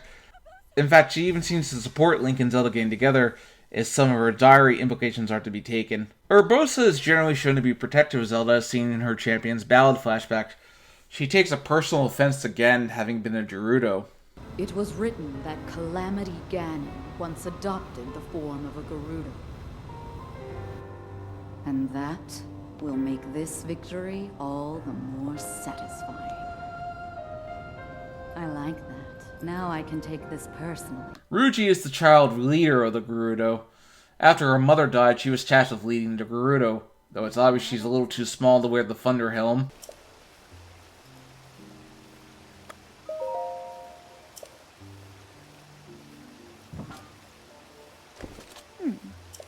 She sees through Link's disguise but doesn't expose him since she acknowledges he is there to help her people. Her section of helping Link is probably the most challenging since staying close to her on the sand seal is much harder than it appears. Oh. Phew.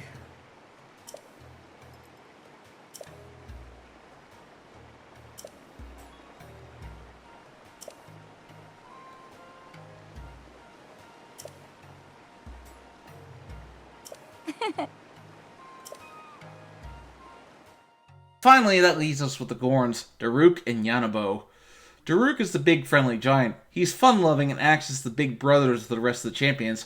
I may not know a whole lot about this Calamity Ganon thing, but mark my words, I'll protect this land of ours to the death. Right, little guy? But yet is naturally the toughest of the champions. He seems to act like the unofficial leader of the champions, as seen when he directs the champions to their divine beasts, much to Revali's chagrin. Though he also has his fear as seen when he is scared of dogs. He's also the only one who gets to see him with his successor, and it's a nice moment. Hey, look at that. Still going strong indeed. Ha!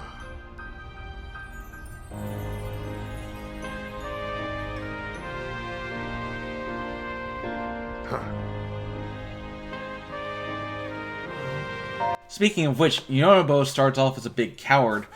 But despite that, he knows that what he has to do, which is to help Link, and thus essentially shows the greatest courage of all by going along anyway despite being afraid. Still though, I suppose his development is final for what it is, and the new champions are shown to be worthy successors to their predecessors in various ways, and that's what really counts. Now for Ganon, or as the game calls him, Calamity Ganon. He's not really much of a character in this game. He's portrayed as more of a malevolent force of nature, but you can see him swirling around Hyrule Castle. Anytime you come across malice, that's a piece of Ganon still left over. When Link first enters Hyrule Castle, Ganon seems to recognize him.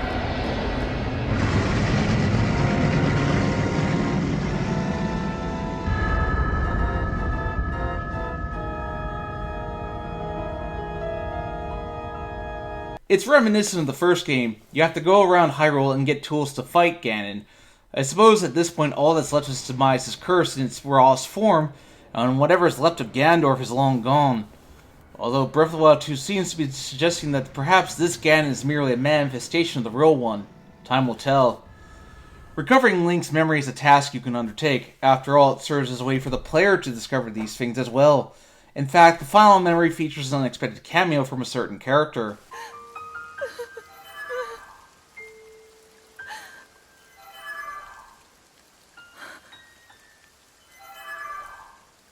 Pretty obvious who that is.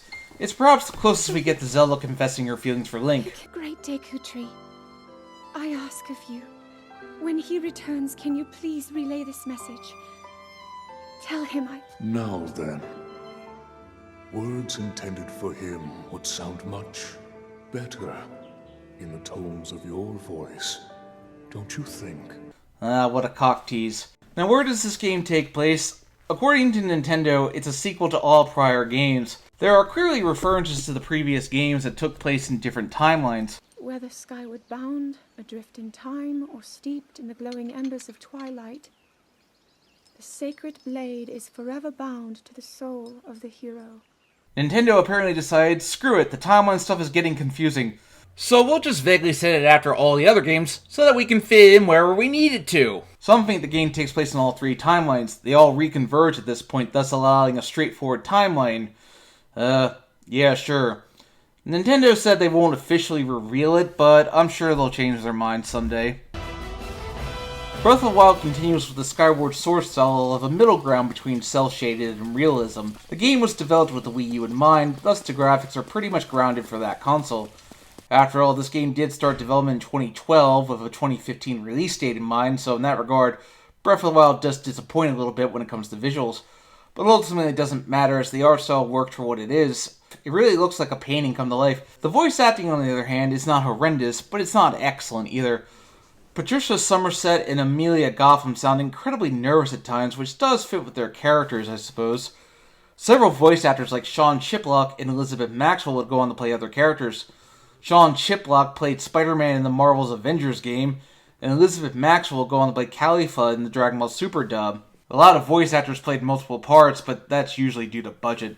Everything about the Breath of the Wild world feels alive, even for a decayed land.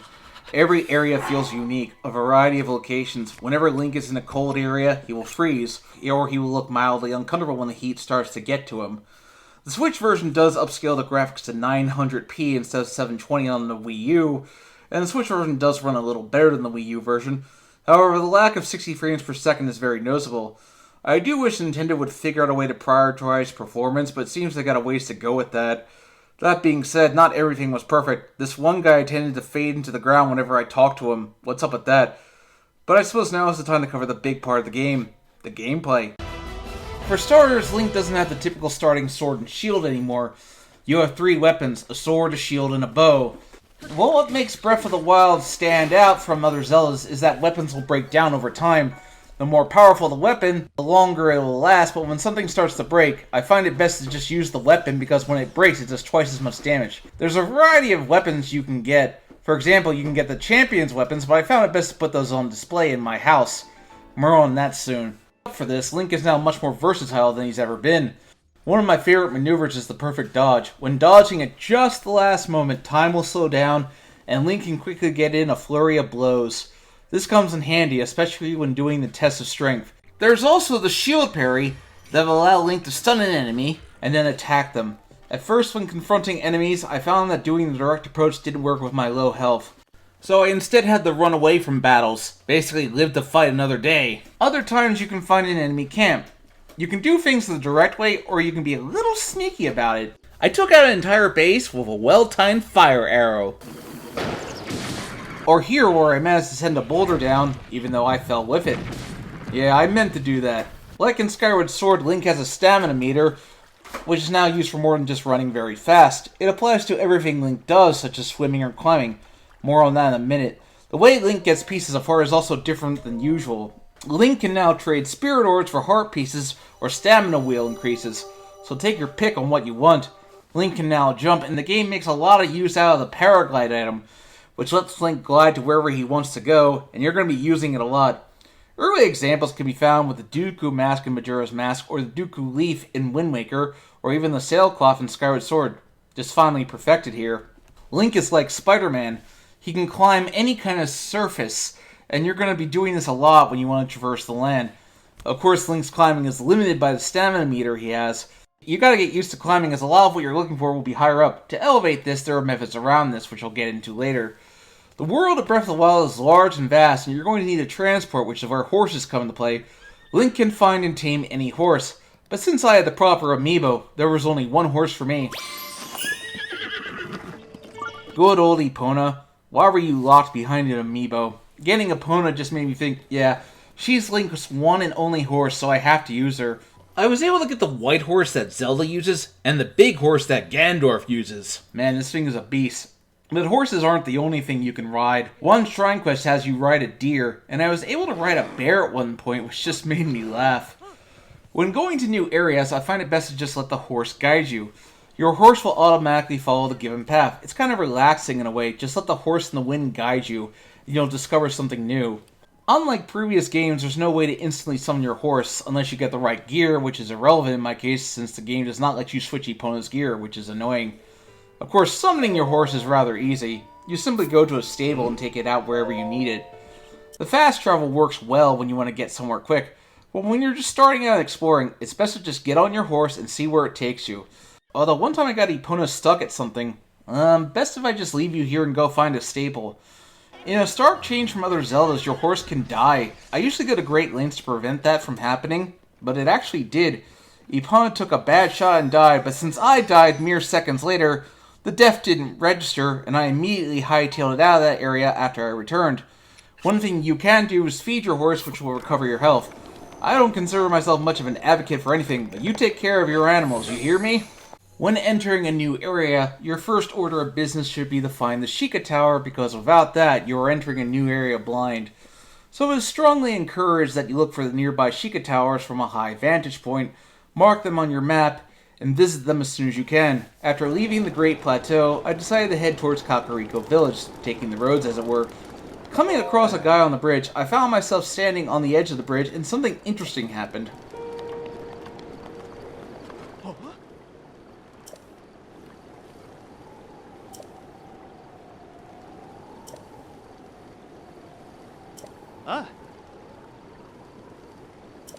Wow, he thinks you're committing suicide, and he talks you down from it. I imagine that helped a lot of people, so good on you, Nintendo. That being said, one of the problems I have with Breath of the Wild is a lack of enemy variety. You have the basic Zelda enemies like bokoblins and moblins, but the only differences you get is what color they are, and that means how strong they are. Now, that is true of the original game, where depending on the color of the enemy, the stronger they would be. But that had to do more with hardware limitations at the time, so it's kind of disappointing they couldn't get more creative with the enemies. You do have the freedom to go where you want, but it's not recommended you go to some of the higher areas because the enemies are of much higher level. Kakariko Village is once again the main village where Link can relax and meet old faces. Impa is Link's guide, even giving Link his old champion's tunic. She also has her granddaughter, Paya, who makes it obvious she has a crush on Link. Oh. Well, now I want to know. It's home to many subplots, such as helping this little girl with her cooking, or this guy who lost his Kukos. But most notably, when the Shrine Orb goes missing, Link spends a lot of off-screen time with Paya. No shipping talk, please. I will say this. Going stealth mode is pretty easy, and can lead to rewards, but at the end, I did find out where her birthmark is. Oh.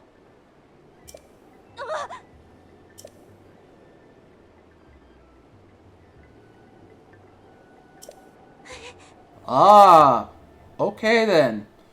Kakariko Village has elements of several historic periods of Japan. It's quite aesthetically pleasing.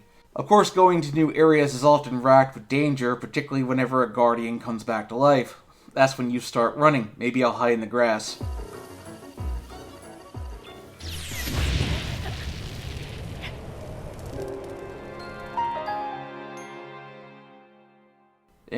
One of the first areas I visited was the central region because that was the first memory I got. The tower is surrounded by guardians. Fortunately, climbing it isn't very hard, but you have to dodge guardian laser attacks. I guess this is a leftover of the alien idea.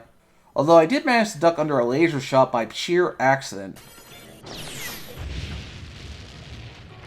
Let's see that again, in super slow motion.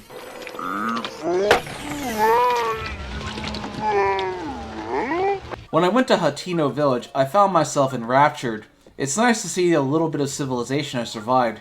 An inn to stay where you can spend the night, a clothes dye where you can dye most of your clothes any color you want.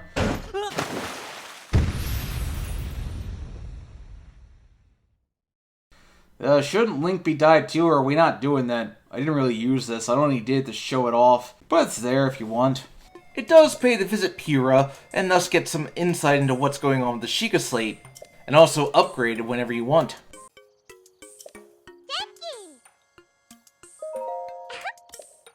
I always appreciate when Link can show some wit, give some character. I did try out some amiibos. Using the proper amiibos, Link can get past items from previous Zelda games. I was able to get the Tunic of Time, of Wind, Twilight, Sky, Fierce Deity, and the original Hero Tunic, along with various other items. These are nice touches, but I wish they weren't locked behind amiibo. You can only scan an amiibo once per day. There is a way to cheat that, reload a previous save. Only what you get is completely random. I spent up to 45 minutes just waiting to get the right kind of clothing item I wanted, or else at other times it just came on the first try. Having the Wolflink amiibo allows you to summon Wolflink for a hunting partner. It's nice to have company. I mean, I must admit, having the complete Twilight Princess reunion made me smile. Instead of gathering hearts to recover, the way to recover is by cooking. By simply throwing a bunch of food on a cooking pot, this happens.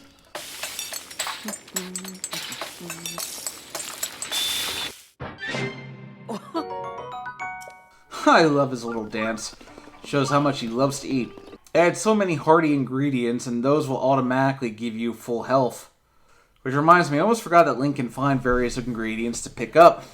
Pick up anything you can because you never know what it might be needed for. Fortunately, this is made super easy. I do miss the traditional Zelda item get pose though. You can hunt animals for their meat, but I never went out of my way to do this. At least not intentionally. The game never encourages you to hunt innocent animals. The only time I ever got animal meat was whenever a pack of wolves would attack me. I would defend myself. While this idea was used in Triforce Heroes, Link now has a variety of outfits to wear. The Champion's Tunic, which allows you to see how much health your enemy has, which is very useful early on when you have almost no health. A lot of outfits have their own perks. The Zora armor lets Link swim up waterfalls, which is very useful. The Goron outfit, which lets you survive in heat. The climbing gear lets Link climb twice as fast, which is very useful. The Dark Link costume lets you move twice as fast at night, which is incredibly helpful. The tunics of the past are there for cosmetic purposes, but where's the proper green tunic? We'll come back to that. I do like the variety of outfits you can wear. How Link dresses is entirely up to you. Or wear nothing at all. Feels like I'm wearing nothing at all. Nothing at all. Nothing at all. Once you wipe out a monster camp, those monsters are gone, and most of the time you're free to take the treasure. You can wipe out as many as you want, but eventually something ominous will happen. As it gets closer to midnight, the sky will turn red.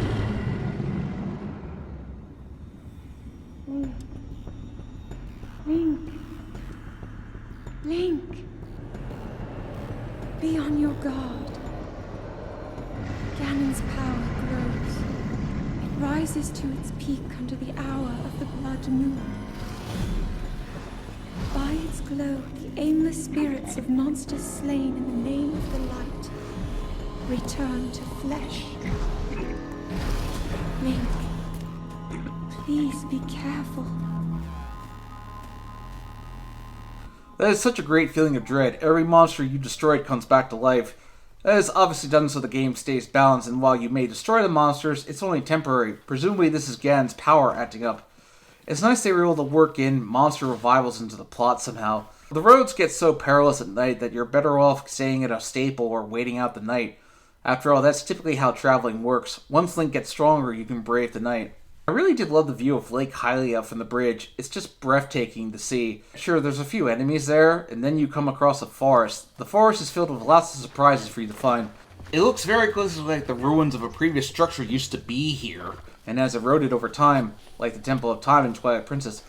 All this makes me want to explore Hyrule before the Great Calamity. Once I decided to take a path through Lower Hyrule, and to my surprise I came across a village.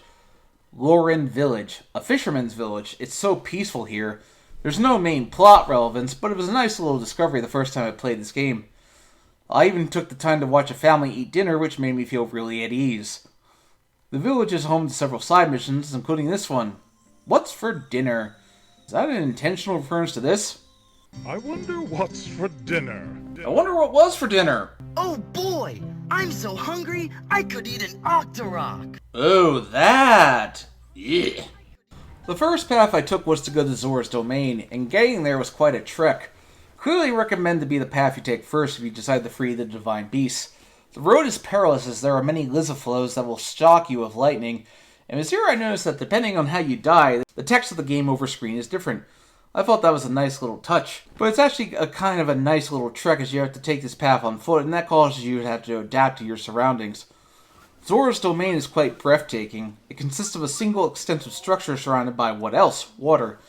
The Zora, some remember Link and treat him as a friend, while the older ones regard him with contempt as they blame him for Mipha's death. Of course, up top among the waterfalls is a Lionel. At this point, Link must avoid combat at all costs, and simply sneak around and grab the shock arrows. It's actually a nice little tense moment as it makes you have to rely on your other senses, but I'll be back. It's really the area around Zora's Domain that makes it interesting. It's all about surprises. Rito Village is home to the Ritos. In this game, the Ritos are separate from the Zora people, for the better, as the Zora evolving to Rito never made much sense anyway. While in Wind Waker they were humans with bird features, in this game they are humanoid birds. Now that's probably due to an art shift, but one of the more notable Rita you'll encounter throughout the game is Kaz, who typically leads you to Shrine Quest and always plays this one song.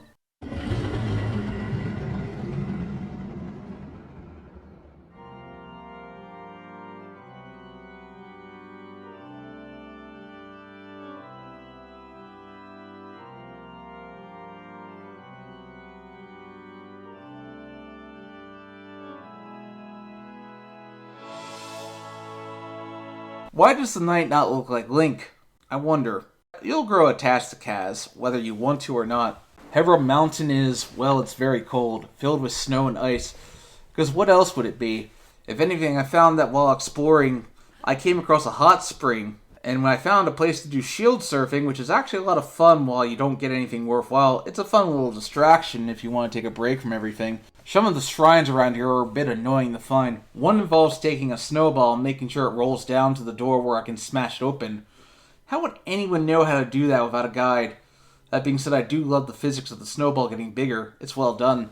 Before heading to Gerudo Desert, I took the time to rescue some travelers, even though the one who sent you was a coward who couldn't do it himself.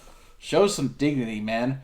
I hate traversing the desert simply because, depending on the time of day, the weather will either be too hot or too cold. Of course, to even get to Gerudo Town, Link has to disguise himself as a girl. All this makes me want a Legend of Zelda / Final Fantasy VII crossover, simply because Cloud also dressed as a girl.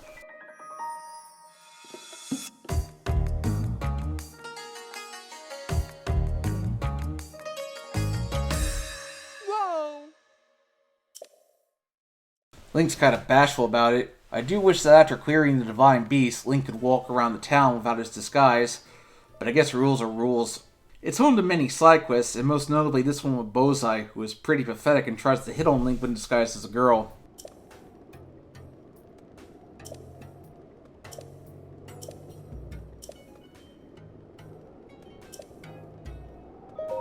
Ah.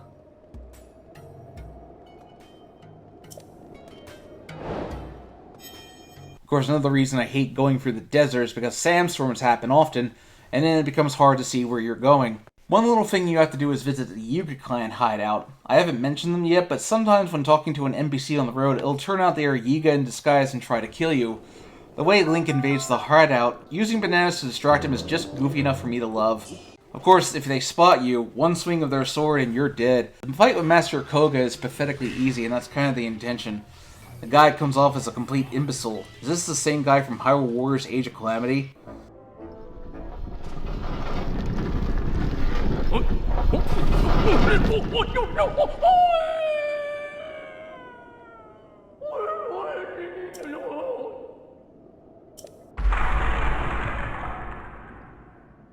You could have just moved out of the way, you idiot.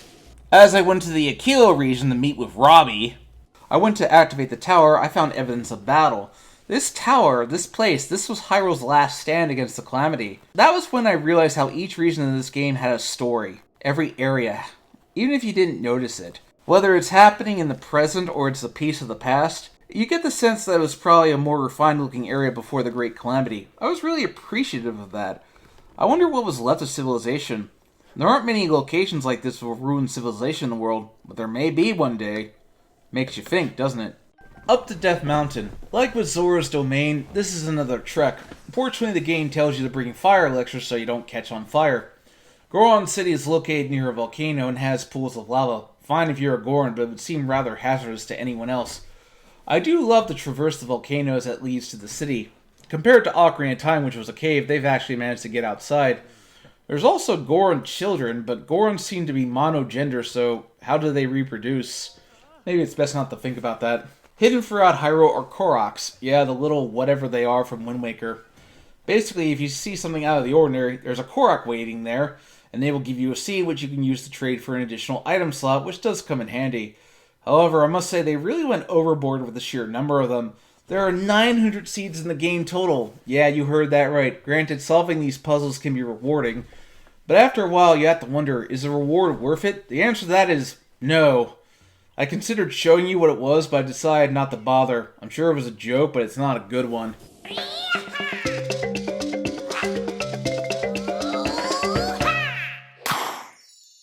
Don't do that. I do like the Korok Forest. The Lost Woods lives up to its name as per usual. Who is that? Did I doze off again? Well. It's you. The Great Deku Tree. Ah, that's how you pronounce it. I know everyone gives me crap for how I pronounce names. This is why you really should do voice acting. Especially for a series like Zelda that has very complex names. But finding the Master Sword does feel rewarding, and it's trying to kill me! Actually, if you don't have enough hearts, it will kill you. Wow, Fa, you pretty much just doomed all of Hyrule. Congratulations. That's why I focused on getting hearts, which just made the moment stand out all the better.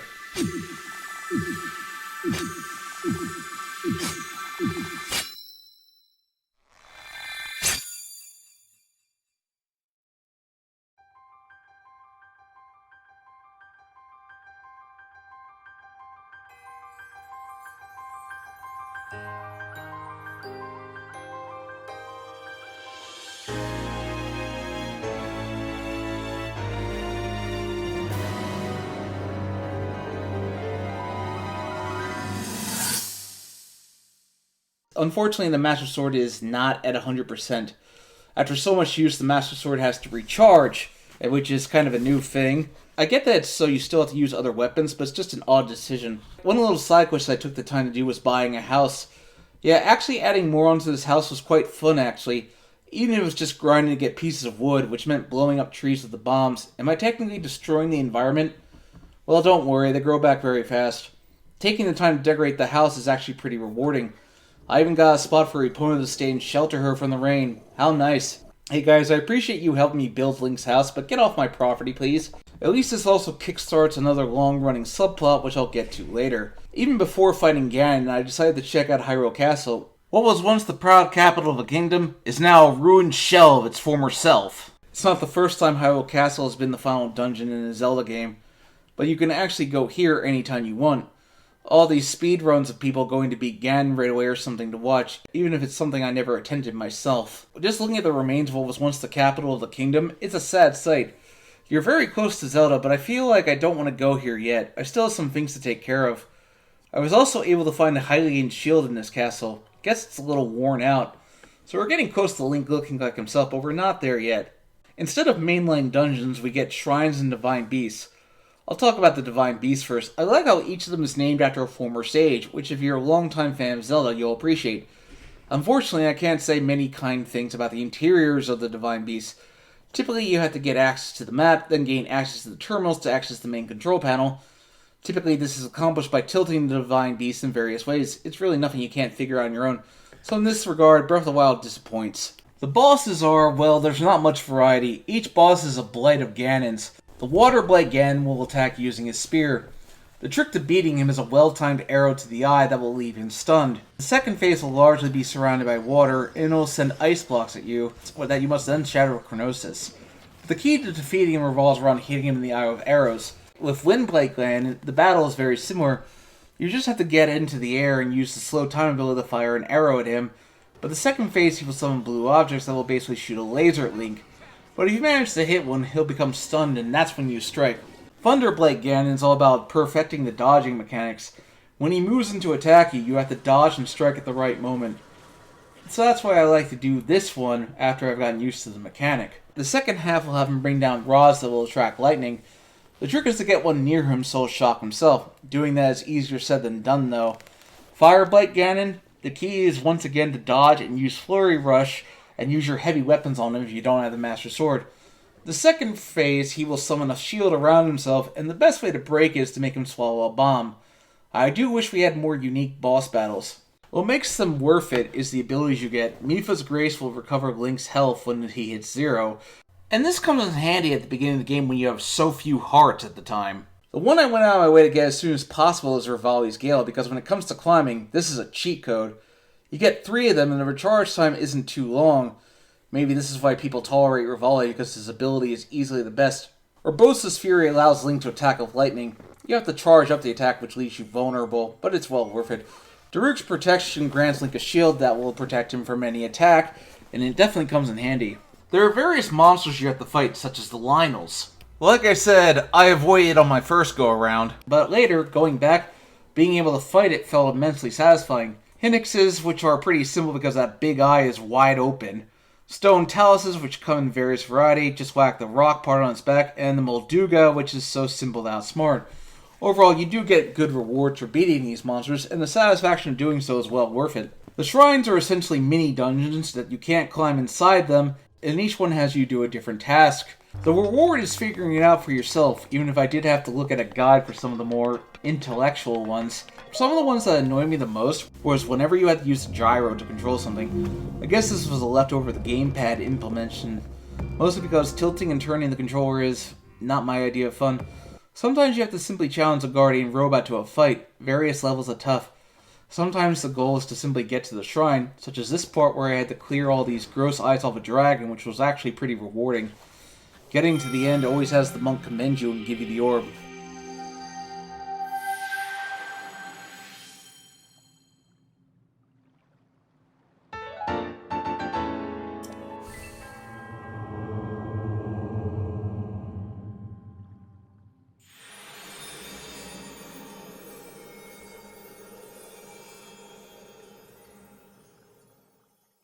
One time I even came across a woman who wouldn't leave the orb because she was in love with it.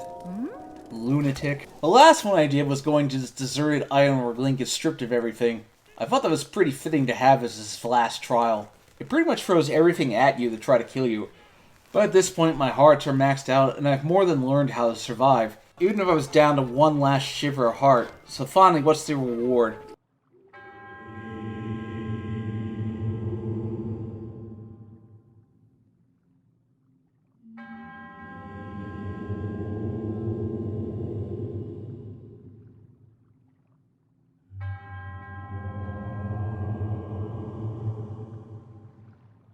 Ah, that could only mean one thing. I made haste to the Forgotten Temple, and inside was Link's one true outfit.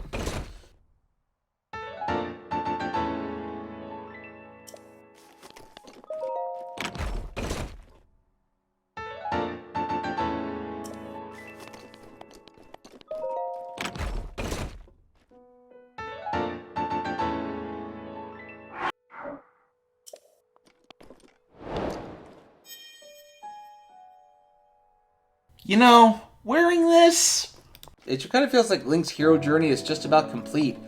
Now that I have this, I probably won't wear any other outfit. Or at least keep the hat, as wearing it just feels so right. And one side quest I found deeply rewarding was Tarrytown completion. Sure, it's a little repetitive, but the fact that Link can help build a town in a post-apocalyptic world just adds a nice feeling. In fact, getting a nice mix of each Hyrule race to come inhabit it is a nice touch. Even managing to arrange a wedding between 2 people.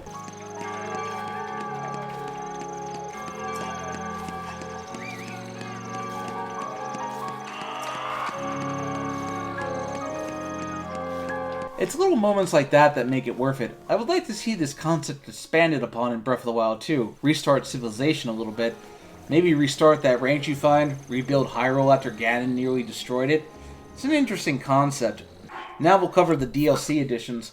I was able to find the new costumes and masks they added. Not going to get into all of them, but a lot of them are nice fan service nods to previous Zeldas. Eerily, I got Majora's mask in part 66 of recording. That ain't ominous at all, now isn't it? The first DLC pack I did was Trial of the Sword, which makes the Master Sword just a little bit more powerful each time. Just make sure that you don't die, or you'll have to redo the whole trial. Other than that, there's not much to say. The final trial is perhaps the most challenging of all because you have to fight Lionels and Guardians, and it's here that you want to build up your ancient arrows because those will wipe out everything in a second. But the reward you get is well worth it. The Master Sword is fully charged. As if this doesn't make it fully unbreakable, it will still need the charge, but it does last a little bit longer, which is kind of a cheat. One other thing you can do, level up your clothes. By finding the Great Fairy Fountains, I spent a lot of time maxing out rubies and getting materials from the 3 dragons, and every time I upgraded a piece of the Tunic of the Wild, the Great Fairy would get uncomfortably close with Link.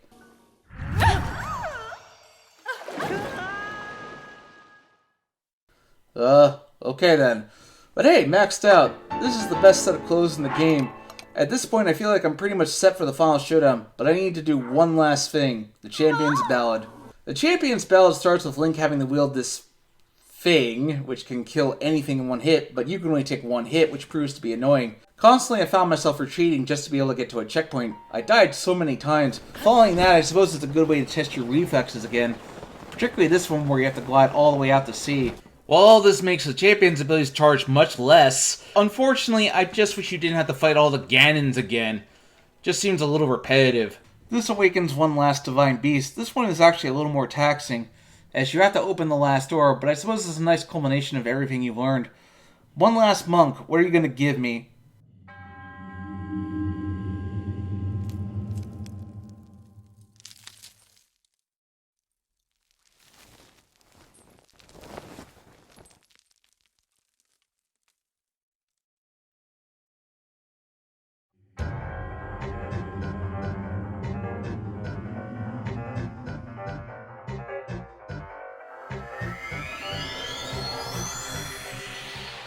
That's unexpected.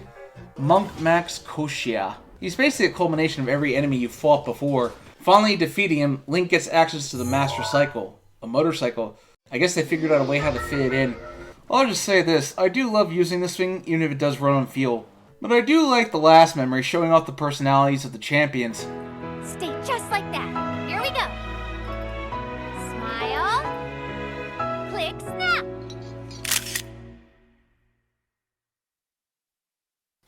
One picture to remember them all by, and there was only one place I could put it.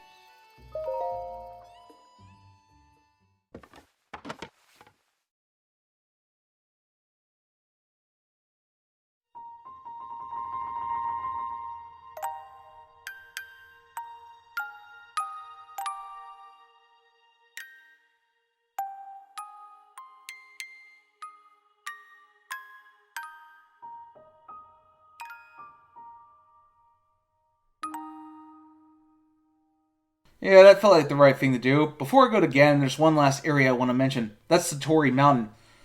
As you all probably know, this was the last Zelda game Satoru Iwata worked on before he passed away, and it's fitting that this area is named after him. So peaceful and quiet. I even found the lore of the mountain. Can I ride you?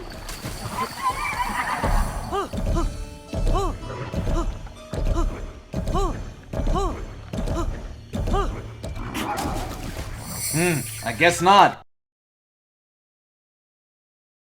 Nothing left to do but to go fight Ganon. Getting to Ganon is pretty simple when you want to actually go to him. Of course, just as you arrive, Zelda can't hold Ganon any longer. How very convenient.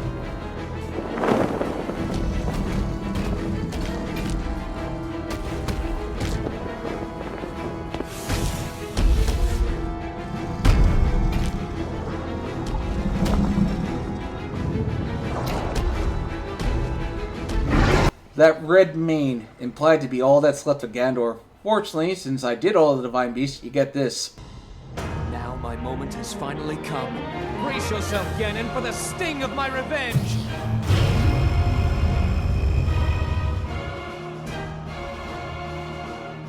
This will be our final opportunity. We will not fail.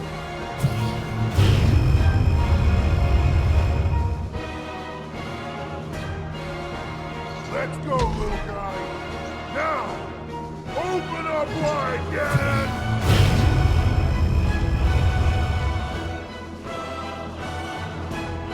100 years in the making. Hold on, Princess. Our moment has arrived.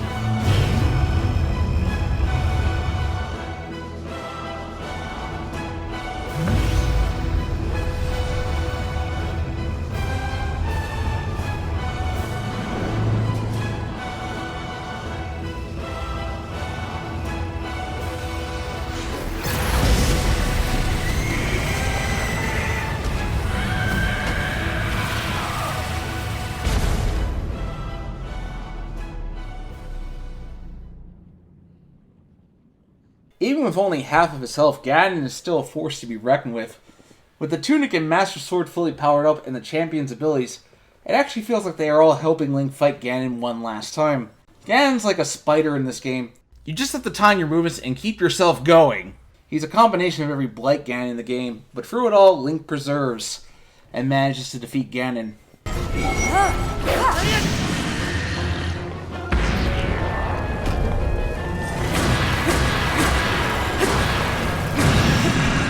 But that's only part of it.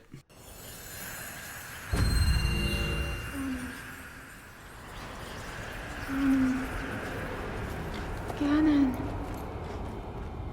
Ganon was born out of a dark past. He is a pure embodiment of the ancient evil that is reborn time and time again. He has given up on reincarnation and assumed his pure, enraged form. If set free upon our world, the destruction will be unlike anything ever seen before. It's only fitting that in a game like Breath of the Wild that the final battle take place in the Hyrule Field. But somebody did come back. Your horse. You may not yet be at a point where you have fully recovered your power, or all of your memories. But courage need not be remembered, for it is never forgotten. Zelda gives one last gift to Link. There's really not much to this fight. Just attack the glowing spots on Ganon with the Bow of Light and make sure you don't get crushed. I'm guessing if your horse dies, it's an automatic game over. I do wish Ganon was a little bit more of a character than the force of nature he is. Hopefully the next game will fix that.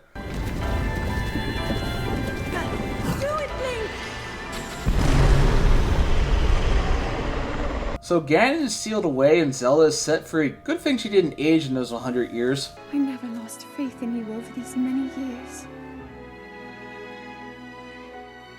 Thank you, Link. The hero of Hyrule. May I ask, do you really remember me?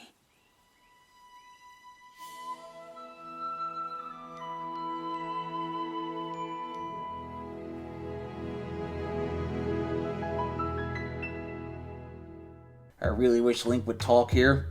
So in the end, that's Breath of the Wild. I can't deny, it's set an impact much like its predecessors have. The impact is just now starting to be felt. I'd rank this high in my Zelda list, even if ranking is not something I really like to do.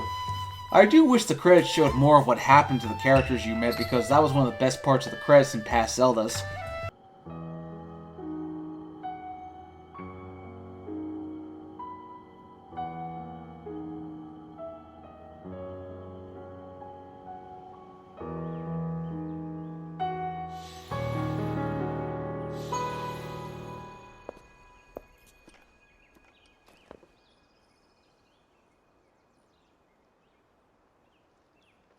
So, with this, I'm all caught up.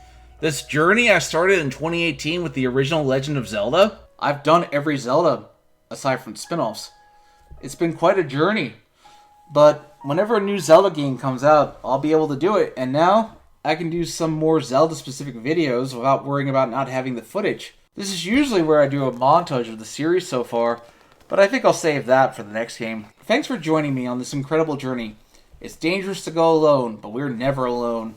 I'm surprised to admit it, but I can accept that.